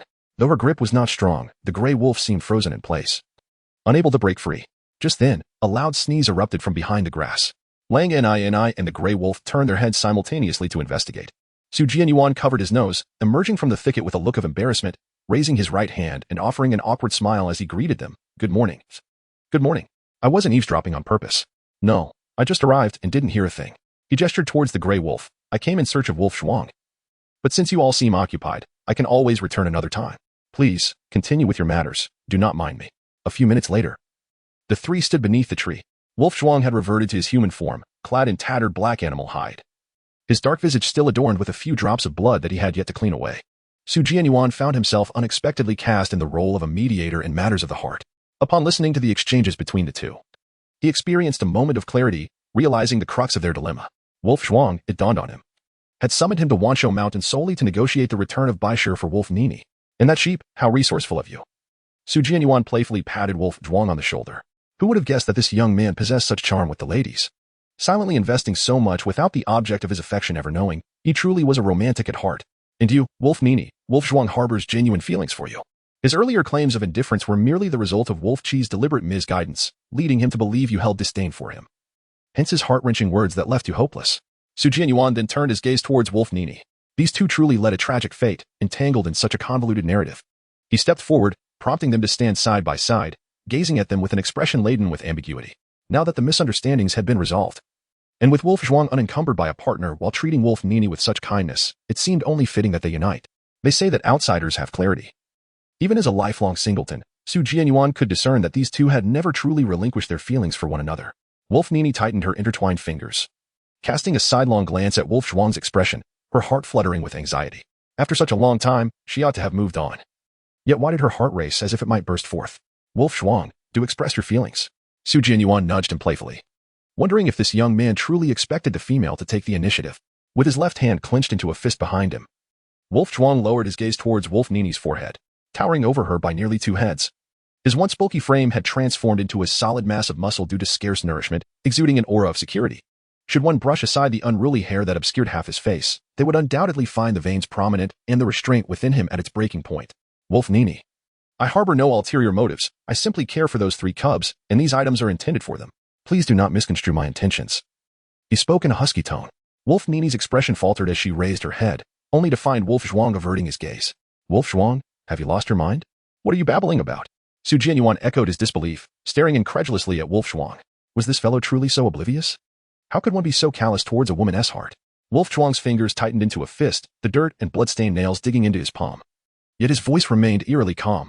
What I say is true, Wolf Nini. I do not love you, so do not overthink it. He was now a mere shadow of his former self, a beast of burden, requiring more time and effort than other beastmen to hunt. How could he possibly intrude upon her life? Jianyuan concluded that this person was indeed a fool. He turned to Wang Nini and said, do not stoop to his level. This fellow must have lost his wits while hunting. Just wait a moment. I shall go and pour the water out of his brain. Jianyuan dragged Wolf Kuay to one side, intending to give him a mental refresh. Wolf Nini took a deep breath and called out to him, Yuan, it's fine. I understand. Having spoken, without waiting for Jianyuan to respond, Wolf Nini fled as if in escape. Jianyuan exclaimed, what a disaster. My inaugural attempt at playing the matchmaker has ended in failure. The first brother he had encountered in the ancient continent was left single, just like that. Longzhuang tilted his head for a while before slowly turning back. Yuan, what brings you here? Are you still planning to go to the mountain of 10,000 beasts? I can accompany you, under the same conditions as before. At this moment, all he could do was alleviate her burdens. Jianyuan wore an expression of exasperation. Yet he did not neglect the matter at hand. What is this about the 10,000 beasts mountain? I have come to inquire if you would accompany me on a hunting expedition. I am in need of a companion. However, we shall venture deep into the forest, where dangers may lurk. Are you willing? Wolf Kuay pondered for a few seconds before nodding in agreement. Very well, I shall join you. But I require a share of the spoils as remuneration. One portion, specifically 1/8 of the total. He understood that Jianyuan possessed considerable prowess, even without his assistance. Capturing prey would not pose a significant challenge. Thus, he refrained from demanding excessively, content as long as there was enough game for both himself and his young to sustain them. Jianyuan appreciated the forthright nature of Longzhuang, who never owed anyone a favor. Before engaging in any discussion, he always made the terms abundantly clear. If it was feasible, it was agreed upon. If not, then there was no need for further deliberation. No problem, just one portion. Jianyuan grinned, giving Longzhuang a hearty pat on the shoulder. However, when he mentioned one portion, he actually meant a third. Together with Xiaofu and Longzhuang, they would hunt, and the spoils would naturally be divided into 3 equal shares. Jianyuan was not one to take advantage of others. He believed in fair distribution, ensuring that he would not suffer losses and that honest, sincere individuals would not be taken advantage of either. Unaware of Jianyuan's thoughts, Longzhuang simply nodded in agreement. Jianyuan was willing to take him hunting, which filled him with joy. Just as the two were conversing, a sudden commotion erupted from a nearby male cave. "Let me go. You have no right to seize me. I did not steal the tribe's white stone." Chapter 109. Jianyuan, eat excrement upside down. Jianyuan turned his head and beheld a group of gray wolf beast men dragging a male figure outwards. The captive struggled incessantly, cursing vehemently and exhibiting complete resistance. What was happening? Had he inadvertently stumbled upon some secret of a tribe? Jianyuan stretched his neck to observe, and Lang Shuang also witnessed this scene. A flicker of bewilderment crossing his eyes. Wolf Tai? How did he become ensnared? Before long, the gray wolf beastmen subdued Wolf Tai, binding his hands with thick vines. 2 gray wolf beastmen dragged his legs forward, while other bewildered beastmen trailed behind, drawn by the spectacle. "Wolf Shuang, it was you. You informed the chief about me. Didn't you?" Suddenly, as Wolf Tai beheld the upside-down figure of Wolf Shuang, his eyes widened in a frenzied glare. He could not fathom who else would betray him. "It must be you, Wolf Shuang, you treacherous wretch. I kept your secret of delivering prey to Wolf Chi, yet you dared to expose me. I will end you." The beastman dragging his legs, witnessing his struggles, grew impatient and delivered a kick. "Silence. It was not Wolf Shuang who betrayed you, but a young beastman who accompanied you to the One Beast Mountain. It is not just you. All those who pilfered the tribe's white stones have been apprehended. The chief has decreed that you shall face severe punishment, and should you resist, your legs will be broken and you will be cast out of the tribe." Having delivered this grim message, the gray wolf beastman proceeded to take Wolf Tai away. Jianyuan was savoring a delightful moment when he suddenly turned to look at Longzhuang. "Have you been secretly delivering prey to Longqi?" he inquired. No wonder Lang Nini had taken so long to uncover his true nature. It was rumored that the orc named Longqi could hardly catch a single prey every 3 to 5 days, often resorting to cunning tricks. To have deceived Lang Nini for such a duration, Longzhuang's contributions were indeed significant. The true victim was right here. Longzhuang remained silent. In truth, he later learned that it had all been a misunderstanding. However, by that time, he had already lost an arm, just before Longqi's true identity was revealed. He found himself unable to hunt or stealthily deliver prey, causing Lang Nini and the cubs to endure a period of hardship. Meanwhile, Longqi was idly lounging outside the tribe, perplexed by the recent absence of prey that had met its demise by his own hand. It seemed to echo the adage of karmic retribution. Having spent a night awake in the forest, Longzhuang did not rest. Jianyuan proposed to resume hunting the following day, allowing him a day of well-deserved respite. Jianyuan picked up the rabbit from the ground and patted Longzhuang's shoulder. "You can take this prey back and enjoy it. Tang and Wolf Nini gathered plenty of food from the back mountain yesterday, so there is no need to worry about hunger. You should eat some meat to regain your strength for hunting." This simpleton, if he were to visit Wolf Nini again now, would likely infuriate her once more. Longzhuang accepted the rabbit, nodding silently. Today, Jianyuan decided not to hunt, as there was still food at home. The first thing he did upon returning home was gossip with Tang about Wolf Nini and Longzhuang. Nini went to find Longzhuang. What did he say? This was entirely within Tang's expectations. Jianyuan felt a surge of anger at the thought of that thick-headed fool who claimed not to be fond of Wang Nini. Am I blind? If he truly harbors no affection for Wang Nini, then I, Jianyuan, shall eat excrement while standing on my head. Jianyuan vividly recounted the remarkable deeds of the wolf. Upon listening, Tang could not help but furrow her brow. How could there be someone even more stubborn than her elder brother? Perhaps it was due to his arm, she speculated. She observed that Lang Shuang was a responsible orc, albeit with a heavy heart. Jianyuan nodded, believing that the young man had spoken such a harsh untruth out of fear of burdening Lang Nini. This little ploy might deceive the honest and simple-minded beast man, but it could not elude him. Tomorrow, they would hunt together, capturing a bountiful array of game to help restore his confidence. Jianyuan pursed his lips and nodded to himself. What a splendid idea he had concocted. A perfect solution for both parties. It is no wonder he is regarded as the most astute individual in this household. Tang remained silent. Such matters are not for outsiders to meddle in, and one can only wait for Lang Shuang to come to his own understanding. Today, Jianyuan did not need to hunt and instead went to assist in the construction of the wooden cabin. Tang tossed 5 beef bones to the cubs, who obediently lifted their tails and gnawed at the bones. Meanwhile, Tang collaborated with Lin Xia to craft furniture. A new house, of course, necessitates furnishings. One cannot simply sleep on the ground like in a thatched hut, with all belongings scattered about. The rainy season, coinciding with summer, will bring sweltering heat, making it uncomfortable to rest upon animal hides and straw. Tang and Ching stumbled upon a bamboo grove, from which they harvested a considerable amount of bamboo. Lin Xia then meticulously sliced the bamboo into slender strips to weave exquisite mats. Tang is designing furniture blueprints in preparation for home decoration.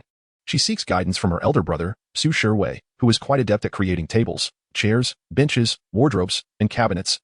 as she is not very skilled in this area herself. Su Tang is remarkably intelligent, quickly grasping concepts and applying them with ease. Her passion for handicrafts and DIY projects comes naturally. With rhino leather, hay, and a suitable amount of wood, she crafted a charming little sofa. The rhino leather is exceptionally durable, impervious to the playful claws of kittens, making it an ideal choice for cat-loving households. In the evening, Su Tang ventured into the farm once more. Today, she cultivated 2 crops and purchased some baby bok choy, the newly acquired seeds. Along with the planting duration for strawberries and wild ferns, have all increased to 5 hours. However, the extended time also means higher selling prices. Each of these 4 crops fetches 50 coins. Planting 1 plot of each crop yields a perfect total of 4 plots. The baby bok choy is gigantic, akin to a water bucket, appearing almost mutated. The strawberries are impressively large, comparable to a male fist, each one glistening and enticing to the eye. The wild ferns and peppers remain unchanged in size, harvested by the pound, and their quantity is quite substantial. When Su Tang took out the baby cabbage and strawberries, Su Guosong wished he had a magnifying glass to scrutinize them closely. Such enormous baby cabbage. Is this baby cabbage its grandfather? Grandfather cabbage, perhaps. Su Guodong couldn't help but exclaim in astonishment. How is it that the crops cultivated on his daughter's farm are so extraordinary? Have these crops reverted to their ancestral forms? Su Tang felt embarrassed. It wouldn't be impossible for you to call him Grandpa Kai. Looking at the vast expanse of crops, Su Guodong felt an irresistible urge and could not help but pull Su Tang aside, asking, "My dear daughter, once the wooden house is completed, could you arrange for me to cultivate some of the farm's produce? I would like to give it a try, having spent a lifetime tilling the land." He felt restless without the opportunity to grow something. Of course, Su Tang wholeheartedly supported the idea. The fruits of the farm were inconvenient to transport. But if extensive cultivation could be achieved on the ancient continent, it would allow them to exchange fewer hunting spoils for white stones in the Beast Mountain. Even disregarding the orcs, it was essential for the sake of their descendants to engage in agriculture, as it was the very foundation of their survival. All right, hee. Upon hearing Su Tang's agreement, Su Guodong beamed with the joy of a child. However, do not mention this to your mother just yet. She is not fond of me toiling in the soil. Su Guodong recalled something and reminded, "Rest assured, I promise I won't say a word." Su Tang glanced at her mother, who stood behind her father, and nodded earnestly.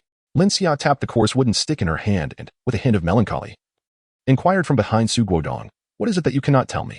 Chapter 110, The Wolfman Sees the Prey. Tonight's dinner consisted once again of rhino meat. It was the same hearty stew as yesterday, but today, baby bok choy was added to the pot. The harmonious blend of various aromas was utterly enticing. The family transformed into voracious eaters, focused intently on their meal. Su Guodong had one ear that was crimson, and he ate with great enthusiasm. Although he had just received a scolding, his wife did not oppose his farming endeavors, much to his delight. After the meal, Su Tang presented a delightful dessert, offering each person a large strawberry. The 5 little cubs shared 2, which were cut into small pieces and placed in their designated small plates. The 5 fluffy little heads huddled together, busily nibbling away, their mouths becoming a vibrant shade of red. After finishing their treat, they did not forget to wash their faces with their paws. Consequently, their paws also turned red. And as they wiped their faces, both their ears and cheeks bore the same rosy hue. Following the previous transformation of the little white cat into a little yellow cat, it had now become a little red cat. Su Tang has become accustomed to the routine, skillfully using damp animal hides to cleanse their faces, behinds, paws, and to remove the crust from their eyes, before gently carrying them back to their nest for slumber. The well-fed kittens lie on their backs, for paws in the air, indulging in sweet dreams. The following day, Lang Zhuang arrives early to await Su Jianyuan, and together they venture into the depths of the forest with Xiao Fu to hunt. Su Tang also ventured to the Greywolf Tribe, accompanying Wolf Nini to the hills in search of fruits.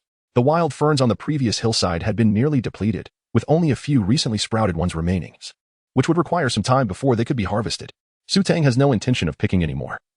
She will leave the wild fern for Wolf Nini to gather and enjoy later. The 2 of them circumvent the hillside, making their way towards the opposite side of the mountain. Along the journey, they encounter no fruits, yet Wolf Nini remains unperturbed, for with a Tang by her side, they're certain to find something. After approximately half an hour of walking, the 3 wolf cubs ahead suddenly come to a halt. Su Tang and Wolf Nini halted, drawing upon their previous experience, choosing not to advance recklessly. The trio of wolf cubs crept forward slowly before suddenly plunging into the thicket. A series of anguished cries erupted from within. Squeak, squeak. Soon enough, the 3 cubs emerged, each triumphantly clutching a black rabbit.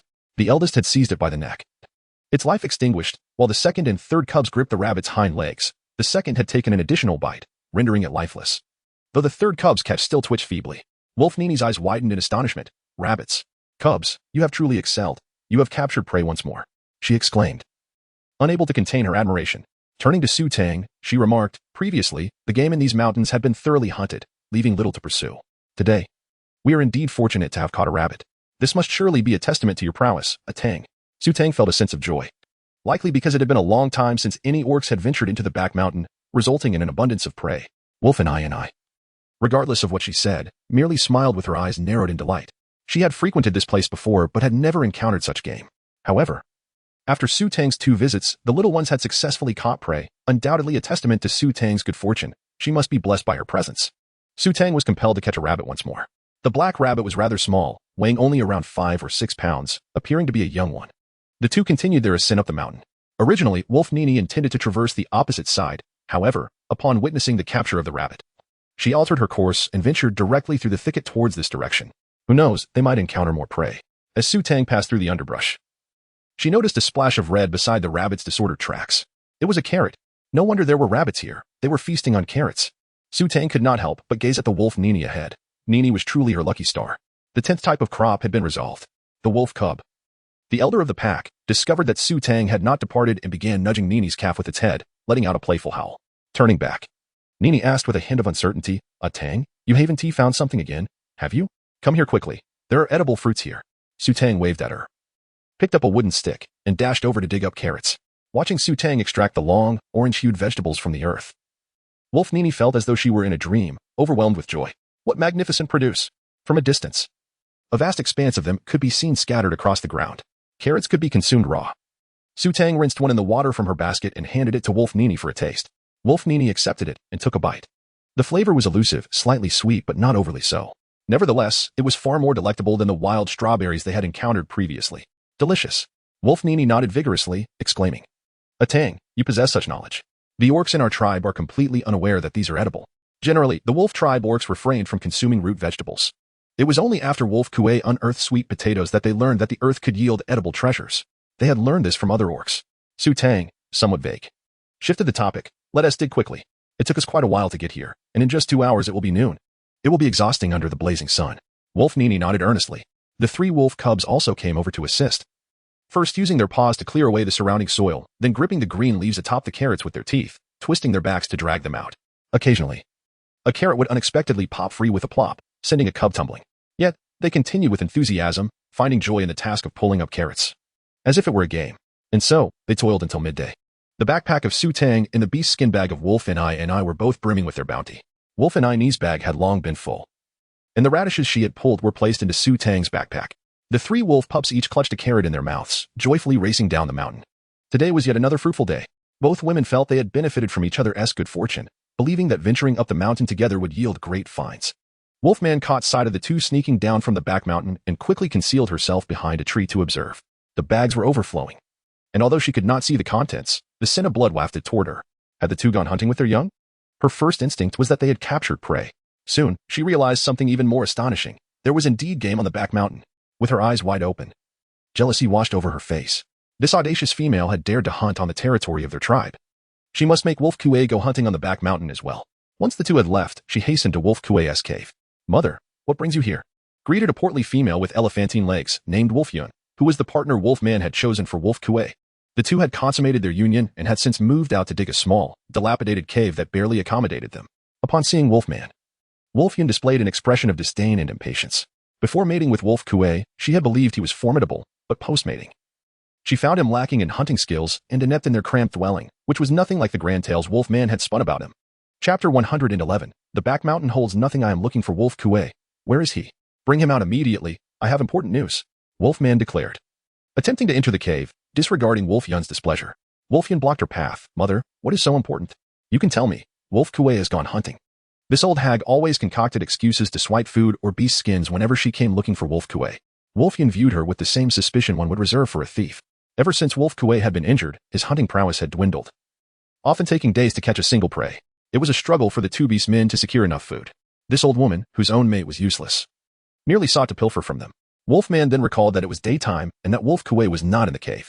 She nodded and said, when Wolf Kuay returns, tell him not to leave. We must hunt in the back mountain tomorrow. There are treasures to be found. Wolfyun's face darkened. She wished she could expel Wolfman immediately. What nonsense was this old hag spouting? She must be intending to sabotage her and Wolf Kuay. Everyone in the tribe knew the back mountain was barren, offering only sour fruits. Mother, do you truly wish harm upon your own flesh and blood? Wolf Kuay is your son. Wolfyun's expression soured as she prepared to issue an eviction notice. Wolfman hurriedly explained, Wolf Kuay is my child. How could I wish him ill? It is true. I just witnessed Wolf and I and Su Tang descending from the back mountain. Their bags filled to the brim with prey. Upon hearing this, Wolfyan froze. Su Tang? The one who lives outside the tribe? The one Wolf Kuay once fancied? Recently. The enticing aroma of meat had wafted from outside the tribe. It was well known across the Greywolf Tribe that Su Tang's family feasted on stews daily, complete with firewood. Wolfyan, filled with jealousy, often quarreled with Wolf Kuay whenever he returned empty-handed, questioning whether he regretted their union and had thus neglected his hunting duties. She believed he still yearned for Su Tang. His despondency was undoubtedly because he was not with her. Yes, it must be her. Just days ago, she had seen Su Tang visiting the tribe, heading to the back mountain, and returning to feast on meat.